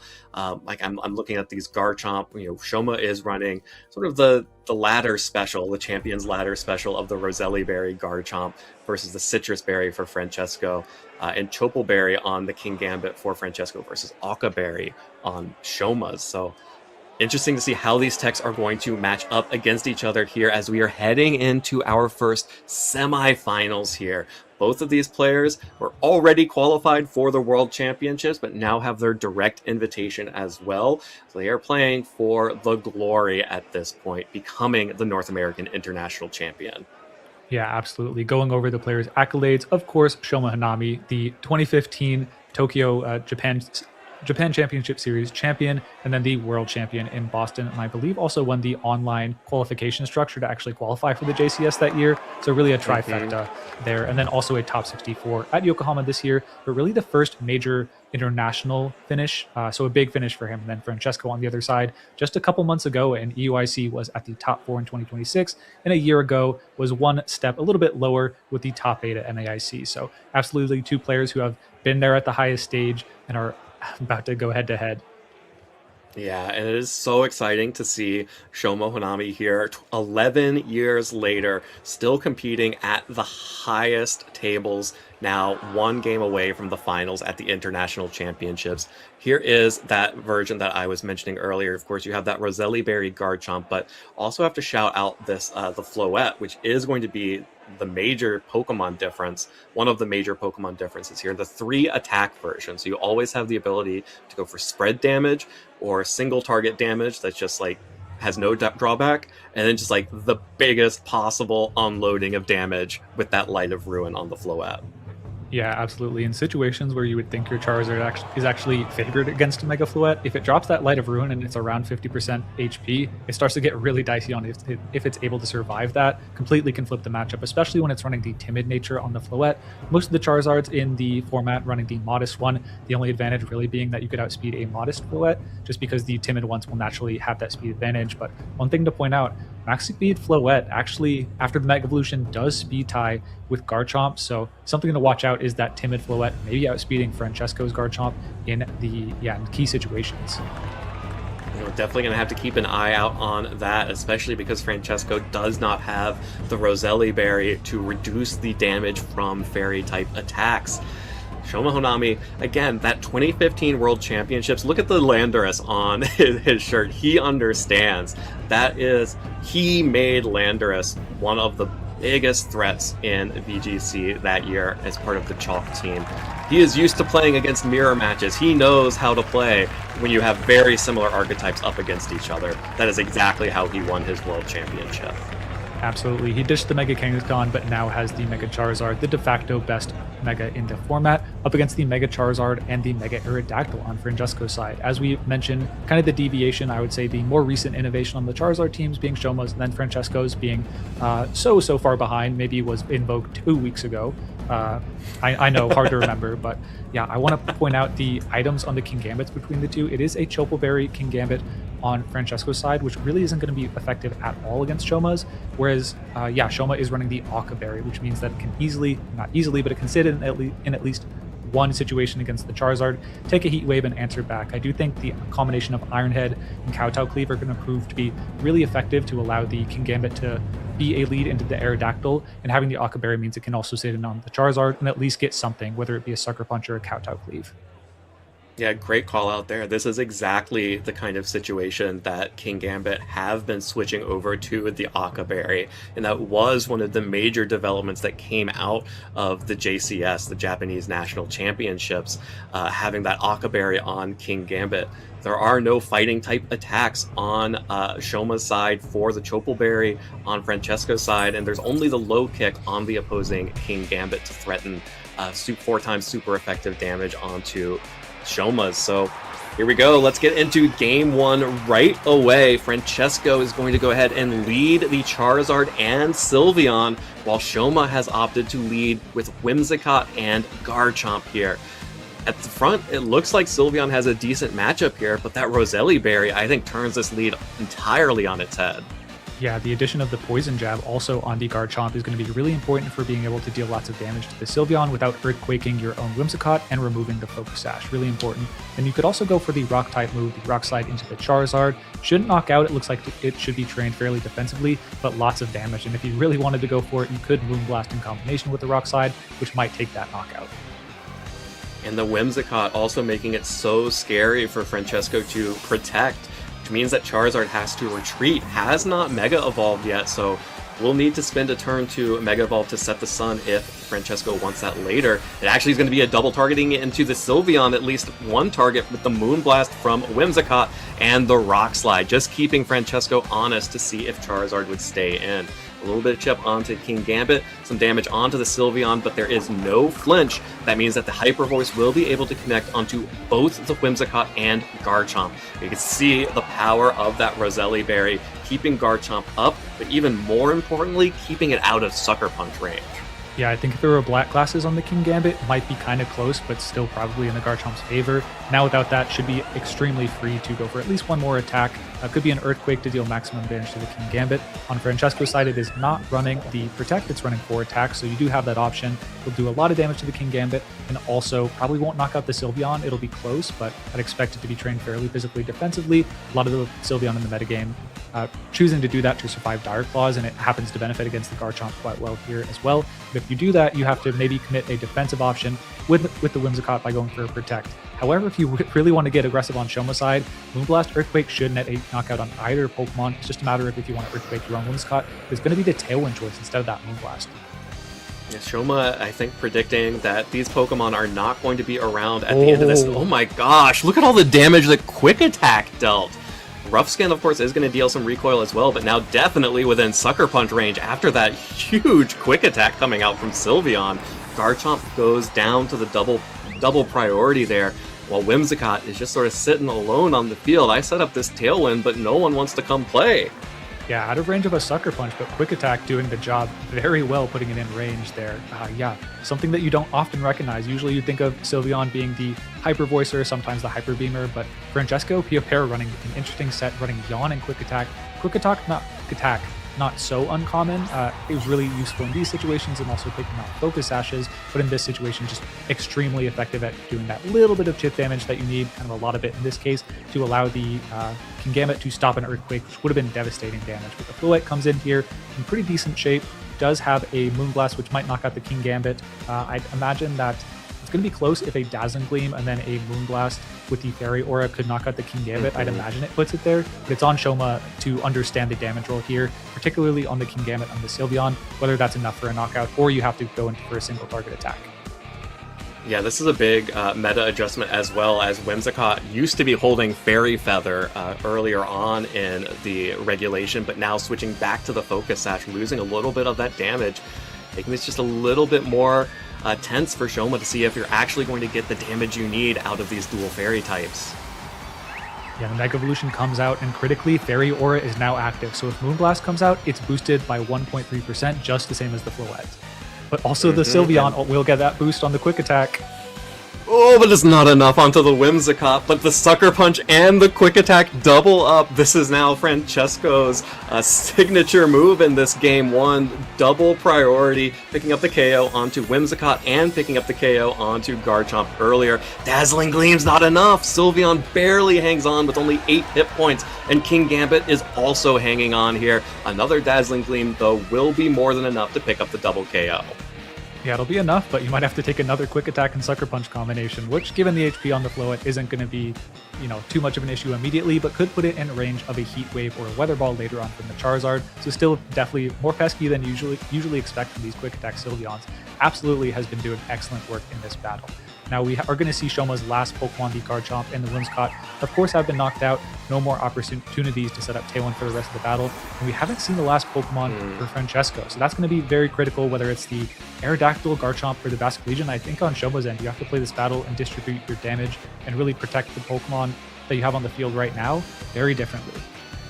Absolutely. Basculegion being the final choice for Shoma does mean that this Last Respects has been powered up quite a bit.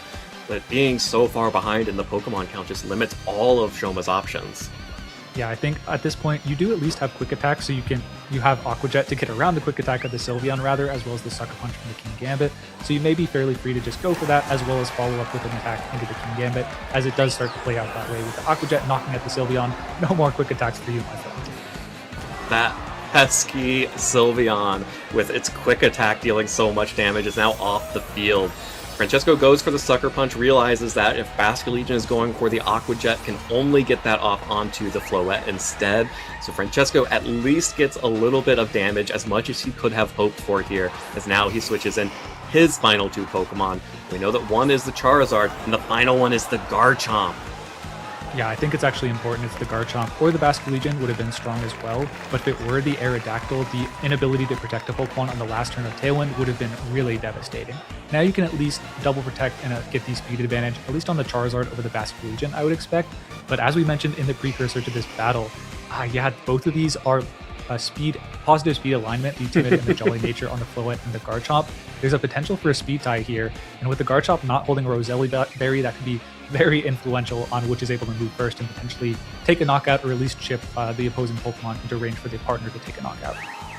Yeah, if this Floette is able to get off a very powerful Fairy-type attack into these 2 Pokemon, it could be a real problem for Francesco. Like you mentioned, has options to protect here for Garchomp and Charizard that will remove the final turn of Tailwind here. But now, we just got to see how these Pokemon are trained. Yeah, I mean, we see a Dazzling Gleam walk in. Essentially, we've seen, I believe, in previous matches that Shoma's Charizard, if it were to take a Wave Crash, would probably survive it, even with the Mystic Water, so Dazzling Gleam would just chip it over. The Garchomp does have a high HP total. I wonder if it has the capability to actually survive. It does have the Citrus Fairy, so it could be tipping us off of the training on that Pokemon. If it survives a Dazzling Gleam, that could be actually really disastrous if it gets an Earthquake off before, or is able to guarantee get a Earthquake off if Dazzling Gleam is selected, and chip the Basculegion in range of a Solar Beam. We're just going to have to see. I do feel like at this point the Charizard is fairly safe to at least get a Solar Beam off, but you could also go for a Weather Ball into the Floette for a knockout. It's going to be close, but if you... Yeah, I think that's you probably have to go for a Solar Beam, but expecting that on Shoma's side, you could kind of hedge your bets and protect the Basculegion and guarantee, even if it is a speed tie, just go for the Dazzling Gleam or Moonblast, knock out the Garchomp, and not even have to worry about the influence of that speed tie if you can survive an Earthquake or don't get flinched by Rock Slide. Well, that is definitely a big if there. There's Charizard going ahead and Mega Evolving, setting the Sun. Francesco having held off on Mega Evolution. There's the Protect from Basculegion. Shoma is making a call. Floette wins the speed tie. If it is one, it is the faster Pokemon, at least this turn, and Moonblast is enough to pick up the KO onto Garchomp. No Dazzling Gleam here, and just going for the full power Moonblast onto Garchomp, and there's the Solar Beam! Shoma Honami, he is a world champion for a reason. He gets the call exactly correct, and now it is all about Shoma Honami and this Basculegion and Floette. Yeah, at this point, the Basculegion should be fairly free to start going for... It could go for Aqua Jet if it wants to just chip the Charizard in range of 2 Moonblasts so you don't have to go for a Light of Ruin, or it could just bet on surviving the Solar Beam and hit that really powerful Wave Crash. I think really a question on Shoma's side, just understanding the training on his Pokemon, and on Francesco's side, yeah, we do see the Aqua Jet just trying to get that little bit of chip to make a more consistent endgame for the Floette as it follows up with Moonblast. Yep, Aqua Jet plus Moonblast, just going for guaranteed damage before Charizard can move here. That's going to mean the Solar Beam will finally be able to connect onto the Basculegion. Now we're going to have to see exactly how much this does. Did Shoma need to protect the Basculegion? And he did! One-hit KO from that Solar Beam. Incredible read from Shoma to be able to preserve that Pokemon for one more turn. And now it's just Floette versus Charizard. Those HP totals. You need a Light of Ruin here, don't you? I think Moonblast might have been a little bit short, so it's not guaranteed for Shoma at this point. You will outspeed, but can you hit a Light of Ruin, or will you go for Moonblast? Could have a secondary effect of dropping the special attack to make sure you survive the attack, or you just know your role. You think, you know what, I low rolled, I'm going to high roll this time and take the knockout. I expect Light of Ruin could come down to whether you hit, but Shoma delaying the issue just one turn, going for a Protect to stall out an additional turn of Sunlight. Yeah, it gets the additional turn of Sunlight stalled out, but because Francesco held on to the Mega Evolution for so long in this game, there are still 2 turns remaining. So if Floette can survive 1 turn of Sun-boosted fire attacks, then it should be okay, but he's still going to have to in the Light of Ruin. Charizard avoids the Light of Ruin, and here's the Weather Ball firing right back into Floette. Tried to stall out the sun and definitely needed to because it cannot stand up to a Weather Ball. Francesco Pero in dramatic fashion there dodges the Light of Ruin and picks up the KO, advancing 1-0 in the set. Yeah, you could see the emotions on both of the players' eyes when it happened. Shoma just distraught, and then Francesco waiting a second. You know what? Maybe Weather Ball doesn't knock out, but after it KO'd, popping off. 1 game away from making it to the finals, 1 spot further than he has ever been able to accomplish at an international championship before. Well, and that was so close. Such a tight game there. Shoma making so many excellent plays to put himself in a winning position there at the end, especially predicting this Solar Beam, because we know now that Basculegion cannot survive a Solar Beam from Francesco's Charizard. But the Light of Ruin, sometimes you need to go for the extra power, but there are always drawbacks when you try to draw on too much power here, and there it is. Shoma Hanami's Floette misses, and the Weather Ball picks up that KO. Wow. Yeah. We have had so many incredibly close sets here in Top Cut. Yeah, incredibly close there. Absolutely down to the wire. 10% chance, and ultimately got it on Francesco's side. Comes up on top there. One thing we learned between those two players is actually the interaction between the Basculegion and, of course, the Charizard. There is some possibility, depending on how the Charizards are trained and the Basculegions are trained, for that Solar Beam to not be a KO all the time. But this time it looked like that HP total was going down pretty fast. It at least knocks out some of the time, so something that can maybe inform both of the players' decisions going forward. In that spot where Francesco is threatening the Solar Beam and Shoma protects, maybe you actually go for the Weather Ball or the Heat Wave to knock out the Mega Floette, that in future games, knowing that roll is a KO and Shoma's kind of scared of that, whereas before you just go for that play to cover for it, expecting, there's some possibility it lives anyways. I want to cover that possibility at least in game 1. Yeah, now that is important and critical information heading into game 2. And boy, I know white people don't like to see mirrors or like Pokemon teams that are cousins of each other, but man, they can set up some dramatic end games here. As we are hopping into game 2 now, Shoma Hanami versus Francesco Pero, who has instead decided to lead the Sylveon and Aerodactyl this time, while Shoma is going to go ahead and bring out the Garchomp and Basculegion as the leads. Yeah, once again, the Garchomp holding the Roselli Berry, so a little bit better poised against the Sylveon than it would normally be. In most situations, this would just be a fairly safe Tailwind with the Aerodactyl and then a Hyper Voice to deal a lot of damage to the Garchomp, but in this situation, maybe a little bit safer for Shoma to be attacking with the Garchomp. The Basculegion is in a fairly solid spot in this battle. We've seen a lot of Citrus Berry Basculegion, but this one is running the Mystic Water. There's a chance a Wave Crash will be able to knock out the Sylveon and at least put it in range of an Aqua Jet in future turns, or if you want to, you can knock out the Aerodactyl with no access to Protect, guaranteed with the Wave Crash, or if you don't want to take all that recoil damage, which could start to add up against the Sylveon, just go for an Aqua Jet. Well, Garchomp wants to preserve the Roselli Berry at least for now. Swaps out for the Whimsicott, realizes that with Francesco being able to set Tailwind, Shoma is going to need to match. The Whimsicott will be able to do so as Basculegion takes that first Hyper Voice from the Sylveon, now firing back with a Wave Crash into the Aerodactyl. So Aerodactyl is now off the field. Shoma will be able to set Tailwind next turn and have that stagger on Tailwind. But Basculegion did take quite a bit of damage from that recoil. Yeah, absolutely. The Garchomp now enters the field with a turn of Tailwind advantage, but the Whimsicott has also came on the field and can easily go for a Tailwind to supersede that. But the Garchomp naturally faster than the Basculegion in most situations. At this point, it's just, I think the Dragon Claw, a fairly safe KO on the Basculegion, and if you want Tailwind up on Shoma's side, then you have to tank the Hyper Voice from the Whimsicott, or from the Sylveon. So I'd expect some level of delaying the inevitable KOs by going for a Protect on one of these Pokemon to really stagger your Tailwind turns. It also has the effect of delaying one additional turn of Francesco's Tailwind with the Aerodactyl down. You can't set that up further, so really probably expecting something on Shoma's side to get into a more favorable position when he actually wants to set up the Tailwind. Whimsicott protecting, Basculegion protecting, a very high value double protect here. There is no way for Francesco to set up or gain any additional advantage here, and instead, like you mentioned, stalling out one more turn of Francesco's Tailwind, giving Shoma one more turn if he sets Tailwind this next turn of the speed advantage. Yeah, at this point, I think Tailwind going to be a fairly safe call for the Whimsicott if it decides not to switch out, but the Basque Legion just in kind of dire straits. Maybe content to actually just go for an Aqua Jet, assuming that Francesco is going to keep it honest and actually go for a Dragon Claw into it. That's the best you can hope is for the Aqua Jet. And the Sylveon's one of those Pokemon. It's not that bulky, but it's always enough to take one single hit from a really strong Pokemon. So the Aqua Jet could actually put it in range for one of these stronger attackers that Shoma has in the back. So yeah, something that Francesco could be thinking about, but I imagine that it should just be a Hyper Voice and a Dragon Claw to keep the pressure on. Yeah, if you have to trade, it's better to trade for something rather than nothing here.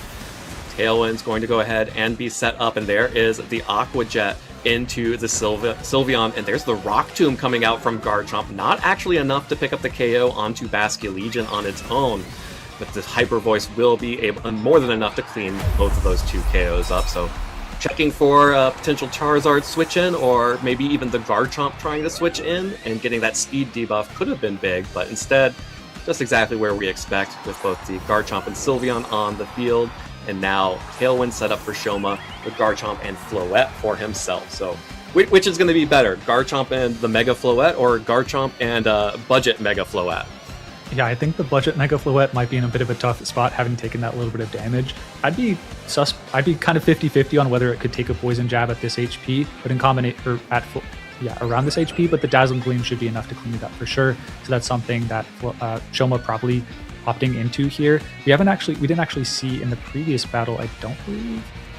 The Dazzling Gleam did come out in the previous battle. It should be a KO into the opposing Garchomp, so Shoma most likely should take the approach of trying to chip that damage into the Garchomp and then try and Poison Jab the Sylveon. The only question is, do you try and read a Garchomp switch as the Sylveon protects? You do kind of have some cushion to be able to do that, given you have the Roselli Berry to take one of the Hyper Voices. However, you are setting up the Fairy Aura with your Floette, so maybe the combination of the Hyper Voice through the Roselli Berry with the Fairy Aura and then a quick attack with the Fairy Aura would be a knockout. So I'd imagine just tries to keep the Sylveon in check with that Poison Jab and doesn't risk that really tough call. Okay, there is the Dazzling Gleam coming out from the Floette. Not enough to pick up the KO on either the Sylveon or the Garchomp. The Garchomp now able to heal back up with the Citrus. Had to go for the Moonblast previously to pick it up in 1. There's the Rock Tomb now catching the Floette that will drop its speed, like you mentioned, has to cover for the Sylveon. A little bit too scared of that Pokemon, so doubling up with the Dazzling Gleam and with the Poison Jab to finally secure the KO there, as Francesco loses control of the speed. Shoma will now have 2 turns where he has Tailwind up and Francesco has nothing, just the Basque Legion and the Garchomp.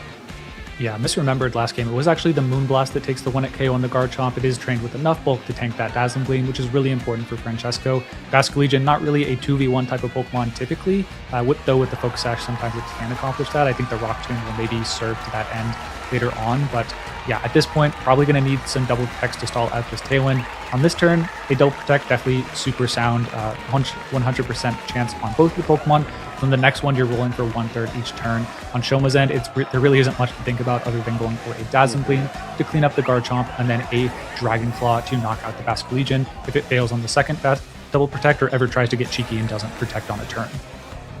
Yeah, Francesco is just going to need probably to get a double protect on both of the remaining Pokemon on the field for him in order to stall out this Tailwind and have a shot here.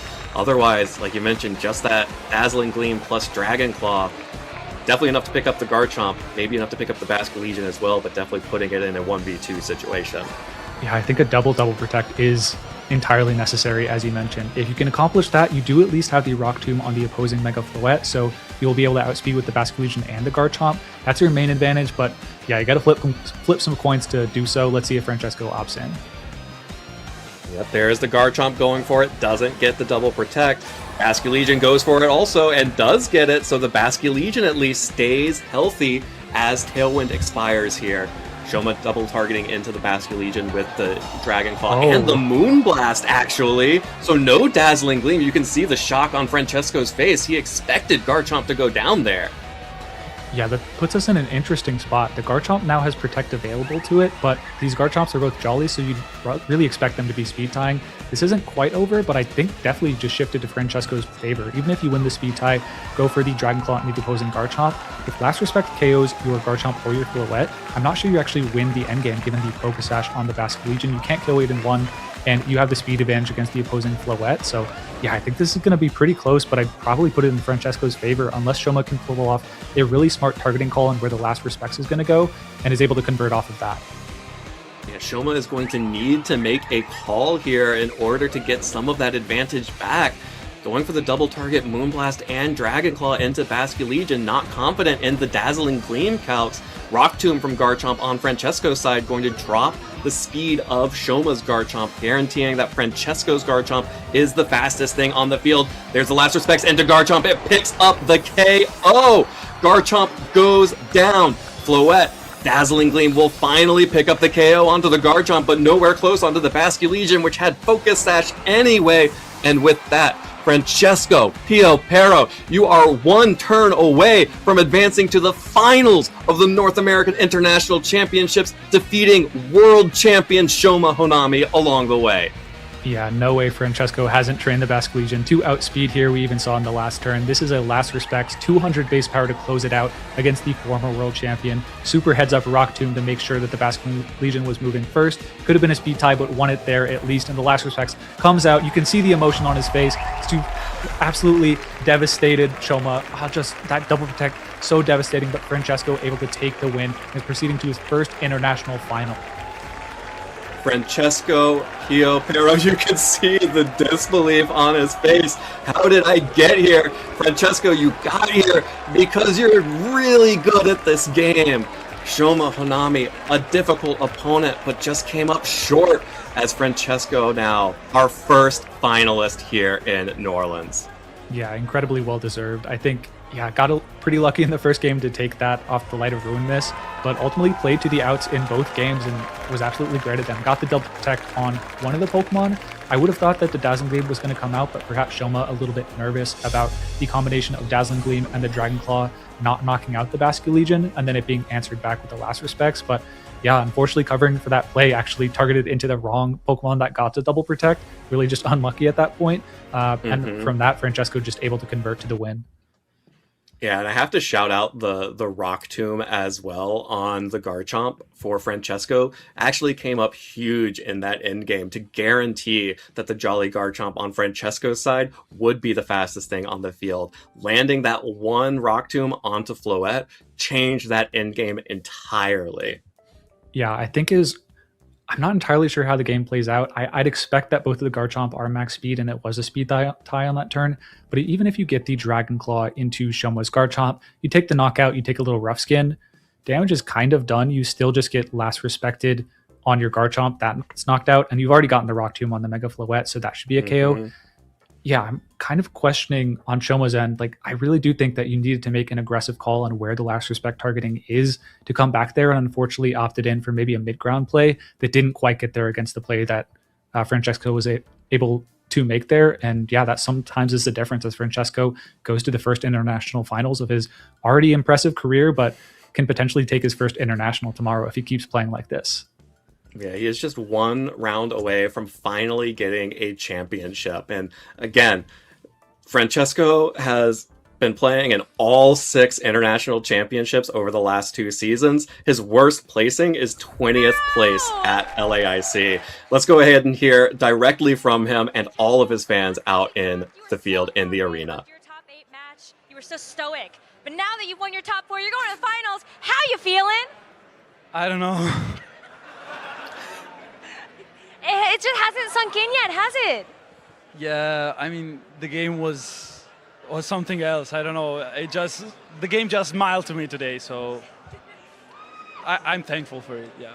Yeah, that game 1, we did see that Mega Floette miss that Light of Ruin, but in game 2, we could see it. The emotion starting to come over you when you had your Basque Legion at the very end, knowing you were going to get that final Last Respects. When was it in that second game you realized you're going to the finals?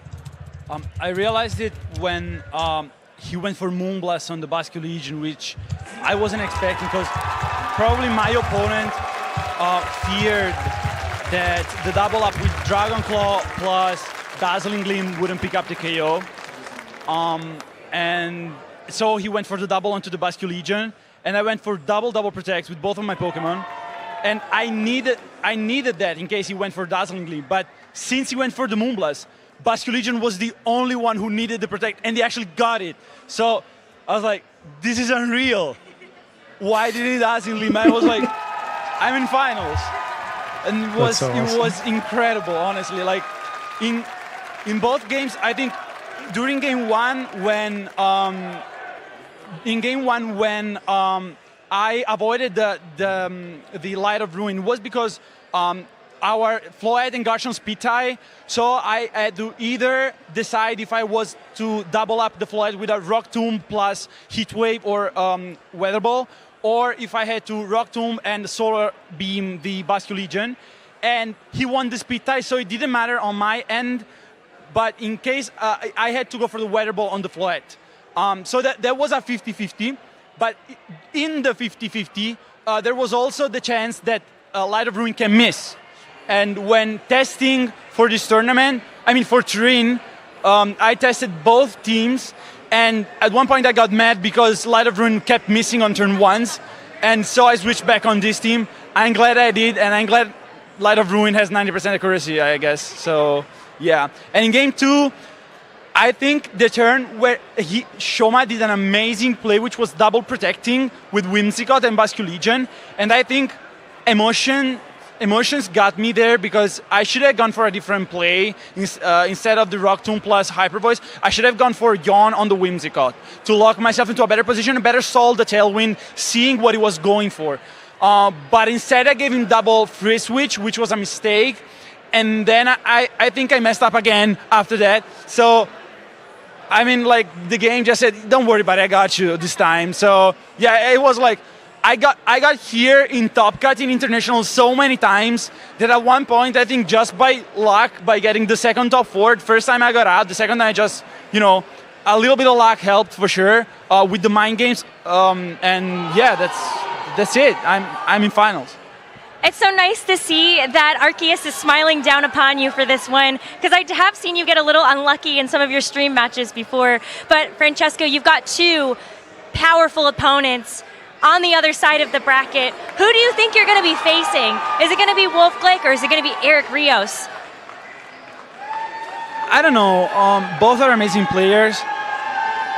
Eric knocked me out from NAIC last year, so a rematch would be nice. Yeah, I guess like a rematch with Eric would be like the rematch of last year. That would be cool. But facing Wolf Glick in an international finals, that would be nice too. Yeah. So. You got your work cut out for you, Francesco, but you got all night to prepare. Any final words to the people supporting you? Thanks, everybody. Thank you. See you tomorrow. All right, everybody, give it up one more time for your first finalist, Francesco Piopero. See you tomorrow as your sign-off at an international championships goes kind of hard, not gonna lie. He just lives with his heart on his sleeve. Super likable guy. Love that interview. I've been loving seeing him on camera, even during the matches. Absolutely plays with passion at the forefront and doesn't let it really control his play. As he mentioned, he's always trying to optimize, always get better.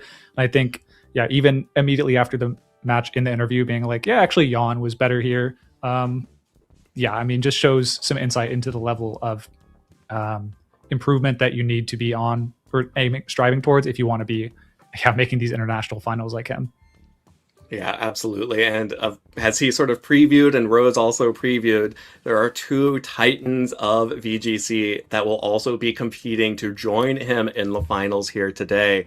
Eric Rios and Wolf Glick will be our second top four matchup. And boy, I cannot wait to see this because it has been just an amazing match after amazing match after amazing match in this end game here of the tournament. We should both take a quick break. We should hydrate. We should rest a little bit because we got one more to take you through over the course of this tournament. So stay tuned. We'll be right back.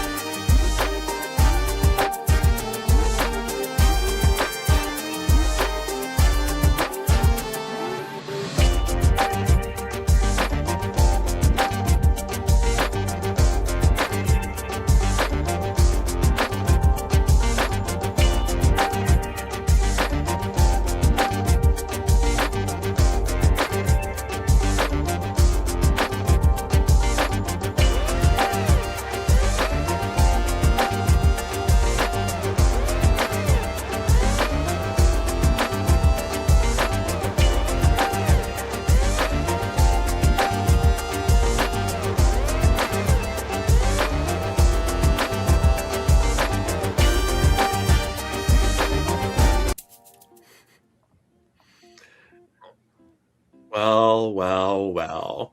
It's been 2 long days of Pokemon, and it all comes down to this, our final semifinals match to decide who is going to join Francesco Piopero in the finals of the North American International Championship.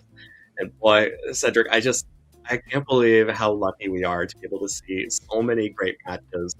Like Pokemon's beautiful, and every time we get one of these tournaments where we see such high level play, it hits something deep in me, man.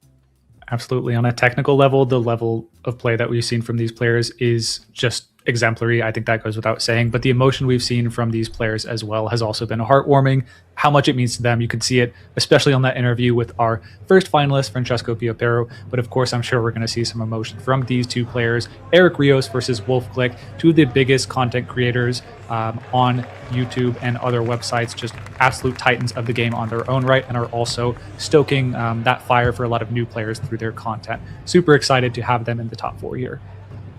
Absolutely, and this is going to be a matchup for the ages as these two titans decide who gets to join Francesco in the finals. And it's so wild whenever you see someone like Eric sit down across from Wolf, because I'm used to seeing 4 times regional and special event championship and saying, wow, what a fully decorated player. And then you have to look over at Wolf with his 10 regional championships. Whoa. But that just goes to show how strong and how long both of these players have been competing. Yeah, 2 stacked resumes, but now it doesn't matter. What you did before is nothing compared to this moment right now. And Eric, the team he's going to be approaching the moment with, is this Mega Aerodactyl team with the Mega Charizard and the unconventional pick of the Farigiraf, that allowing for a Trick Room mode that these other teams, for example, Francesco's team, I don't believe has that option. Outside of that, lots of similarities, but the Farigiraf really changes the pace of play, where the Sylveon can function in Tailwind as a spread attack sweeper or under Trick Room, which makes it really tricky for the opponents to figure out which one you're going to go for.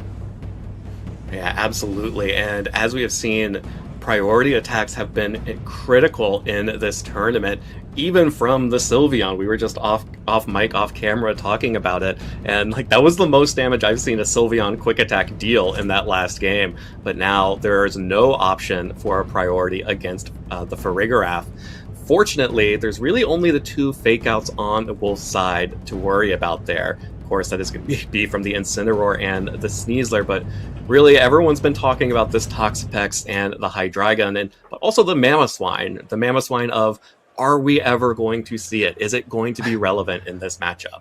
Yeah, I at least haven't seen the Mamoswine come out, but I think it's a decent candidate here. At least you can go for the Ice School Crashes against the Aerodactyl, the Garchomp that's going to do a lot, and the Earthquake against the Kingambit, of course. But outside of that, maybe doesn't love to be in Trick Room, and the inability to go for Ice Shards to kind of close out KOs or take KOs after there's been a little bit of chip on things like Aerodactyl and the Garchomp are definitely some reasons to leave it on the bench. I feel like the Toxapex does have an argument here. It's been really clutch for Wolf on stream thus far. He didn't bring it in his top 8 match against Marcus Dion. Let's see if the Toxapex does come to the rescue here against a fierce opponent in Eric Rios. Yeah, I suspect the Toxapex is definitely an option that Wolf will be considering for this matchup.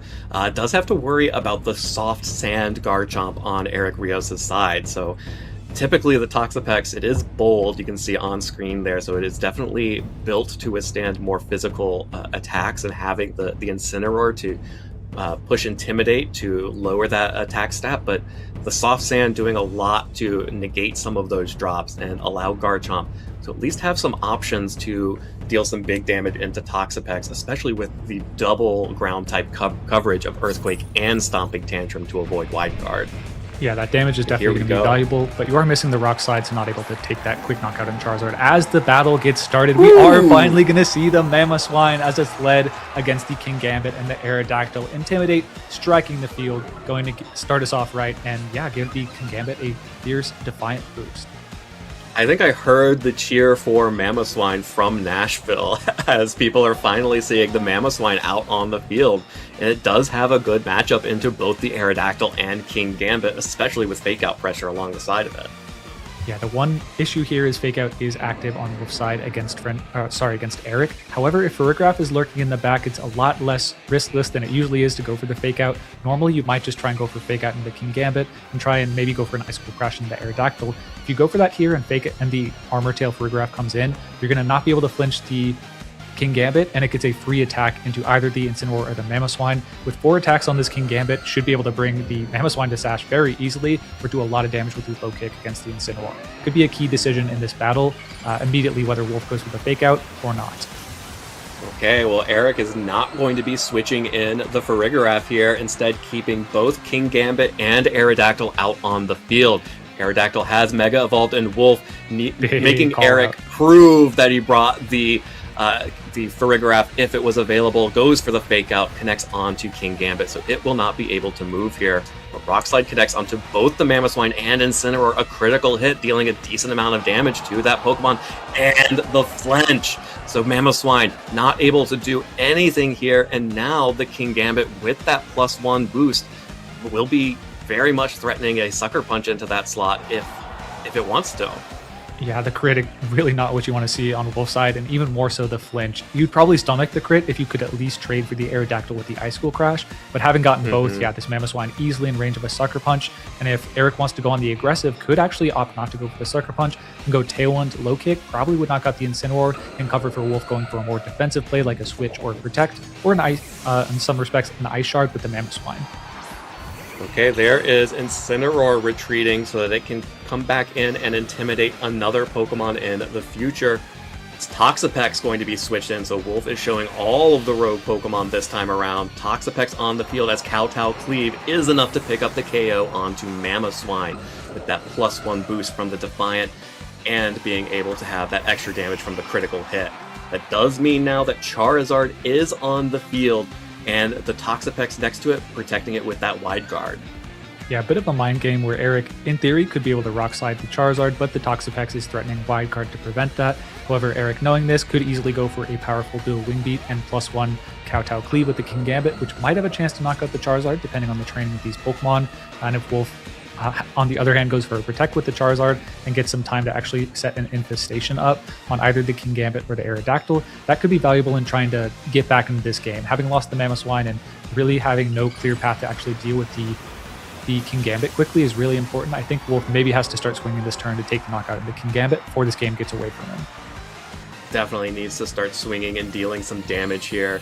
There is the drought now set as Wolf does go on the offensive with the Mega Evolution, but there is no Wide Guard coming out from the Toxapex, and Eric also keeping Wolf honest here. You have to use Wide Guard for Wide Guard to protect your Charizard. You can see Wolf is able to survive that because of the Intimidate from turn 1. The Kowtow Cleave will whiff into the Baneful Bunker of the Toxapex, and a second flinch! Wolf is not getting to play this game. Yeah, not getting to play indeed. That's 2 attacks that would have either dispatched the Aerodactyl or the King Gambit, most likely. If they're a Weather Ball 100% Heat Wave, you at least have a 90% chance to do so. But because of that, it's going to be, I think, more or less impossible to deal with this King Gambit quickly. You can at some point get the Incineroar on the field, but this Charizard is really pinned down with either Dual Wing Beat with Kowtow Cleaves or the rest of the battle. I think, yeah, 1 of those flinches was bad, but 2 just made this game unplayable for Wolf, it felt like. Okay, there is the Toxapex withdrawing here, as Wolf now has to bring in his own Incineroar once more, giving another Intimidate and Defiant boost to that King Gambit. Charizard protecting itself from any additional damage, so just trying to find some way back into this game. Charizard will protect itself from a second Rock Slide, but Incineroar has to take it. That's going to be damage onto the Incineroar, and this King Gambit is now at +2 after 2 Intimidates and 2 Defiant boosts. But Wolf at least is gaining some position here. Was able to get the Incineroar in, and the Charizard did make Eric Rios waste that turn for the most part. Yeah, could at this point maybe dangle your Charizard out to allow yourself to maybe take a Kowtow or a Dual Wing Beat. The problem is if you take a Rock Slide, okay, just going for the Fake Out, so just trying to dodge an attack maybe from the Aerodactyl with the Charizard. Whoa, trying to dodge the Rock Slide, but doesn't get it. That's going to connect onto both the Charizard and the Incineroar. And with just Incineroar and Toxapex left for Wolf, very unlikely that these two can mount a comeback. So Wolf will now be thinking about how to play game 2, because it will be an elimination game for him. Needs to win this in order to advance to the finals, but Eric Rios, with a couple of nice rock slide flinches, is well in control of this one.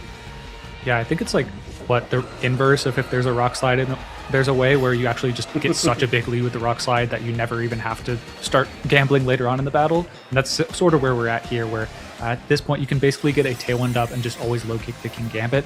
And the Toxapex's very strong, but can't do a 4v1, I don't think.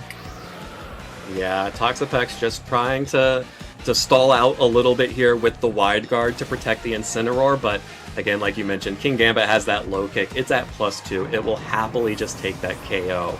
Wolf here most likely just playing out the rest of this game until he has a plan for game 2.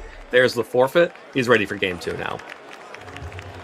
Yeah, I mean, on Wolf's side, it's hard to find a positive from that. It's like, what did you actually learn? You didn't really get even to the back Pokemon. You just saw Aerodactyl King Gambit, which Eric has really led pretty frequently throughout this tournament, so not a lot of information gained there. So almost entirely just starting this game down 0-1 with also information on his kind of niche springs, the Mamoswine and the Toxapex already revealed. That's really devastating. I don't think you could have had much worse of a game 1 on Wolf's end. So going forward, I think the Mamoswine play makes sense. You pin down the King Gambit with the Fake Out, you break the Focus Sash, and then if you don't get flinched, you can take a knockout with Icicle Crash. But at this point, now that your game plan in doing that has been revealed, does Eric actually reveal the Ferrograph in the back, which would totally counter that Fake Out play, take a Icicle Crash reasonably well, and buy a turn for King Gambit to further lead? Yeah, Eric really has all of the flexibility in the world going into this game too, because he did not have to show the other Pokemon. And this is just sometimes how it works with Rock Slide. It wasn't like Eric was fishing for those flinches. They just sometimes happen. And if they do just happen, then you get a massive lead there. And that is what has made Mega Aerodactyl so terrifying to go up against throughout the course of Regulation MA. Yeah, Wolf needs to find it in him to figure out how to deal with this. But as you mentioned, there's so much flexibility on Eric's side. Like we mentioned, the Ferrograph that could come in. We don't even, not even to speak of the Garchomp when it enters on the field with Tailwind, with the addition of the Soft Sand and the Stomping Tantrum, whereas Wolf's Toxapex in the back has been really effective at dealing with Pokemon like Garchomp that only have Earthquake. This Stomping Tantrum one could really swing the favor in Eric's favor and swing the match in Eric's favor, and we don't even know if it's in the back or not. All right, well, it's going to be the Mamoswine and the Toxapex from the Toxapex Tamer, while Eric will be making an adjustment here. Instead of leading with the Aerodactyl this time, going to lead with the Charizard alongside the King Gambit. Now, this Mamoswine next to the Toxapex has some options here. Yeah, it has the option to go for an Earthquake into the King Gambit. However, you're forced to go for a Protect with your own Toxapex if you want to accomplish that. Or if you want to go for Wide Guard to stop a Heat Wave, also acceptable too. Will block the Earthquake and a Heat Wave. But that's definitely an aggressive play just to deal with the Focus Sash, and it leaves you open to a lot from Eric's end. Might see something like an Infestation. The Toxapex wouldn't love to take a Kowtow Cleave and a Solar Beam or a Heat Wave combination, but if you can break the Focus Sash on the King Gambit, maybe you feel a little bit safer later in the battle to knock it out with your Charizard or an Earthquake on future turns. Yeah, breaking the Focus Sash will be very important to controlling that King Gambit, especially if Wolf has the Incineroar in the back, which he has been wont to do just to have that fake out cycling pressure. Charizard will immediately go on the offensive here. Mega Evolves, goes for the Solar Beam, so right away, no protects coming out from either of Wolf's Pokemon, either the Toxapex or the Mamoswine. Toxapex tanking that Solar Beam like a champ. And here comes the Icicle Crash from Mamoswine onto that Mega Charizard. That is big damage, a critical hit coming out from the Mamoswine. It is firing back. And Eric is not about to be another on this Toxapex's highlight reel. Doubles up on that Pokemon, but the Toxapex is able to survive and gets its own critical hit with the Infestation. So now that King Gambit is trapped on the field and will be taking chip damage every single turn for at least, I believe, 4 turns for Infestation. Yeah, I think if Wolf had to pick one of the crits, I think he definitely takes the Ice School Crash. But hey, every little bit of damage when you're chipping down this King Gambit into Earthquake range absolutely could matter. It was a critical hit, so I don't think the Charizard will be in range of an Ice Shard, so still definitely an option on Eric's side to go for something like a Heat Wave or just a Weather Ball and a Sucker Punch to knock out the Mamoswine. However, in doing so, you are, again, opening yourself up to a defensive Protect Play from the Mamoswine. Really on Wolf, I'd feel like offensively, the game is still in Eric's hands. It's just a matter of responding on Wolf's side. Yeah, the Toxapex was able to soak up a lot of damage, and the Mamoswine was able to deal some back to the Charizard, but the offensive pressure definitely still feeling like it's in Eric's ball court here. That forces Toxapex to go ahead and use the Baneful Bunker to protect itself from any damage coming out. King Gambit showing a double target onto Mamoswine, gets the Sucker Punch off. Here comes the Heat Wave. No wide guard shown from the Toxapex. Went for the selfish Baneful Bunker, and that means Mamoswine has to take this Heat Wave. No thick fat here. It's the Oblivious Mamoswine, and so it goes down. Yeah, has the benefit of being immune to Intimidate, but unfortunately doesn't have the Fire type neutrality due to its basic typing after the Thick Fat that it would otherwise have. I think probably would have knocked out regardless, but not ideal to lose that targeting decision on the Wolf side. Now brings in the Charizard, which interestingly enough is actually running the Timid nature to Eric's Modest, so should have the speed advantage. So potentially a safe play here is to go for a Mega Evolution, go for the Heat Wave, and then knock out the King Gambit. Fingers crossed you actually connect this time. There is at least no Rock Slide, which would be, you know, introducing further variant, so you could take that knockout. And it also buys potentially an opportunity to switch out the Toxapex to actually get Regenerator, but not the case. Going to stay on the field. Wolf potentially gambling or just hoping that the Heat Wave is going to be enough to knock out that bulky Charizard on Eric's side. Yep, here comes the Charizard. Sucker Punch from King Gambit, just making sure that it gets some damage off. No. Heat Wave, it's going to miss the King Gambit. Wolf cannot land these attacks. Does land on the Charizard, but Eric survives with 5 hit points. There's the Weather Ball, the double up from Eric. Nothing is going Wolf's way into this top 4 match. At least Charizard hangs on one more time here, and Toxapex will be able to finish off the Charizard with the first tick of Toxic. Just trying to cover on a switch in here, but oh man, another miss there is devastating for Wolf. And to add insult to injury, the Charizard was not knocked out by the Heat Wave, actually, so it's able to follow up with a Weather Ball to actually put the Charizard in range of the guaranteed KO with the Sucker Punch. Before it had done roughly 49%, but now it's well below that. Easily a Sucker Punch can be a knockout. The Toxapex is at least chipping down the King Gambit slowly, but I think on Wolf's end would have absolutely rather have taken a knockout quickly there than continued a little away at this. Yeah, the Garchomp coming in. Ooh. It's going to be really difficult to answer the Garchomp with the... Yeah, you don't have the wide guard. That's typically really strong. And if you had cleared the King Gambit, you maybe could have gotten the Incineroar Intimidate to activate against the Garchomp and give yourself an advantage there. But with the King Gambit still on the field, it's getting increasingly difficult to deal with this Garchomp covered by the King Gambit. Yeah, there are simply no reason not to just go for something like a Sucker Punch and a, Stomping Tantrum into the Toxapex slot here. Toxapex has to release the King Gambit so that it can get some health back by switching out, activating the Regenerator ability. But that just means that Incineroar is going to give another boost to the King Gambit. King Gambit calls the switch on the Charizard slot instead of the Toxapex, so Wolf now has snuck this Incineroar in. Yeah, Wolf, I guess, in some sense, finally catching a break with the double targeting into the Charizard. Now has Fake Out active against the Garchomp and the King Gambit, although I suspect it's probably time to just clear this King Gambit and stop messing around with that. So the Charizard most likely going to switch out, or maybe just stays on the field to try and get some damage off, as the Incineroar goes for the Flare Blitz into the King Gambit. A little bit obvious, though, on Wolf's side. Easily, if Eric wants to, could switch out the King Gambit into another Pokemon, and then maybe Dragon Claw to cover the Charizard. If you want to get really aggressive, go for the Stomping Tantrum to deal a lot of damage to that Toxapex, as it is going to be the switch-in. Wolf is trying. He is not giving up here. Retreats the Charizard, so avoids damage from Sucker Punch on this turn. There's the Dragon Claw just in case. Deals just a little bit of damage to Toxapex.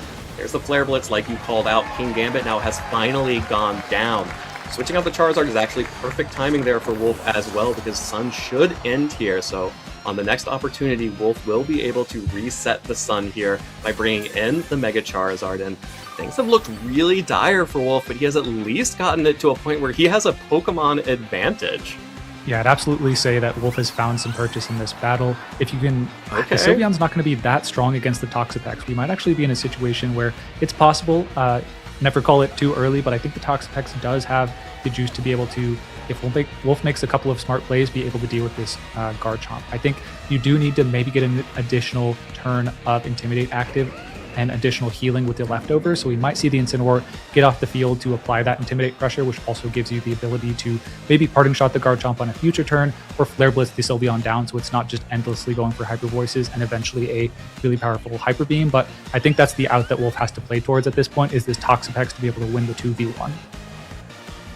Well, definitely going to need to make something happen because it most likely won't be able to win it from this immediate position. Sylveon, though, not liking the Toxapex on the other side with the Hyper Voice and Hyper Beam, but look at all the damage from that Stomping Tantrum, even after the Intimidates, that's dealing a lot to Toxapex. Wolf here does Parting Shot into the Sylveon, dropping its special attack, trying to protect this Toxapex for this one turn. Needs to get an Infestation or a Toxic off onto these Pokemon while bringing in the Charizard. But Charizard would feint to a Hyper Voice from the Sylveon here, and it's actually the Hyper Beam! Wolf is sacrificing the Charizard here, catches the Hyper Beam on the switch-in. Charizard goes down. That means Incineroar gets to come back in for free, and the Sylveon is at a recharge turn. Cannot attack this next turn. That is actually an enormous swing of momentum. If Incineroar on Wolf's side had been the slower of the two Pokemon that acted that turn, the Sylveon would have gotten Hyper Voice off and it probably would have knocked out the Incineroar. No Parting Shot, and even though you take a turn of recharge, you are still at 100% damage output on the Sylveon. It's not super effective into the Toxapex, but that diminishing output that it now has is going to add up over time. The Garchomp, pretty easy to lower its attack. It's already down to -2, and even though the Toxapex is at low HP, you can apply Fake Out this turn, either in combination with the Infestation, or maybe Toxic the Sylveon, and maybe the Toxapex with the leftovers will be good enough to close this game out. I think, yeah, the Sun is also to Wolf's favor here. If you can get some damage on the Sylveon off, you can go for a Flare Blitz in the Sun with a couple turns of Toxic, and in this station, this 2v1 might turn, or this, yeah, 2v, I guess it was 3 initially, you might deal with the Sylveon a lot faster than you would be on its own with the Toxapex. Oh, the Earthquake! There's no Wide Guard from Toxapex, but it survives! Sylveon takes damage from the Earthquake, actually thanking the Incineroar on Wolf's side for all of those Intimidates to allow it to tank it pretty well, and survives with 8 hit points after the Flare Blitz! That is a devastating survival, but the Infestation now connects onto Sylveon to finish off that KO. But you have to imagine Wolf really would have liked to have been able to get those stacking dots onto the Garchomp this turn, because Toxapex doesn't have much left in it. Yeah, doesn't have much left, but does have the option to Baneful Bunker on this turn to heal additionally with leftovers. And I think it is important the Incineroar healed with the Citrus Berry there. Now should be out of range of this next Earthquake, which gives it the opportunity to go for a Parting Shot and maybe put the Toxapex out of range of an attack. There's a big decision for Garchomp here.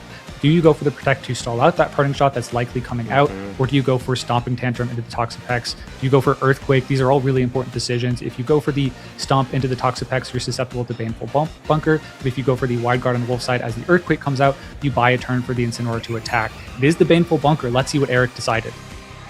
Wolf went for the Baneful Bunker, not a Wide Guard, just protecting the Toxapex, but Eric calls it out. Stomping Tantrum onto Incineroar. Not enough damage. 23 hit points remain. Goes for the Throat Chop. Wolf is just trying to advance these ticks, but the rough skin is enough to pick up the KO on the recoil. That means that Wolf is in a very familiar position that he has been in multiple times in this tournament. He's got to go for a double protect. Yeah, absolutely needs to double protect. Stomping Tantrum's going to be an easy KO into this Toxapex. Well, not that easy, but definitely enough with the 32 HP, and probably has a decent chance even if it heals up with one additional Baneful Bunker. But has to be the decision for Wolf here. Got to be the double protect. Is he able to execute? That's really the only question here. If he's going to hit that double protect, he's already hit, I think, 2 game-winning double protects over the course of this tournament that we've seen on stream. This would be number 3. Tournament on the life. Is the Toxapex going to be able to get the Baneful Bunker? It's all come down to this. It doesn't get it, but is Eric going to be able to take the KO? He seems to think so. Stomping Tantrum, -2, doesn't KO Toxapex. It does. Eric Rios is going to take the take it to the finals in the European International Championships. Fell just short last year, making it to the top 4 at the North American International Championships. But was able to defeat Wolf Blick in this top 4 and is going to the finals against Francesco Chiopero. They, I believe, played in top 8 of the previous tournament at North American International Championships. Eric came out on top there, but let's see if that story changes tomorrow in the North American International Championship finals. Absolutely incredible ending there. Wolf just so pushed to the limit there, not able to get another double protect. Would have just been another 33% chance to win a game there, but Eric Rios, a really difficult matchup there for Wolf. All of the adaptations that Eric made on, especially that Garchomp, made life very difficult for the Toxapex. And after Wolf didn't get a chance to play game 1, he really came back with a vengeance here in game 2. And I thought it was over for him like 10 turns earlier, but he found a way. Toxapex found a way to stay up, to stay active, and continue to be able to stall out the game just long enough. Couple of just missed opportunities there. Not even missed opportunities, but things like this Sylveon surviving the Flare Blitz here, meaning that Wolf had to infest the Sylveon instead of being able to get the additional damage onto the Garchomp. Oh man, so close. And then coming down to that end game call, will Eric target down the Toxapex that goes for the Baneful Bunker, or will it target down the Incineroar? Eric making exactly the right call, hits the Incineroar, which gets put within range of the Rough Skin recoil, and what a close semifinals here, but it is Eric Rios who is advancing to the finals for a chance at becoming a 2-time international champion. Yeah, I think Wolf admirable to even get that close at the end of that match. Really had to make a couple of good calls to even get in that position after missing the heat wave against the King Gambit, but was able to accomplish it. I feel like there were 2 turns where he absolutely called Eric out perfectly with the Protect on the Charizard, and there was one other I don't entirely recall, but being able to do that allowed him to get into a position where it was winnable, but ultimately came up just a little bit short. I think if the Incineroar lives that Rough Skin chip, it takes a little bit less from that Stomping Tantrum, then you have the opportunity to either you essentially are forcing a read, because another Throat Chop will knock out. So the question is, do you want to go for Wide Guard to stop the Earthquake? I'll let you take over, Evan. Let's get it up for your finals. Well, fortunately, I'll let Sierra and Eric take over from here. Let's hear from our next finalist. What a match. You're in the finals tomorrow. You will be competing on Championship Sunday. How are you feeling? I'm feeling great. I can't believe it. I'm again in finals after 3 years. When I won the European Internationals, I want to give my best tomorrow to win the whole thing. I mean, for yourself, we got to see a top 8 at UIC. Last NAIC, you competed on this stage and top 4. How have you made this journey back? Like, talk to me about the work to make sure you could be on the stage again and you could have that chance to get yourself a second international title. I work a lot. I have a really good group of testing. I usually prepare 2 months before a tournament, and every international I play, I want to give a try that I can competing at the highest level. Every year is difficult. Winning an international like this is really difficult. There are a lot of people competing. I can't believe it. I have no words, sorry. We're going to get a couple more words because we need to talk about that match. You're trying to fight for your spot in the finals. You're up against a world champion with a Mamoswine and a Toxapex. So what's even going through your mind then? Because that is definitely a difficult journey. The matchup was really difficult against Wolf. He played well. Game 1, I got super lucky with the Roxal flinches. I was expecting Insyn because Alex Gomez, my teammate, played Wolf in the Swiss rounds. And the problem of the Wolves teams against my team is the Insyn Intimidate cycling because he didn't use King Gambit. I don't think King Gambit is too good in the matchup, but at least it stops the Intimidate. So it helps against Toxapex because Toxapex is difficult to deal with, plus Intimidate. So yeah, I played around Aerodactyl Gambit. He led with Insyn, so that was good. And then in game 2, I tried to play Charizard because I felt that Charizard could be good into Tox Apex, can do a lot of damage, and he bring Mamoswine. I didn't expect it, to be honest. But yeah, it worked. So. And I mean, you talked about the support of people that have helped you get to this point, and I want to give you an opportunity to thank those people in any final words before we see you again tomorrow. I want to thank all the friends that have been helping me for this tournament. Also, David, Sergio, all the Costa Rica people that have been helping preparing this team. Also, Leo, Chinchilla, Canecro, all the Koi community, all the Spanish people, family as well, friends. I'm gonna do my best to win it tomorrow.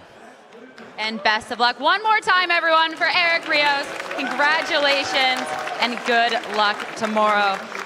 As for us, it's been a wonderful day at